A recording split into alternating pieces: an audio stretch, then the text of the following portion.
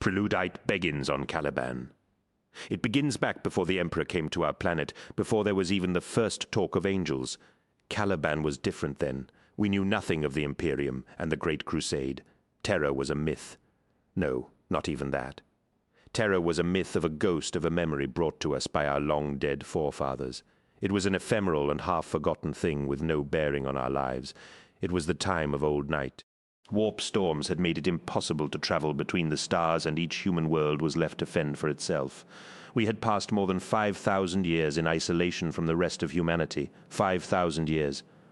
Can you imagine how long that is? Time enough for the people of Caliban to develop our own culture, our own ways, drawing from the patterns of the past, but separate from what had gone before. Free from the influence of terror. Our society had developed in a manner more in keeping with the world in which we lived. We had our own beliefs and customs, aye, even our own religions. There's precious little of it left now, of course. It was all swept away by the coming of the Emperor.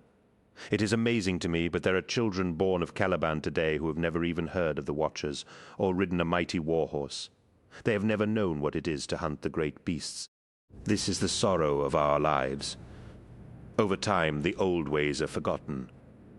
Naturally, those who came in the Emperor's wake claimed this was all to the good. We are making a new world, a better world, a world fit for the future. We are making a better world. It is always the way with conquerors. They don't say they have come to destroy your traditions. They don't talk about banishing the wisdoms of your grandfathers, turning the world upside down, or replacing your ancient beliefs with a strange new creed of their devising. No one willingly admits they want to undermine your society's foundations and kill its dreams. Instead, they talk about saving you from your ignorance. I suppose they think it sounds kinder that way, but the truth of it remains the same regardless. I am getting ahead of myself, though, for at this moment in Caliban's history, all these things were unknown to us. In time, the Emperor would descend from the heavens with his angels, and everything would change. The Great Crusade had not yet reached us. We were innocent of the wider galaxy. Caliban was the sum total of our experience, and we were content in our ignorance, unaware of the forces heading towards us and how much they would transform our lives. In those days, Caliban was a world of forests. Except for a few places given over to settlement or agriculture, the entire planet was covered in primordial shadow-haunted woodland. The forest defined our lives. Unless a man made his home in the mountains or lived near the coast, he could spend his entire life without once seeing an open horizon. Our planet was also the domain of monsters. The forests teemed with predators, not to mention all manner of other hazards. To use a word we didn't know then, a word taken from the lexicon of imperial cartography, Caliban is a death world. There isn't much here that is not capable of killing a man one way or another. Carnivorous animals, poisonous flowers, venomous insects, the creatures of this world only know one law, and that is kill or be killed. Of all the dangers to human life, there was one class of creatures that was always viewed as being set apart from the rest. They were more fearsome and brutal than any other animal we knew. I'm talking about the creatures we called the great beasts. Each great beast of Caliban was as different from its fellows as a sword is different from a lance. Each creature represented the only example of its kind, a species of one. Their diversity was extraordinary. An individual beast might appear to be modeled after a reptile or a mammal or an insect, or else combine the features of all of them taken together in chaotic collaboration. One might attack with tooth and claw, another with beak and tentacle, another using horns and hooves, while yet another might spit corrosive poison or bleed acid in place of blood. If they had one dominant feature, it was that every one of them appeared to be crafted directly from the stuff of nightmares. Allied to that, they each possessed qualities of size, strength, ferocity, and cunning that made them the match of any ordinary human hunter, no matter how well armed he might be. It would not be overstating the case to say that the great beasts ruled the forests. Many of the customs we developed on Caliban owed their origins to the beasts' presence. For humanity to survive, we had to be able to hold the beasts at bay. Accordingly, knightly orders were formed among the nobility to create warriors of exemplary skill and ability, armed to the highest standards and trained to protect human society against the worst predations of these monsters. They were aided in this by the persistence of certain traditions in the making of weapons and armor. Most of the technology our distant ancestors brought with them to Caliban had been forgotten in our isolation. but the knowledge of how to repair and maintain pistols and explosive bolts, swords with motorized blades and armor that boosted a warrior's strength and power had been preserved. Granted, they were relatively primitive versions, and they lacked the reliability of the more powerful models later brought to Caliban by the Imperials, but they were effective all the same. We had no motor vehicles, so the Knights of Caliban rode to war on the backs of destriers, enormous war horses, selectively bred over thousands of years from the equine bloodstock brought to our world by its first settlers. In due course, the knightly orders went on to build the great fortress monasteries that still serve as many of the major places of settlement in modern Caliban. Whenever one of the beasts began to prey on a settlement, the leader of the local nobility would declare a hunting quest against the creature.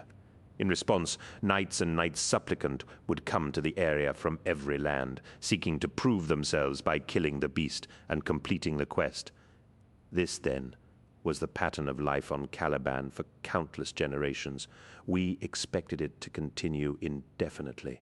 We thought our lives would follow the same well-trodden path as the lives of our fathers and grandfathers. We were wrong, of course. The universe had other plans for us.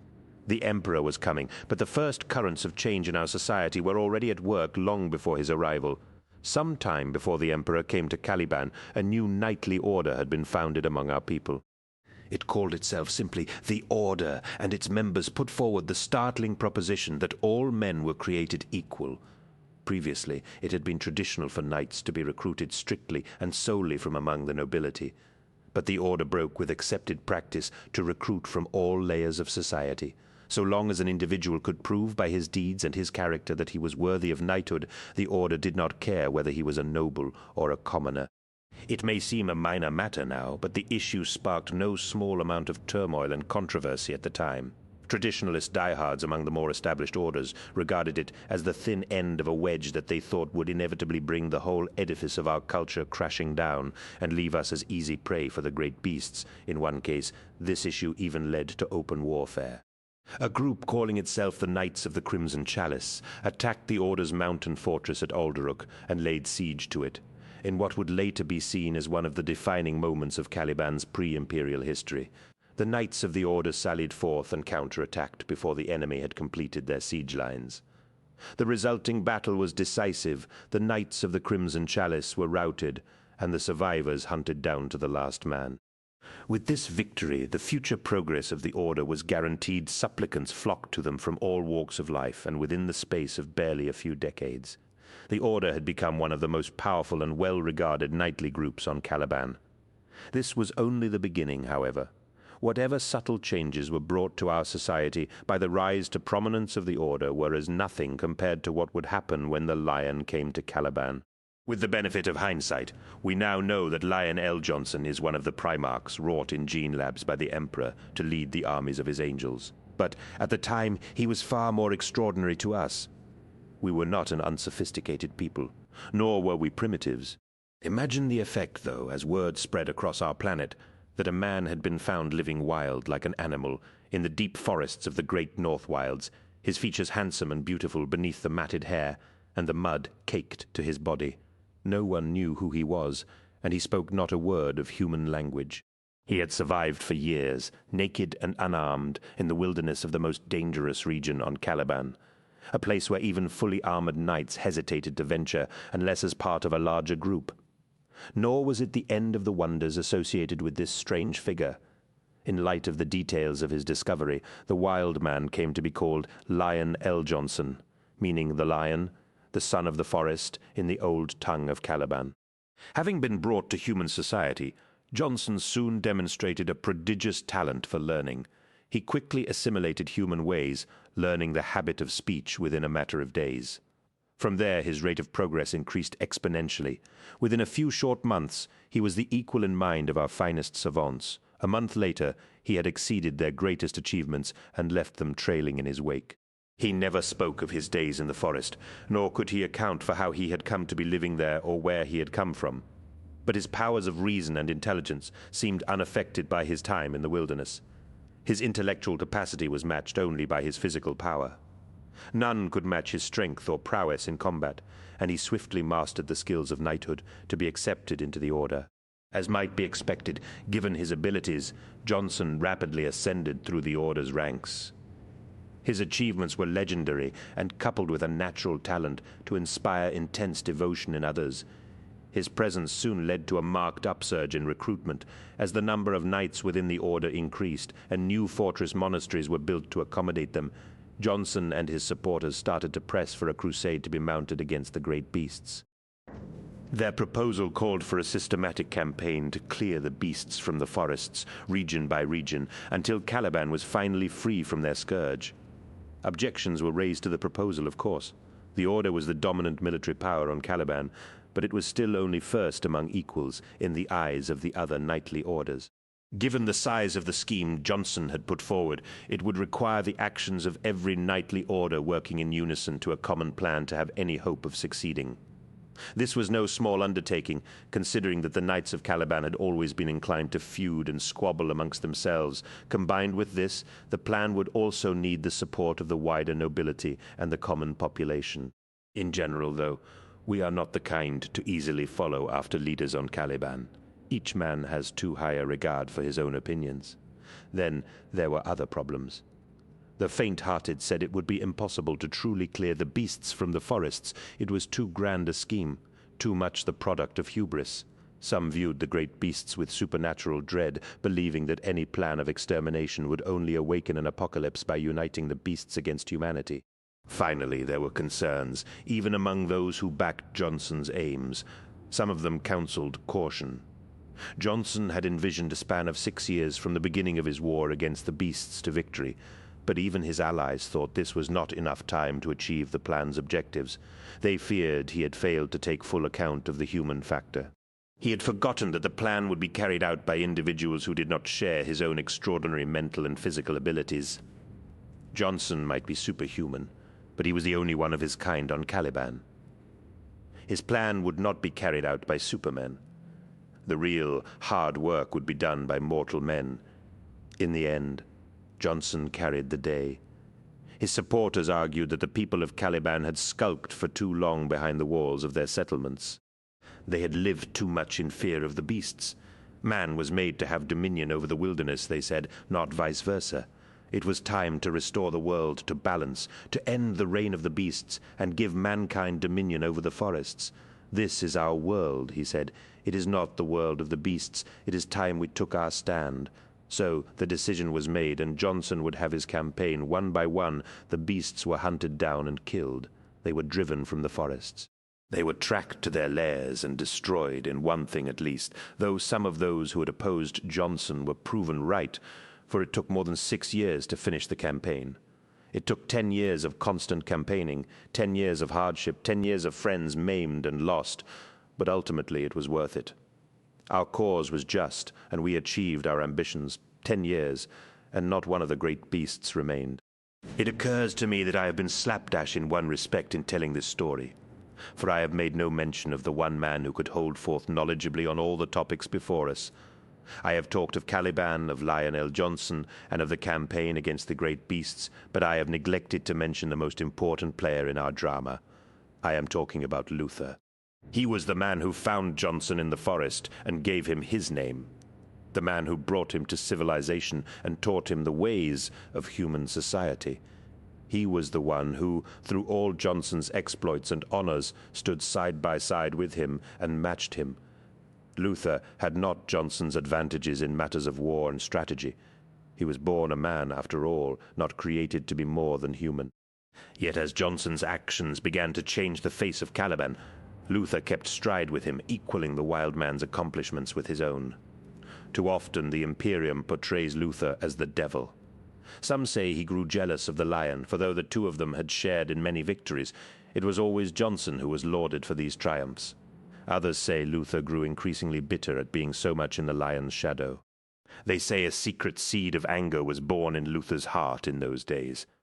The seed of future hatreds, but those who repeat such things are liars. Luther always loved Johnson like a brother. I know Luther well, and you may be assured I am well placed to comment on his secrets. Luther is the key to understanding so much of how our world came to be where it is today. But it is better if we do not speak too much of Luther now. It will only work to the detriment of my story. To begin a tale with too many secrets tends to cause confusion after all. In my experience, it is always better if you build towards these things more slowly. Poor, poor Luther. We will get to him in time. You may be certain of that point. We will get to it all in time. I will account for everything in time. For now, though, the stage of my story is set. It is the 10th year of Johnson's campaign against the great beasts. Nearly all the beasts have been killed, and only a few stragglers remain in the less hospitable and more thinly populated regions of the planet. Once the last of the great beasts are gone, we will all be able to build new lives. We can found new settlements. We can clear the trees for fuel and lumber and plant new fields. For the first time, we will have control over our existence in ways we never had before. A golden age beckons our people.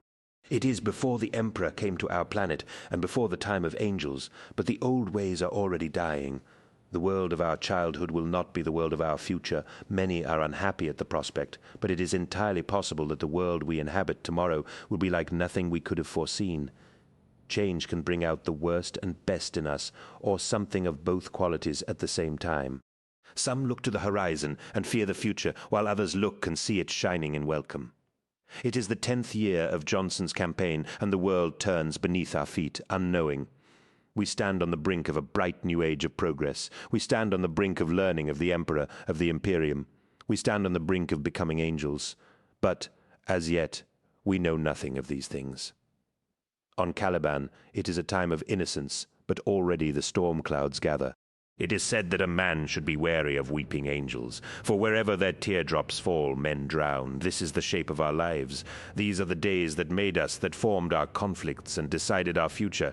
This is a time of which much will be written, but little understood. The histories created by those who follow after us will be riddled with falsehoods and fabrications. They will not know why we turned from the lion. They will know nothing of our motives, but you can know them. You can know it all. Come, listen, and you will hear my secrets. Come, listen, and we will talk of Luther and Lion L. Johnson. We will talk of schism and civil war. We will give voices to the dead. Come, listen, hear my secrets. Let us talk of the dark angels and the beginnings of their fall. Book 1, Caliban 1. It began in darkness. Zahariel's eyes snapped open an instant before Lord Cypher's men came for him. He awoke to find a hand descending to clamp across his mouth. They dragged him from his bed, put a hood over his head, and tied his arms behind him. With that, he was hauled blindly down a series of corridors. When at last they came to a halt, he heard one of his captors knock 3 times on a door. The door opened, and he was pushed inside. "Who is brought before us?" asked a voice in the darkness. "A stranger," Lord Cypher said beside him. "He has been brought here bound and blinded." "He comes seeking entrance. Bring him closer," said the first voice. Zahariel felt hands at his arms and shoulders. He was propelled roughly forward and forced to kneel. A shock ran through him as his bare knees met the cold stone floor, unwilling to let his captors think he was afraid. He tried to suppress a shiver. "What is your name?" he heard the first voice again, louder this time. Its tone was rich and deep, a voice accustomed to command. "Who are your people?" "I am Zahariel el-Zurias," he replied. In keeping with ancient custom, Zahariel recited his full lineage, wondering if it would be the last time he ever spoke the words, "I am the only living son of Zurias el-Kalael," who in turn was the son of Kalael el-Gibrael. "My people are descended from the line of Sahil." "A nobleman," said a third voice. In some ways this voice was more arresting than the others, its tone even more magnetic and compelling than the first. "He thinks he should be allowed among us because his father was important. I say he isn't good enough. He isn't worthy. We should throw him from the tower and be done with it." "We will see," said the first voice. Zahariel heard the telltale rasp of a knife being slid from its sheath. He felt the uncomfortable sensation of cold metal against his skin as a blade was pressed to his throat. "First, we will test him," said the voice in the darkness. "You feel the blade at your throat?" "Yes," replied Zahariel. "Know this, then. A lie is a betrayal of our vows.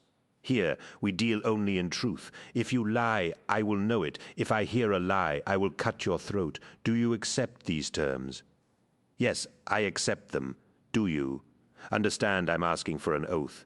Even when I take the knife away from your throat, even when I'm dead, Even when this knife is rusted and dull and useless, the oath you make by its edge will still be binding. Are you prepared to make an oath?" "I am prepared," said Zahariel. "I will make the oath. First, tell me by what right you have come here. Who are you to claim entrance to our gathering? By what right do you claim to be worthy to stand among us? I have completed the first portion of my training, and I have been judged worthy by my masters," said Zahariel. "That is a start, but it takes more than that to be welcomed among us. That is why you must be tested." Zahariel had known they would be coming for him. Master Ramiel had told him as much the previous day, though, as usual, the old man's words were cloaked in shadows, concealing as much as they revealed. "You understand? I cannot tell you much," Master Ramiel had said. "It is not the way we do these things. The initiation ritual is ancient. It predates the Order's foundation by thousands of years. Some even say our ancestors may have brought it with them from Terra." "I understand," said Zahariel. "Do you?" his master asked. He turned to stare at Zahariel with quick, hooded eyes.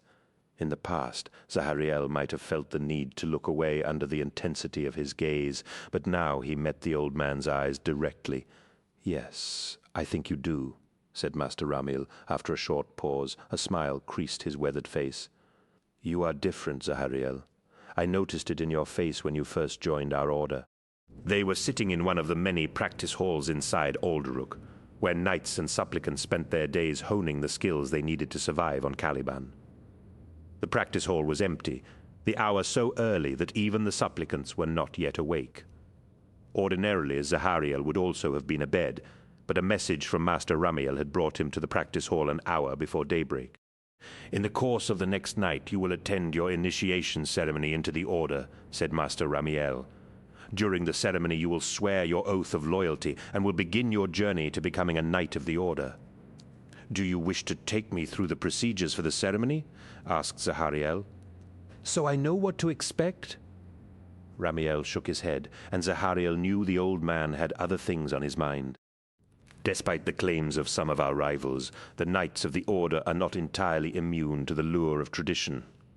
We understand the vital role it can play in our lives. Human beings crave ritual. It gives meaning to everyday life and adds gravity to our deeds. More than that, it can even help us to understand our place in the world. Granted, we disagree with those who hold a religious view of such things. We see no supernatural significance in tradition, whether our own or anyone else's. In our view, the most important function of ritual and tradition is not to achieve any effect in the outer world, but to create stability and balance in the inner world of the mind. If tradition has any outer function at all, it is to create a sense of social cohesion. It might almost be described as the glue holding our society together." The old man paused again. "You are looking at me strangely, Zahariel. Have I touched a nerve?" "No," said Zahariel. "I'm just tired, Master. I hadn't expected a lecture on tradition at this hour in the morning." "Fair enough, you're right. I didn't bring you here to discuss the social aspects of tradition. I am more concerned with the symbolism of some of the Order's rituals. I want to make sure you understood their significance before they come for you." Master Ramiel rose to his feet and walked into the middle of the room. In accordance with the Order's traditions, there was a spiral design inscribed into the floor of the practice hall, stretching from one end of the room to the other.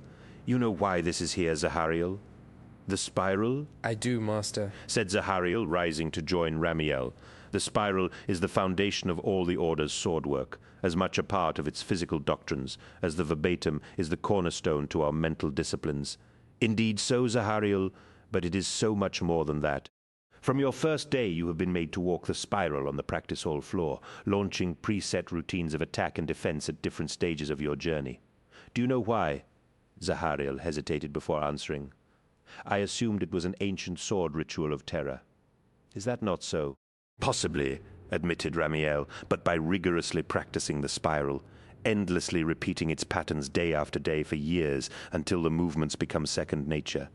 You will master an unbeatable system of self-defense." Master Ramiel began walking the spiral, his staff moving as though in an elaborate ballet of ritual combat. "The Knights of the Order regularly defeat representatives from the other knightly orders in tourneys and mock duels. The spiral is the reason." At last, Ramiel reached the center of the spiral and indicated the lines encircling him with a wide sweep of his staff. Look at the pattern laid out before us. This room has been here ever since the monastery at Audiobook was founded. You see how smooth the edges of the spiral are in places, worn down by the feet of the thousands of warriors who have walked its path since it was put here. But what is the spiral? Zahariel, what do you see here? I see attack and defense, Zahariel replied. It is the path to excellence and to the defeat of my enemies, attack and defense. Master Ramiel slowly nodded his head as he spoke the words, as though considering them. It is a good answer, as far as it goes, spoken like a true warrior, but a knight must be more than just a warrior. He must be the guardian and guide of our people. He must protect them from all their enemies, not just the human and bestial ones. It is not enough to protect our people from the beasts, or from predatory warlords and bandits. The path to excellence is a far harder and rockier road than that. No, we must try to shield the population of Caliban from every threat that assails them. We must do our best to protect them from hunger and want, from disease and malnutrition, from suffering and hardship. Ultimately, I grant you, it is an impossible task. There will always be suffering. There will always be hardship, but for so long as the order exists, we must strive to defeat these evils. The measure of our success in this case is not so much that we win the battle, but that we are willing to fight it at all. Do you understand? I think so, Master, Zahariel answered. But I do not see how it relates to the spiral. The spiral is an ancient symbol, Master Ramiel said. They say it was found carved on some of mankind's oldest tombs. It represents the journey we take in life. You are young, Zahariel, and so your experience of these things is limited, but I will tell you of a mystery of life that is revealed to a man as he gets older. Our lives repeat themselves. Time and time again, we face the same conflicts, we take the same actions, we make the same mistakes. It is as though our lives circle the same fixed point, repeating similar patterns endlessly from birth to death. Some call this the eternal return. That which is true for individuals is also true for the mass of humanity as a whole. One need only look at history to see that repeating the same mistakes is hardly the folly of individuals alone. Entire cultures and nations do exactly the same thing. We should know better, but somehow we never do.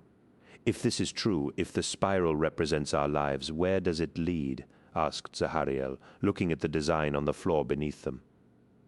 The spiral never comes to an end. Every place where its lines should end, they turn back on themselves, creating a repeating pattern. What does it remind you of? Asked Ramiel.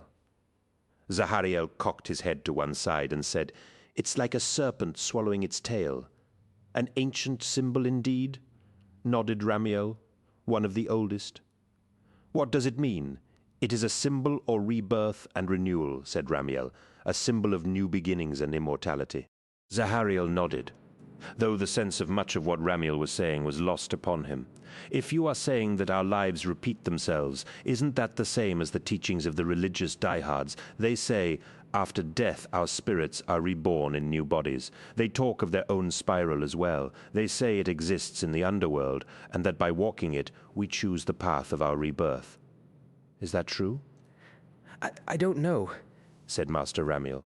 Seeing the expression of Zahariel's face, Ramiel smiled again. Don't look so shocked, Zahariel. I know it is commonplace among supplicants to view their masters as the font of all wisdom and knowledge, but there are limits even to my insights. I can only comment on the paths we walk in life. As to what happens after death, who can say? By its very nature, death is an insoluble mystery to us. No one has ever returned from its lands, at least not to my knowledge, so how can anyone define its nature? Are we simply a collection of physical processes that begins with birth and ends with death? Or is there more to us than that? Show me the man who claims to have the answer to that question, and I will show you a liar. Without waiting for him to comment, Master Ramiel continued, We are digressing, however. I called you here because I wanted to emphasize the symbolism underlying some of our traditions. I told you earlier that I couldn't reveal too much about your forthcoming initiation ceremony. It would not be seemly for me to do so. It is better you experience the ceremony without preconceptions. I simply wanted to ensure you had some inkling that the outer circumstances of the ceremony, the ritual and its accoutrements, have a significance that extends beyond their mere physical aspect. All these things are symbolic. Remember, this is not just an initiation, but a ceremony of rebirth. Symbolically, you will be reborn from one state into another. You will make the transition from supplicant to knight, and from boy to man. Tomorrow the old Zahariel will be dead, Master Ramiel said finally. I wish my best to the new Zahariel. May he live a long and worthy life. It was more an interrogation than a test. Zahariel knelt on the stone floor, his head hooded, his hands bound, and the knife still at his throat. He knelt while his unseen captors hurled rapid-fire questions at him one after the other. At first, they questioned him at length about the verbatim. They insisted he recite entire passages from memory. They made him explain each passage's meaning. They asked him about his sword work, whether it was better to respond to a two-handed descending strike by evading the blow, or by meeting it with a parry. What kind of parry? The first voice asked after they had heard his answer. Your opponent is right-handed, and his blow comes at you on a high diagonal line. Do you deflect to your left or right? Do you follow with a riposte, a counterslash, or a punch with your free hand? Should that hand even be free? Where is your pistol? Answer quickly. So it went on. They asked questions about war horses, about hunting beasts, about pistols, swords, lances, strategy, and wilderness survival. They asked him about the dangers of sweetroot flowers, the most secure places to seek shelter in the forest during an unexpected storm, and how to recognize the difference between the tracks of a Malay bird and a raptor. They asked him to explain the decisions that needed to be made in setting up an ambush. What? Warning signs a commander should look out for when adopting a defensive perimeter. And what was the best way to attack an enemy who had the advantages of both higher ground and a fixed position? What are the accepted grounds for challenging a knight from another order to a duel? The second voice, the one he knew was Lord Cypher's, asked him. What form should the challenge take? How do you choose your seconds? What about weapons? Where should the duel take place? Is honor the only consideration? Or should there be others? Answer quickly. There were more men in the room, he was sure of it, but only 3 of his captors contributed to the interrogation. They handled it smoothly, as though each was well practiced in these situations, swiftly following every one of his answers with yet another question. At times, attempting to confuse him, 2 of them would ask different questions in tandem, sometimes all 3 at the same time. Zahariel refused to be flustered or intimidated. He refused to let his confidence be undermined by the off-putting conditions. It did not matter that he could not see or that his hands were tied. It did not matter that there was a knife against his throat. He would not fail this test. He had come too far. He would not fall at this latest hurdle. This is a waste of time, the third voice said. You hear me? We are wasting our time. This whelp will never be a knight. It doesn't matter what his masters say. He doesn't have what it takes. I have a sense for these things, I say. Let's cut his throat and be done with it. We can always find another candidate for the path to knighthood, one that's more worthy of the honor. The questions of the third man were always the hardest. Most of the time, he did not ask questions at all. Instead, he verbally abused Zahariel, as though trying to denigrate him in the eyes of the others, where the other 2 did not react when Zahariel answered a question correctly.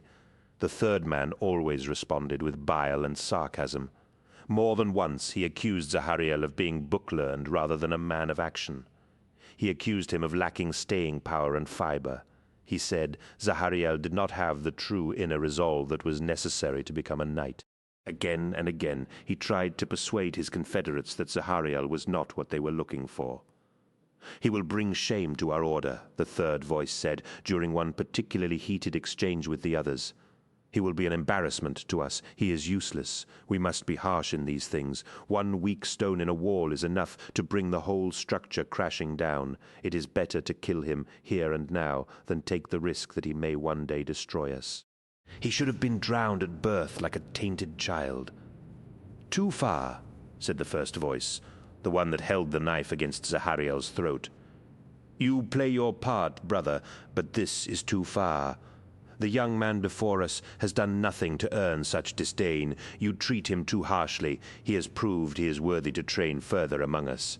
He is worthy, Lord Cypher's voice agreed. He has passed the test. He has answered every question. I vote in his favor. As do I, said the first voice. What of you, brother? Has he convinced you? Will you make it unanimous? I will, the third voice said, after what seemed like an eternity's hesitation. I have played my part, but I had no doubt about him from the outset. He is worthy. I vote in his favor. It is agreed, Lord Cypher said. We will administer the oath, but first he has been in darkness too long. Bring him into the light. Close your eyes, said the first voice as the knife was taken away from his throat.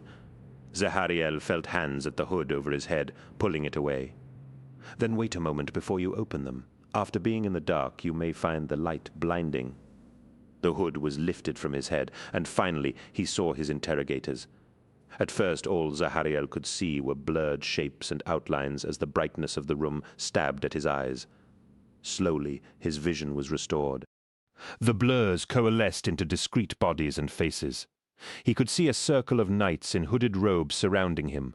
A number of them held torches, and as the ropes were cut from his wrists, he looked up and saw the faces of his 3 interrogators gazing down at him.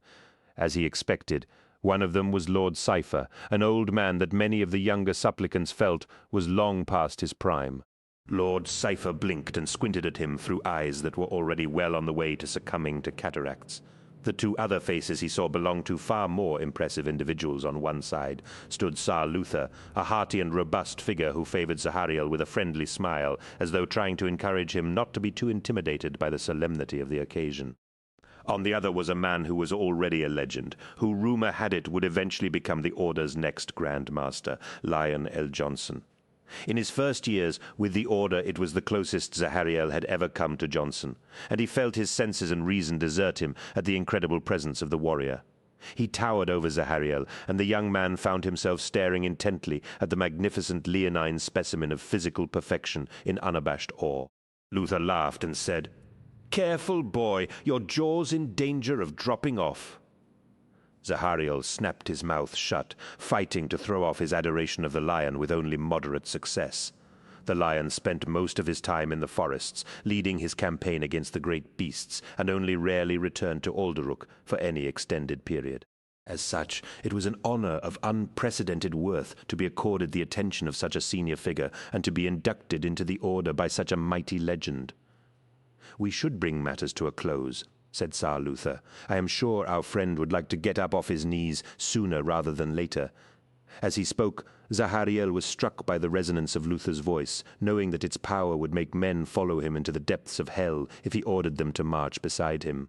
He had been so astounded to see Lion L. Johnson standing before him that he had almost ignored Luther entirely. Belatedly, it occurred to him that he had been doubly blessed. His initiation ceremony had been officiated over by 2 of the greatest men of his era, Johnson and Luther. While it was true that Luther could in no way match Johnson's extraordinary physical stature and musculature, he was every bit as exemplary and heroic a figure in their own ways. They were both giants. "Your tone is inappropriate," said Lord Cypher, fixing his half-blinded eyes on Luther. "The initiation of a new member of the Order is not a time for levity. It is a somber and serious matter. One might almost describe it as sacred. You must forgive my brother, Lord Cypher," Johnson said, placing one of his enormous hands on the old man's shoulder in a placatory gesture. "He means no harm. He is simply mindful that we all have other pressing matters that demand our attention." "There is no more important matter than the initiation of a new supplicant," remarked Lord Cypher. "The young man before us is still on the threshold. He has come forward into the light, but he has yet to take his oath. Until then, he is not one of us." The old man stretched out a hand for the knife in Lionel Johnson's grasp, the knife they had earlier pressed against Zahariel's throat. Once Johnson had passed it to him, the Lord Cypher put his thumb to the edge to test it. "Now is the time for the shedding of blood." He turned to Zahariel and brought the blade down upon his palm. The cut went diagonally across his left palm, causing a moment of pain. But it was shallow, and only intended to shed his blood for the purposes of the ceremony. It was symbolic, just as Master Ramiel told him. At the climax of the ceremony, there was a taking of oaths. "Do you, Zahariel, swear by your blood that you will protect the people of Caliban?" "I do," he said. "Will you swear to abide by the rules and strictures of the Order and never reveal its secrets?" "I will." From here on in, you will regard every one of our order's knights as your brothers, and never raise a hand against them, unless it be in the form of a judicial duel or a sanctioned matter of honor. This you will swear against the pain of your own future death. Against my death, I swear it, he answered. There was a particularly chilling moment in the oath-taking, for Lord Cypher held the knife up before Zahariel to enable him to see his face reflected in its surface beside the red smear of his blood on the edge of the blade. "You have sworn a blood oath," said Lord Cypher. "These things are binding, but now you must go further." Lord Cypher turned the blade so that it was balanced in the flat of his palm. "Put your hand on the knife and swear to the most bloody and binding undertaking." "This blade has already taken your blood. It has cut your palm. Let the knife be the guardian of your oaths. If by any future deed you prove that the words you have spoken here are lies, let the blade that has cut your palm return to slash your throat." "Swear to it." "I swear it," said Zahariel, placing his hand over the knife. "If my words here today are lies, let this knife return to slash my throat." "It is done, then." The Lord Cypher nodded, satisfied. "Your old life is dead. You are no longer the boy named Zahariel el-Zurius, the son of Zurius el-Khalel. From this day forward there will be no more talk of lineage and the antecedents of your fathers. You are neither nobleman nor commoner. These things are behind you. From this moment on, you are a knight of the order. You are reborn into a new life. Do you understand?" "I understand," Zahariel said, and his heart swelled with pride. "Arise then," said Lord Cypher. "There is no more need to kneel. You are among brothers. We are all your brothers here. Arise, the Hariel of the Order, too." The wound to his palm would not leave a scar. It would heal in time, and within a few months there would be no physical sign that his hand had ever been cut. Strangely, to Zahariel, it was as if the wound was always there. It did not in any way pain or disable him.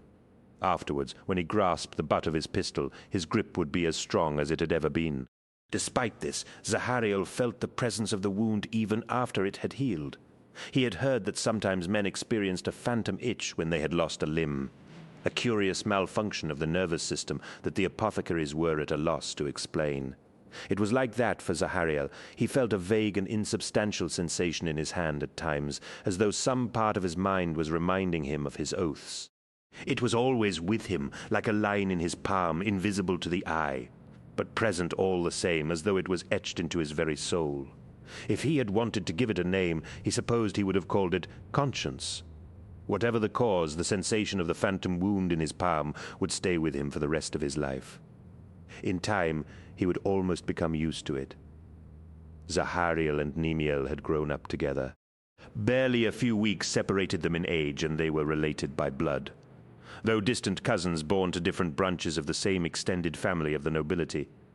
Their features were so alike they could be mistaken for brothers. They shared the characteristically lean faces and aquiline profile of their ancestors, but the bond they shared went far deeper than any accidental similarity of their features. According to the monastic traditions of the order, all the knights of the fellowship were counted as brothers to each other. For Zahariel and Nemiel, though, the fact of their brotherhood went beyond any such simple platitudes. They had each thought of the other as a brother long before they had joined the order as supplicants. In the years since, the bond between them had been tested countless times and proven true.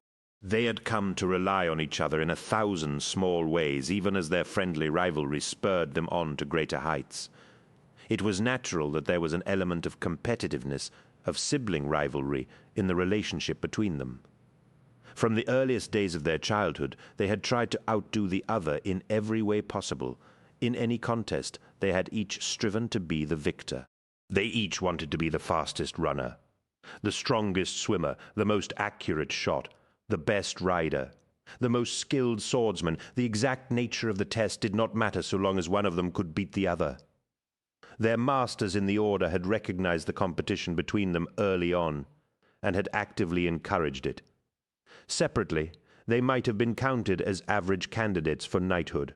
Together, driven on by their mutual rivalry, they had become more impressive prospects. Their masters said it quietly, for it was not the way on Caliban to give unnecessary praise, but Zahariel and Nemiel were both expected to do well and to rise far in the order. As the elder of the two, even if it was only by a matter of weeks, their competition was perhaps harder on Nemiel than it was on Zahariel. Sometimes their rivalry felt like a race he could not win. Every time Nemiel thought he had finally beaten his rival, Zahariel would quickly prove him wrong by equaling and exceeding his achievements. At some level, Zahariel recognized the important role his brother played in his triumphs. Without Nemiel to measure himself against, to strive to overcome, he might never have been granted entrance into the Order. He might never have become a knight. Accordingly, he could never begrudge his brother's triumphs. If anything, he celebrated them as loudly as he did his own. For Nemiel, however, it was different. In time, despairing of ever outdistancing his brother, he began to harbor secret reservations about Zahariel's achievements. Despite his best efforts to control his thoughts, Nemiel found there was a small voice within him that wished Zahariel would not be too successful. Not that he ever wished harm or failure on his brother, but simply that Zahariel's triumphs would always be more limited in magnitude than his own. Perhaps it was childish, but the competition between them had defined their lives for so long that Nemiel found it difficult to outgrow it. In many ways, his relationship with Zahariel would always be as much about rivalry as it was about brotherhood. It was the nature of their lives in times to come. It would decide their fate. "If that's the best you've got," taunted Nemiel, dancing away from Zahariel's sword thrust, "you'd best give up now." Zahariel stepped in close, bringing his training blade close to his body and slamming his shoulder against his cousin's chest. Nemiel was braced for the attack, but Zahariel's strength was greater, and the two boys tumbled to the stone floor of the training hall. Nemiel cried out at the impact, rolling and bringing his sword up as Zahariel stabbed the ground where he had been lying. "Not even close to the best I've got," said Zahariel, panting with exertion. "I'm just toying with you." The bout had been underway for nearly 15 minutes. 15 solid minutes of sparring back and forth, lunge and feint, dodge and block, parry and riposte. Sweat drenched both boys, their muscles burned and their limbs felt laden. A circle of their fellow supplicants surrounded them, each cheering on their favorite, and Master Ramiel watched over the fight with a mixture of paternal pride and exasperation.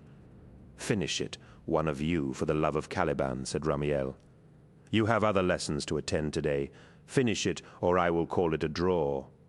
His last comment gave Zahariel fresh strength and purpose, though he saw it had the same effect on his cousin, no doubt, as Master Ramiel had intended. Neither boy would settle for a draw. Only victory would be enough to satisfy either of them. He saw Nemiel's muscles bunch in preparation for an attack, and lunged forward. His sword stabbed out towards Nemiel's stomach. The blade was dulled and the tip flat, but the weapon was still a solid lump of heavy metal in Zahariel's hands that was capable of wreaking great harm upon an opponent. Nemiel's weapon swept down and pushed the blow to the side, but Zahariel's attack had never been about his sword. With Nemiel's blade pushed to the side, he carried on his lunge and hammered his fist against the side of his cousin's head. The blow was poorly delivered, but it had the effect Zahariel was looking for. Nemiel cried out and dropped his sword as his hands flew to his face. It was all the opening Zahariel needed. He finished the bout by driving his knee up into Nemiel's stomach, doubling him up and sending him crashing to the floor in a winded, head-wringing heap.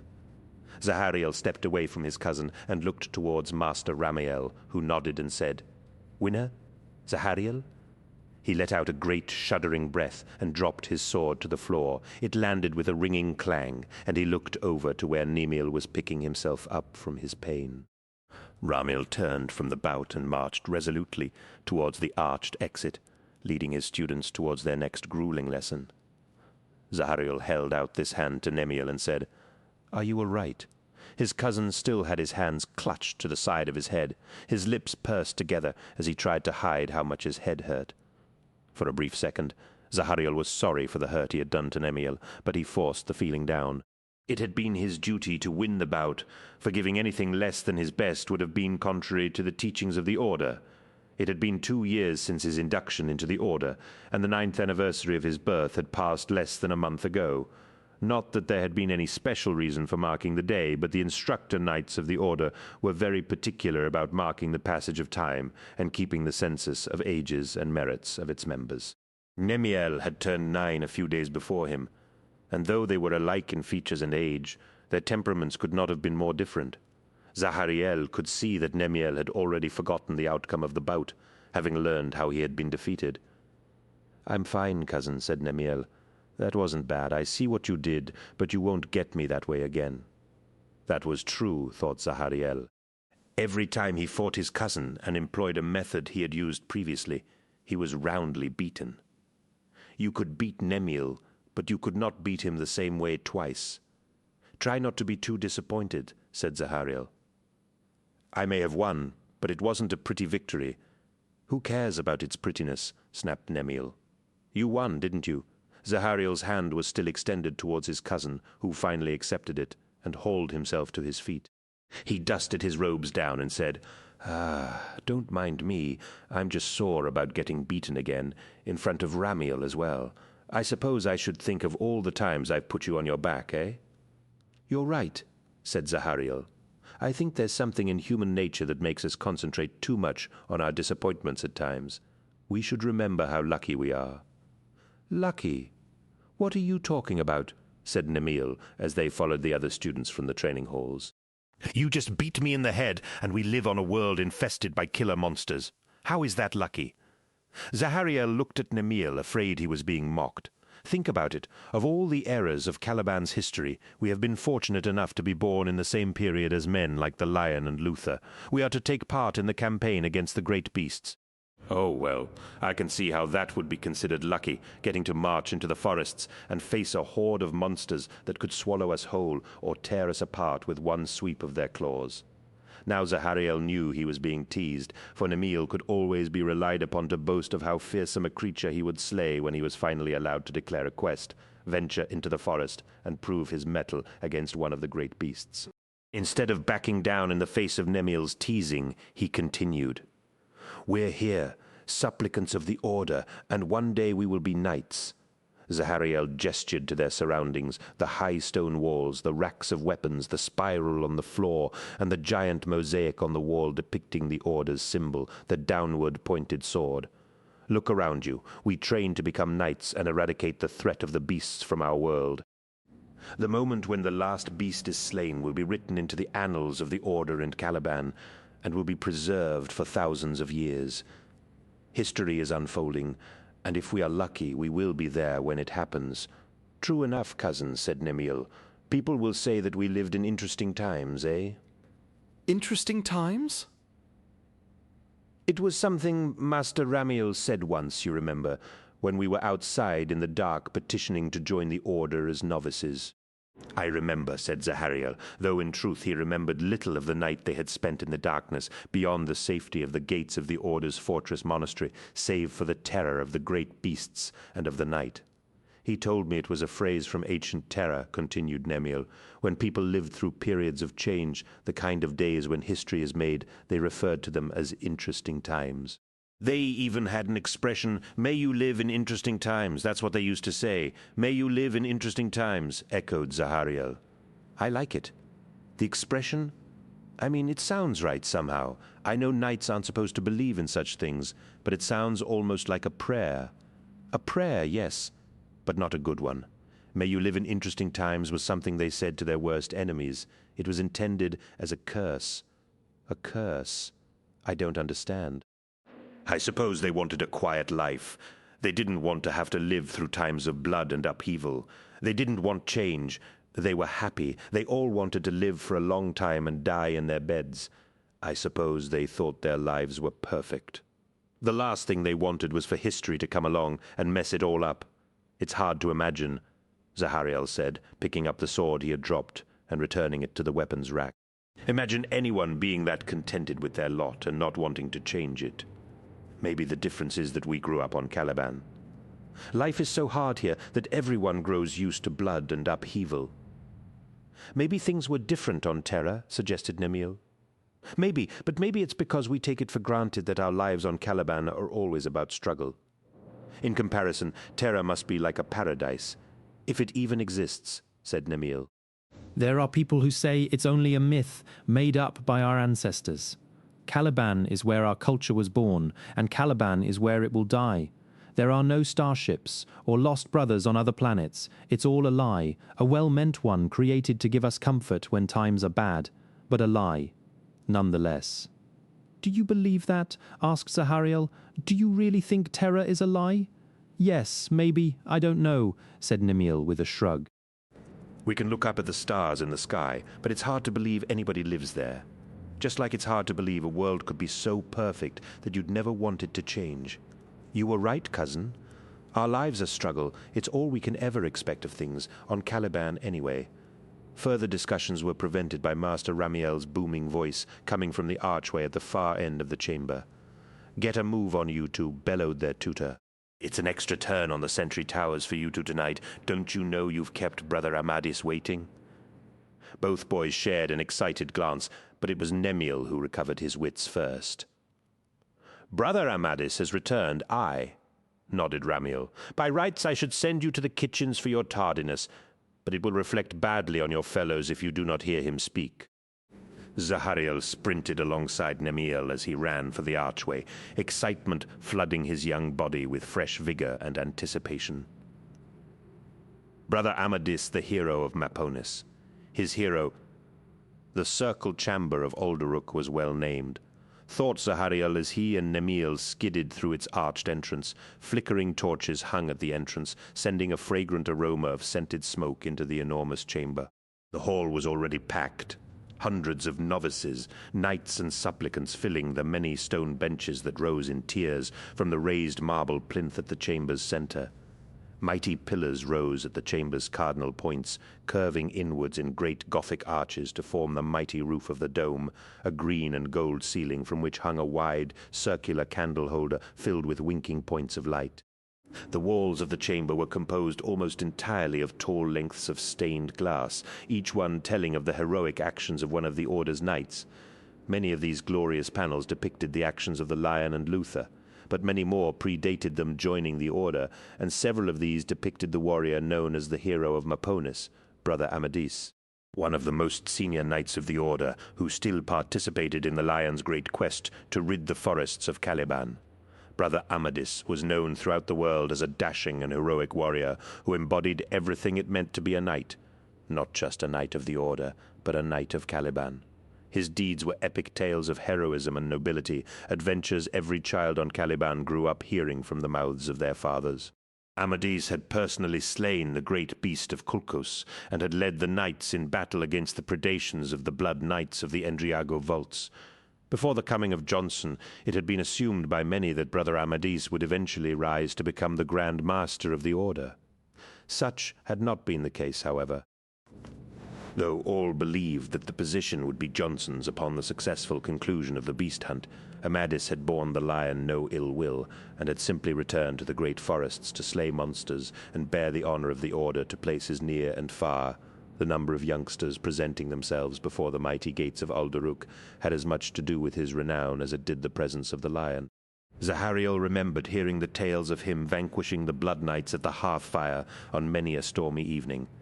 His father would always choose the darkest, most haunted nights to tell the tale, weaving a grisly tapestry of the horrors and debauched blood feasts of the knights to terrify his sons, before bringing the story to its heroic conclusion when Amadis defeated their leader in single combat. "It looks like everyone who's anyone is here," said Nemil, as they jostled for position among the stragglers in the topmost tier of the circled chamber. They elbowed past newly accepted novices and supplicants who had not served as long as they had. Grumbles followed them, but none dared gainsay a boy who had been part of the Order for longer. An unspoken but wholly understood hierarchy operated within the Order, and its structure could not ever be broken. At last they found their proper place, further forward than the inferior supplicants, and behind or beside those of a similar rank and stature. Though the center of the circle chamber was some distance away, the view afforded from the upper tiers was second to none in terms of its panorama. The center was empty, with a single throne-like chair set in the middle of the floor. "It looks like we made it in time," Zahariel noted, and Nemil nodded. Banners hung from the chamber's roof, and Zahariel felt a familiar wonder envelop him as he stared at them, reading the history of the Order in their pictorial representations of honor, valor, and battle. Gold stitching crossed ceremonial standards of green and blue, and red-edged war banners outnumbered the ceremonial ones by quite some margin. The entire roof was hung with banners, so many that it seemed as though a great blanket had been spread across it, and then slashed into hanging squares. A hush fell upon the assembled novices, supplicants and knights at some unspoken signal, and Zahariel heard the creak of a wooden door opening, the metallic walk of a man in armor, and the harsh rapping footsteps of metal on marble. He strained for a better look, finally seeing the man who had made him want to become a knight.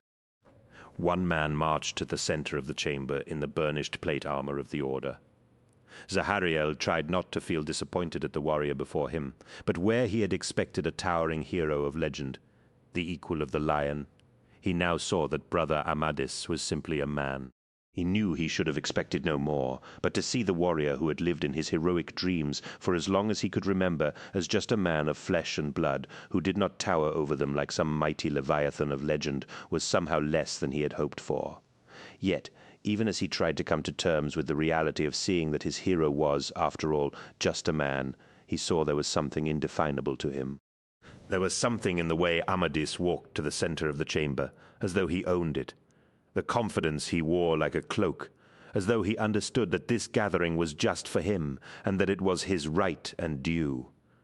Despite what might have been perceived as monstrous arrogance, Zahariel could see a wry cast to Amadis's features, as though he expected such a gathering, but found it faintly absurd that he should be held in such high regard. The more Zahariel looked at the figure in the center of the chamber, the more he saw the easy confidence, the surety of purpose, and the quiet courage in his every movement. Amadis held tight to the hilt of his sword as he walked, every inch a warrior, and Zahariel began to feel his admiration for this heroic knight grow with every passing second. Surrounded by knights of such stature and courage that it was an honor simply to be in the same room as them.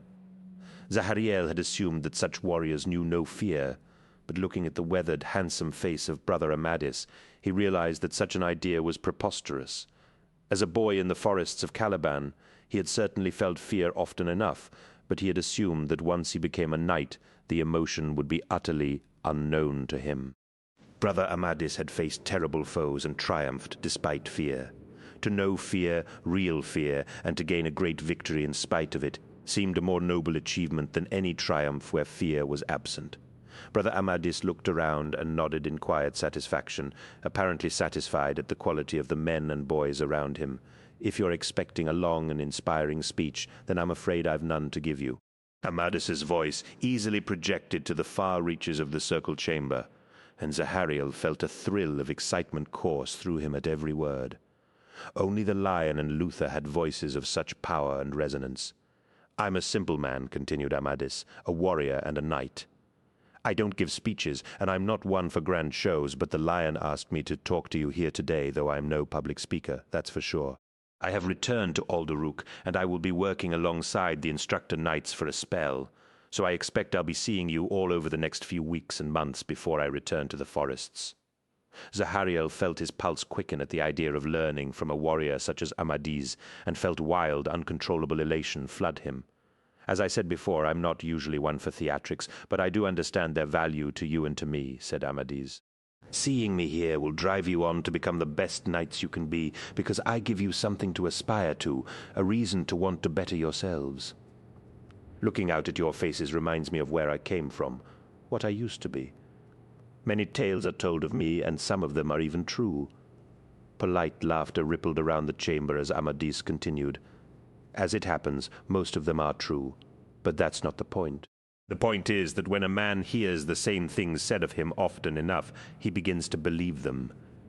Tell a child often enough that it is worthless and beneath contempt, and it will start to believe that such a vile sentiment is true.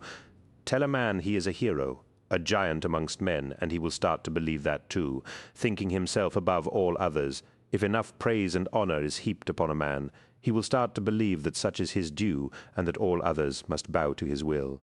Seeing you all here is a grand reminder that I am not such a man. I was once a would-be novice, standing out in the cold night before the gates of this monastery. I too walked the spiral under the rods of instructor knights, and I too undertook a beast quest to prove my mettle to the Order. You are where I was, and I am where any one of you can be. Amadis's speech seemed to reach out to Zahariel, and he knew that he would remember this moment for as long as he lived. He would remember these words, and he would live by them. The words of this heroic knight had power beyond the simple hearing of them. They seemed to be aimed directly at every warrior gathered in the chamber. Looking around, Zahariel knew that every knight, novice, and supplicant felt that every word was for him and for him alone. Thunderous applause and spontaneous cheering erupted in the circled chamber, the knights and supplicants rising to their feet. Such displays were almost unheard of within the walls of Audiobook, and Zahariel was swept up in the infectious enthusiasm of his brethren. He looked over at Nimil, his cousin, similarly caught up in the wave of pride. Such was the power, strength, and conviction in his words and delivery that Zahariel vowed there and then that he would be the greatest knight the Order had ever seen, the most heroic warrior ever to sally forth from the great memorial gate to do battle with the enemies of Caliban. Despite the pride and hubris inherent in such vows, he made a silent oath that he would never lose sight of what it meant to be a knight, the humility that must accompany all great deeds, and the unspoken satisfaction in knowing that doing the right thing was reason enough to do it. Eventually, the applause died down as Amadis lifted his arms and waved away the clapping and cheering. "Enough, brothers, enough," he shouted with a smile on his face. "This isn't what I came here for. Despite my earlier words, I do seem to have given a bit of a speech. But hopefully it wasn't too boring, eh? 3. The nightmare always began the same way. It was 2 years ago, and he was 7 years of age, one of nearly 200 would-be aspirants who had come to the fortress monastery at Audiobook, seeking to be accepted as knight supplicant by the Order. From whatever pleasant fantasy was drifting around inside his skull, the darkness would always come to wrench him back to his first day with the Order. It had been midwinter, the only time of year at which the Order recruited, and hundreds of children would arrive at the fortress, desperately hoping they would be among the handful chosen to start on the pathway to becoming a knight. The rite of selection was the same for every one of them. The guards manning the gates would tell the waiting aspirants there was only one way to be accepted for training within the Order. They must survive a single night beyond the gates of the fortress until dawn the next morning. During that time, they had to remain standing in the same spot. They could not eat or sleep or sit down or take rest in any way. What was more, they were told they each had to surrender their coats and boots. It had been snowing the day Zahariel took the test, and the snow lying in wide drifts against the walls of the fortress and upon the branches of the trees at the forest's edge gave the scene a curiously festive appearance. Nemiel had been beside him. The two of them had each decided they would become knights, assuming they managed to pass the test and were found to be worthy. The snow was thick on the ground by the time the test started, and throughout the day the snowfall continued until it had risen as high as their knees. Though the forest was several hundred meters from the walls of the fortress, the darkness beyond the tree line seemed to reach out from the haunted depths like a living thing, enveloping them in its silky embrace like an unwelcome lover. As he dreamed, Zahariel turned in his sleep, the phantasmal cold making him shiver in his cot bed. He recognized the dream for what it was, but such knowledge did not allow him to break from its inevitable course. His extremities had grown so numb, he felt sure he would lose his fingers and toes to frostbite, and knew that in the morning after the darkness he would wake and check to make sure his nightmare had not translated into the real world. Throughout the test, the guards had done everything in their power to make the ordeal more difficult. They had wandered among the ranks of miserable barefoot children, alternating between cruelty and kindness in their attempts to break them. One guard had called Nemiel a pus-brained simpleton for even thinking he was worthy to join the Order. Another had tried to tempt Zahariel by offering a blanket and a hot meal, but only if he would first give up on his ambitions and leave the test. Once again, Zahariel could see the guard's face leering down at him as he said, "Come inside, boy. There's no reason for you to be standing out here freezing. It's not as if you'd ever make it into the Order. Everybody knows you haven't got what it takes. You know it, too. I can see right through you. Come inside. You don't want to be outside once night comes. Raptors, bears, and lions. There are a lot of different predators come around the walls of the fortress at night, and there's nothing they like more than to see a boy standing in open ground. You'd make a tasty morsel for the likes of them." So far, the nightmare had followed a familiar course, treading the paths of memory, but at some point, never the same one twice, it would deviate into madness and things of which he had no memory. things he wished he could erase from his mind, as easily as his pleasant dreams were wont to vanish. In this variation, Zahariel stood beside a fair-haired boy he had never seen before, in his nightmares or in reality. The boy was a youth of wondrous perfection and pride, who stood with ramrod-straight shoulders and the bearing of someone who would grow into the mightiest of warriors. A guard with a gnarled face and cruel orange eyes leant down towards the boy. "You don't need to finish the test," said the guard. "Your pride and fortitude under pressure has attracted the attention of the Order's Grand Master. Your fate has already been decided. Any fool with eyes can see you've got what it takes to be the chosen one." Zahariel wanted to cry out, to tell the boy not to believe the falsehoods he was hearing, but it was what the boy wanted to hear. It promised him everything he had ever desired. The boy's face lit up at the news of his acceptance, his eyes shining with the promise of achieving all that he had ever wanted. Thinking the test was over, the boy sank, exhausted, to his knees, and leaned forward to kiss the snow-covered ground. The cruel laughter of the guards brought the boy's head up with a start, and Zahariel could see the dawning comprehension of his foolishness slide across his face like a slick. "Foolish boy!" cried the guard. "You think because someone tells you that you are special, that it must be true? You are nothing but a pawn for our amusement?" The boy let out a heart-rending howl of anguish, and Zahariel fought to keep his eyes fixed straight ahead as the boy was dragged to the edge of the forest, red-eyed and crying, his face pale with shock and disbelief. The boy's cries were muffled as he was hurled into the dark forest, the tangled webs of roots and creepers dragging him deeper and deeper into the choking vegetation. Though the boy's pained cries grew weaker and weaker, Zahariel could still hear them, echoing in unimaginable anguish long after he had been taken by the darkness.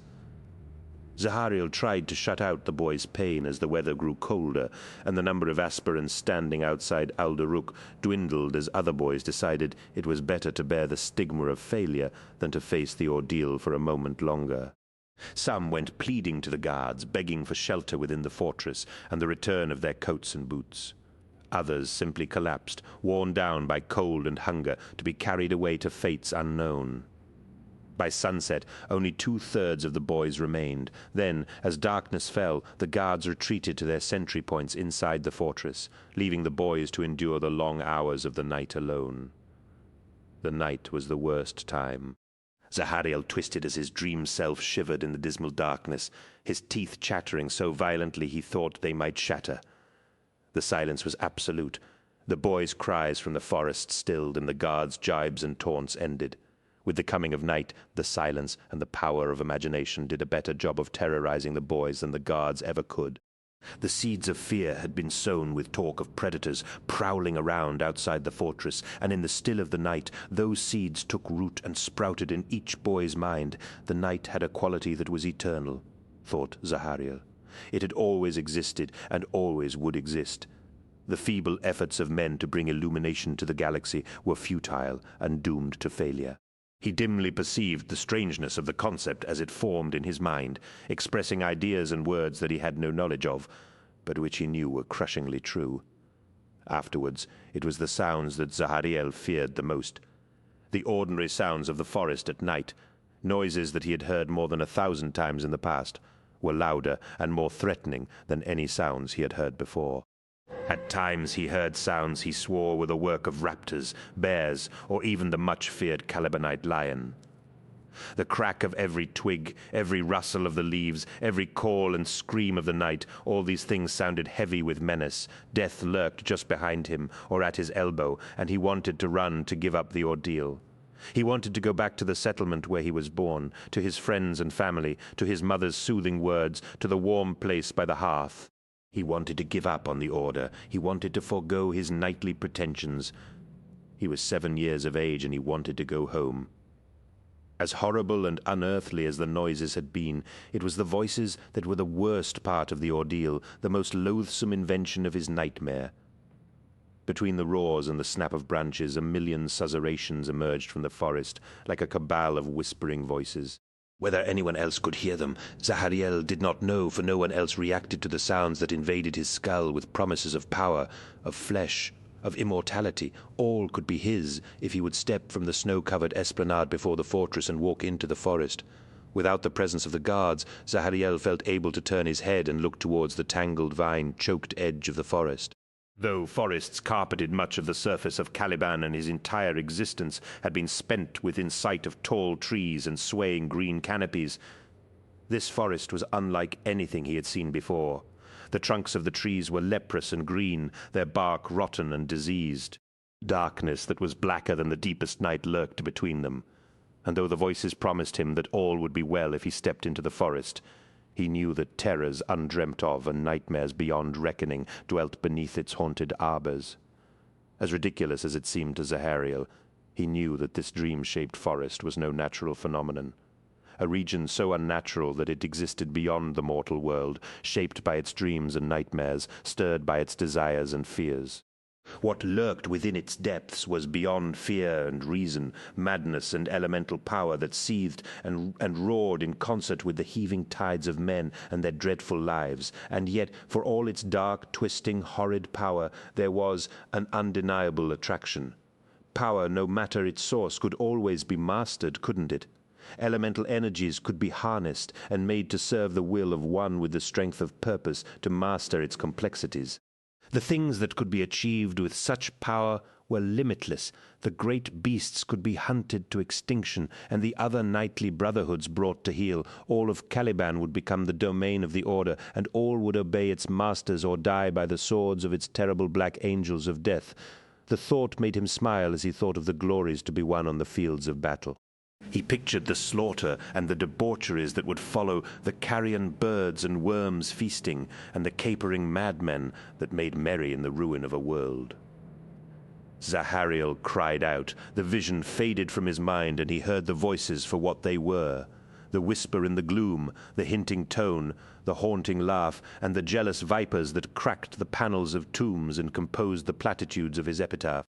Even unmasked, the tempters of the dark realm of the wood would not leave him, and their blandishments continued to plague him throughout the night until his feet were ready to carry him to willing damnation in the darkness.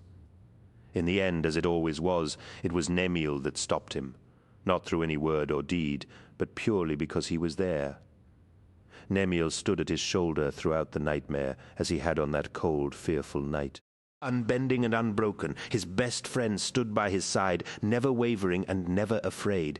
Taking heart from his cousin's example, Zahariel found new strength fill him, and knew that, but for the strength of his brotherhood with Nemiel, he would have faltered in his inner struggle. With the strength he drew from his presence, he refused to bow down to his fears. He refused to give in. He had seen out the night with Nemiel beside him. As the relentless logic of the nightmare gave way to memory, the sun rose over the treetops of the forest, and the dark whisperers withdrew. Only a dozen boys remained standing before the gates of Audiobook, and Zahariel relaxed in his bed as the familiar pattern of reality reasserted itself. Many of the other hopefuls had failed the test during the night and had gone to the gates to beg the guards to let them in. Whether any had heard the same voices as he had and ventured into the forest, he never knew. And as the first rays of sunlight reached their freezing bodies, Zahariel saw a gruff, solidly built figure emerge from the fortress and march towards them. The figure had worn a hooded white surplice over burnished black armor and carried a gnarled wooden staff at his side.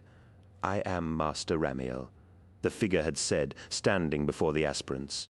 He had pulled back the hood of his surplice, revealing the weathered face of a man well into his middle 50s. "It is my honor to be one of the Order's masters of instruction." He raised the staff and swung it in a wide arc, indicating the dozen shivering boys before him. "You will be my students. You have passed the test set for you, and that is good, but you should know it was more than just a test.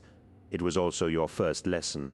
In a minute we will go inside Audiobook, where you will be given a hot meal and warm, dry clothes. Before we do, I want you to consider something for a moment. You have stood in the snow outside the fortress for more than 20 hours. You have endured cold, hunger, and hardship, not to mention other privations, yet you are still here. You passed the test, and you endured these things where others failed. The question I would ask you is simple. Why? There were almost 200 boys here. Why did you 12 pass this test and not the others? Master Ramiel had looked from one boy to another, waiting to see if any of them would answer the question. At length, once he had seen that none of the boys would, he had answered it for them. "It is because your minds were stronger." Master Ramiel had told them, "A man can be trained in the skills of killing. He can learn to use a knife or other weapons. But these things are nothing if his mind is not strong. It takes strength of mind for a man to hunt the great beasts. It takes strength for a man to know cold and hunger, to feel fear, and yet refuse to break in the face of it. Always remember the mind and will of a knight are as much weapons in his armory as his sword and pistol. I will teach you how to develop these things, but it is up to you whether these lessons take root. Ultimately, the question of whether you will succeed or fail will be decided in the recesses of your own hearts. It takes mental strength and great fortitude of mind and will to become a knight there. You have heard your first lesson," Master Ramiel had said grimly, his eyes sweeping sternly over his new charges as though he was capable of seeing into their very souls. "Now, go and eat." The command given, Zahariel's mind floated up from the depths of his subconscious towards waking as he heard a distant bell ringing and felt rough hands shaking him awake. His eyes flickered open, gummed by sleep, his vision blurred. A face swam into focus above him, and it took a moment for him to recognize his cousin from the callow youth he had stood next to in his dream. "Nemiel?" he said with a sleep-drowsy voice. "Who else would it be?" "What are you doing? What time is it?" "It's early," said Nemiel. "Get up, quickly now." "Why?" protested Zahariel. "What's going on?" Nemiel sighed, and Zahariel looked around their austere barracks as supplicants dressed hurriedly, with grins of excitement, and not a little fear upon their faces. "What's going on?" parroted Nemiel. "We're going on a hunt, is what's going on." "A hunt? Aye," cried Nemiel. "Brother Amadis is leading our fratry on a hunt." Zahariel felt the familiar mix of excitement and fear as he rode the black steed between the trees in the shadowy depths of the forest. He shivered as fragments of his dream returned to him, and he strained to hear any hint of the screaming or whispering that had dogged his latest episode of dreaming. There was nothing, but then the excited jabbering of his comrades would have blotted out all but the most strident calls from the forest. Zahariel rode alongside Nemiel, his cousin's open face and dark hair partially concealed by his helmet, but his excitement infectious. Zahariel had been selected to lead this group, and 9 supplicants rode behind him. Each one also mounted on one of the black horses of Caliban. The root strands of any other color of riding beast had long since died out, and only horses of a dark hue could be bred by the Order's horse masters. Like their riders, each horse was young and had much to learn on their way to becoming the famed mounts of the Raven Wing cavalry. The knights of the Raven Wing rode like daring heroes of old, leading exponents of lightning warfare and hit-and-run charges. They were masters of the wilderness. They could survive for months alone in the deadly forests of Caliban, heroic figures in matte black armor and winged helms that concealed the identity of each warrior. To be one of the Raven Wing was to live a lonely life, but one of heart-stopping adventure and glory. 5 other groups of 10 riders made up the hunt, spread throughout the forest in a staggered V formation, with Brother Amadis roaming between them as an observer and mentor. They were many kilometers from the Order's fortress monastery, and the thrill of riding through the forest, so far from home, almost outweighed the cold lump of dread that had settled in Zahariel's stomach. "You think we'll actually find a beast?" asked Attias from Zahariel's right. "I mean, this part of the forest is supposed to be clear, isn't it?" "We won't find anything with you prattling on," snapped Nemiel. "I swear they can hear you back at Alduruk." Attias flinched at Nemiel's harsh tone, and Zahariel shot his cousin a curt glance. Nemiel shrugged, unapologetic, and rode onwards. "Pay no attention to him, Attias," said Zahariel. "He's missing his bed, that's all." Attias nodded and smiled, his natural optimism glossing over the incident with good grace. The boy was younger than Zahariel, and he had known him ever since Attias was 7 and had joined the Order. Zahariel wasn't sure why he had taken the younger boy under his wing, but he had helped Attias adapt to the disciplined and demanding life of a supplicant, perhaps because he had seen something of himself in the boy. His early years with the Order had been hard, and if it hadn't been for Zahariel's guidance, Attias would undoubtedly have failed in his first weeks and been sent home in ignominy. As it was, the boy had persevered and become a more than creditable supplicant. Nemiel had never warmed to the boy and made him the frequent subject of his often cruel jibes and scornful ridicule. It had become an unspoken source of antagonism between the cousins, for Nemiel had held that each supplicant should stand or fall by his own merits, not by who helped him. Where Zahariel contended that it was the duty of each and every supplicant to help his brothers.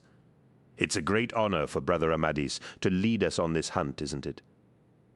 Indeed it is, Attius, said Zahariel. It's not often we get to learn from such a senior knight. If he speaks, you must listen to what he says. I will, promised Attius. Another of their group rode alongside Zahariel and pushed up the visor of his helm to speak. The helmets the supplicants wore were the hand-me-downs of the order, and only those issued to team leaders boasted an intersuit communication system. Zahariel's helmet allowed him to communicate with the leaders of the other groups of riders and Brother Amadis, but his fellow supplicants had to open their helmets to be heard. The rider next to him was Eliath, a friend of Nemiel and companion in his mocking games. Eliath was taller and broader than any of the other supplicants, his bulk barely able to fit within a suit of armor. Though his flesh was youthfully doughy, his strength was prodigious and his stamina enormous. Though what he possessed in power, he lacked in speed. Eliath and Zahariel had never seen eye to eye, the boy too often taking Nemiel's lead when shaping his behavior towards his fellow supplicants. "Did you bring your notebook with you, Attius?" asked Eliath. "Yes," said Attius. "It's in my pack." "Why?" "Well, if we do find a beast, you'll want to take notes on how I got it. They might stand you in good stead if you ever face one without us." A tightening of the jawline was the only outward sign of Attius's displeasure, but Zahariel knew it was a jibe that was somewhat deserved. The younger boy would carry his notebooks with him at all times and write down every word the senior knights and supplicants said, whether appropriate or not. The footlocker at the end of Attius's bed was filled with dozens of such notebooks crammed with his tight script, and every night before lights out he would memorize entire tracts of offhand comments and remarks as though they were passages from the verbatim. "Maybe I'll write your epitaph," said Attius. "If we do meet a beast, it's sure to go for the fattest one first." "I'm not fat," protested Eliath. "I'm just big-boned." "Enough, the pair of you," said Zahariel, though he took pleasure in seeing Attius sticking up for himself and Eliath taken down a peg. "We're training for a hunt, and I'm sure Brother Amadis doesn't consider baiting each other as part of that training." "True enough, Zahariel," said a sanguine voice in his helmet, "but it does no harm to foster a little rivalry within a group." None of the other supplicants heard the voice, but Zahariel smiled at the sound of Brother Amadis's voice, knowing he must have heard the exchange between the supplicants. "Healthy rivalry drives us to excel in all things, but it cannot be allowed to get out of hand," continued Amadis. "You handled that well, Zahariel. Allow rivalry to exist, but prevent it from becoming destructive." Over the closed communications, Zahariel said, "Thank you, brother. No thanks are necessary. Now take the lead and assume scouting discipline." He smiled, feeling a warm glow envelop him at his hero's praise. To think that a warrior as great as Amadis knew his name was an honor, and he spurred his mount onwards as he felt the responsibility of his command settle upon him. "Close up," he ordered, riding to the front of the group of supplicants and taking his place at the point of their arrow formation. "Scouting discipline from now on. Consider this enemy territory." His voice carried the strength of conviction that came from the approval of his peers, and without a murmur of dissent, his squad mates smoothly moved into position. Nemiel took up position behind him and to the left, while a supplicant named Palian assumed the same position on the opposite side. Eliath and Attius took up position on either side of the formation, and Zahariel turned in the saddle to make sure his squad was lined up in position. Satisfied that all was as it should be, he returned his attention to the terrain ahead, the thick trunks and heavy foliage rendering the forest a canvas of shadows and slanted spars of light. Leaf mold covered the ground, and the smell of decaying matter in the darkness gave the air a musty scent that was reminiscent of spoiled meat. The ground was rocky, but the horses of the Raven Wing picked a clear path between the boulders and fallen tree trunks.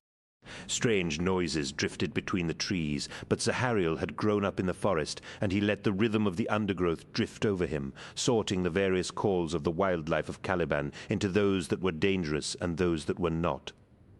Most of the great beasts had been hunted to extinction by the lion's great crusade, but several enclaves of lethal predators still existed, though they were far from any such places. Less dangerous monsters still lurked, unseen and unknown in almost every part of the world's forests, but such creatures rarely attacked groups of warriors, relying on stealth and surprise to attack lone victims as they moved between the safe havens of the walled cities. Amid the hooting, cawing cries of birds, Zahariel could hear the clicking, creaking noise of the forest, the wind through the high branches, and the crunch of hooves over broken branches. Moving silently through the forest was virtually impossible for any but the Ravenwing. But still, Zahariel wished they could be riding in silence.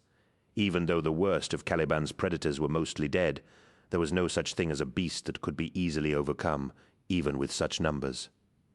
They rode on for what seemed like a few hours. Though without any sign of the sun above, it was difficult to judge the passage of time.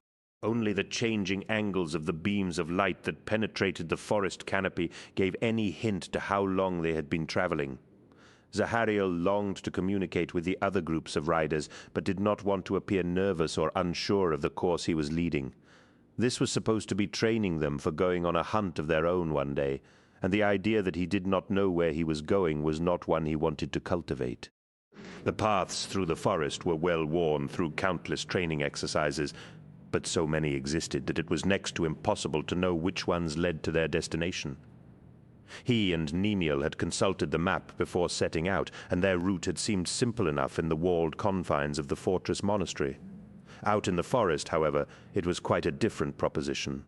He was fairly sure he knew where he was and where their path should lead them, but it would be impossible to know if they had succeeded until they arrived.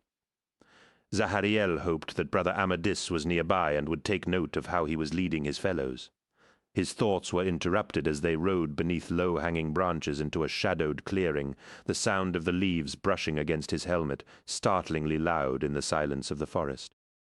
Even as the thought struck him that the forest was silent, it was already too late. Something dark and winged dropped from the trees, its body scaled and reptilian claws like swords flashed, and one of his squad was dead, both he and his mount shorn in two by the ferocity of the blow. Blood sprayed and horrified cries echoed from the clearing. Zahariel drew his pistol as the beast struck again. Another supplicant died, his armor torn open and his innards hooked from his belly. The horses were screaming, the scent of blood maddening them, and the supplicants fought to control their crazed mounts.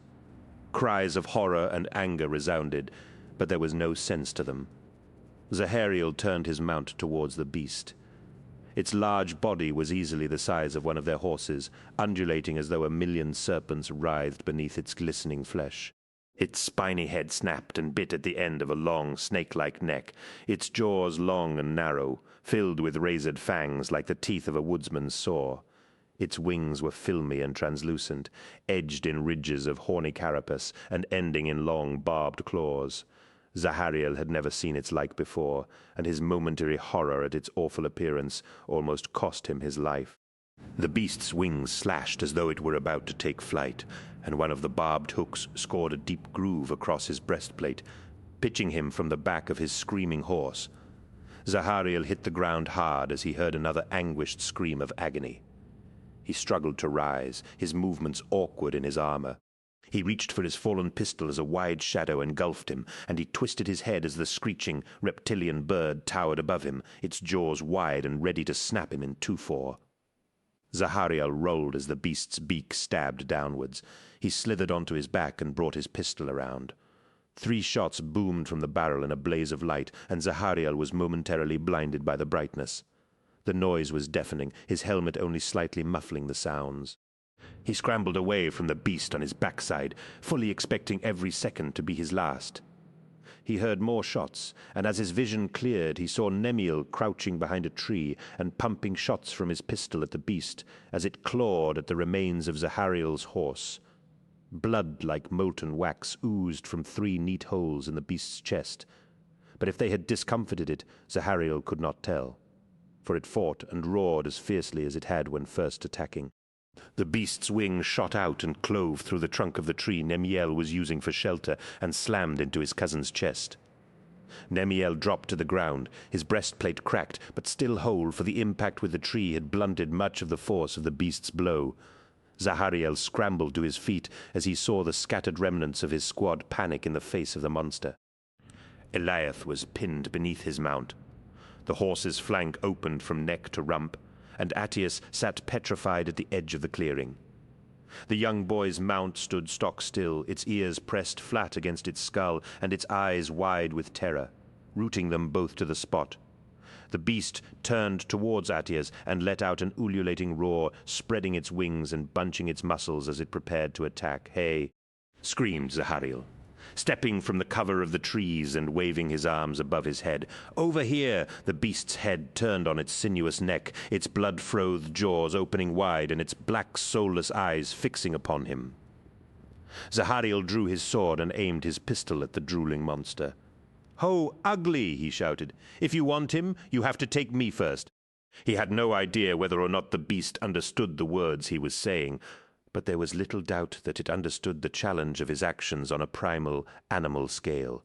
Without waiting for a response, Zahariel opened fire, the pistol bucking in his hand, and wet blooms of filmy blood burst from the beast's chest. It screeched and lunged towards him, its head shooting forward like the thrust of a sword.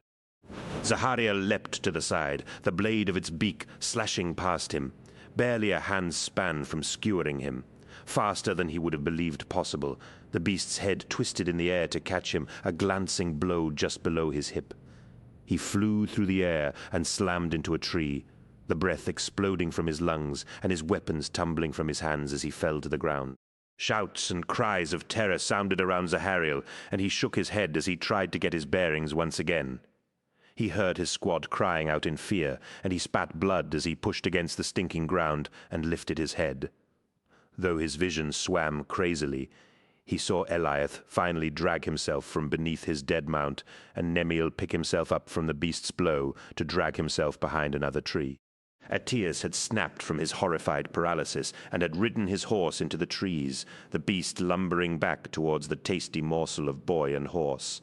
Zahariel used the tree next to him to haul himself to his feet, feeling a screaming pain in his twisted leg. He searched the ground for his fallen weapons, eventually spying the gleam of sunlight on the steel of his sword. He couldn't see his pistol and had no time to look for it. He grimaced in pain as he swept up his sword and limped towards the clearing. As the beast's jaws snapped out and bit Attius's horse in two, the boy flung himself from the saddle just as the monster struck and landed with a thud on a fallen log, rolling over it and flopping to the ground in a heap. Zahariel's armor hissed as breaches in its structure caused it to fail, the mechanisms of its protective systems grinding and seizing. The full mass of the plate began to weigh heavily on him, and he grimaced in pain as the plates at his hip settled on his hurt leg. "Spread out!" shouted Zahariel. "Get to the trees and spread out! Don't bunch up!" More pistol shots boomed, and Zahariel saw Palion run forward to drag Attius back to the trees. The beast leapt over the dead horse, and its beak shot out, catching Palion by the shoulder and wrenching him from his feet. The boy screamed as he was lifted high into the air, but his screams were cut short as his arm and most of his shoulder was bitten through. He fell, trailing a drizzling arc of blood from the ruin of his body, the curve of his arm moving down the beast's throat with a horrid peristaltic motion. Blood geysered from Palion, and his screams filled the clearing as the agony overcame the shock of the wound. The beast turned its head back to the fallen boy, its wing claws slashing twice. Palion screamed no more. Zahariel cried out as Palion was dismembered by the beast and stepped into the clearing, his vision blurred with tears of pain and terror. He raised his sword and held it unsteadily before him as he faced the monster that he knew would kill him. He knew that fact with cold certainty, but he could not allow others to suffer and die without at least trying to save them. "Get away from them, you bastard," he snarled. "These are my friends, and they're not for the likes of you."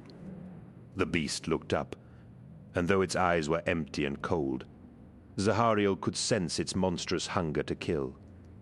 Beyond even what it needed to feed and survive, this creature needed to inflict pain, and took some primitive enjoyment from the act of slaughter.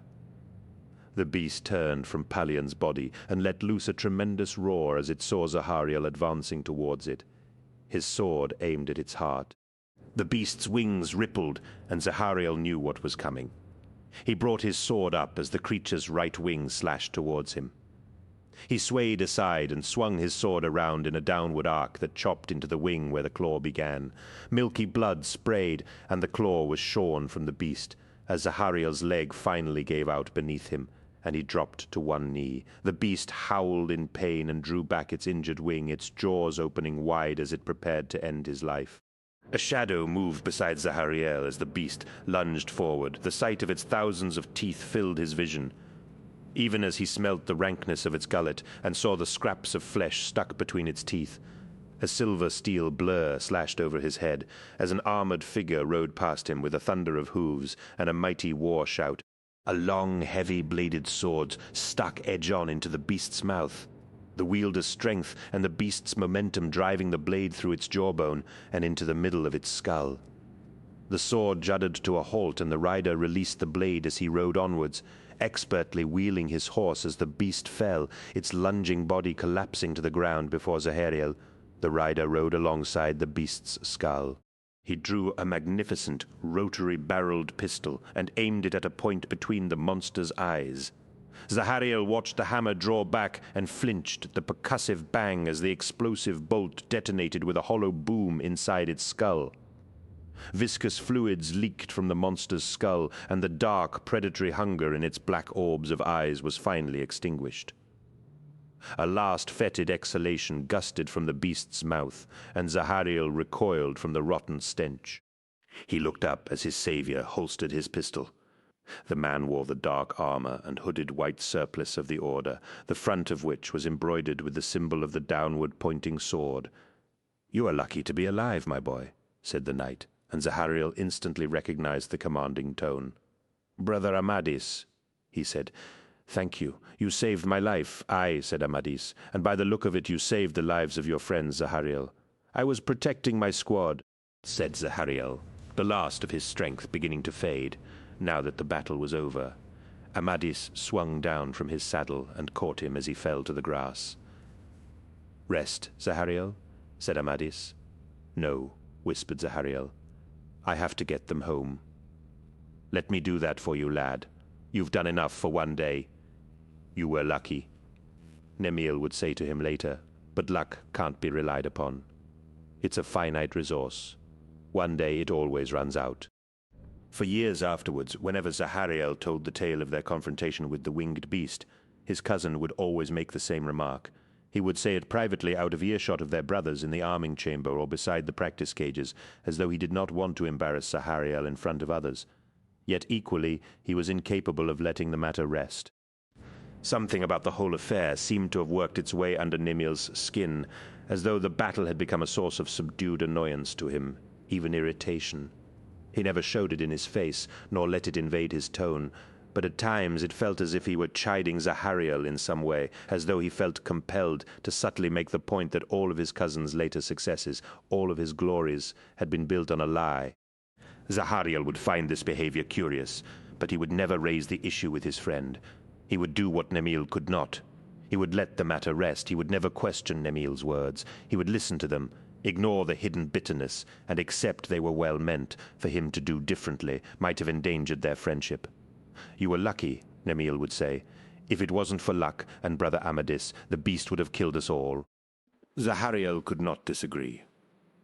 A week later, Zahariel was made to tell the tale of the fight to his fellow supplicants in the training chambers.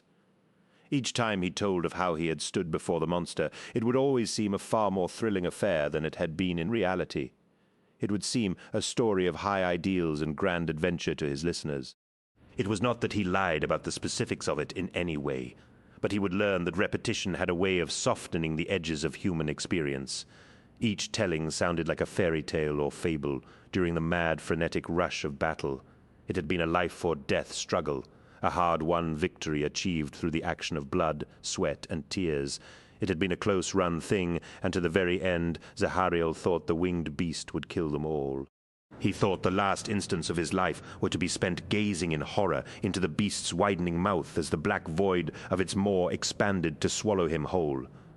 If he were to be left any headstone or grave marker, it would take the form of a regurgitated bolus created sometime later, incorporating only those parts of him that were indigestible to his killer. This was the end he expected. The creature had seemed too strong, too formidable, and far too primal a force to ever be killed. But for Brother Amadis, those thoughts would have been correct. He would keep these thoughts from his fellows when he told the tale. He would be asked to tell the story often, but he realized no one wanted to hear of his private doubts. They wanted to hear something more stirring, full of heroic exploits and the expression of valor, something that spoke of the inevitable triumph of good over evil. It was human nature, he supposed, but his listeners expected him to be the hero of his story. They wanted him to be confident, wise, debonair, unflappable, dashing, handsome, charismatic, even inspiring.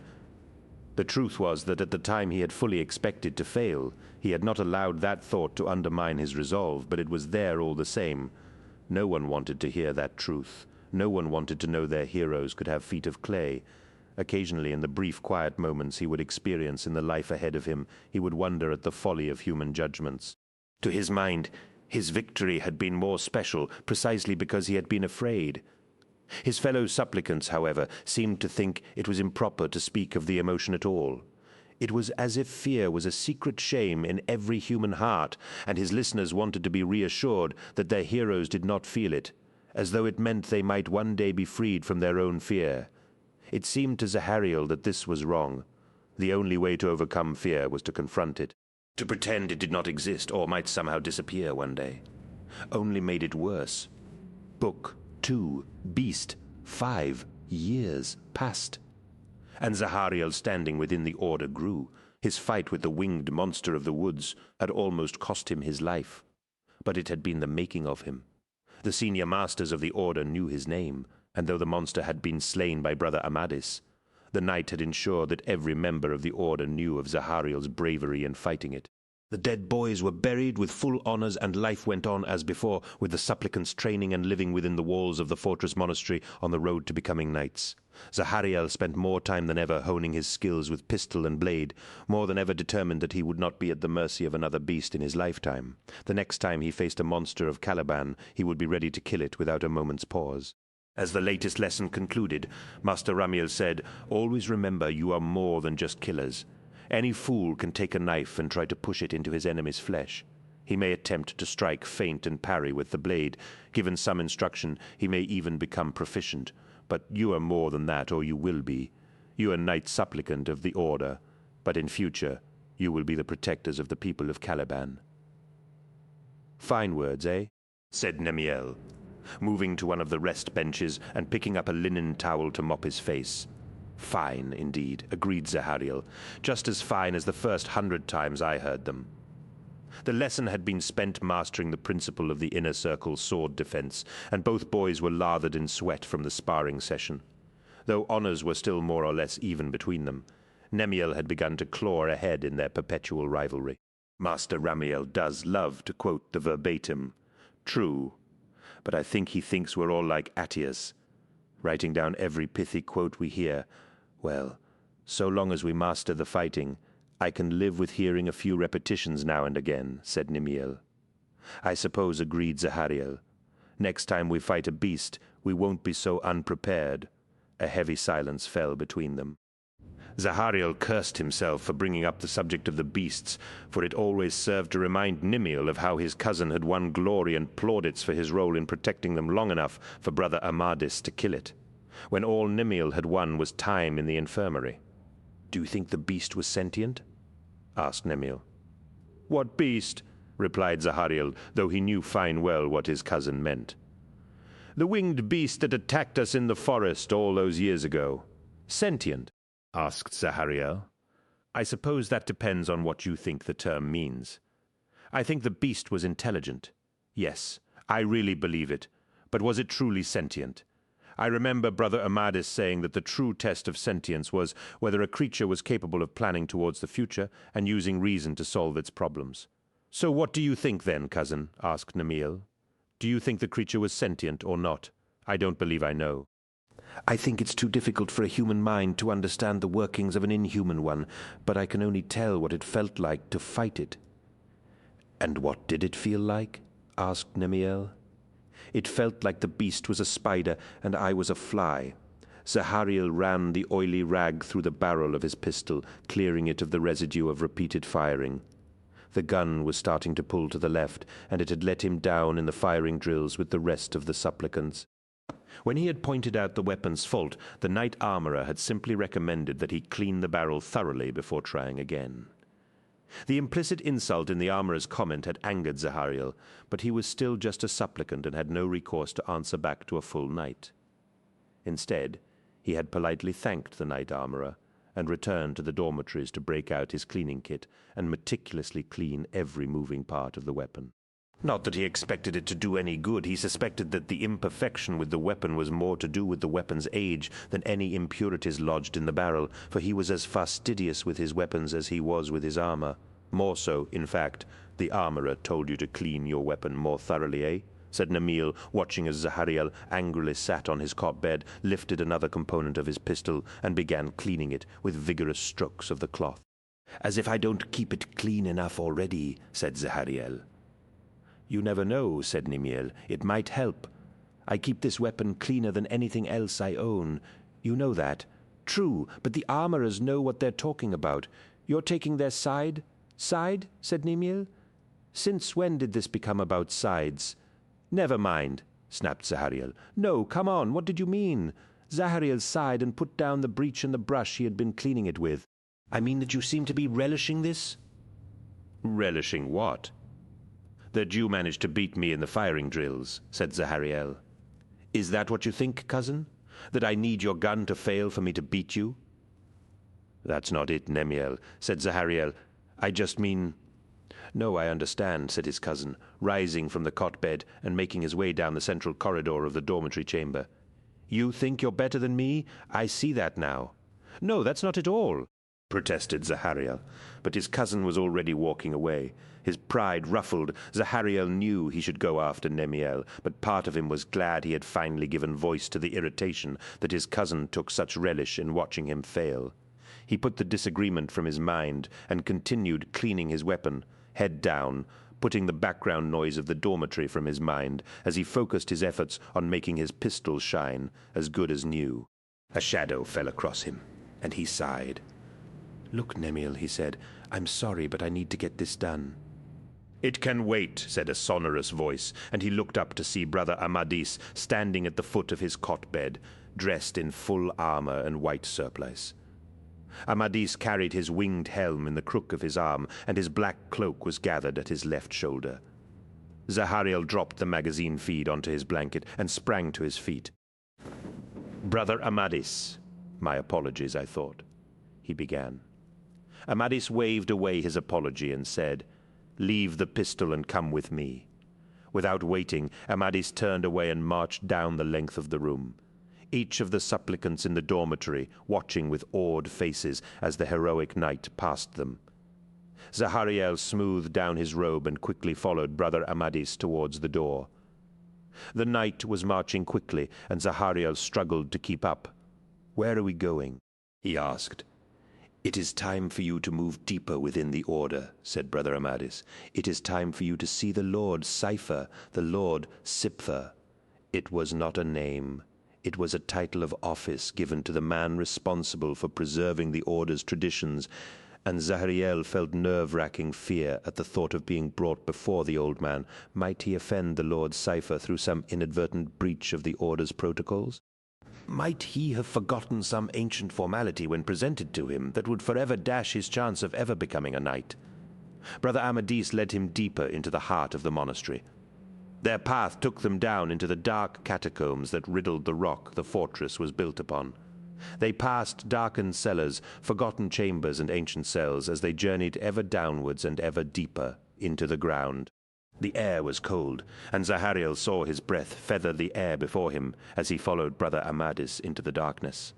The knight carried a flaming brand, the leaping firelight reflecting from the glistening rock of the tunnel they traveled along. Intricate carvings decorated the walls, depicting scenes of war and heroism that reached back many thousands of years. Who had carved them? Zahariel could not say, but each one was rendered as a masterpiece, though none now traveled to see them. At last, their path took them into a long vaulted chamber of dripping echoes and orange light.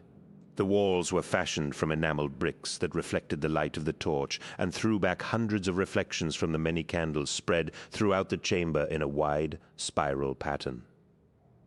The Lord Cypher stood at the center of the spiral, his hood pulled up and his surplice dark, as tradition dictated. A golden-hiked sword protruded from beneath his robes, and his gnarled fingers were curled around the weapon. "Welcome, boy," said Lord Cypher. "It seems your peers judge you worthy to move upwards through our order. Deep chasms lie beneath this rock, boy, deep chasms and deep places long forgotten by the world above. Mysteries lie entombed within this world in secret places that only the wise may know of. You know nothing of this, of course, but here you will take the first step on the road to knowledge." "I understand," said Zahariel. "You understand nothing," snapped Lord Cypher. "Only by understanding where you have come from can you understand what will be. Now begin to walk the spiral." Zahariel looked over to Brother Amadis. "Don't look to him, boy," said Lord Cypher. "Do as you are told." Zahariel nodded and began following the path of the candles, walking purposefully, but carefully. Though our order is nowhere near as ancient as many of the other knightly orders of Caliban, it has accumulated an impressive array of customs in the course of its history. I am the Lord Cypher of the order. Do you understand what that means?" "I do," said Zahariel. "The man appointed to the role of Lord Cypher is expected to police those customs. He ensures that the order's rituals are preserved and advises on matters of protocol as well as officiating at ceremonies." "And my name, boy? Do you know it?" "No, my lord." "Why not? It is forbidden to know your name. Why?" Zahariel paused.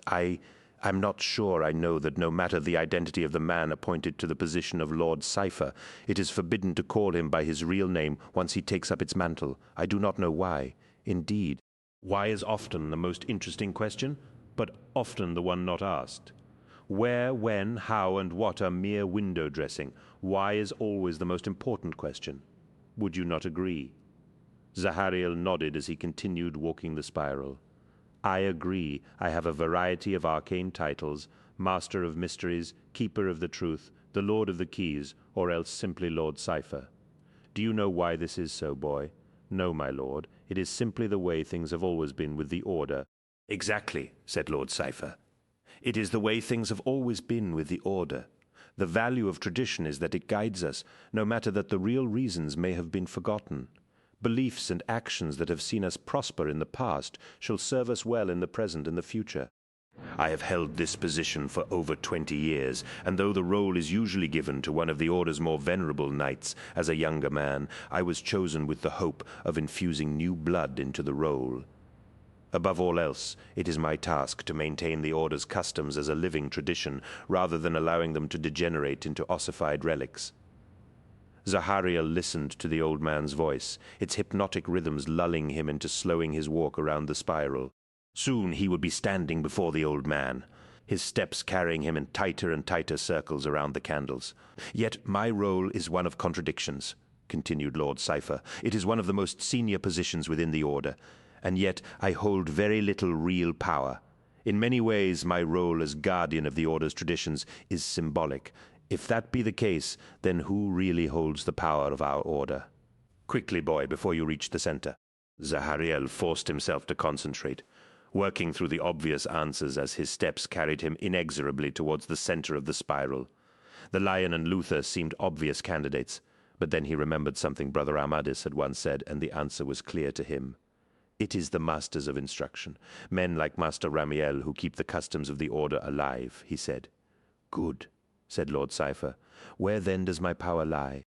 That you are close to the Order's senior masters, suggested Zahariel, as he came to a halt before Lord Cypher. Your opinions can always find an ear among those in power. Very good, said Lord Cypher, his face hidden in the shadows of his hood. You kept your answers short, and that is good. You'd be surprised how many candidates witter on incessantly during this walk of the spiral. Nervousness, I suppose, said Zahariel. Indeed, agreed Lord Cypher. It makes men talk too much, when it would be more impressive if they knew the value of silence and demonstrated how to use it. Your terseness gave you an aura of confidence, even when I know you did not feel it. That was certainly true, for Zahariel had felt his heart drumming wildly in his chest all through the walk, terrified of making a mistake, terrified he might stumble and fail in this test. Either his terror had not shown, or the Lord Cypher's poor eyesight had caused him to miss it. Whatever the truth, Zahariel accepted the old man's compliment in the spirit. It was offered. "Thank you, Lord Cypher," he said, bowing slightly, "if I was confident, though it is because I have been well trained by my master." "Yes, you are one of Master Ramiel's students. That explains it. Ramiel has always been known for his good work." "Did you know he trained under Master Sarientus, the same man who trained both Lion Eljohnson and Luther?" "No, my lord, I did not know that. Tradition, boy, learn it. Know it and understand it. Without it we are nothing." "I will, my lord," promised Zahariel. "Maybe you will, but I see that you still have questions, eh?" "I suppose," admitted Zahariel, unsure as to whether he should voice such doubts. "I don't quite understand what I have achieved by walking this spiral and answering your questions." "For yourself, nothing," said Lord Cypher. "But we know more of you now. At each stage of a supplicant's training we must decide whether or not to continue it, and whether any such trainees have the mark of greatness that merits special attention." "Do I merit such attention?" Lord Cypher laughed. "That is not for me to say, boy. Another will decide that." "Who?" asked Zahariel, suddenly bold. "Me," said a rich, heavily toned voice of strength and power from the shadows. Zahariel turned as a giant in a hooded white surplice stepped into the light of the candles, though he would have sworn that no figure had been standing there a moment ago. The figure pulled back his hood, but Zahariel needed no further confirmation of the man's identity. "My lord," he said. "Follow me," said Lionel Johnson. Lord Cypher retreated into the shadows as the lion marched around the circumference of the chamber. Brother Amadis bowed his head as the mighty warrior passed him, and Zahariel was seized by sudden indecision. After Lord Cypher's monologue on the value of tradition, should he walk the path of the spiral in reverse, or should he simply follow the lion? The decision was made for him when Brother Amadis said, "Best be quick, Zahariel. The lion doesn't like to be kept waiting on nights like this." "Nights like what?" asked Zahariel as he made his way after the lion. "Nights where there are revelations to be made," said Amadis. Unsure of what that meant, Zahariel moved past Amadis and hurried to catch up with the lion, who appeared to be retracing the steps they had taken to reach this place. The lion did not speak, but followed an unerring path upwards, along smoothly chiseled passageways, rough caverns, and winding stairs hacked into the rock. Each step took them higher and higher, and where Brother Amadis had led him into the depths, it seemed the lion was leading him into the heavens. Zahariel's breath heaved in his lungs, his legs tired after such climbing, though of course the lion's stride never faltered or changed in pace, despite the length and speed of their climb. Their climb led them into a narrow cylinder of curved bricks, within which was a tightly wound screw staircase that was barely wide enough for the lion's shoulders. After another 10 minutes, Zahariel could feel a chill breeze from above and scented the fragrant aroma of the deep forests. He knew they must be close to the top of the tower. Ghostly moonlight grew in luminosity, and at last, worn by the journey, Zahariel emerged onto the top of the tower, a wide space high above the fortress monastery, ringed with regular crenellations along the parapet. The tower was quite useless for defense, too slender and tall to play a part in any siege the order might find itself subject to, but ideal for an eagle-eyed watchman or stargazer. It was a clear night. The sky above Zahariel was a black, perfect dome studded with 1,000 points of light. Zahariel stared up at the constellations and felt a deep, abiding sensation of peace that quite overcame his exhaustion. He supposed it was a feeling born of satisfaction. For many years he had exerted every ounce of his will and strained every sinew in the hope of becoming a knight. Tonight he could be one step closer to achieving his ambition. "It is good to look up at the stars," said the lion, finally breaking his long silence. "At times like this, a man needs to take stock of his life. I find there is no better place to take stock than beneath the stars." The lion smiled, and Zahariel found the smile dazzling. It was clear that the lion was trying to put him at his ease, but Zahariel found it almost impossible to talk to him as though he was any other man. Johnson was too big, his presence too imposing. A man could no more ignore his extraordinary nature Then he could ignore the wind and the rain or the transition from day to night. There was something similarly elemental about the lion. Lion L. Johnson was the apotheosis of all humanity's dreams for itself. He was perfection given human form, like the first example of a new race of man. The cleansing of the forest is entering its final stage. Zahariel, did you know that? No, my lord. I had thought the campaign was likely to continue for some time. No, not at all, said the lion, his brow furrowing slightly, though Zahariel could not be sure if it was in amusement or contemplation. According to our best estimates, there are perhaps a dozen or so great beasts left in total, certainly no more than 20. And they are all in the North Wilds. We have scoured every other region of Caliban and cleared out the beasts that were hiding there.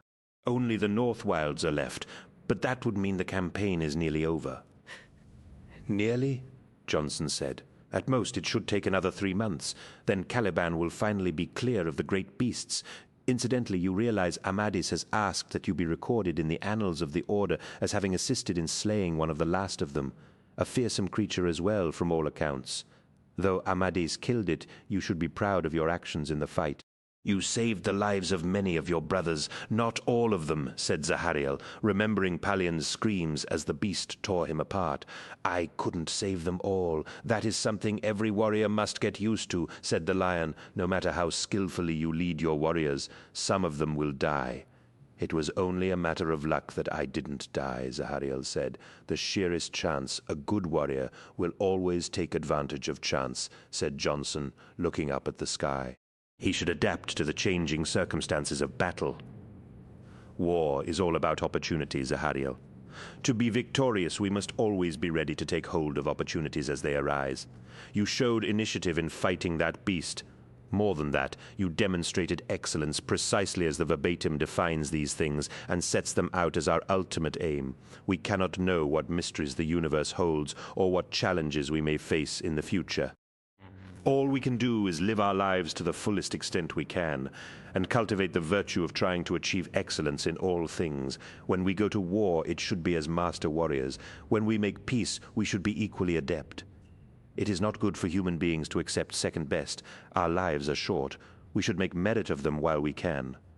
Abruptly coming to silence, the lion continued to stare up at the night sky as Zahariel stood beside him. I wonder what is in the stars, the lion said.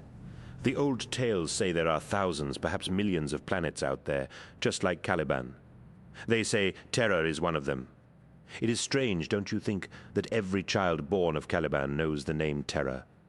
We count it as the source and wellspring of our culture, but if the tales are true, it has been thousands of years since we had contact with that source. But what if the tales are false?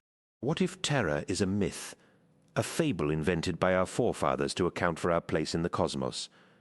What if our fathers' tales are lies? It would be terrible, Zahariel said. He felt a shiver and told himself the night was growing colder. People take the existence of Terra for granted. If it all turned out to be a myth, we might start to doubt everything. We would lose our moorings. We would not know what to believe. True, but in other ways it would free us. We would no longer need to be responsible to the past. The present and the future would be our only boundaries. Take the current campaign against the great beasts as an example. You are young, Zahariel. You cannot be aware of the bitter arguments, the threats and the recriminations that were directed towards me when I first advanced the plans for my campaign. All too often I found that the causes of these objections were rooted in some dated custom that had long ago worn out its welcome. Tradition is a fine ideal, but not when it serves as a shackle on our future endeavors. If it wasn't for Luther and his fine oratory, I doubt the plan would ever have been approved. It is the same with so many issues that confront us today. The diehards and the sticks in the mud oppose us at every step, irrespective of the value of the plans I put forward. They always make reference to the past, to tradition, as though our past was so filled with shining glories that we might actually want to preserve it forever. But I am not interested in the past, Zahariel. I think only of the future. Again, the lion paused, standing beside him. Zahariel wondered what Lord Cypher would make of this speech decrying the value of tradition. Might this be another test, one designed to see whether he would simply acquiesce to what the lion was saying or stand up for the values of tradition? As he looked upon the lion's countenance, he saw a strange intensity to the way he stared up at the sky, as if he loved and hated the stars at the same time. "Sometimes I wish it was in my power to wipe the past away," the lion said. "I wish there was no myth of terror. I wish Caliban had no past. Look at a man without a past, and you will see a free man. It is always easier to build when you build from scratch. Then again, I look at the stars, and I think I'm too hasty. I look to the stars, and I wonder what is out there. How many undiscovered lands, how many new challenges, how bright and hopeful might our future be if we could make it to the stars?" "Such a thing seems unlikely," said Zahariel, "for the moment at least." "You are right," said the lion, "but what if the stars were to come to us?" "I don't understand," said Zahariel, "truthfully." "Nor do I," said the lion, "but on nights when the stars are bright, I dream of a golden light, and of all the stars of the heavens coming down to Caliban and changing our world forever." "The stars come down to Caliban," said Zahariel. "Do you think it means anything?" The lion shrugged. "Who knows? I feel I ought to know its relevance, but every time I think I sense a connection to the golden light, it fades and leaves me alone in the dark." Then, as though shaking off the last of such a dream, the lion said, "In any case, the stars are denied to us, so we will build the future here on Caliban. Still, if we are to be limited in that way, then we will not allow it to limit our vision. If we are only able to build our lives on Caliban without access to the stars, then we will make this world a paradise." The lion extended an arm, sweeping it in a broad gesture across the nighttime panorama of dark forest and treetops below the walls of Alderuch. "This will be our paradise. Zahariel," the lion told him, "this is where we will build a bright new future. The campaign against the great beasts is only the first step. We will create a golden age. We will make the world anew. Does that sound a noble aim to you?" "It does, my lord," said Zahariel, the words coming out as a reverential whisper. "An aim worth committing our lives to?" asked the lion. "I raise this question here and now because of your youth. It is the young who will build this future, Zahariel. You have shown promise. You have the potential to be a true son of Caliban, a crusader, not just against the beasts, but against every other evil that ails our people. Does that seem a worthy purpose?" "It does," Zahariel replied. "Good. I am glad. I will look to see how you perform in the years ahead, Zahariel. As I say, I think you have potential. I will be interested to see you live up to it now. You have been kept from your duties long enough, I think." The lion inclined his head, as though listening to the slight sounds drifting from the forest below. "I should return also. It is not good form if I am away for too long. People notice. My place in the order is as much about forging bonds of brotherhood among the knights as it is being wise and canny in matters of war." A moment later, the lion was gone, disappearing into the tower like a banished shadow. There was nothing showy or contrived about this sudden disappearance, for the habits of stealth simply came easily to Lion Eljonsson in a way that only a man who had lived alone as a youth in the forests of Caliban could know. With the lion gone, Zahariel looked at the stars high overhead. For a while he thought of what the lion had said. He thought about the stars, about terror, about the necessity to build a better world on Caliban. He thought about the golden age that Johnson had promised. Zahariel thought about these things, and knew that with men like Luther and Lion Eljonsson to guide them, the Order could not fail to achieve this utopian vision of the future. Zahariel had faith in the lion. He had faith in Luther. Together these two men, these giants, could only change Caliban for the better. He was sure of it. It occurred to Zahariel that he had been blessed with good fortune of the kind few men were granted in their lives. No one could choose the era in which they would be born, and where the majority of men struggled through times not unlike the times their fathers had known, Zahariel had been lucky. As he saw it, he had been born in an age of great and momentous change, a time in which a man could be part of something bigger than himself, a time when he could devote his efforts in line with his ideals and hope to make an achievement of real significance. Zahariel could not see precisely what the future might hold.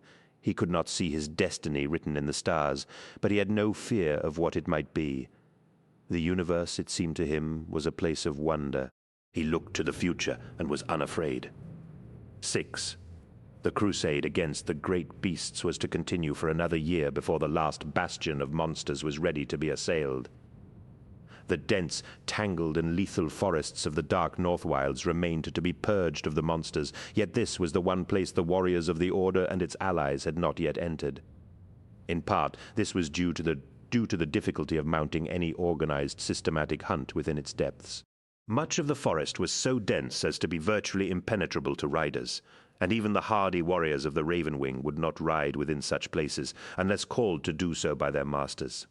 Settlements existed within the North Wilds, heavily defended villages with high walls built upon great rock plains or within the depths of wide hills, but these were few and far between, and populated by resentful people who bemoaned their lot in life without ever daring to improve it. In truth, the real reason the crusade had not yet ventured into the North Wilds was the antipathy of the Knights of Lupus, a knightly brotherhood known for its scholars and great libraries. The Knights of Lupus had vehemently opposed the idea of any campaign against the beasts, and had spoken out against Luther and Lion L. Johnson many years earlier. Alone of the other orders who had voted against Johnson's proposal to rid the forests of the great beasts, the Knights of Lupus had refused to go with the will of the majority once the matter had been decided. Instead, they had made warlike noises, threatening to launch their own counter-campaign of war against the Order and its allies. In the end, Luther broached a compromise. The details of the agreement he made had never been revealed, but whatever terms had been offered, the Knights of Lupus had retreated to their mountain fastness in the North Wilds and took no action against the Order. For 10 years, the Knights of Lupus had watched from their fortress as Johnson's campaign achieved victory after victory. Region by region, the great beasts were cleared from the forests of Caliban. As the years went by and the campaign came closer to realizing Johnson's ambitions, the minds of most people on Caliban turned to the beckoning of a golden age. The Lion's campaign had progressed to the very border of the North Wilds, long a Knights of Lupus stronghold, and the only region of Caliban left where the great beasts still existed. Almost inevitably, when the Order entered the North Wilds, there would be conflict. A group of armed supplicants gathered in the center of the training halls in the pattern of an outward-facing circle, their swords extended before them in a defensive posture. Zahariel stood in the center of the circle, back to back with Nemiel, while another class of supplicants surrounded them and watched their sword drills. Brother Amadis walked a slow circuit of the circle, his hands laced behind his back, as he oversaw this latest training session of the Order's supplicants. The supplicants gathered around the circle were a year or so younger than the students forming the circle, and were all armed with wooden training swords. Though blunt, each had a lead bar at its core, which would make any impact painful in the extreme. "You have trained in this manner for years," said Amadis, addressing the younger supplicants, "and you appreciate the defensive strength of the circle, but you do not appreciate its symbolic strength. Who within the circle can tell these students why we fight in this manner?" As so often happened, Nemiel answered first. By standing in a circle, each warrior is able to protect the man to his left. It's a classic defensive formation to be used when heavily outnumbered. "Indeed so," Nemiel said Amadis, "but why the inner circle?" This time Zahariel answered, saying, "A circle is stronger with another circle inside it. It's an old battle doctrine of Caliban." "Correct," said Amadis. The idea of concentric circles, each inside the other, has been the basis for the defenses of all the great and abiding fortress monasteries of Caliban. By creating an inner circle to guard and watch over the wider grouping of warriors on the outer circle, the defense cannot be breached. Now attack. The younger supplicants threw themselves at the circle, their wooden blades stabbing and chopping towards the older boys. The boys in the outer circle fought well, deflecting the blows of their attackers with a skill born of an extra year's training. But they were outnumbered 3-1, and inevitably some strikes hit home. Zahariel watched the battle unfold with clinical precision, turning on the spot with Nemiel always at his back as they struck out at any potential breaches of the circle. Swords clashed and clattered for 10 minutes, but not a single breach had been made in the outer circle. Amadis shouted names as he declared boys dead, and those boys limped from the circle holding bruised and broken arms and nursing their shame as the outer circle drew closer to keep their line intact. Zahariel stabbed and cut as the younger supplicants threatened to overwhelm them, and Nemiel did likewise on his blind side. The bout continued for another 15 minutes, with no sign of the circle formation breaking, and then Amadis called an end to the session. Both Zahariel and Nemiel were drenched in sweat, the battle having taken its toll on their reserves of strength. Fighting at such intensity for any length of time was difficult, but fighting at the inner circle was particularly draining. Brother Amadis walked amongst the exhausted supplicants as he said, "Now you see the benefit of the inner circle, and the strength we gain from its presence. Remember this when you go into battle, and you cannot fail. It is a truism, but alone we are weak. Together we are strong. Each of you will one day face battle, and if you cannot look to your brother and know without thinking that you can trust him, then you are lost. Only when such bonds are ironclad do they mean anything, for the moment that trust is not instantly reciprocated, the circle breaks and you are dead, dismissed." The supplicants picked themselves up from the stone floor of the training hall in ones and twos, wearing linen towels draped around their necks and nursing tired and battered limbs. Nemiel wiped the sweat from his face with his sleeve and said, "That was a tough one, and no mistake." Zahariel nodded, too tired to answer. "He's working as hard, eh?" continued Nemiel. "You'd think we were actually about to go into battle or something?" "You never know," said Zahariel at last. "We might be. The representatives of the Knights of Lupus are due to arrive later today, and if what I hear is true, we might indeed be making war soon." "On the Knights of Lupus?" asked Attius, coming over with one of his notebooks tucked under his arm. "It's what I hear," said Zahariel. "You got all that Brother Amadis said," remarked Nemiel as Eliath joined them. "I did," said Attius, "give or take a word or two." "Maybe if you practiced more swordplay instead of scribbling in your books, you wouldn't have left us open to attack," said Eliath, though there was no malice in the words, only good-humored banter. "And maybe if you weren't so fat, you'd have been able to avoid their attacks." The boys smiled at the familiar jibes, though they were spoken in jest rather than with malice. In the years since the attack of the winged beast in the forest, the four of them had passed beyond the rancor that had divided them and had become fast friends, the shared near-death experience bringing them closer than anything else could. Attius had filled out into a fine figure of a boy with handsome features, broad shoulders, and taut muscles corded around his limbs. Eliath was still the biggest of them, his muscles bulging and powerful, any hint of fat long since burned from his slab-like frame, though he was still the least agile of them. "Seriously, though, you think we might make war on the Knights of Lupus?" asked Attius. "I don't know, maybe," said Zahariel, wishing he had not brought the subject up. Brother Amadis had told him that Lord Sartana of the Knights of Lupus was traveling to Alderuk to protest at the Order's knights venturing into the North Wilds. And though he had not been told to keep the information to himself, he still felt like he was betraying a confidence in sharing it with his brothers. "Zahariel, Nemiel, get cleaned up and report to my chambers in 15 minutes. Full dress, surplice, weapons, and ceremonial attire." Both boys looked up in puzzlement, surprised at the arrival of Brother Amadis, "Sir," said Nemiel. "What's going on? The lion wants the best of our supplicants on display when Lord Sartana walks into the circle chamber, and you're it now. Hurry, he's already here, and apparently in no mood to dally move." Zahariel shifted nervously from foot to foot as he and Nemiel stood at the edge of the plinth at the center of the circle chamber. They had marched in with Brother Amadis at their head a few minutes ago, thrilled and not a little honored to have been allowed to follow him in through the western cloister gate. The higher entrances to the chamber were for the lower-ranked members of the Order, and only the senior knights were permitted to enter the chamber through the cloister gates. Normally, supplicants and those lower in rank than a full knight were forced to enter and sit in the benches high above, but the senior members of the Order had granted special dispensation for this occasion. The corridors and chambers of Alderuk were fairly buzzing with activity, their little group passing knights, squires, and supplicants rushing from place to place on no doubt vital errands in preparation for the arrival of Lord Sartana. Ceremonial banners were being dusted off and hung from the roof of the chamber, the warlike banners of red and crimson replaced with those that recalled a legendary past and conjured images of brotherhood and confraternity. Robed and hooded members of the Order were filling the stone benches around the center of the chamber, though no supplicants other than those accompanying senior brothers of the Order were present. "Is this Sartana really that important?" whispered Nemiel, careful to keep his voice soft, for the circle chamber's acoustics were incredible. Zahariel nodded. I think so. He's the most senior member of the Knights of Lupus. I thought they had pretty much died out. No, said Zahariel, though they are much reduced from their former glory. It's true. What happened to them? Zahariel thought back to what he'd heard the seneschals talking about below the halls and chambers of the noble knights in the years after he had first joined the Order.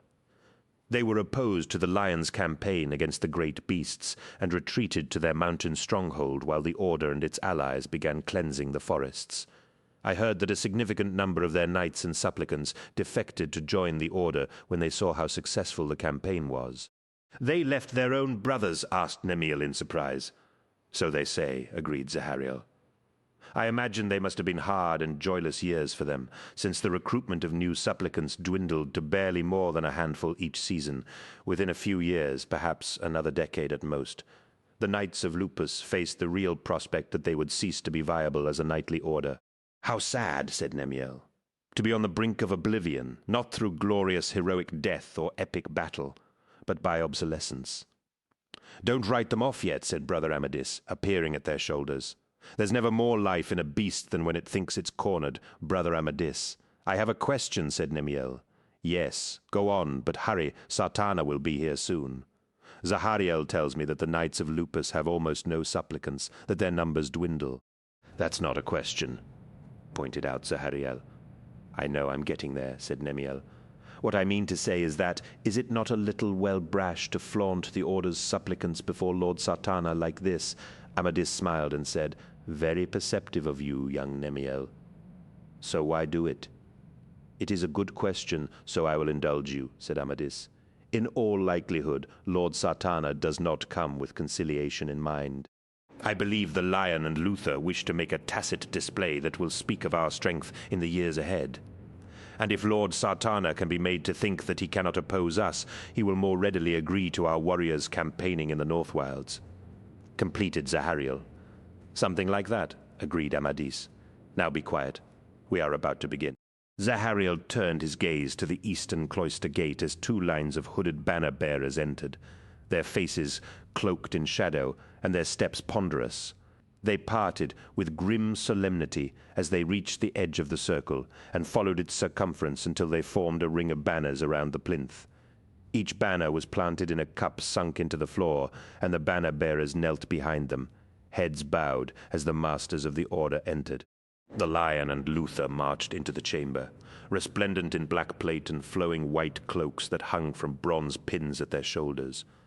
The Lion dwarfed Luther as always, but to Zahariel's eyes both were cut from the same magnificent cloth. The Lion's expression was grim, while Luther's was open, but Zahariel could see the tension etched in the tight lines around his eyes and jaw. The Knights of the Order gathered in the benches, stood and banged their fists on their breastplates at the sight of their most heroic brothers, the noise deafening as each knight displayed the proper respect for his betters.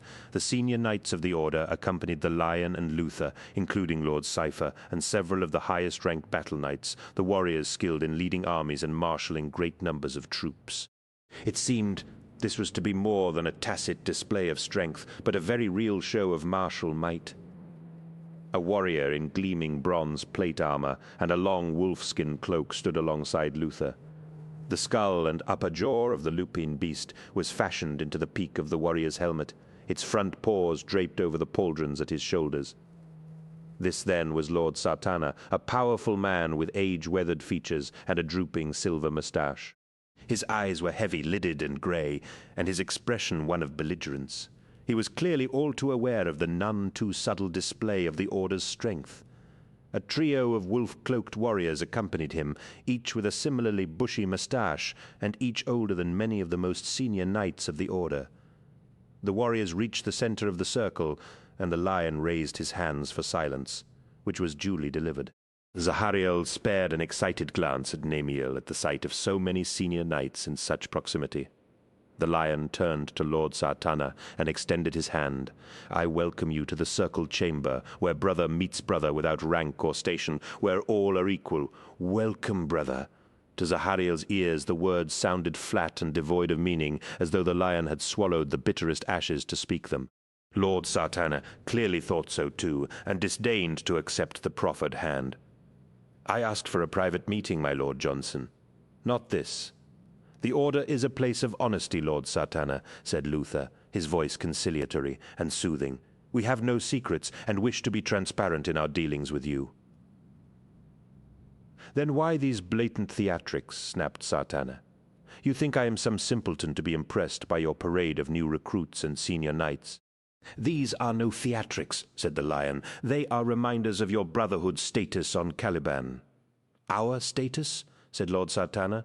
So you agreed to this meeting simply to humiliate me, is that it? Luther stepped between the two warriors, eager to diffuse the hostile atmosphere before things degenerated to a point where weapons might be drawn. My lord, said Luther, again modulating his voice to sound entirely reasonable and placating, such talk is beneath us. We are here so that all may witness the fairness and justice of our talk. It must be seen that there is no dishonesty between us. Then let us speak of how your warriors have violated the treaty between us, said Sartana. Violated the treaty, snapped the Lion. What treaty? There was no treaty. Assurances were given many years ago, said Sartana. By you, Luther. When you journeyed to our fortress, you claimed that Johnson gave an iron assurance that he would keep his warriors away from the North Wilds. As we both know, that has not been the case. No, said the Lion, an edge of anger entering his voice. It has not. Zahariel wondered that any man could stand before such a threat. Your men slaughtered a group of our hunters. Men with families were killed by fully armed knights who sent a lone survivor back with the butchered bodies of his comrades. Those men had come to map the valleys on the edge of the North Wilds. The edges of your territories are home to beasts, said the Lion. Beasts that still ravage our lands. The town of Endriago alone has suffered nearly 200 dead at the hands of a beast. The time has come to finish the job and destroy the last of the great beasts. At the mention of Endriago, Zahariel felt Brother Amadis stiffen his stance and saw that his hands had drawn into clenched fists. You might clear the great beasts from the rest of Caliban, said Sartana. But the North Wilds and the lands of the Knights of Lupus were to be sacrosanct. We were promised that our lands would be a haven, and that the beasts there would be left in peace. This agreement had the force of a treaty. By sending your warriors into our lands, you are an oath-breaker. Talk sense, man, said the Lion. There was never any assurance made about leaving the North Wilds alone. What kind of sense would it make for us to do so? What would be the virtue of slaying the beasts everywhere else on Caliban, only to leave a pocket of the creatures still remaining? No, if there was any violation, it was by the Knights of Lupus when they killed the Order's warriors. All the rest of it, these falsehoods and lies, are simply a flimsy pretext to justify your actions. Then you set the stage for war, Lord Johnson, said Sartana. If that is what it takes to free Caliban of the beasts, then I do, Lord Sartana, said the Lion. And Zahariel could hear a fierce relish in his tone, as though goading Sartana into a war had been his intention all along. I will not stop in the pursuit of my goal of ridding Caliban of the beasts, said the Lion. And if your warriors try to stop me, it will be the end of them. Your order has fewer warriors, and most have not set foot from your libraries in years. Do you really think you can stop me? Probably not, admitted Sartana. Then why stand against me? Because in your monomaniacal quest to destroy, you will not be satisfied until you have old Caliban under your heel, said Lord Sartana. The Knights of Lupus do not wish to be subject to your decrees. Now, if this farce of a discussion is at an end, I will take my leave and return to my brethren. Without waiting for any dismissal, Lord Sartana turned on his heel and marched from the circle chamber, his wolf-cloaked acolytes following him. A thunderous silence fell on the assembled knights of the Order at such audacity, each warrior looking to his neighbor, as if to confirm that they understood the import of the words that had passed between the Lion and Lord Sartana, that they were as good as at war with the Brotherhood of Lupus. Brother Amadis broke the silence, stepping from his position at the edge of the circle and calling out to the Lion. My Lord Johnson, cried Amadis, is it true? Is Endriago attacked by a beast? At first, Zahariel wondered if the Lion had heard the question, for long moments passed before he turned to face Amadis. His face was set in stone, and Zahariel felt a shudder of fear pass along his spine at the look of warlike fury etched into his features. Then, as though a ray of sunlight passed over his face, the vengeful anger was gone, and a look of deep concern took its place. "Brother Amadis," said the lion, "I'm afraid it is true. Word reached us only yesterday. A beast has slain a great many of Endriago's people, though no one knows yet what manner of creature stalks the dark forest. Endriago is the place of my birth, Lord Johnson," said Amadis. "I must avenge the deaths it has caused to my people." The lion nodded and listened to Luther's whispered comment, as Amadis dropped to one knee. "My Lord Johnson," said Amadis, "I declare a quest against the beast of Endriago. Afterwards Zahariel would always think of it as his finest moment. It was not that the years that followed would be short on glories. Far from it. He would win his share of battles. He would be acclaimed and lauded by his fellows. He would be honored by the lion. He would know all these things and more. Yet somehow the moment he cherished most occurred on his homeworld of Caliban, in the days before the Emperor came to their planet. It was in the time before angels, in a time when he had been a young man on the verge of adulthood.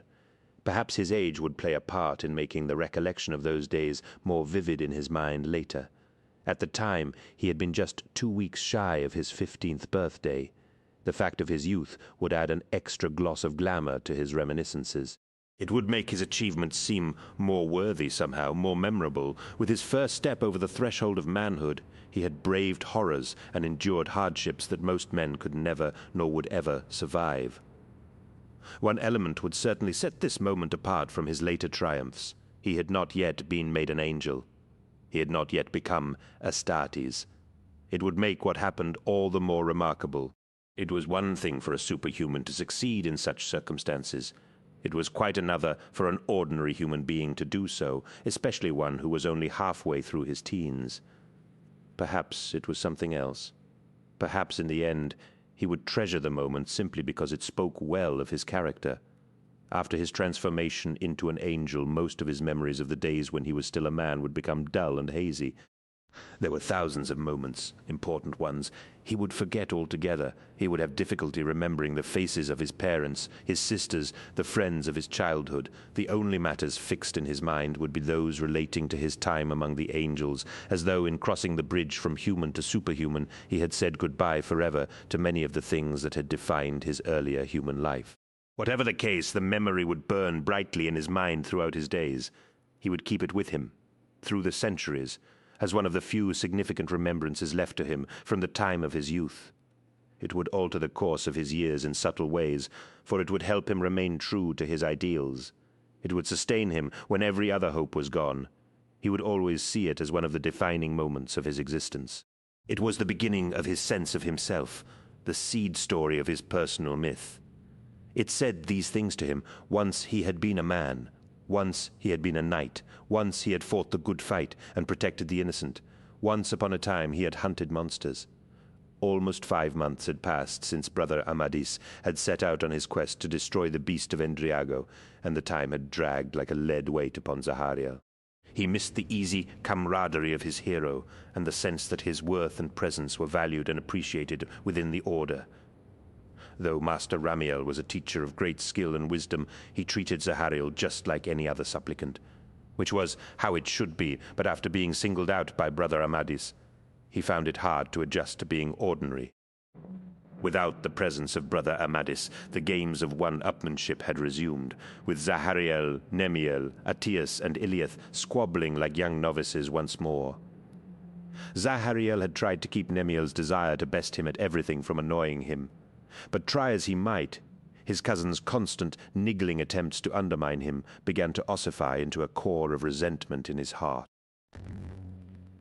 Since Lord Sartana's visit to Audiobook, a significant proportion of the Order's strength had been diverted from the final stages of the campaign against the great beasts towards the conflict with this new enemy.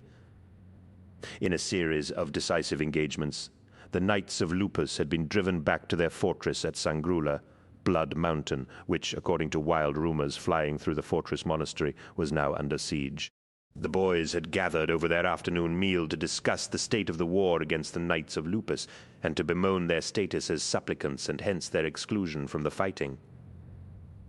"I heard it said that they've started burning their own settlements so as not to let the Order's knights capture them," said Iliath. "That's true," said Atias. I heard Master Ramiel say that to Sarhadariel yesterday. Why would they do something like that? Asked Nemiel. That's just stupid. I don't know, said Attius. It's just what I heard, perhaps because they've proved by their actions that they're no more than treacherous turncoats, and every moment of their continued existence is a stain on Caliban's honor. That's a bit of a harsh assessment, isn't it? Said Zahariel. Is it? Said Nemiel. Then how come the Order has taken up the task of ending their existence? Has anyone stopped to think that maybe, just maybe, Lord Sartana was speaking the truth? Asked Zahariel. That maybe we did break our word to leave their lands alone. It crossed my mind, said Nemiel, but what does it really matter now? What does it matter? Repeated Zahariel. It matters because we may be about to fight a war under false pretenses, that we engineered this war to serve our own ends. Doesn't that concern any of you? Blank faces gave him his answer, and he shook his head at their acceptance. Nemiel leaned over the table and said, History is written by the victors, Zahariel, and among the many bitter pills the losing side must swallow in any war is the fact that their sacrifices were all for nothing. Sartana's claims about the lion may well have been scurrilous, even outright fantasy, but the Order's chroniclers were never likely to record them even if they were truth, were they? And the chroniclers of the Knights of Lupus are sure to die with their masters in the siege of their fortress. How can you be so blas about this, Nemiel? Asked Zahariel. We're talking about killing fellow knights. Nemiel shook his head. No, we're talking about killing our enemies. Whether they're fellow knights or not is immaterial. Whatever the rights and wrongs of it, in the heat and fire of war, the initial cause of the dispute between us and the Knights of Lupus will soon be forgotten. Even the war won't linger long in memory. That's tragic, said Zahariel. Such is the tragedy of human existence, said Nemiel, quoting from the verbatim. The lives of individuals are fleeting, ephemeral things, lost amid the unforgiving, bloody tides of history. Zahariel shook his head. Maybe so, but on Caliban those tides flow more darkly than most. After the midday meal, the supplicants retired to the dormitories to gather up their weapons for afternoon practice under the remonstrative eye of Master Ramiel. Zahariel had been unsettled by the conversation over their meal, uneasy at the speed with which the Knights of the Order had followed Johnson into war. Surely it was every sentient being's wish to avoid war, to take all possible actions to avoid the loss of life. Though youthful, Zahariel was wise enough to know that sometimes war and killing were unavoidable, but this war with the Knights of Lupus seemed to have begun with undue and unseemly haste. As he lifted his serrated sword and buckled on his pistol belt, he heard a distant skirling trumpet call, a lilting refrain of 3 high notes that repeated over and over again. He looked over to where Nemiel and the others were readying their weapons, knowing that he knew the meaning of these sounds, but unable to connect that knowledge with his senses. "Brother Amadis," said Eliath, and suddenly sense and meaning was imparted to the trumpet blasts. The returning knight, said Attius. Zahariel smiled, recognizing the infrequently heard melody that announced the return of a knight from a beast quest. So many of the great beasts had been killed, and the crusade was almost at an end, hence the joyous notes were heard, all too rarely these days. The 4 boys ran from the dormitories, heedless of the thought that Master Ramiel would punish them for missing his lessons in swordplay and pistol work. The thrill of seeing Brother Amadis once again within the walls of Olduruk outweighed the petty concerns of a timetable. Others had also heard the trumpeter, though how the sound had carried through the fortress when its origin was high on the towers of the fortress was a mystery to Zahariel. Fellow supplicants hurried with them, and even a few of the younger knights made their way to the great gateway at the heart of the fortress, eager to be the first to greet the return of Brother Amadis. Zahariel found himself once again in competition with Nemiel, his cousin pulling slightly ahead with a grin of triumph.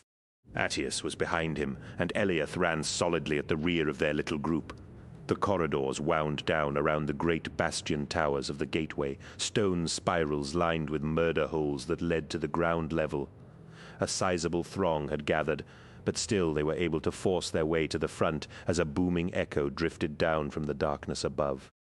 Mighty chains juddered and shook off dust as heavy winches, pulleys, and counterweights moved in an intricate ballet that opened the colossal memorial gates of Olduruk. Massive portals of dark timber and bronze swung open on greased runners, iron wheels and bearings guiding them as they opened. Bright light from a lifeless sky poured in, pooling on the stone-flagged esplanade and spreading in a widening fan to illuminate the gloomy interior of the fortress monastery. Motes of dust spun like glimmering diamonds, dancing in the air as the passage of the great doors disturbed them. Zahariel strained to see Brother Amadis, but beyond the blinding rectangle of light that built at the doors, he could see nothing beyond the dark smudge of the distant forest. Fellow supplicants pressed in around him, equally eager for a view, but Zahariel and his brothers kept their position with a mixture of strength and sheer bloody-mindedness. At last a cry went up, and Zahariel saw movement in the gateway, the swaying silhouette of a rider making slow progress into the fortress. As his eyes adjusted to the glare from the bright sky beyond, Zahariel's heart leapt as he recognized the distinct and unmistakable outline of Brother Amadis. Even as he rejoiced in the return of his hero, he had a sudden presentiment that something was wrong. Amadis held himself erect with the last reserves of his strength, for his surplice was drenched in sticky blood, and his left arm hung loosely by his side, the bones clearly shattered. His face was pallid and bloodless, and a growth of stubble that was practically a beard fringed his face in dark hair. Nor had his destrier escaped unscathed. Several deep gouges had been carved in its chest and flanks, and whole chunks of its mane had been torn out. Its tail was missing, and a series of clotted gashes on its rump spoke of a desperate flight from something terrible. Amadis's eyes spoke of unimaginable pain and determination, and his head turned as though he sought something lost. Knights rushed forward to aid the stricken hero and help him from his saddle. Their movement broke the spell of his condition, and a clamor of voices arose at the sight of the terribly wounded warrior. Zahariel was swept forward in the press of bodies, a willing passenger in the advance of the crowd. "Get back!" shouted a powerful, aged voice. "Give him some damn room." Zahariel saw Lord Cypher striding through the masses, parting them by force of personality and authority, and darted to one side to follow in the wake of his passing. Within a few moments he had left his fellows behind, and stood above Brother Amadis, with Lord Cypher kneeling beside the wounded man. Amadis fought to form words, but bloody froth built on his lips, bubbling up from pierced lungs. "Don't speak," said Lord Cypher. "You'll only make it more painful." "No," gurgled Amadis, "need to speak." "Very well, lad. Do you have a valediction?" Amadis nodded, and though Zahariel was horrified by Lord Cypher's implicit assumption that Amadis was going to die, he had seen enough wounds to know that these ones were mortal. Amadis nodded, and Zahariel saw that the blood at the knight's stomach was wet and still flowing, the flesh torn open and ropes of intestine pushing at the hand that vainly attempted to keep them within his body. With his free hand, Amadis reached for his rotary-barreled pistol and painfully slid it from its leather holster. "Zahariel," said Amadis. Lord Cypher looked up and saw the boy, quickly beckoning him to kneel beside the dying knight. "Hurry, boy, and listen." Well, not many get to hear the last words of a knight of the order. Those who listen to a valediction have a duty to the dead tradition, you see. Zahariel nodded, intent on the dying Amadis, as he lifted the pistol towards him. "Take it," Zahariel said. Amadis, the creased lines of pain on his face easing as death stole upon him. "It's yours. I want you to have it." "I can't," said Zahariel, tears gathering at the corners of his eyes. "You must. It is my wish that you carry it with you," gasped Amadis. "It is my legacy to you. Remember me when you fire it. Remember what I taught you." "I will," promised Zahariel, taking the blood-slick weapon from Amadis. Its weight felt heavy in his hand, heavier than a mere contraption of metal and wood ought to feel. It carried a weight of responsibility with it, a duty to the honorable warrior who had borne it before him. "It's a good weapon, not failed me yet," coughed Amadis. "Don't suppose it ever will now, eh?" "No," said Zahariel, suddenly very aware of the silence that filled the gateway. "Damn, but there's no pain now. That can't be good, eh?" "It means the end is near, lad," said Lord Cypher. "Thought so," nodded Amadis. "Damn beast of Endriago got its claws into me. Big bastard, too. A Calibanite lion. Thought there was only one of them." "A Calibanite lion," said Zahariel. "I thought Lord Johnson killed the only lion." "I wish he had," said Amadis with a grimace. "Might not be lying here. I just wish." Whatever Amadis's last wish had been, it would forever remain a mystery, for his eyes glazed over and a soft breath whispered from between his lips. Zahariel's head bowed and tears flowed unashamedly down his cheeks at the passing of this great hero. He gripped the pistol Amadis had given him in both hands, hot anger filling him at the thought of the knight's killer, still alive and roaming the dark forests. Lord Cypher reached out and pressed his palm over the dead knight's face, gently closing his eyes. "So passes brother Amadis from the order," he intoned with grim solemnity. Zahariel looked up as Lord Cypher placed a gnarled hand on his shoulder and pointed at the gun Amadis had given him. "That is more than just a weapon, boy," said Lord Cypher. "It is the weapon of a hero. It carries a weight of power and potency that your own pistol does not. You must do honor to the weapon and the memory of the man who gave it to you." "I will do honor to it, Lord Cypher," said Zahariel. "Have no doubt about that." Lord Cypher's eyes narrowed as he caught the vehemence in Zahariel's voice. He shook his head. "No, lad," he said. "Anger and loss cloud your judgment. Do not say it, for it cannot be taken back once uttered." But Zahariel was not to be dissuaded, and he stood with the bloody pistol clasped tight to his breast. "My Lord Cypher," said Zahariel, "I declare a quest against the beast of Endriago. You shouldn't have declared a quest to Sednemiel." It was 3 nights before Zahariel was due to set off on his quest, knowing he would want to spend the next 2 days and nights in quiet meditation. As he prepared for the journey, his fellow supplicants had chosen this as an opportune time to hold a feast in his honor. There had been food and wine, and Master Ramiel had granted them special dispensation to hold the feast in the caverns below Alduruk. The feast took place in torchlight, around a long table that they had carried down from the dormitory dining room. The setting was in keeping with custom, according to Lord Cypher. If Zahariel succeeded in his quest, he would be reborn from one life into another, from a boy into a man. Strictly speaking, Lord Cypher had said, as these things are counted, you are currently suspended between life and death, your souls sojourning in the underworld until the decision of your future status is made. Zahariel had thought it superstitious nonsense, of course, tradition based on old myths, but Lord Cypher still paid service to their world's ancient ways, and as a fellow witness to the passing of brother Amadis, Zahariel had honored his advice by seeking out an underground venue for the feast. Despite the celebratory tone and surface cheer of the proceedings, Zahariel noticed a mournfulness underlying all that was said to him. His friends wished him well, but there was no hiding the edge of grief in their demeanor. It was an uncomfortable realization, but eventually Zahariel understood that they were saying farewell with no expectation of ever seeing him alive again. No one expected him to return from his quest except as a corpse. "You could have waited, Zahariel." Nemiel's voice was insistent beside him. "You didn't have to declare a quest on the beast that killed Amadis." "Yes, Nemiel," said Zahariel. "I did."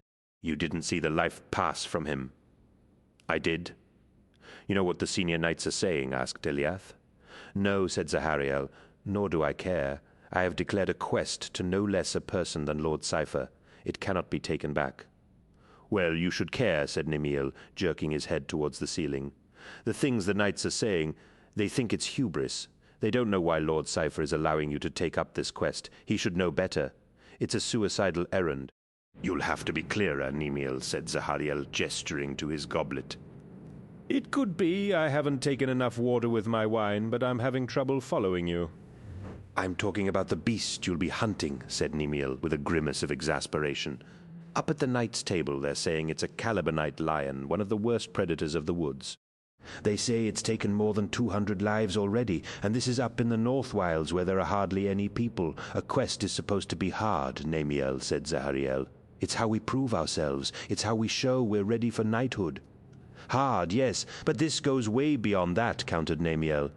"Everyone says this quest beast is worthy of the true heroes among us, like the lion or Sar Luther. No offense, cousin, but you're not one of them, and you never will be. You don't have the skills or experience to take down this beast, any more than I do. Everyone upstairs is saying you're insane. I know you desperately want to be a knight. We all do. But if you ask me, you should have waited for a less dangerous beast. No one would have thought badly of you for it. There would have been no less glory." Zahariel shook his head. "It's not about the glory, and I don't care how people speak of me. You should know that about me by now." I know, but you must be able to see that this is madness. I wasn't exaggerating when I said I thought it was suicide. You can see that, can't you? Why did you take it? I've waited years for this, said Zahariel, speaking slowly and measuring his reply. Ever since I was accepted as a supplicant by the Order, I've dreamt about this moment. To be honest, it never occurred to me not to take up this quest. When Brother Amadis died, I could feel that it was right. I couldn't wait for another. Besides, remember what Master Ramiel says. You don't choose your beast. The beast chooses you. You should know that lesson well enough. Trying to diffuse the tension, Zahariel smiled at Nemiel to show he was only joking, but his cousin was unwilling to soften his stance. Still annoyed, Nemiel stared back at him in frustration. Attias and Eliath sat in silence, seeing that to intrude on the cousins' discussion would not be prudent. "It's no laughing matter, Zahariel. This beast could kill you. Remember, I was there when the winged monster attacked us. It's easy to think you're immortal when you're wearing armor and armed with a fine pistol and motorized sword, but our weapons and our artifice mean nothing in the face of such creatures. This isn't something to be treated lightly. It's a serious business." "I know it is," replied Zahariel. "Don't misunderstand me. I realize the dangers of the quest ahead of me. I know the weight of it, but what you see as a terrible problem, I see as an advantage. You know the Order's teachings as well as I do, in all our lessons with our masters, in all the combat drills and practice sessions, in all the mock duels and tourneys we have experienced since we came here. We have been striving for one thing, excellence. It is the only quality that gives any meaning to a man's life. It is the only thing that makes us worthy of knighthood. It is the Order's founding ideal. You know the words, the life of mankind should be devoted to the pursuit of excellence in all its forms, both as a species and as individuals." "You don't need to quote the verbatim to me," snapped Nemiel. "Master Ramiel drummed it into both our heads. I know it by heart as well as you." "Then you'll remember something else that is written in it. To help achieve and demonstrate this excellence, we will test ourselves to our limits. Only through the sternest challenges can we know the true shape of our character. That's what the Order's teachings say to our limits, the sternest challenges. I'd hardly be following those lessons if I had refused this quest, because I was afraid I might find it too hard." "Those are our ideals, yes," agreed Nemiel. "But we have to be realistic. If the stories about this beast are true, it's the kind of creature that only a party of experienced knights could bring down. Even Lord Johnson was badly wounded before he brought his Calibanite lion down. It's not a suitable challenge for a supplicant." "You may be right," admitted Zahariel, "but when Amadis gave me his pistol, I had to accept the quest. If we start trying to choose our quests on the basis of how easy we'd like them to be, we will be on the slippery slope to ruin. Anyway, let's not argue. The decision is made, and it's too late to change it. I've committed myself to this quest. The most we can do is share a drink and hope we both live to see each other again." Zahariel stood and lifted the goblet in his hand. "To the life tomorrow, cousin," he said, raising the goblet in a toast. In response, Nemiel smiled in resignation and raised his own goblet. "To the life tomorrow," replied Nemiel, his eyes glistening with tears. 7. "You take the trail eastwards," said the woodsman. He led the way on foot down the forest path, while Zahariel followed behind him on his destrier. "You keep going till you reach a piece of clearing just past an old tree that's hit by lightning. It's fire black and split in two down the middle. You can't miss it. That's where the gathering party was heading. Course, it could be they never reached it. If they did, you should be able to pick up their tracks from there. The man's name was Narel. Lord Domiel of Endriago had introduced Zahariel to him as he prepared to leave the frightened town through the splintered and heavily barricaded main gates. Narel was one of the woodsmen who lived in the castle and worked the lands surrounding its walls, braver than his fellows. He had agreed to lead Zahariel into the forest in search of the beast. Specifically, he had promised to show Zahariel the trail taken by a party of men and women who had failed to return after daring to venture into the forest yesterday to gather much-needed firewood and foodstuffs. People told them they was being foolhardy. Narelle said. They told them they'd likely run into the beast, but what was they to do? They all had youngsters, and plenty of mouths to feed back home. Winter's coming, and if you want to stay alive, you've got to gather food and fuel. It's just the way things are out here. Besides, they was well armed, and there was a dozen of them altogether, so you'd think there'd be safety in numbers. There ain't no safety in these woods now, though. I guess not from the beast. Narelle was nearly half the age of Lord Domiel of Endriago, but it had swiftly become clear that the woodsman was as garrulous as his lord and master, all the way along the trail, as he guided Zahariel through the forest. Narelle had yattered on incessantly. He had a tendency to talk quietly, while constantly casting anxious glances at the trees and the undergrowth around them. The woodsman was clearly nervous, as though he expected the beast to leap out at them at any moment. Course, those youngsters won't get no food now, said Narelle, checking for the 20th time that there was a round in the breech of his bolt-action rifle and the trigger safety was off. Could be. They'll starve unless someone takes them in. Not me, though. I got sympathies, but me and the wife have got our own pack of hungry mouths. That's the real tragedy of it. You ask me, every time the beast kills, it makes another band of orphans. Killed more than 180 people all told. That's a lot of children having to go without mothers or fathers. Zahariel could understand the man's nervousness from what Narelle had told him. He had known most of the beast's victims, at least the ones that had come from Endriago. A number of them had even been his relatives. Given the size of the community and the extended kinship relationships that operated in Caliban's more isolated regions, such a situation was not unusual. Everyone in Endriago had lost neighbors, friends, and family members to the beast that stalked the forests. In his short time in the castle, it had been obvious to Zahariel that fear of the beast was a palpable force within its walls. He would have been hard-pressed to find a man, woman, or child who was not terrified of the creature. The people of Endriago no longer ventured outside their settlement unless it was absolutely necessary. And having seen the fury and depth of the claw marks on the castle gate, Zahariel was inclined to feel that such fear was entirely justified. The beast had turned them into virtual prisoners behind the castle's battlements, and this combined with Brother Amadis's death made Zahariel more determined than ever to kill the foul monster. The current situation could not last forever. As Narelle had said, the seasons were changing. Winter was on its way. Soon the inhabitants of Endriago would be given a hard choice.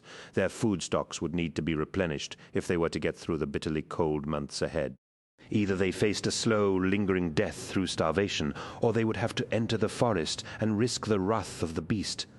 The party of men and women that had gone out yesterday had already made their decision. It had ended badly for them, but there was an entire settlement whose further existence hung in the balance.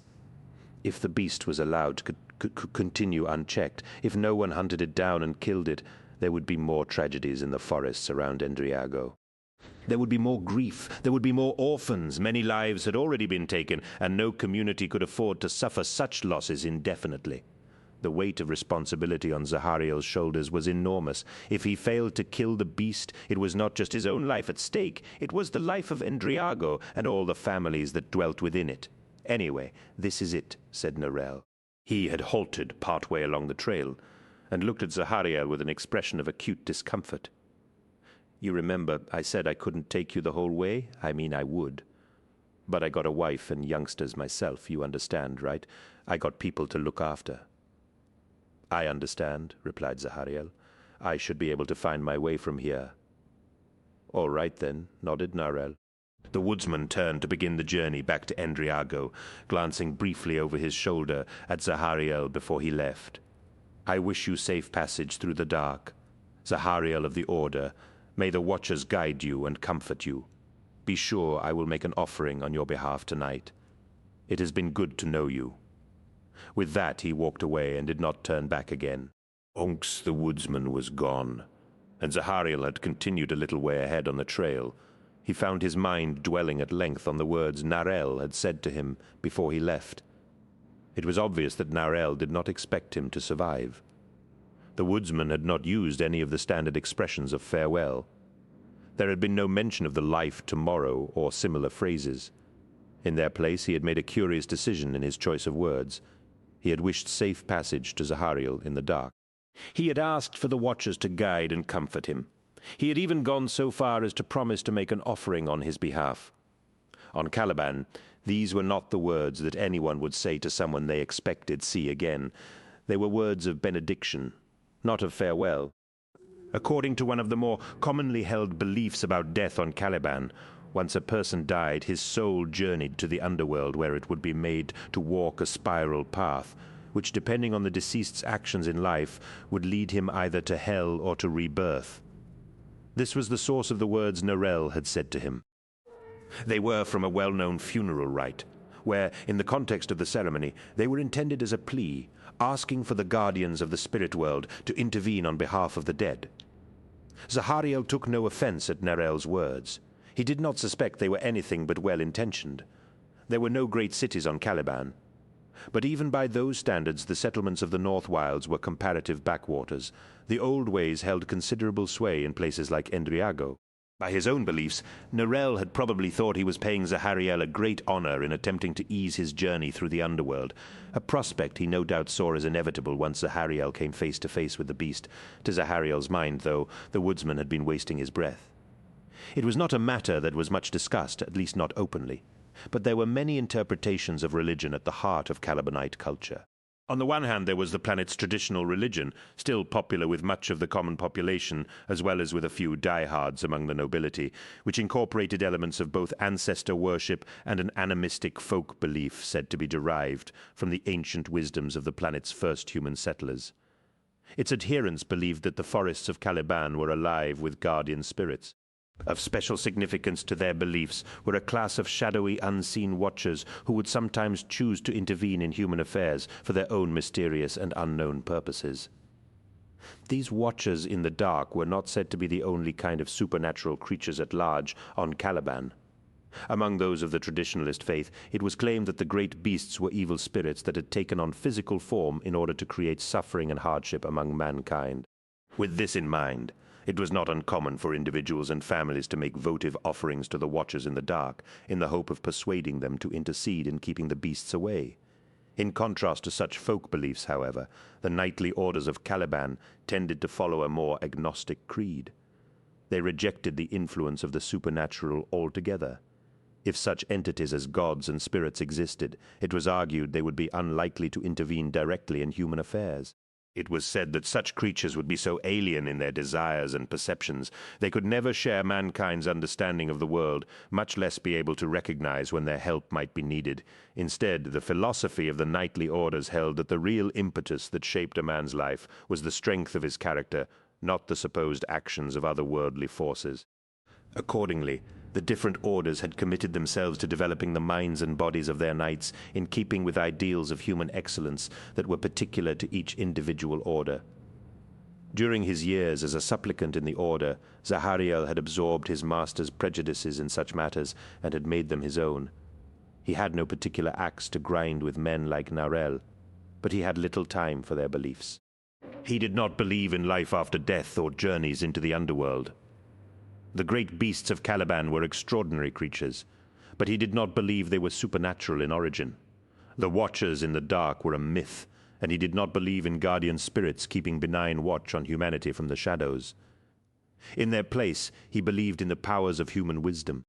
The actions of men like Lion, L. Johnson, and Luther, and their campaign against the great beasts, had convinced him that humanity was free to choose its own destiny. The human mind could make sense of the world and of the cosmos, and given a fair and equal choice, most men would choose to help their fellows. Zahariel reasoned that men were intrinsically good, and granted the opportunity, they would choose the best and brightest path from among the roads on offer.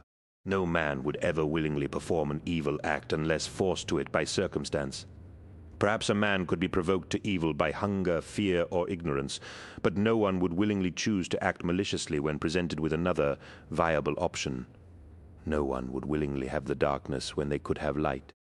Putting to one side his disquiet at the curiously bleak nature of Narelle's farewell and his ruminations on the nature of man, he concentrated his mind on the quest before him. At that instant he was more mindful of Narelle's directions than he was of any wider issues of fate or destiny.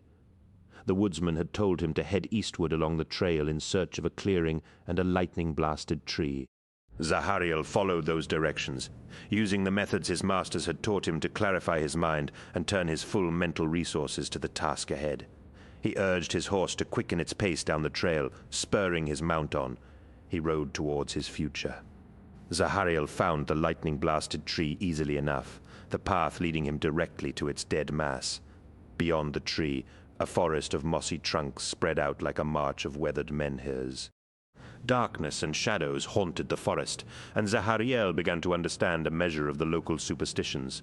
The North Wilds had long been considered a forsaken place too close to the mountain lairs of many beasts, too thin of soil to be tilled for much reward, and the forest was too dense to move through in safety. More than that, it had acquired a reputation for unexplained phenomena, strange lights in the forest, disappearances where people lost in the woods for days would return home decades older than when their loved ones had last seen them. Yes, the North Wilds region was a place of mystery, but as Zahariel steeled himself for venturing into its depths, he felt the first stirrings of fear. Though he had claimed not to be afraid, he realized that his fear had been submerged beneath a layer of contempt for the beast and anger at the death of Brother Amadis. How easy it was to scoff at the superstitions of the rustics dwelling in Endriago when surrounded by your fellows and the comforting shield of illumination. How easy it was to have that complacency and certainty stripped away by darkness and isolation. Swallowing his fear, Zahariel urged his mount onwards, sensing that it too felt fear in this place. The trees were gnarled and old, older than any others he had seen, and apparently infected with some creeping sickness that caused them to weep a viscous sap that scented the air with a rank, bitter odor like spoiled fruit mash. The trees passed by him as he rode into the shadowy depths of the North Wilds, and Zahariel felt a breath whisper past him, like the last exhalation of a dying man. The ground under his horse's hooves was spongy and noxious, toadstools and flaring weeds tangling the roots of the forest.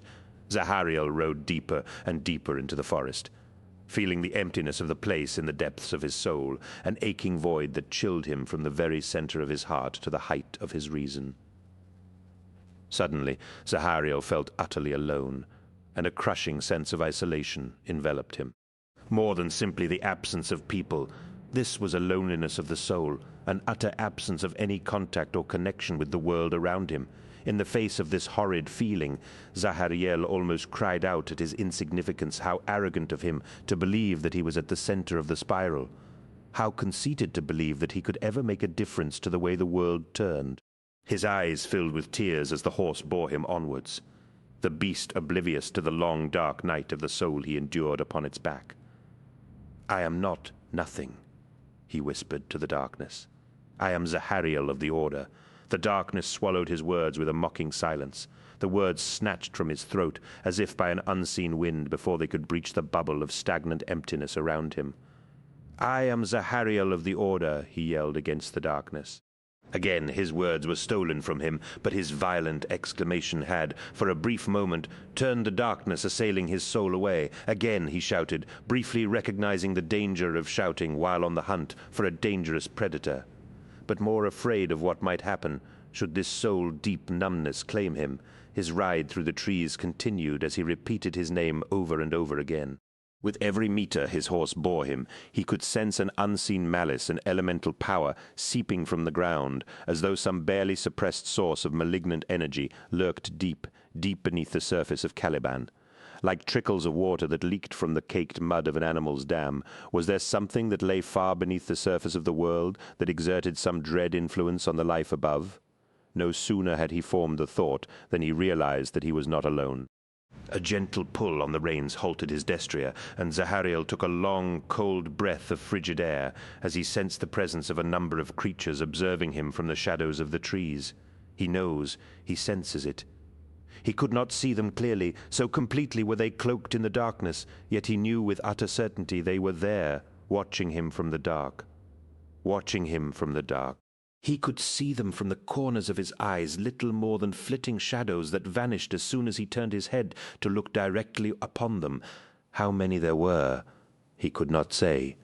He glimpsed at least 5, but whether that represented the entire complement was a mystery. Kill him, he is touched by it. Whispers flitted between the trees. But Zahariel knew they were not whispers given voice by any human throat, or, truth be told, extant in a realm detectable by any of his 5 senses. He had the distinct impression of a conversation going on around him, and though the words, if such things had meaning in a discourse held without speech, were unknown to him, he understood their meaning perfectly. "Who are you?" he shouted, striving to keep his voice steady. "Stop whispering and show yourselves." The shadowy watchers retreated further into the darkness at the sound of his voice, perhaps surprised that he was aware of them, or that he had heard their wordless mutterings. He carries the taint within him. Better to kill him now. Zahariel's hand slipped towards his sword at the threat, but a ghostly touch upon his thoughts warned him against such hostile action. "You waste your efforts, Zahariel of the Order. You cannot harm us with the weapons of this realm." The voice echoed within his skull, and Zahariel cried out at the sound. The voice resonating as though the speaker was directly in front of him. "Who are you?" he cried, regaining control of his senses and casting wild looks around the clearing. He saw nothing of his interlocutors, but spun his horse in a circle, his sword leaping to his hand. "Show yourselves," he again demanded. "I grow weary of these parlor tricks. Very well." No sooner had the words registered in his consciousness than he caught sight of one of the unseen speakers. A figure stepped from the darkness of the trees. It was no more than a few feet in height, and was swathed from head to foot in a hooded Hessian robe that obscured every inch of its flesh. The darkness beneath its hood was more complete than that which surrounded Zahariel, and he had the conviction that were he to see the truth of what lay beneath its cowl, he would be driven irrevocably mad. Its hands were clasped before it, each sunken in the opposite sleeve. Its posture was servile, though Zahariel detected no civility in its demeanor. "What are you?" asked Zahariel. "Are you the Watchers in the Dark? That will suffice as an appellation for our purpose." "Purpose?" "What purpose?" asked Zahariel. "Communicating with you in a manner you will understand. Humans require labels upon their world to make sense of it." Humans? said Zahariel. "Such a word implies you are not human." "Yes." "Correct, we are of a species unknown to the majority of your race. Then what are you? That is unimportant, but what is important is that you leave this place." "I cannot," said Zahariel. "I am sworn to hunt the beast that killed my friend." "This creature you seek is not here, though it is close. You know where it is." "Tell me." "Very well, but you must swear to leave here and never come back. These woods are corrupt, and no good can come of humans being here." "Corrupt? Corrupted by what?" The diminutive figure shook its head. "No, such things are not for humans to know. Your race already knows too much and seeks to tamper with things that should never be." "I don't understand," said Zahariel. "What are you doing here?" "We are members of a brotherhood, much like yourself, a cabal dedicated to thwarting the most ancient evil." "What evil?" asked Zahariel. "You mean the great beasts?" "No, they are but a symptom of a greater ill. I will not name this evil. Suffice to say it is the bane of your race and will one day consume you." Zahariel felt a chill steal upon him at the mention of this great evil the creature spoke of, a bone-deep knowledge that it spoke the truth. Its words carried the weight of ages within them, and though such a thing was surely impossible, Zahariel felt that this creature might very well be thousands of years old, if not older. "This evil, can it be fought?" he asked. "Of course, all evil can be fought." "Then let me help you defeat it," he cried. The figure shook its head, and Zahariel's spirits fell. "Evil such as this can never be defeated. It can be held at bay for a time, but so long as there are humans, it will exist." "Then what can I do to help?" "Leave, go far from this place and never return." Zahariel nodded, only too eager to be away but unwilling to leave without discovering more about these aliens. "How did you come to be here?" Again the figure shook his head, and Zahariel saw 2 more small figures emerge from the trees, their attire and posture identical to the first. "He asks too many questions. His race is curious, and that will be their downfall. We should kill him." He had no idea which of the 3 was speaking, for their voices were multi-layered and swirled around his head like water draining through a sinkhole. Though the speakers were small, and in any physical contest, Zahariel knew he could best them easily. He had no doubt that they possessed powers beyond his understanding and could snuff out his existence as easily as a guttering candle. "Why should you kill me?" he said. "What harm have I done you?" "Individually none, but as a race your kind threatens to doom the galaxy to eternal suffering." Zahariel's mind spun with the implications of the creature's words, that humans existed beyond the confines of Caliban, and that an entire race of humankind inhabited the stars above. The sensation was exhilarating, and to know that many of the old myths must be true was like the finest wine dancing upon his tongue. Emboldened by this new knowledge, he held out his sword and said, "I have already sworn that I would oppose evil to my order, but I swear I shall do all in my power to stand against the same evil you stand against."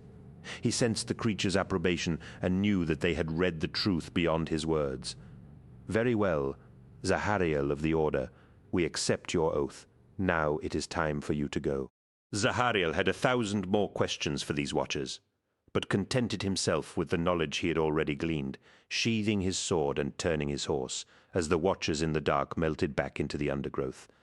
As the outline of the watchers blended seamlessly with the darkness, one last question arose in his mind as he recalled something one of the watchers had said. "Wait," he cried, "what did you mean when you said the taint was in me?" At first he thought he was to be denied an answer, but in the moment before they faded from view a voice whispered from the shadows, "Look not to unlock the door that leads to easy power, Zahariel of the Order. Ride back to the lightning tree and you will find what you seek." Then they were gone. Zahariel rode from the depths of the forest, his spirits lifting the leaden weight that hung upon his soul on the way in, growing less with each kilometer that passed on the way out. Something terrible had happened in this part of the forest, something so awful that guardians from another world had come to Caliban to watch over it. Whether the evil they spoke of was still on Caliban or had left echoes of its malice behind, he didn't know, and he suspected he was better off in his ignorance. He recognized that the danger of this part of the forest was more than just what might threaten his body, but was something of an order far more dangerous. He had been made privy to secret knowledge, and if there was one thing the Order prided itself on, it was that its members could keep a secret. The things he had learned, and the things he believed would remain locked in his heart forever. For no earthly means of interrogation would force him to divulge those secrets. Zahariel thought back to his conversation with the lion atop the tower, and how the great warrior had wondered about the existence of Terra or any other inhabited world. He alone on Caliban knew the answer to that question, and the singularity of his position thrilled him.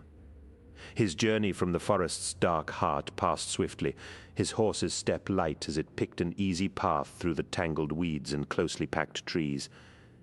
Even the shadows that had closed in on him before seemed to be lifting, as a diffuse glow of warm afternoon sunshine broke through the canopies of the forest. Eventually the thick underbrush gave way to the beginnings of a hard-packed earth path, and Zahariel smiled as he recognized the track that he had ridden along many hours ago. His horse took the path without need of his command, and he rode through leafy arbors before emerging in the clearing with the blackened, lightning-struck tree. Lost in contemplation, the beast caught Zahariel almost unawares. The creature sprang at him as if from nowhere. It had hidden in the shadows behind a stand of twisted and ancient trees near the clearing's edge. At first, as it charged through the foliage towards him, it was as though a monstrously spined rock had come to life. Zahariel saw a dark, swift shape bearing down on him. The creature was huge and moved with impossible speed. Terrified, his destrier gave a sudden start and reared up in panic. He fought to stay in his saddle, gripping the reins tightly. A Calibanite lion, and it was nearly on top of him. Another second and it would tear him apart. 8. In one frozen, fear-extended instant, Zahariel saw a host of the beast's anatomical details as it charged. Its body was wide and powerful, leonine only in the fact that it was a quadruped with a mane of blade-like spines growing from behind its armored head. Each of its limbs was sheathed in glistening plates of natural armor that had the quality of rock, yet the pliability of flesh.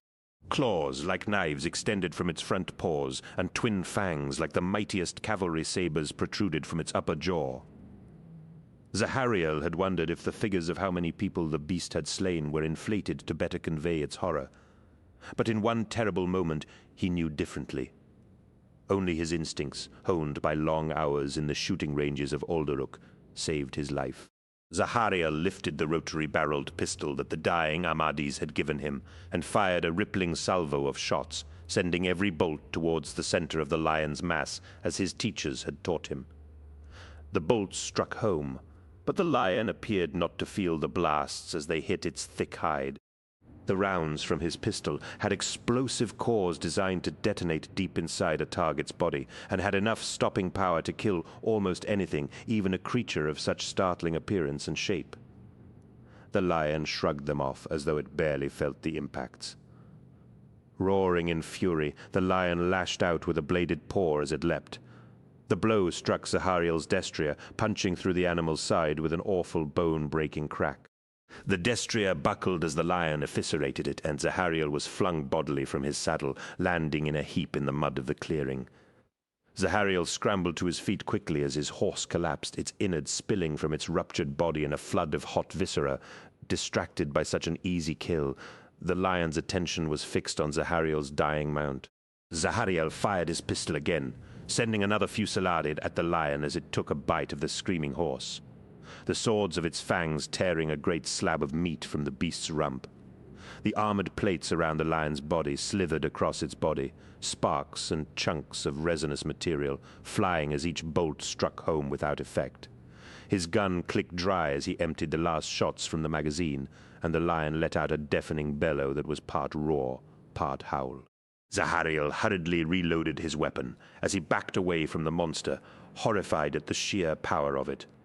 The lion prowled around the edge of the clearing, its eyes serpentine and colored a vivid orange with black slits at their centers. The mane of blades at its neck pulsed with protean motion, each one cutting the air with lethal intent. Zahariel kept moving, taking sideways steps in opposition to the huge beast. Its throaty growls and the ropes of drool that hung from its opened jaws spoke of its terrible hunger, and he tried not to think of being ripped apart by its fangs, though the creature was an aberration. A monster from his worst nightmare. He had the impression that it was glowering at him with dark amusement. Fighting back the onset of fear, Zahariel was reminded of the winged beast he had fought long ago, remembering the spider and fly analogy he had used to describe how the beast had made him feel. This creature displayed the same malicious enjoyment of the hunt, as though he were a meaty morsel to be savored before being devoured. His training told him to keep the lion at a distance and use his pistol to full effect, but his knightly code told him to charge the beast and meet it in the glory of close combat. Keeping his pistol trained on the prowling lion, Zahariel drew his sword as he considered his options. Counting the magazine he had just loaded, he had 2 clips left for his pistol. There was more ammunition in a pannier hanging from the saddle horn of his thrashing mount, but it was out of reach. Assuming he did not charge into close combat, he had 24 shots at hand with which to kill the lion. Ordinarily, he would have considered 24 rounds enough to defeat any foe, or any other creature in the universe, but the great beasts of Caliban were chimerical monsters, combining the worst aspects of several different species of animal into one foul body. A sticky red liquid stained the front of the lion's body where it had been hit by the bullets, but he did not know whether it was blood or some vile secretion. Even the chunks blasted from its rock-textured hide seemed to have closed over. Without warning, the lion pounced across the clearing towards him. With extraordinary speed, he dived to the side, bringing his sword around in a low arc to deflect the creature's attack. Whirring teeth sliced into the creature's hide and splattered Zahariel with gore.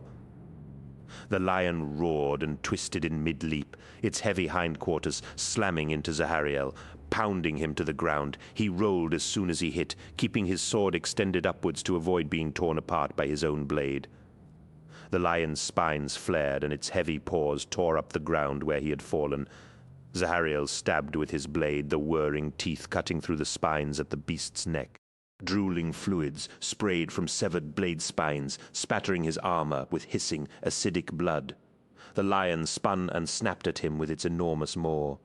Zahariel hurled himself to the side as powerful jaws slammed closed within centimeters of his torso. He fired as he dodged its attack, putting several bullets into its side. Again, the beast gave no sign of pain or shock, apparently immune to both. Zahariel's skin was already slick and dripping with sweat, and he could feel a tightness across his shoulders and down the length of his calves. His armor was equipped with mechanisms designed to keep him cool and support his movement, but they were no match for the exertions of his fight against the lion. His life lay balanced on a knife's edge, and the next few seconds would decide whether or not he lived to see another sunset. The time for caution had passed.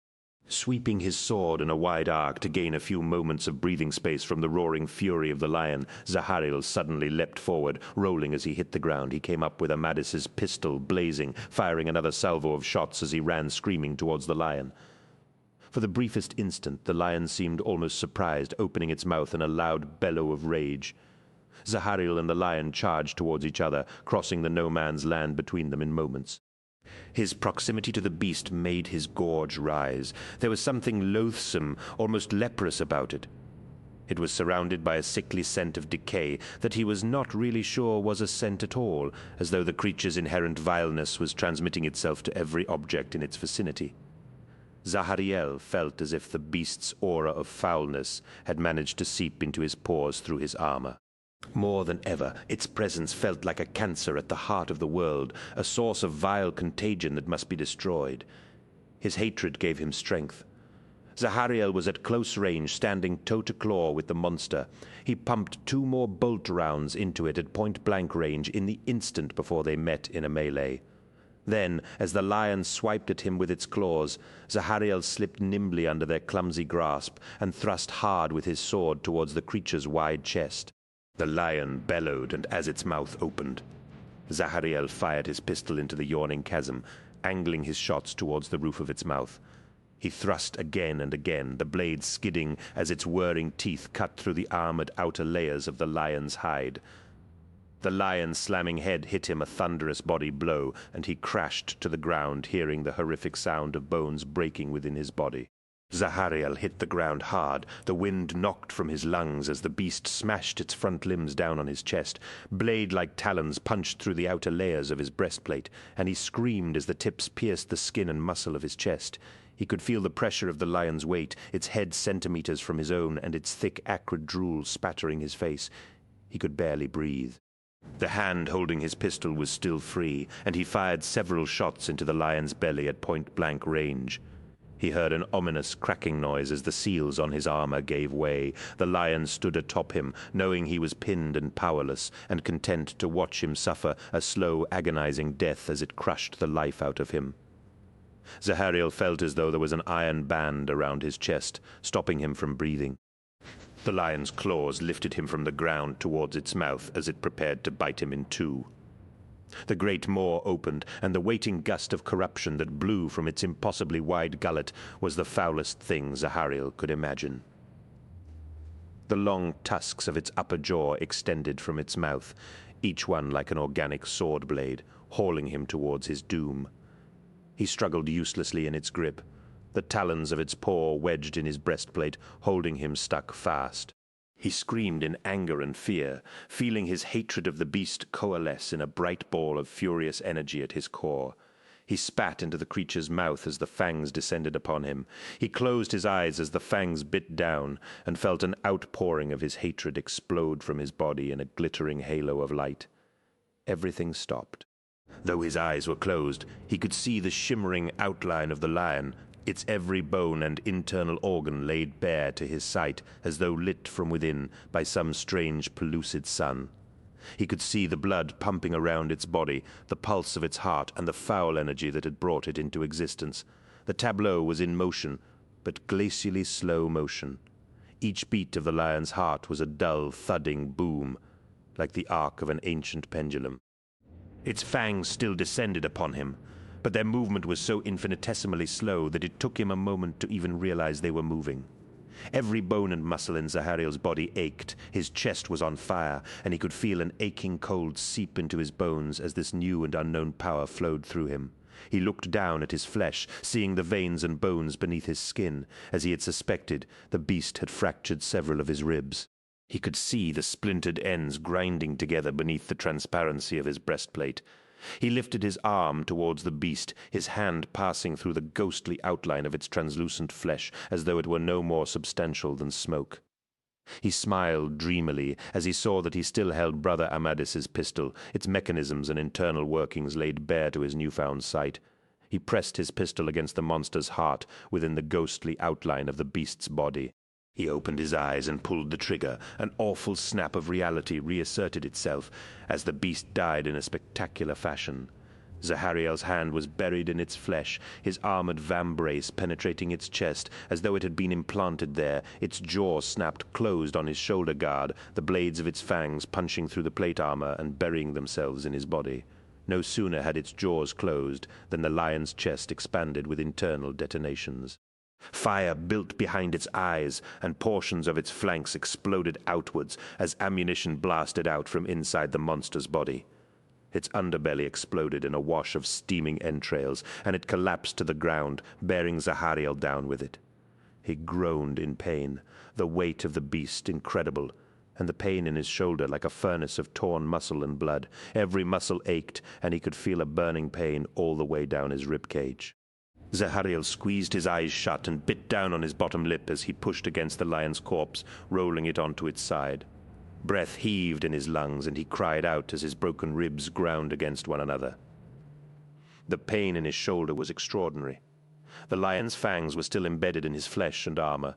Taking a deep breath, he dropped his pistol and placed his hands on either side of the lion's huge head. Its eyes were lifeless, yet its fearsome visage still had a monstrous power, though he knew it was unquestionably dead. He half expected the jaw to open once more and finish what it had started. Faster was better than slower, and he screamed in agony as he wrenched the monster's head backwards. The sharp fangs slid from his body, coated in his blood and free of its toothy embrace. He slid backwards from its corpse. Blood streamed from the puncture wounds in his shoulders, and he spent the next few minutes removing the armor plates and tending to the grisly injuries.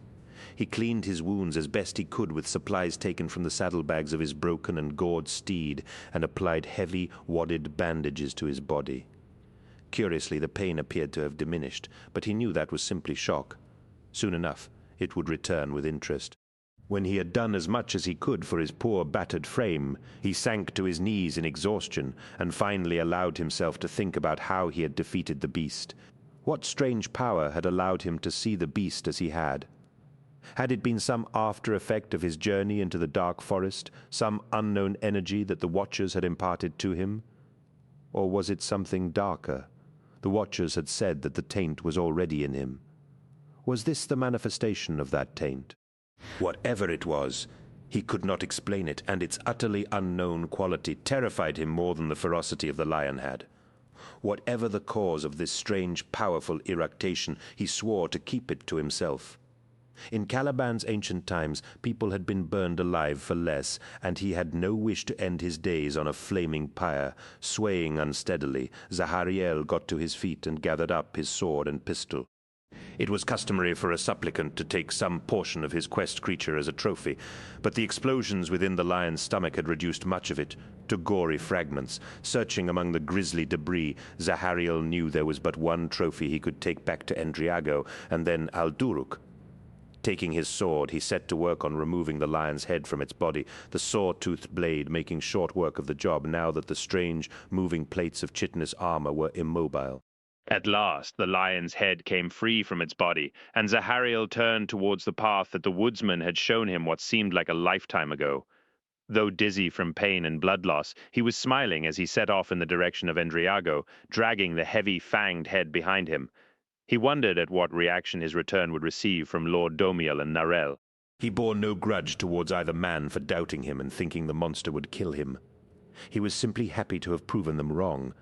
He had achieved all the aims of his quest. He had killed the beast, freeing the people of Endriago from their fear of it. At the same time, he had tested himself to his limits. He had proved his ability, he had proved his commitment to the Order's creed of excellence, and he had proved that he was worthy to be a knight. But in the end, what mattered most was that he was alive. Looking back at the beast's head, he felt a deep and abiding sense of triumph. He had passed through his ordeal. He had succeeded in his hunt, for the first time in his life. Zahariel felt he was truly worthy of the high standards he had set himself. He would never become complacent, not in the matter of proving his worth. He was made for the quest, whether it was given that name or not. There would always be another monster to slay, another battle to fight, another war to be win, to the last heartbeat of his existence. He would never give up. He would never allow himself to falter. For the moment, though, for this moment, he felt he had earned the right to a single instant of pride in his accomplishment. Zahariel turned away from the clearing and began the long walk back to Endriago. 9. At Endriago. Lord Domil gifted him a new destrier to replace the one he had lost to the lion. Having spent a week of much-needed rest at the settlement in order to give his ribs and shoulder enough time to begin healing, Zahariel had eagerly begun his journey home as soon as the joyously happy citizens had let him, and he was able to move without agonizing pain flaring in his ribs. Given the fact that he was repeating an earlier journey, albeit from the opposite direction, he knew which paths to take, and he managed to complete his journey to the Order's fortress monastery much more quickly than he would have expected. 38 days after leaving Endriago, he could already see the towers of Olduruk in the distance. By the 39th day, he was at the gates. The last part of the journey would always seem the most significant to him. As he came closer to the fortress, a sense of joyous expectation rose within him. As he thought about what it would be like to see Nemiel and the rest of his friends again. Granted, he still had to face the Order's examiners and have his achievement verified. But with the lion's head, he expected no problem. Zahariel anticipated his homecoming warmly, expecting a heartfelt welcome from his friends, all the more so because almost everyone he knew had thought he would most likely die on the quest. Naturally, he could not comprehend fully what that meant. Life seemed wonderful to him. It was made all the sweeter because of the relative hardships of his recent ordeal. He had faced one of the worst beasts Caliban could produce, and he had survived. He wanted to celebrate that feeling with his friends. He could not know how sorrowfully they had spent the weeks since he had left Ulduruk. His friends had thought him dead. They had grieved for him. In their minds they had all but buried him. The fact that he had survived despite all the fears for his safety would lend Zahariel an extra glow of heroism in the eyes of many of his contemporaries, especially those who had been supplicants with him in the Order at the time of his return to Ulduruk, though he did not realize these things. "You all thought you were dead," said Atius eagerly. The younger lad held a box containing Zahariel's few meager personal possessions, trailing excitedly after him as he carried his bedroll down the corridor. "Everyone did. They all thought the beast must have killed you. There was even talk of having a funeral ceremony for you. That would have been funny, wouldn't it? Imagine if you rode back, only to find out we'd already carved your name on one of the memorial tablets in the catacombs." It was late afternoon on the first day after his return to Ulduruk. A few hours earlier, Zahariel had entered through the great gates of the fortress to be met by cheering and the stamping of feet. Apparently, word of his impending arrival had already come down from the lookouts. For when the gates opened, it seemed as if the entire population of Ulduruk was waiting to greet him. As Zahariel rode into the courtyard, he saw knights, supplicants, and seneschals, all rejoicing at his safe return. The noise of their welcome had been deafening. It was a moment he would always keep with him, the end of his first great adventure, a moment of profound homecoming, when he finally felt accepted as an equal among the ranks of the Order. Nemiel had been waiting for him when he arrived. He was the first to greet Zahariel, grabbing him in a great bear hug. Nemiel had talked to him, his mouth working at a frantic pace, but his words were lost to the sound of the crowd. Afterwards, once the excitement had quietened down and Zahariel had reported to the gatekeeper as was expected, he was given a time at which he should present himself to the Order's examiners. In the meantime, he had been ordered to move out of the supplicants' barracks. Half a dozen sleeping rooms were reserved in a little visited corner of the fortress for those who had completed their quests, but had not yet been officially raised to the status of knights. "So this is it," said Zahariel, as he pushed open the door to his new room and looked inside. The room was empty. In keeping with the Order's monastic traditions, it was little more than a Spartan cell. There was a cot in the corner for him to sleep on, but other than that there were no furnishings, not even a chair. "I don't suppose they expect you to be here long," jabbered Atias beside him. Zahariel smiled indulgently, knowing that Master Ramiel was pleased with the boy's progress. "You're so lucky," Atias muttered. The boy said the words quietly, almost whispering. "Lucky?" said Zahariel. He indicated the room around them. I take it you're going blind, or haven't you noticed our fine surroundings? You've seen my new room, Attias, and yet you call me lucky? I wasn't talking about the room, replied Attias. Growing tired of holding the box, Attias lowered it to the cell's floor. I mean, you got to hunt one of the great beasts. You got to finish your quest of knighthood. I'm happy for you. Really, I am. You deserve it. You'll be Sir Zahariel. You'll fight wars and battles with the best of the Order's knights, alongside heroes like the Lion and Sir Luther. You'll make Master Ramiel proud. You'll be a knight, and so will you, little one, said Zahariel. I know it seems a long time away, but it won't be long before you're given your own quest. A couple of years, that's all it is. Follow your lessons, practice assiduously, and it will be here almost before you know it. But that's just it. Attias shook his head. By the time I'm old enough, things will have changed. The Order's campaign against the great beasts will be over by then. There won't be any left, and without the great beasts there won't be any more quests. There won't be any way to become a knight. You've done something I'll never be able to, Zahariel. You've hunted one of the great beasts. I'll never get that chance. As he spoke, Attias wore an expression of wistful sadness that was almost heartbreaking on the face of one so young. Attias saw a world in which there was no longer any way for a man to ascend to knighthood. Instinctively, Zahariel rejected that bleak vision. He was an optimist and an idealist to the core of his soul. When he looked at the Order's campaign against the beasts, he lauded its achievements. He was sure the future could only hold the things that Luther and the Lion had promised the people of Caliban before they began their campaign. When he looked to the future, he saw peace and prosperity on the horizon. He saw an end to fear. He saw an end to suffering and want. He saw a better tomorrow. When Zahariel looked to the future, he always saw the best of all possible worlds.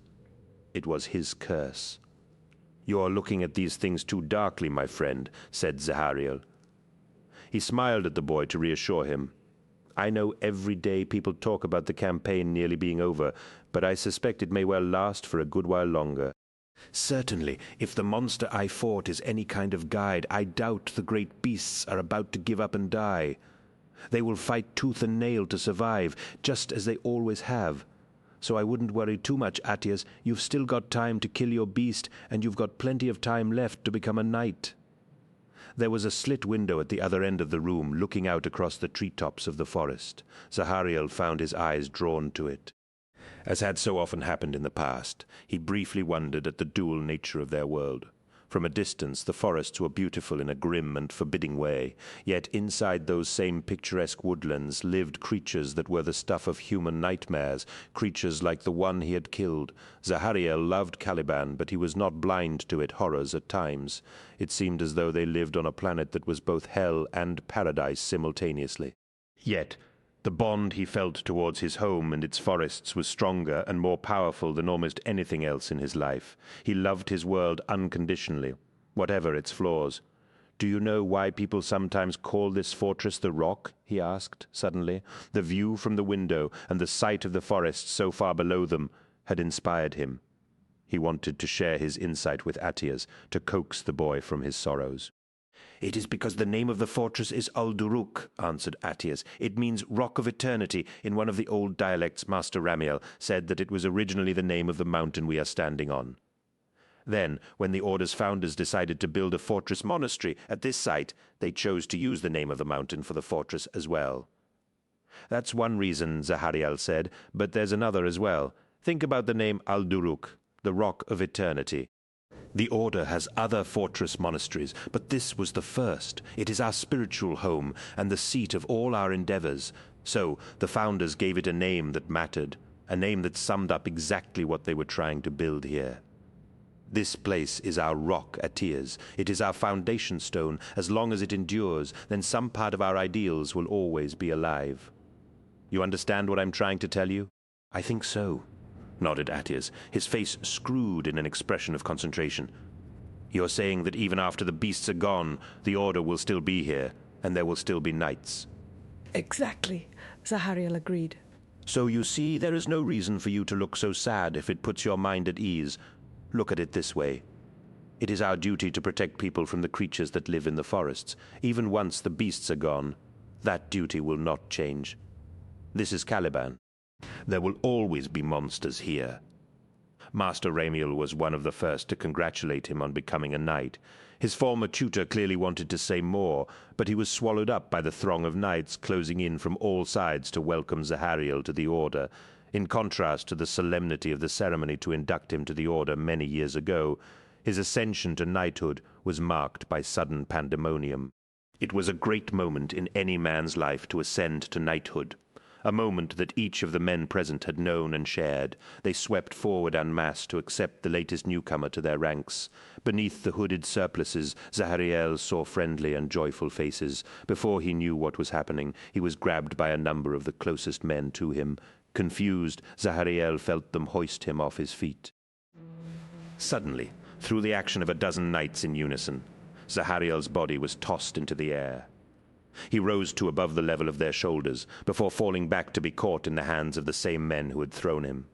He heard people laughing as they threw him up into the air again. His body tumbling in mid-air, Zahariel saw skewed kaleidoscope images of the faces of the men around him. They were all laughing. He knew some of them personally, but many were men who had only ever been stern and distant figures in his life. He saw the Lion, Luther, Lord Cypher, and Master Ramiel. All of them were either smiling or laughing. Of all the sights he would see in his life, that one image would stay with him as the strangest and most improbable.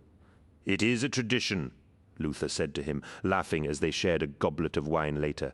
"The springboard, I mean. It is something we do for all the new men." Oh, but your face, that was the best part.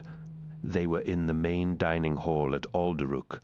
Much to Zahariel's relief, his fellow knights had reverted to more prosaic methods of marking his initiation once they had finished throwing him back and forth into the air like a rag doll. A feast had been held in his honor, in which numerous celebratory toasts and words of congratulation had come his way. Knights he had only ever seen before from afar, had solemnly clasped his arm and called him their brother. Zahariel did not know whether it was because they respected his achievement in killing the beast of Endriago, or simply that they treated all new knights in a similar fashion. Either way, he had found the reaction to his ascension to knighthood almost overwhelming. It was a moving experience, made all the more memorable by the company he was keeping. Once the meal was over and the gathering had begun to mingle and separate into smaller groups, Luther had made a special effort to seek him out. Evidently, he thought it important that Zahariel should properly enjoy the celebrations. "Yes, your face," said Luther, still laughing. Tsar Luther had a good humor to him that immediately put Zahariel at ease. "Really? It's a shame you couldn't see it for yourself? At first, when you were grabbed, you looked like you thought they were going to kill you. Then when you realized what was really going on, I swear you looked even more frightened. At one stage I thought you were about to piss your robes. Probably a good thing you didn't, though, considering you were in mid-air at the time. It caught me by surprise," said Zahariel. "I didn't think—" "What?" "That we'd have a sense of humor," chuckled Luther. He put a hand to his eyes as though wiping away tears of laughter. "No. Well, people don't. That's what makes it so funny. By the way, I wasn't joking when I called it a tradition. Granted, it's not the kind you'd hear tell about from your masters or from Lord Cypher, but in many ways the business of throwing the new initiate into the air like that is as much a tradition as anything else we've put you through over the years. We call it the invisible springboard. Think of it as an antidote to the dour seriousness of the initiation ceremony. It's how we welcome you to the family. The family. The Order," explained Luther. "Do you remember what Lord Cypher said during your first initiation ceremony? We are brothers, every one of us, and brothers don't spend all their time sitting around looking po-faced or bemoaning the hardships of the world. Sometimes we need to blow off steam. We laugh, we joke, we play pranks on each other. We do the things real brothers do. Look around this room, Zahariel. Any man in here would be willing to die for you, and they'd expect you to be willing to do the same for them. Caliban is a dangerous place, and any of us could be called upon to make the ultimate sacrifice for his brothers. That doesn't mean we can't all laugh together at times. It helps to keep us sane. We all like a joke." "Even him?" Zahariel asked, glancing over at Lion Elionson, standing head and shoulders above the other knights around him. There was a brooding sense of aloofness about the lion that seemed more pronounced when he was seen from a distance. Zahariel remembered the conversation he had passed with the lion atop the fortress tower, and the sense of isolation was curiously more palpable when the lion was surrounded by people. "No, you have me there," Luther said. "My brother is a man alone." It has always been that way with him. It is not that he lacks a sense of humor. If anything, the reverse is true. You must remember that he is as much a genius as he is a great warrior. His mind is a subtle and complex instrument, and his humor is shaped by the same brilliance he exhibits in everything else he does. When my brother makes jokes, no one understands them. He tends to pitch them too high for us roughhouse types. They go over our heads. A look of sadness briefly passed across Luther's face as he gazed at the lion. Spotting it, Zahariel felt as if he had inadvertently intruded into a private sorrow. It made him more acutely aware of the strength of the bond between the lion and Luther, an emotional attachment that reminded him of his bond with Nemiel.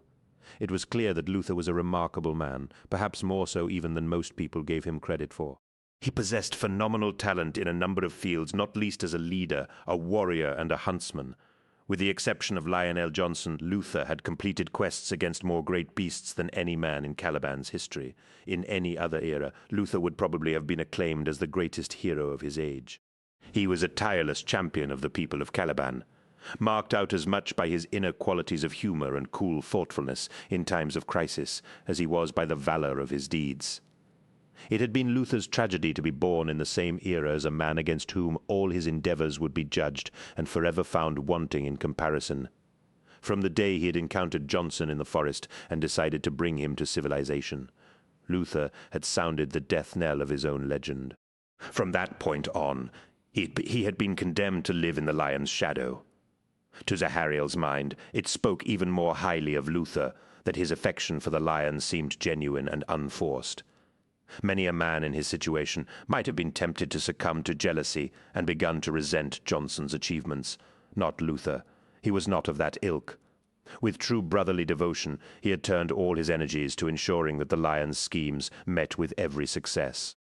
Luther was as much responsible for the campaign against the great beasts as Johnson, but as the campaign drew to a close, it was not Luther who was receiving all the plaudits, but Johnson. Zahariel could sense no bitterness in the man, for Luther had evidently accepted that his role in history was to be the bridesmaid to his brother's triumphs.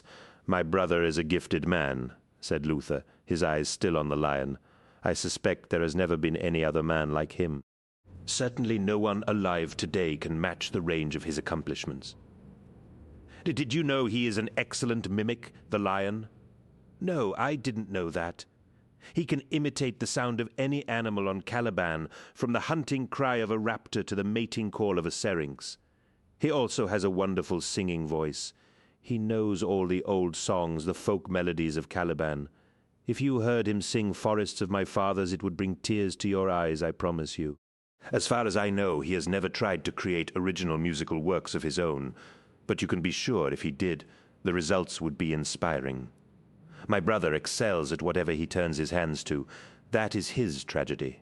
"His tragedy?" asked Zahariel, wrong-footed for a moment. "How is it a tragedy to be good at everything? Perhaps tragedy is too strong a word for it." Luther shrugged as he turned back towards Zahariel. "But you must remember that my brother is unique. He never speaks of his origins. They are as much a source of mystery to him as they are to everyone else. One might almost think of him as some god or demigod fallen to earth rather than a man born of woman like the rest of us. My brother is set apart through no fault of his own. His intelligence is so dazzling, so extraordinary. There are times when even I cannot follow his line of reasoning, and I have known him for years, long enough to grow accustomed to his thought processes. Think how boring it must be for him," continued Luther. "Don't misunderstand me. My brother loves Caliban and he loves the Order. But sometimes it must feel to him like he is a giant in a land of pygmies, both physically and mentally. Lord Cypher says that intellectual stimulation is based on the free discourse of ideas between equals, but my brother has no equals. Not on Caliban. Here in the Order we give him an outlet for his energies. We give him camaraderie and a sense of purpose. We give him our devotion. We would follow him unto death, but these things are not enough in a man's life. Even surrounded by friends and followers on all sides, my brother is still lonely. There is no one on Caliban like him. He is the loneliest man in the world. I never thought of it that way before," said Zahariel. You probably shouldn't think of it again, said Luther. With a shake of his head, he raised the wine goblet in his hand and sniffed at it in mock appraisal. Listen to me. It is a celebration, and somehow I managed to make it mournful. I shall have to have words with the Order's Master Vintner about the wines he serves at these functions. This one certainly inclines men to pensiveness where they should be jolly. To compound its flaws, it also leaves behind a vinegary aftertaste. And to think when I came over here to talk to you, my only intention was to apologize for playing the devil. Playing the devil? When you first joined the Order, and you were originally initiated, said Luther. It is part of the ritual. You are asked questions by 3 different interrogators. One of the interrogators is given the task of trying to undermine and belittle the candidate for knighthood. He is expected to find fault with anything the candidate may decide to say or do. The negative interrogator is called the devil. It's all symbolic, of course, based on some old superstition. Lord Cypher could probably tell you more about it. I just wanted you to know that there was nothing personal in the fact that I played the devil at your ceremony. It is a ritual role, that's all. It is chosen by lots, so it was sheer chance I happened to be called upon to do it.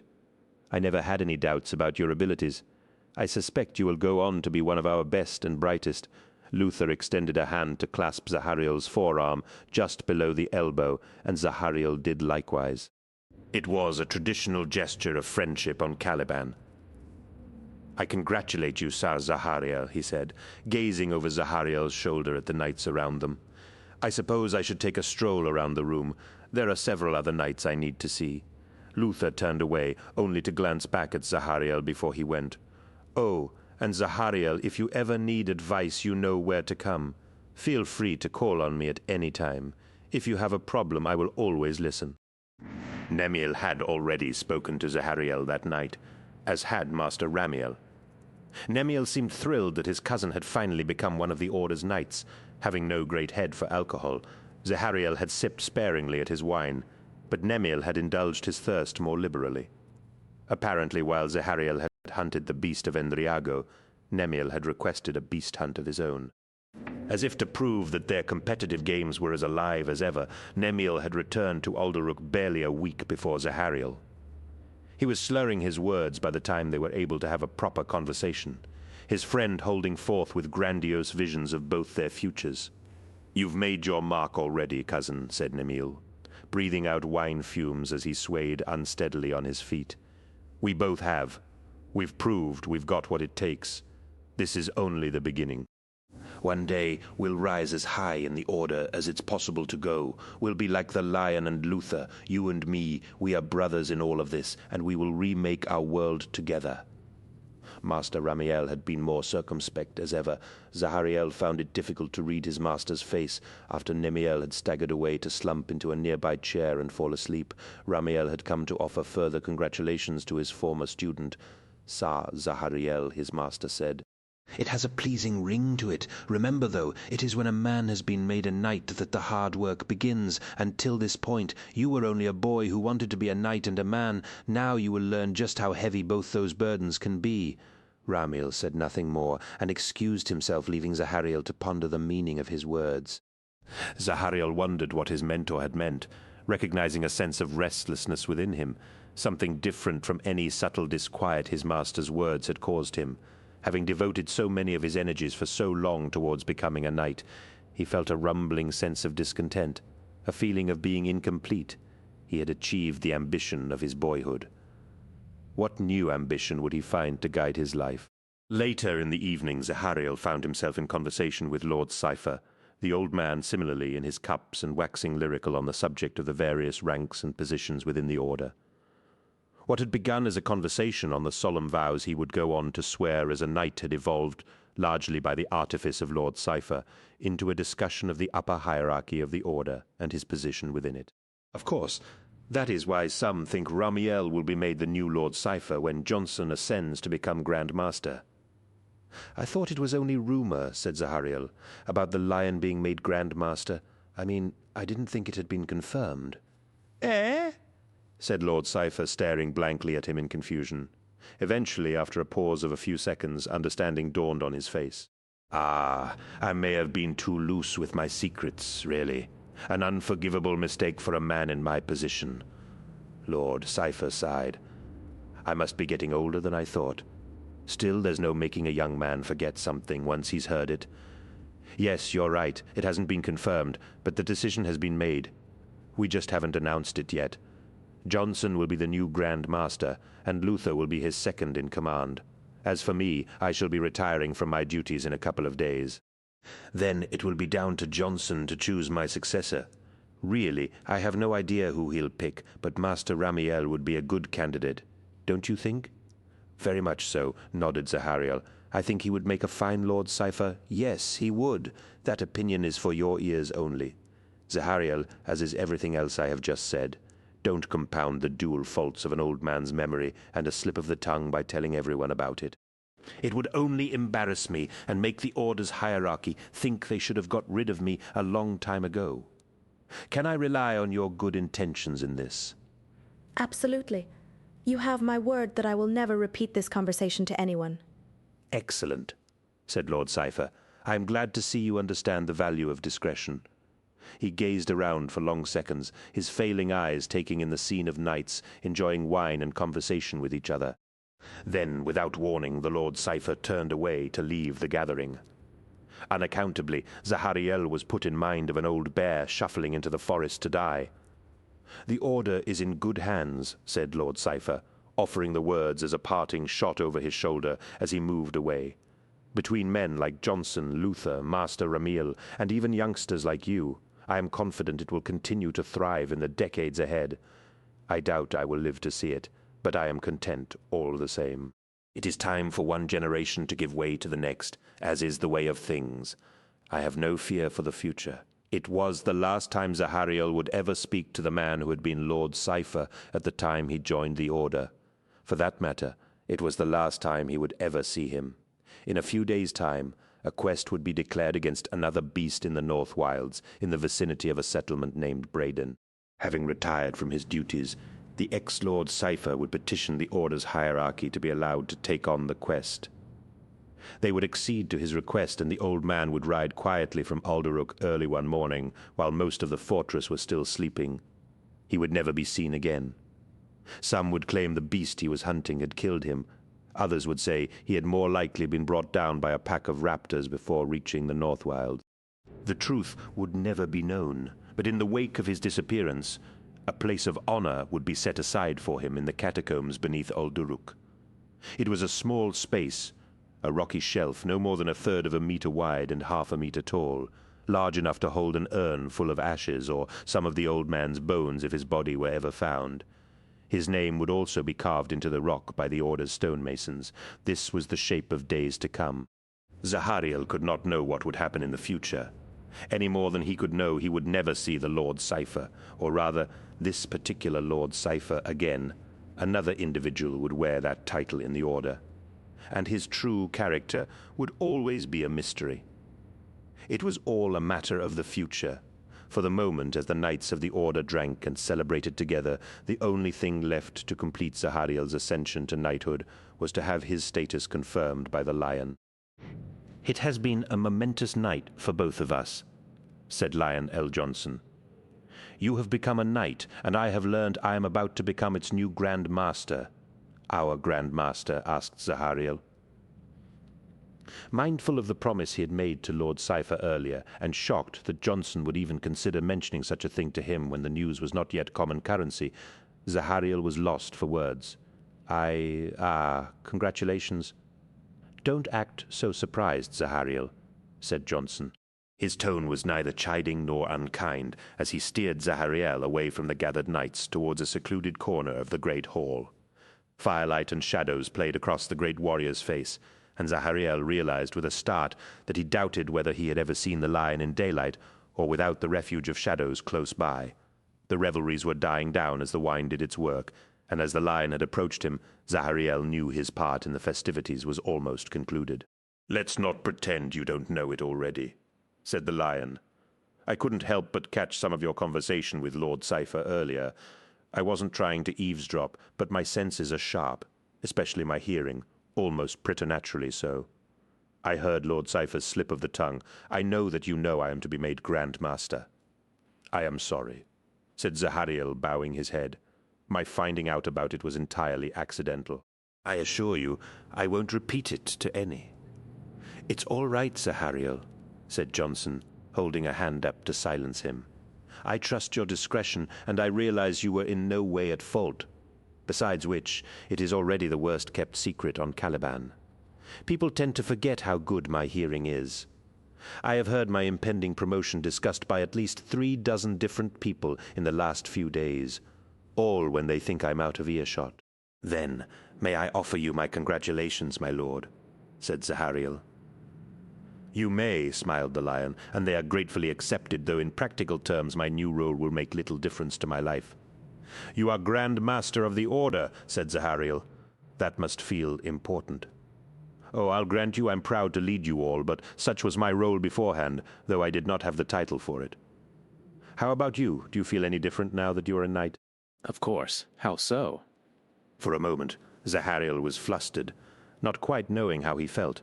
"Honored, proud of my achievements, accepted. And all of these are good things," nodded the lion.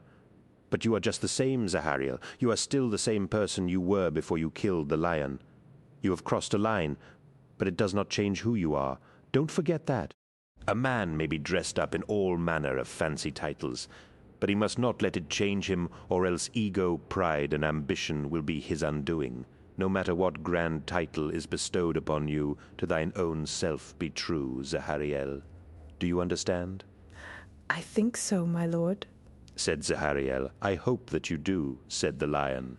"It is an easy thing to forget for all of us." The lion then leaned conspiratorially close and said, "Did you know we two now share a brotherhood shared by no others on Caliban?" "We do," said Zahariel, surprised and flattered. "What brotherhood?" "We are the only warriors ever to kill a Calibanite lion.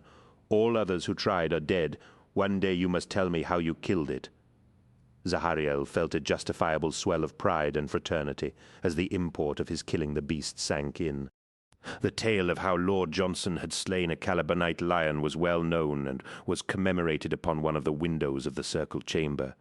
But until now it had not occurred to him that he had survived an encounter with so unique a beast. "I am honored to share that brotherhood, my lord," said Zahariel, bowing his head. "It is one that will only ever comprise of you and I, Zahariel," said the lion. "There are no others of their kind on Caliban.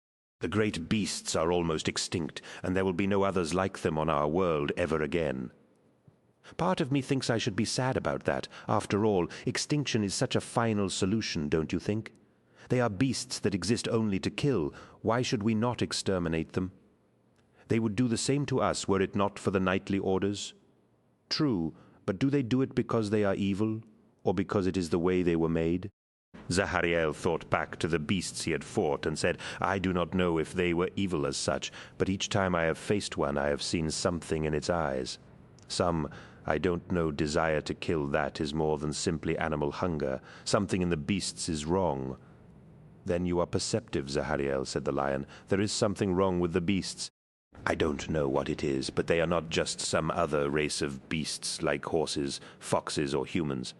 They are aberrations, twisted mistakes wrought from some early form that has not yet had the good grace to die out on its own.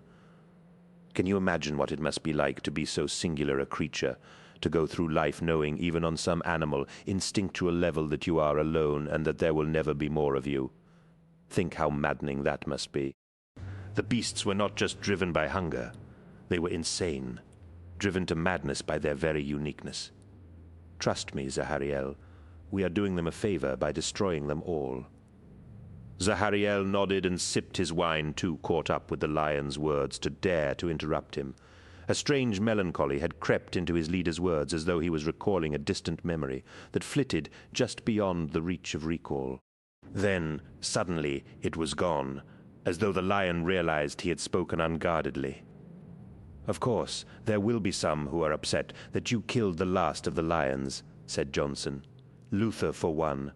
Sir Luther." "How so?" Lord Johnson laughed. "He always wanted to kill a lion. Now he'll never get the chance." As parties went, it had been a fine one.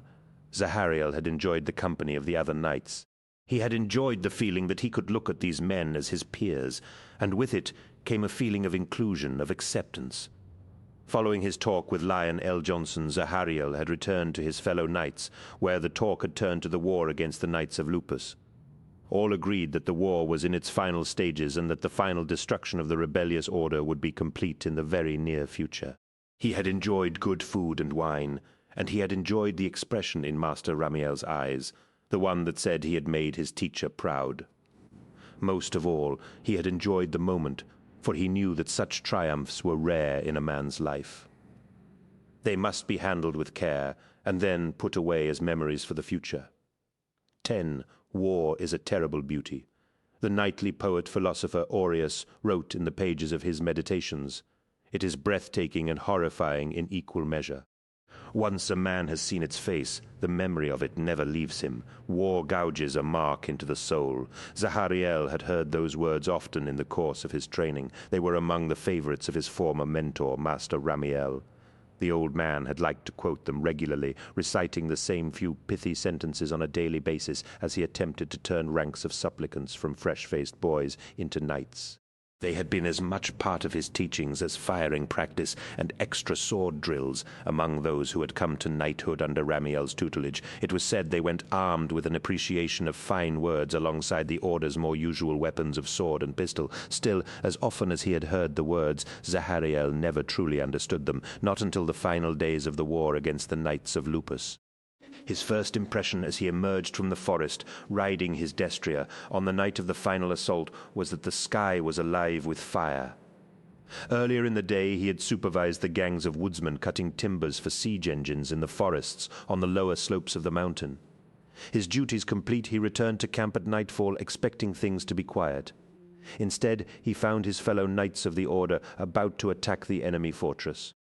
Ahead, in the distance, the fortress monastery of the Knights of Lupus sat on a brooding crag at the summit of the mountain, a towering line of grey walls and warriors.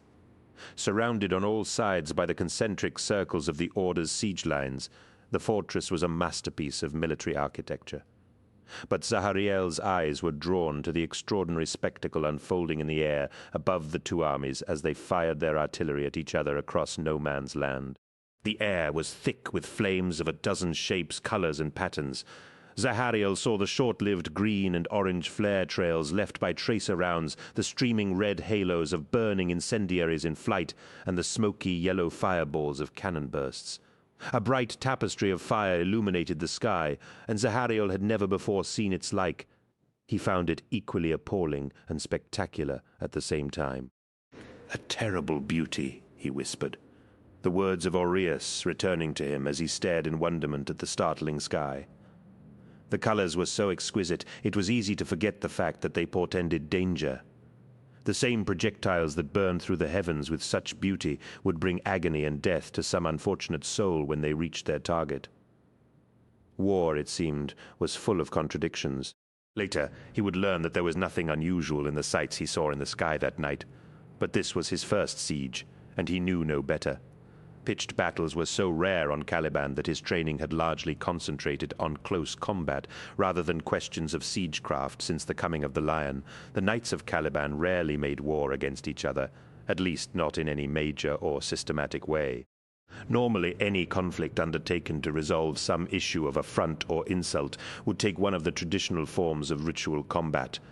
A conflict of the kind he could see before him, where two knightly orders made ready to bring the best part of their entire strength to bear in a single battle, happened hardly once in a generation.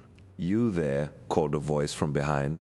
Zahariel turned to see one of the order's siege masters marching furiously towards him, his expression thunderous beneath his hood.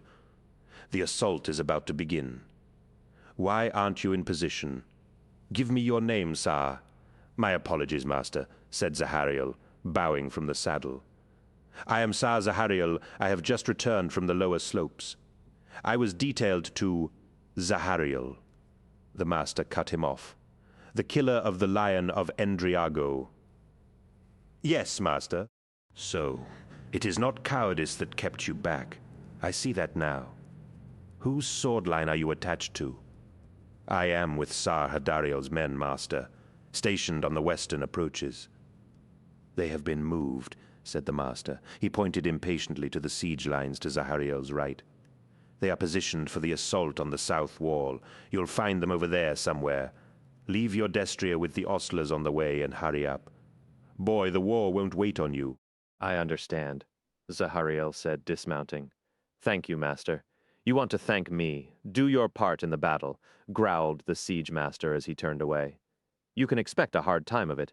We've been camped out here too long already, which means the lupus bastards have had plenty of time to prepare to repel our assault." He paused to hawk up a glob of spit before looking towards the enemy fortress with what seemed like an expression of grudging respect. "If you think you can see fire now, just wait until you're charging those walls." If anything, the bombardment seemed to grow more ferocious as Zahariel hurried through the siege lines on foot. The enemy guns did not have the range to hit the Order's emplacements directly, but their shells fell close enough to shower the forward positions with debris. As Zahariel neared the front lines, he heard a series of sharp, high-pitched whines as shrapnel ricocheted from the plates encasing his body. The armor did its job, deflecting harm and keeping the meat and bone of him safe. But he was relieved when he finally saw Sar Hadariel's tattered war banner fluttering from the maze of trenches around him. He jumped down into the trench. Armored warriors surrounded him in the semi-darkness, the black of their armor shimmering with reflected fire. "You made it then, brother?" said Nemiel, the first to greet him as he landed. The speaking grill of Nemiel's helmet distorted the words, but Zahariel would have known his cousin's voice anywhere. "I was beginning to wonder whether you had thought better of it and decided to go home and leave you all the glory," said Zahariel. "You should know me better than that, brother." "I know you better than you think," said Nemiel. His cousin's face was hidden within his helmet, but from the tone of his voice, Zahariel knew he was smiling. "Certainly, I know you enough to realize you probably rushed breathlessly over here from the moment you heard the bombardment begin. You can't fool me. Glory doesn't come into it with you. It's all about duty." Nemiel jerked a thumb towards the front of the trench and indicated for Zahariel to follow him. "Well, come on then, brother. Let's see what your high ideals have got you into." The remaining 8 men of the sword line were already standing beside the front trench wall, looking out into the open ground between the siege lines and the enemy fortress. As Zahariel approached, the flash of nearby cannon bursts illuminated them at irregular intervals. Each man was armed and armored in identical fashion to Zahariel, carrying a pistol equipped with explosive rounds and a tooth-bladed sword. They wore black plate armor and hooded surplices marked with the Order's identifying emblem of a sword with its blade pointed downwards. It was traditional for the Knights of the Order to keep their white surplices spotless. But Zahariel was surprised to see that every other man in the trench was daubed in mud from head to toe. "You are too clean, brother," Sar Hadariel said, turning from his place at the trench wall to glance at him. "Didn't anyone tell you? The Lion has issued instructions that we should blacken our surplices so we will not present as much of a target for the enemy gunners when the assault begins." "I'm sorry, Sar," Zahariel replied. "I didn't know. No harm, lad," shrugged Hadariel. "You know now I'd be quick to rectify it if I was you. The word won't be long in coming. When it does, you don't want to be the only man wearing white in the middle of a night assault." Sar Hadariel turned to gaze back towards the enemy fortress, and Zahariel hurried to follow his advice. Releasing the belt that held the loose surplice in place, he lifted it over his head and stooped to soak the garment in the watery mud at the bottom of the trench. "I always said you were an original thinker," remarked Nemiel as Zahariel rose and put the surplice back on. "The rest of us just left them on and spent 10 minutes smearing handfuls of mud over ourselves. You come along, take the surplice off, and achieve the same effect in 15 seconds. Of course, I'm not sure what it says about your talent for lateral thinking that it finds its fullest expression in solving the problem of getting yourself dirty. You're just jealous you didn't think of it." Zahariel shot back. "If you had, I'm sure you'd acclaim it as the greatest development in warfare since they started breeding destriers." "Well, naturally, if I did it, then it really would be clever," Nemiel said. "The difference is that when I come up with a good idea, it's through foresight and deep thinking. When you do it, it's usually through plain luck." They laughed, though Zahariel suspected it was more a reaction to the tension they both felt than any particular humor in Nemiel's words. It was a familiar game, one the two of them had played since childhood, A game of one-upmanship that they turned to automatically as they waited out the nervous minutes until the assault began in earnest. It was the kind of game played only by brothers. "They're moving the siege engines forward," said Nemil, observing the assault's early stages. "It won't be long now. Soon we'll get the signal then. We'll be right in the middle of it." As though in reaction to Nemil's words, the enemy guns seemed to redouble their efforts, unleashing yet more fire into the sky. As the noise of the barrage grew to deafening proportions, Zahariel realized that Nemil was right. The assault was beginning to move forward. Ahead in the no-man's land between the Order's siege lines and the walls of the fortress, he saw 3 Anicols make their slow, incremental way towards the enemy. Named for a native Calibanite animal that relied on its shell-like armor to keep it safe from predators, each Anicol was a wheeled mantlet covered in an overlapping patchwork of metal plates designed to protect the men inside it from enemy projectiles, powered by nothing more than the muscles of the dozen men who sheltered within it. The Anicol was a necessarily slow and unwieldy siege weapon. Its only advantage lay in its ability to soak up enemy firepower, allowing its crew to get close enough to lay explosive charges to breach the walls of the fortress. At least, such was the theory. As Zahariel watched their advance, he saw a flaming missile arc through the air from the fortress battlements and crash through the lead Anicol's armor. In a fiery instant, the siege engine disappeared in a powerful explosion. "A lucky shot," said Nimiel, dragging his eyes from Zahariel's scabbard. "They must have hit it at a spot where the armor was weak. They'll never manage to hit the other 2 in the same way. One of the Anicols will get through, then it will be our turn. The main thrust of the attack will be against the south wall of the fortress. Once the Anicols have created a breach, we'll be the first wave as we take advantage of it." "All our eggs in one basket," said Zahariel. "Far from it," said Nemil with a shake of the head.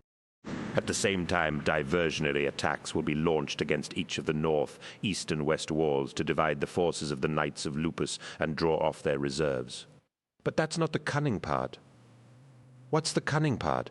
"To further confuse the enemy, the diversionary attacks are each going to have a different character from the main assault. The attack on the east wall is to be made using siege towers, while the west wall assault will involve scaling ladders and grappling hooks." "Clever," said Zahariel.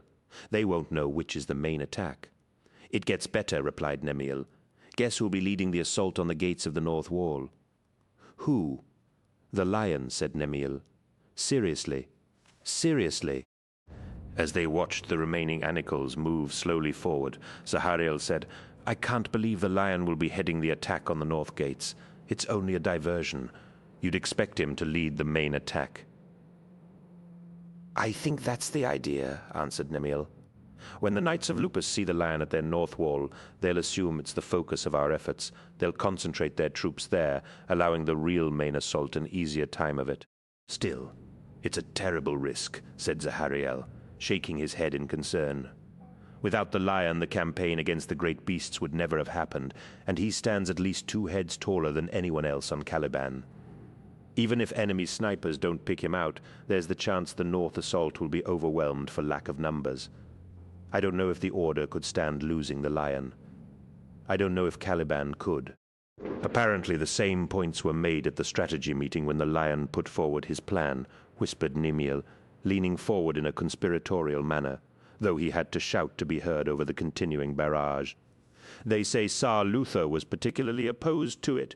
Johnson asked him to lead the main assault, but initially Luther refused. He said he hadn't fought side by side with him for all these years, only to let the lion go alone into the midst of a dangerous undertaking. He said his place was where it had always been, right by the lion's side, until death claimed them both. If you die, lion, then I die with you." "That's what Luther said. Now I know you're making it up," interrupted Zahariel. "How could you know what Tsar Luther said? You weren't there. You're just spinning a tale and embroidering it too freely. This is all just camp gossip." "Camp gossip, yes," agreed Nemil, "but from a reliable source. I heard it from Variel. You know him? He was one of Master Ramiel's students, but a year older than us. He heard it from Yeltus, who heard it from one of the seneschals, who knows someone who was in the command tent when it happened. They say Johnson and Luther had a furious row, but eventually Luther acceded to the lion's wishes. "I almost wish he hadn't," said Zahariel. "Don't get me wrong, Luther is a great man, but when I heard we would be assaulting the fortress, I hoped to fight under the lion's banner. He inspires all those around him, and I can't imagine a greater honor than fighting alongside him. I had hoped it would be today." "There's always tomorrow, cousin," said Nemiel. "We're knights of Caliban now, and the war against the great beasts is not over yet. Never mind the war against the knights of Lupus. There's every chance you'll fight at Lord Johnson's side sooner rather than later. In no man's land, the Anikol's crews had abandoned their siege engines. Having placed their charges and set the fuses, they broke from cover and ran towards their own lines. The enemy on the battlements opened fire when crewmen were in the open, and Zahariel saw at least half of the men fall before they reached the safety of the Order's trenches. All the while he crouched in his trench, waiting for the inevitable explosion. When it came, the blast was spectacular. The two Anikols parked against the fortress walls disappeared in plumes of rising flames as twin explosions rocked the ground underneath him and briefly drowned out the noise of the bombardment. By the time the smoke and dust cleared, Zahariel could see that the Anikols had completed their mission. The outer wall of the enemy fortress was cracked and fire-blackened in two places. In one area it had held firm, but the other, the wall had collapsed, creating a breach. "Arm up," yelled Sar Hadariel to the men in the trench around him. "I want safeties off and swords bared. No quarter to the enemy. This is not a tourney or judicial combat. This is war. We take the fortress or we die. They are our only options." "This is it, cousin," said Nemiel. "Here's your chance to use that fancy sword of yours." Zahariel nodded, ignoring the thinly cloaked barb of jealousy in his cousin's tone at the mention of his sword. His hand drifted instinctively to the weapon. The hilt and grip were plain and unassuming, bare metal and leather wound with a bronze pommel, but the blade was something special. At Lord Johnson's behest, the Order's artificers had taken one of the saber-like fangs of the lion that Zahariel had slain and fashioned it into a sword for him. Its sheen was a pearlescent white, like a tusk, and its edge was lethally sharp, able to part metal or timber at a single stroke. As long as Zahariel's forearm, it was shorter than a normal sword, but its added potency more than made up for his reduced reach. The lion had presented him with the sword before they had set off for the fortress of the Knights of Lupus, and Zahariel had felt the connection of the brotherhood the Order's Grand Master had spoken of as he had drawn the blade. Luther and his fellow knights had congratulated him, but Zahariel had seen Nemiel's jealous eyes linger on the blade as it threw back the sunlight on its smoothed face. Zahariel heard the sound of a syrinx horn calling across the battlefield in a long, mournful tone, and drew his sword to the admiring glances of his fellow knights. "There's the signal," shouted Hadariel. "Attack! Attack! Forward for the lion! For Luther! For the honor of the Order!"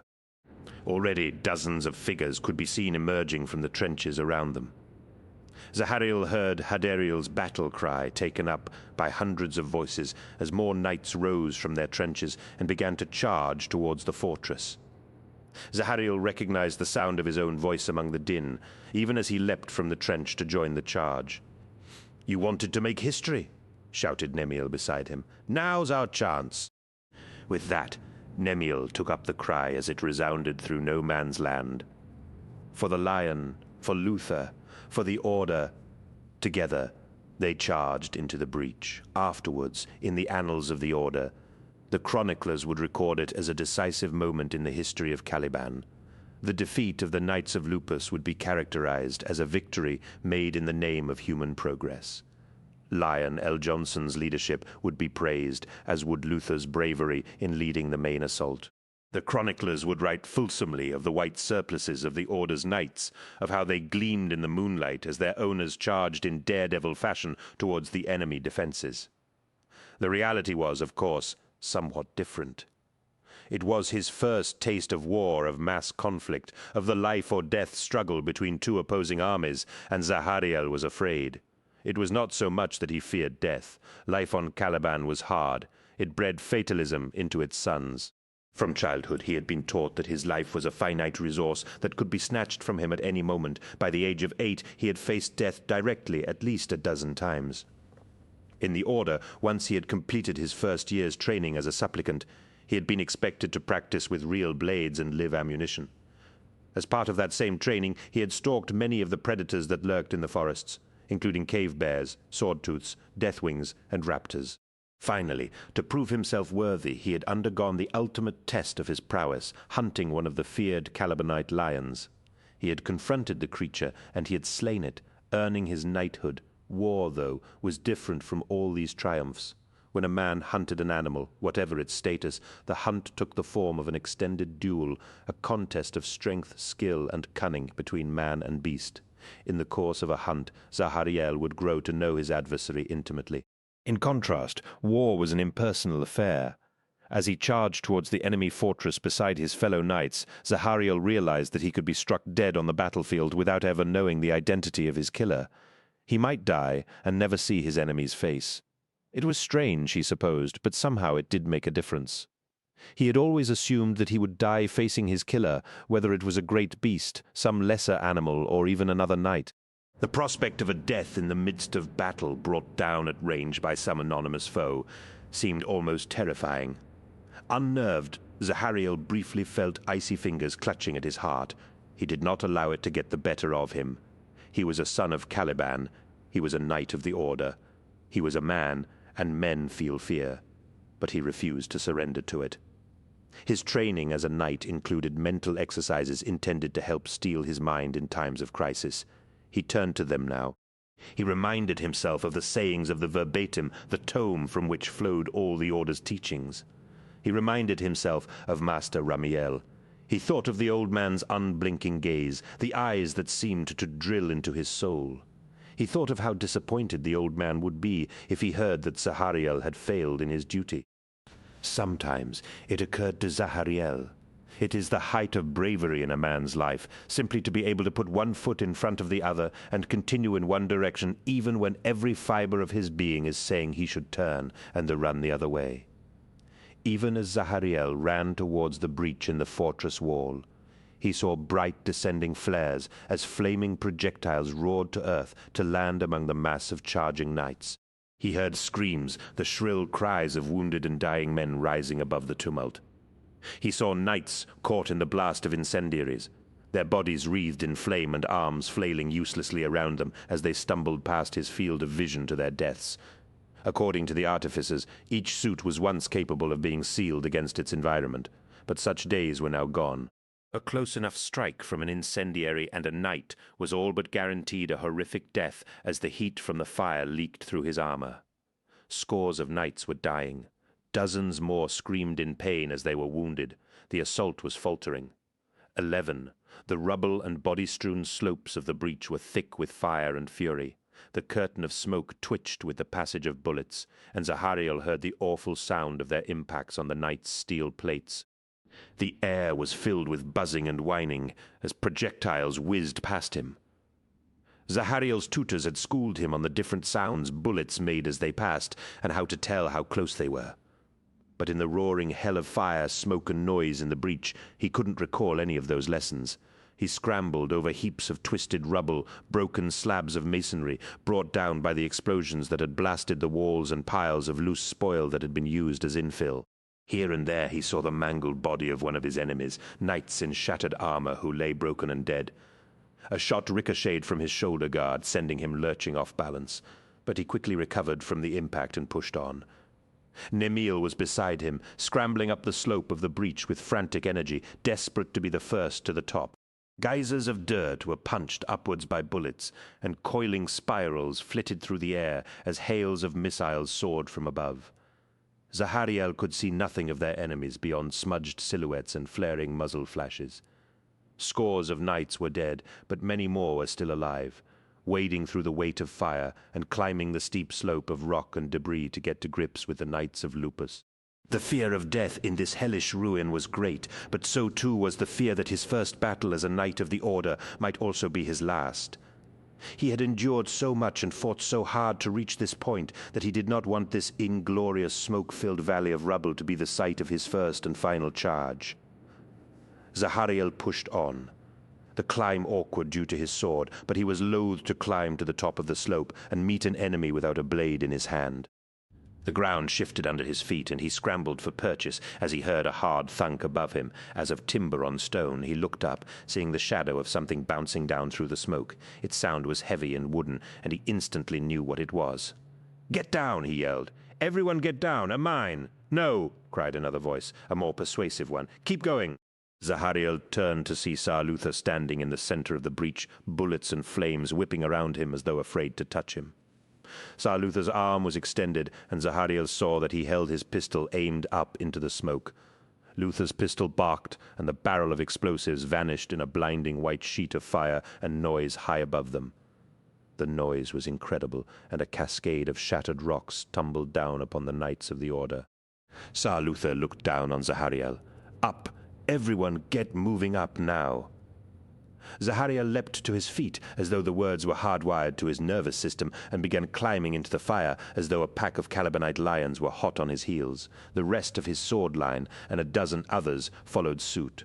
The power of Luther's words driving them onwards. He saw Nimil up ahead, and pushed himself harder, not caring about the danger or the fear. The storm of shells from above intensified, and he felt a number of stinging impacts on his armor, but none serious enough to stop him. Zahariel glanced behind him to see how many of the knights still climbed. The red edges of the banner of the Order were frayed and scorched, its fabric ripped with tattered bullet holes, but the banner still flew, and the warriors around it climbed on in the face of almost certain death and pain thanks to its presence. Zahariel took pride in watching the banner fly above the noble knights of the Order, and returned his attention to the climb ahead of him. He pushed on, following Sir Luther as he forged upwards, passing every other warrior in the breach with unimaginable courage and speed. Luther's steps seemed to flow over the rubble. His every footfall helped, his every step as sure as though he walked on a parade ground and not some terrifyingly dangerous breach. The knights around Luther followed his shining example and followed him. Zahariel went after him into the smoke and felt the slope beneath his feet growing less steep as he climbed. Shapes resolved from the smoke, and he heard a blood-curdling war cry as the Knights of Lupus charged with their distinctive battle howl upon their lips. Fearsome warriors clad in wolf pelts and bedecked with fangs. The Knights of Lupus may not have been numerous, but each one of them was a great warrior, a fighter trained in the ways of combat and the pursuit of knowledge. Zahariel ducked a swinging axe blade and thrust with his sword, the blade punching through his attacker's armor as if through wetted parchment. The man screamed foully and crumpled blood jetting from his midriff. He wrenched the sword clear and drew the pistol he had been given by Brother Amadis. All around him was chaos. Knights of the Order and the Knights of Lupus caught up in a swirling melee of hacking, roaring chain blades and booming pistols. Zahariel shot and cut and hacked his way through the midst of the hardest fighting, pushing through the screaming throng to reach Sir Luther. Nemiel bludgeoned his way through the fighting, using brute force and adrenaline to defeat his foes rather than finesse. Even as the Knights of the Order began to overwhelm the defenders of the breach, Zahariel wondered how the other assaults were faring. Had the Lion already carried the north wall? Could the siege towers already have overwhelmed the defenders of the east wall, or might the troops with grappling hooks and ladders be over the west wall even now? With the Lion's meticulous planning, anything was possible. The battle might already be won. A sword crashed against his breastplate, the roaring teeth biting deep into the metal, before sliding clear and ripping upwards into the front of his helm. Zahariel jerked backwards, the teeth of the sword ripping out of the front of his helmet, without taking his face with them. Horrified at his lack of focus, Zahariel swung his sword desperately before him, buying precious seconds to pull his helm from his head and regain his bearings. A knight in grey plate armor, whose face was obscured by a silver helmet worked in the shape of a snarling wolf, danced back from his blows. Zahariel shook his head clear of the shock of the blow as his opponent came at him again. The chain blade swung in a looping arc for his neck, but he stepped to meet the blow with his sword raised in a classic block. Even as he performed the move, he knew it was a mistake, his opponent luring him into the easy block just to wrong-foot him. The enemy knight's blade seemed to twist in mid-air, the blade arcing for his unprotected neck. Zahariel threw himself back, the blade passing within a finger-breadth of opening his throat. He crashed onto his rump as the knight stepped in for the kill. Zahariel rolled away from the killing blow, swinging his blade out in a low arc. The edge of his blade sliced clean through the knight's legs at mid-shin level, and the man toppled like a felled tree. Zahariel rose to his feet as the knight screamed in agony, the stumps of his legs pumping blood into the dust. Zahariel put a pair of bullets through the man's helmet to spare him further agonies, and took a second to reorient himself with the battle. Knights streamed over the breach and pushed out onto the walls, slaughtering all in their path. While protected behind their ramparts, the fact that the knights of Lupus were few had mattered little, but with the order within the walls of the fortress, numbers meant everything. Everything Zahariel had read of sieges had told him that they were almost always long, drawn-out affairs, battles that moved at a slow pace until a tipping point was reached, and the battle ended in one brief and bloody frenzy. This, Zahariel recognized, was the tipping point of this battle. No matter the success or failure of the diversionary attacks, the Order's forces had broken open the fortress, and nothing could stop them from achieving victory. The Knights of Lupus, however, had clearly not read the same military manuals, and were determined to fight to the last, and prolong their death agonies. "Zahariel!" shouted a voice from below, and he looked through the smoke to see Sar Luther within the fortress's courtyard, beckoning him onwards. "If you're quite finished." Zahariel set off once more, crossing the threshold of the breach, and making his way down the inner face of the breach in short jumps down the screed of rubble. Knights were massing, and with the wall head clear, it was time to sweep through the fortress and eliminate the last of the defenders. "Form into sword lines. We're going to move through the inner gates towards the keep," ordered Luther. "It's sure to get messy, so stay alert. This is the end for the Knights of Lupus, so they're going to fight like cornered raptors. Keep watching the flanks for an ambush, and keep pushing forward. Now let's go." Zahariel found Nemiel in the crush of bodies of the Order's knights, and smiled to see his cousin alive and well. "You made it," he said. "First across the breach," cried Nemiel, before even Sar Luther. "I'll get my own banner for this." "Trust you to think of glory," said Zahariel, forming up with the survivors of Sar Hadariel's sword line. "Well, someone's got to," shot back Nemiel.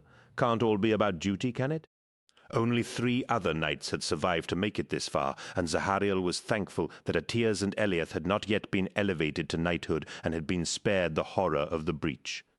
Sar Hadariel nodded, as though in approval, when Zahariel and Nemiel formed up with him. "Good work in staying alive, brothers," said the hoary veteran. "Now let's get this finished." The great banner that had climbed the breach finally reached them. Its fabric even more damaged in the fighting, yet strangely undiminished, as though the scars earned in its passage across the walls imparted some even greater gravitas to it. Zahariel had never fought beneath a banner, but the idea of fighting with the noble banner of the Order flying overhead gave him a sense of fierce pride that he had not felt before. The banner wasn't just a flag or identifying marker. It was a symbol of everything the Order stood for: courage, honor, nobility, and justice. To bear such a symbol was a great honor, but to fight beneath it was something special, something Zahariel understood was of supreme significance. "Right," shouted Luther, pointing at the captured outer walls. "Be ready, we go soon."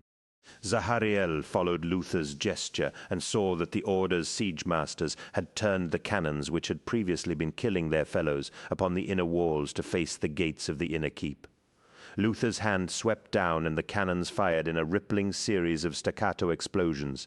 The rampart was obscured in stinking clouds of smoke, and the air was filled with screaming iron and fire.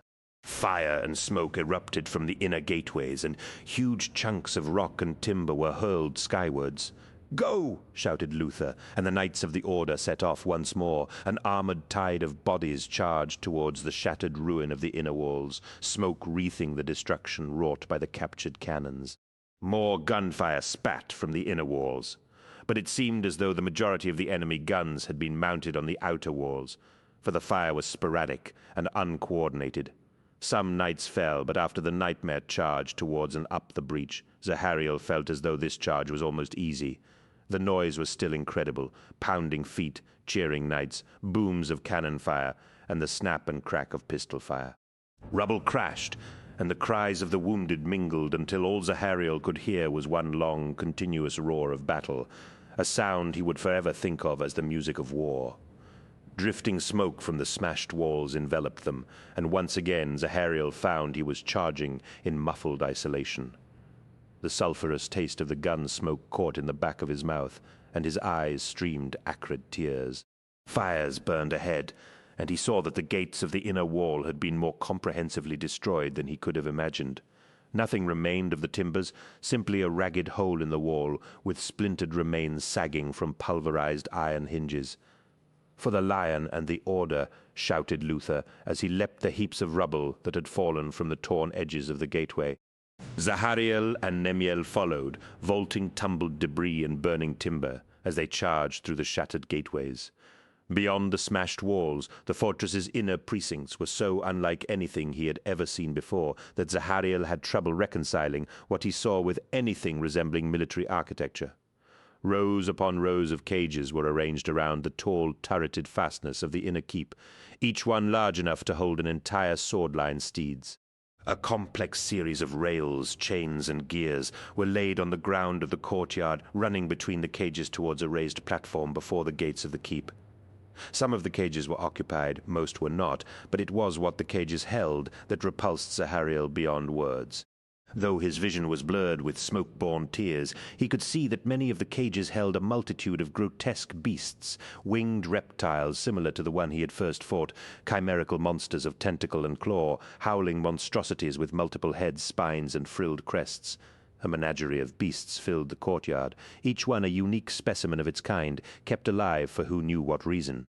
The beasts thrashed at the bars of their cages, screaming, howling, roaring, and bellowing at the noise of battle.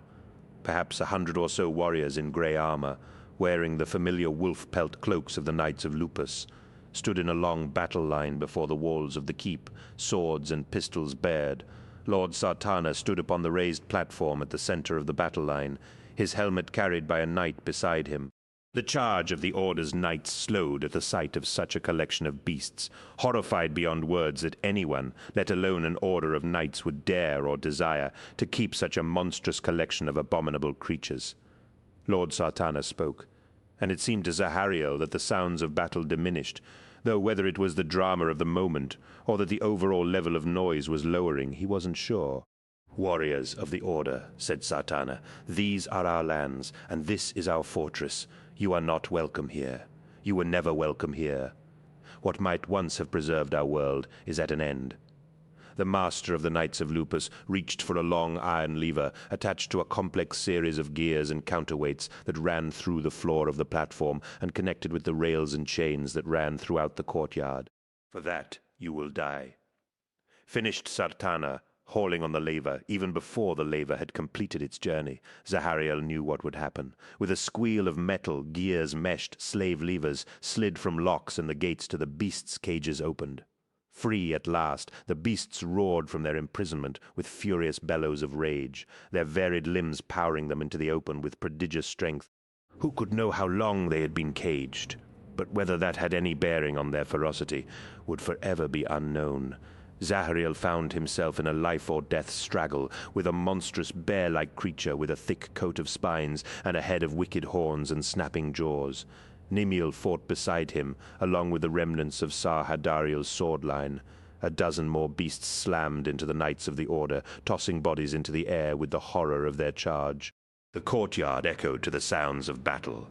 But this was no battle of honor, fought with blades and pistols in the manner deemed appropriate by centuries of tradition and custom. This was brutal, bloody, and desperate combat, fought for no noble ideal, but simply for survival, though the beasts were greatly outnumbered. They cared not for the fact that they would eventually be destroyed. The chance had come to strike back at humans, and whether they were the ones that had imprisoned them mattered not at all. The bear creature roared and slammed one massive fist into Sarhadariel's breastplate, sending him flying through the air, his armor torn from his body like paper. Nemiel darted in and slashed his sword across the beast's midsection, no doubt hoping for an eviscerating stroke. The beast's spines robbed the blow of its strength, and his cousin's sword did little but cut through a number of the spines. Pistol bullets dug wet craters in its chest, but like all the beasts Zahariel had fought, it appeared to care little for pain. Zahariel edged around the beast's flank as it turned its piggy eyes on Nemiel. It swiped with another massive paw, but his cousin was quicker than Sarhadariel and rolled beneath the blow, firing his pistol as he went. Zahariel leapt forward and swung his sword, two-handed, at the back of the beast's legs, making his best guess at where its hamstrings might be. His sword easily parted the beast's armored spines and sliced deep into the meat of its leg. The monster howled and dropped to one knee, black blood jetting from the wound on the back of its leg. It threw back its head and howled in pain, waving its powerfully muscled arms as it fought for balance. "Now!" shouted Zahariel, dodging further around the beast and stabbing his sword into its ribs. His sword sank hilt deep into the monster, and as it shuddered in pain, the weapon was torn from his hand. Its talons slashed for him, catching him a glancing blow and hurling him back against the bars of its cage. Pistols boomed, and swords cut the beast. Slowly but surely, Zahariel's brothers were winning the fight with the monster. Its leg cut and useless, the knights could easily keep out of reach of the beast, evading its blows and firing shot after shot into its body and head. Its roars grew feeble, and at last it pitched forward with a final roar, great gouts of blood erupting from its fanged maw. Zahariel moved away from the cage and took stock of the battles raging around the courtyard. Dozens of knights were down, torn apart or bludgeoned to death by the beasts, half a dozen of which still fought. The sounds of battle echoed from the walls, and Zahariel could hear triumphant war shouts of the order coming from all around him, drifting from all the compass points, telling him that the battle was won. Whether the assault on the south wall had been the main thrust or not, it seemed as though the attacks on every face of the fortress had been successful.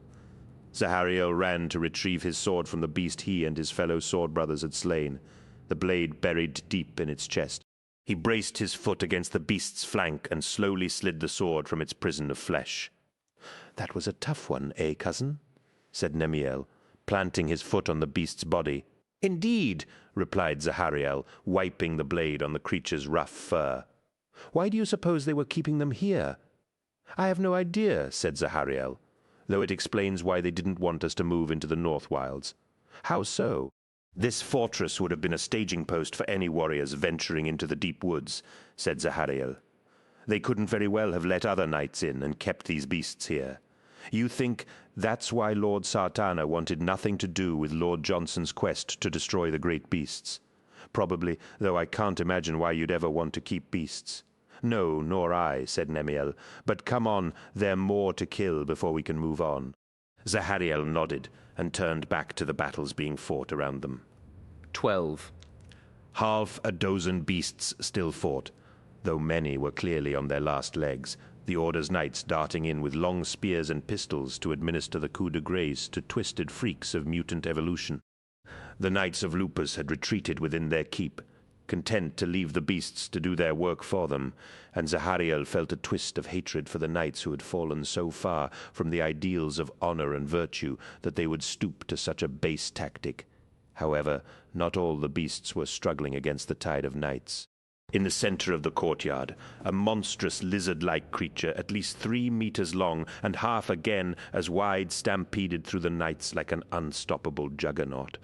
Its huge head was filled with grotesque, warped fangs that prevented its mouth from closing, and its eyes were horrific, distended orbs of milky blue that wept filmy mucus. Its limbs were bulging with muscle, and its long tail was scabbed with growths and ended in vicious spines that were covered in the blood of fallen knights. Warriors with spears surrounded it, but its hide appeared to be proof against such weapons, the steel tips bouncing from its thick skin. Tsar Luther fought to get close enough to reach its underbelly, but despite its massive size, the beast was agile and able to use its low center of gravity to face any threat with unnatural swiftness. "Think we can lend a hand?" asked Nemiel, hefting his sword over his shoulder. "I think we have to," said Zahariel. "We can't get any further until it's dead." Zahariel turned to the rest of their sword line and pointed to one of the warriors. "Go check on Sahadariel. Make sure he's alive, the rest of you with me." As one knight went to check on their leader, Zahariel led the rest towards the rampaging beast. As he watched, a knight rashly attempted to get beneath its snapping, twisted fangs to stab at its throat, and was snatched up and bitten clean in two of the beast. The beast swallowed one half with a quick gulp and tossed away the knight's lower body. Zahariel was horrified by the casual swiftness of the knight's death, and his grip on his sword tightened. Another knight fell, bludgeoned from his feet by the monster's tail, and yet another was crushed beneath a stomping foot. More knights rushed over to fight the last beast, but Zahariel could see they were throwing lives away in fighting this monster, for surely nothing born of Caliban could defeat such a terrible creature. No sooner had he formed the thought than he saw the lion lead a host of bloodied knights into the central ring courtyard of the keep. The lion had been a magnificent warrior, resplendent in his armor and glorious in his martial bearing, but the times Zahariel had seen him, he had been at peace. Never before had he seen the Grand Master of the Order roused to war. Zahariel had always known the lion was taller than any other warrior of Caliban. Such was the first thing anyone noticed about him. But to see him now, sword-blooded, hair unbound, and the light of combat in his eyes, he realized that the lion was larger than any man could ever or would ever be. His immensity was not just physical, but in his presence and sheer weight in the world. No man, no matter how mighty, could match the terrible glory of the lion. With the fires of war at his back, the lion was the most wonderful and terrible thing Zahariel had ever seen. The lion led his warriors towards the beast without pause, and his warriors followed without a moment's hesitation or apparent fear. As if sensing that a worthy enemy had finally presented itself, the beast turned its horrific, lopsided head towards the Grand Master of the Order. As it did so, Tsar Luther snatched a long polearm from one of his warriors and dived forward, rolling beneath its snapping jaws and thrusting with the spear. At the same time the lion leapt towards the beast, his sword slashing for one of its eyes.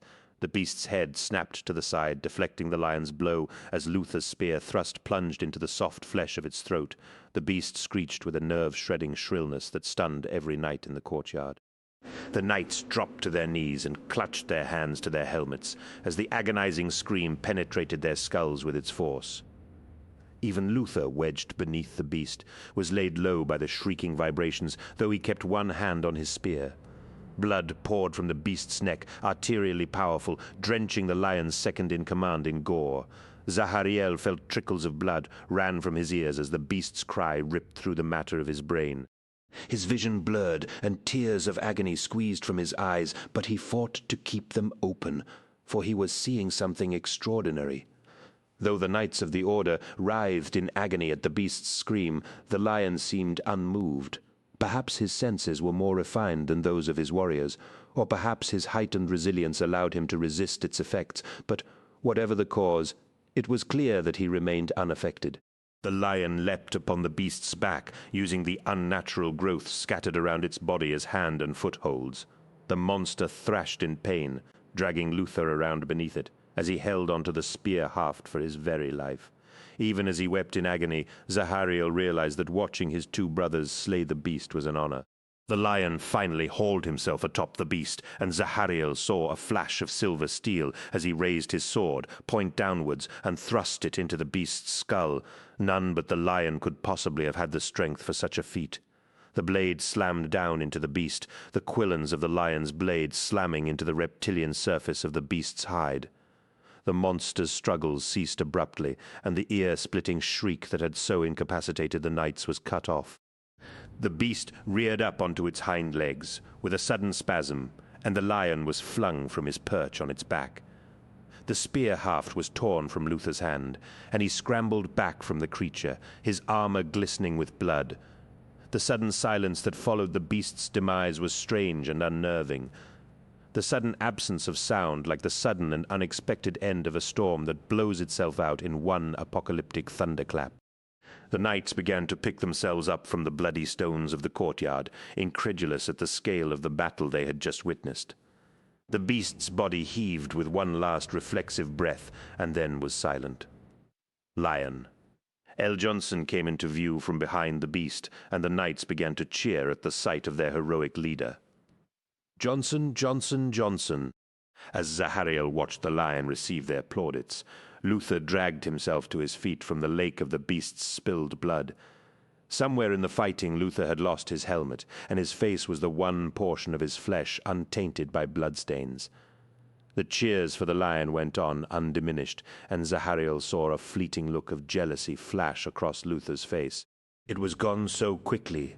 Zahariel wasn't even sure he had seen it, but the power of the emotion he had seen on Luther's face was unmistakable.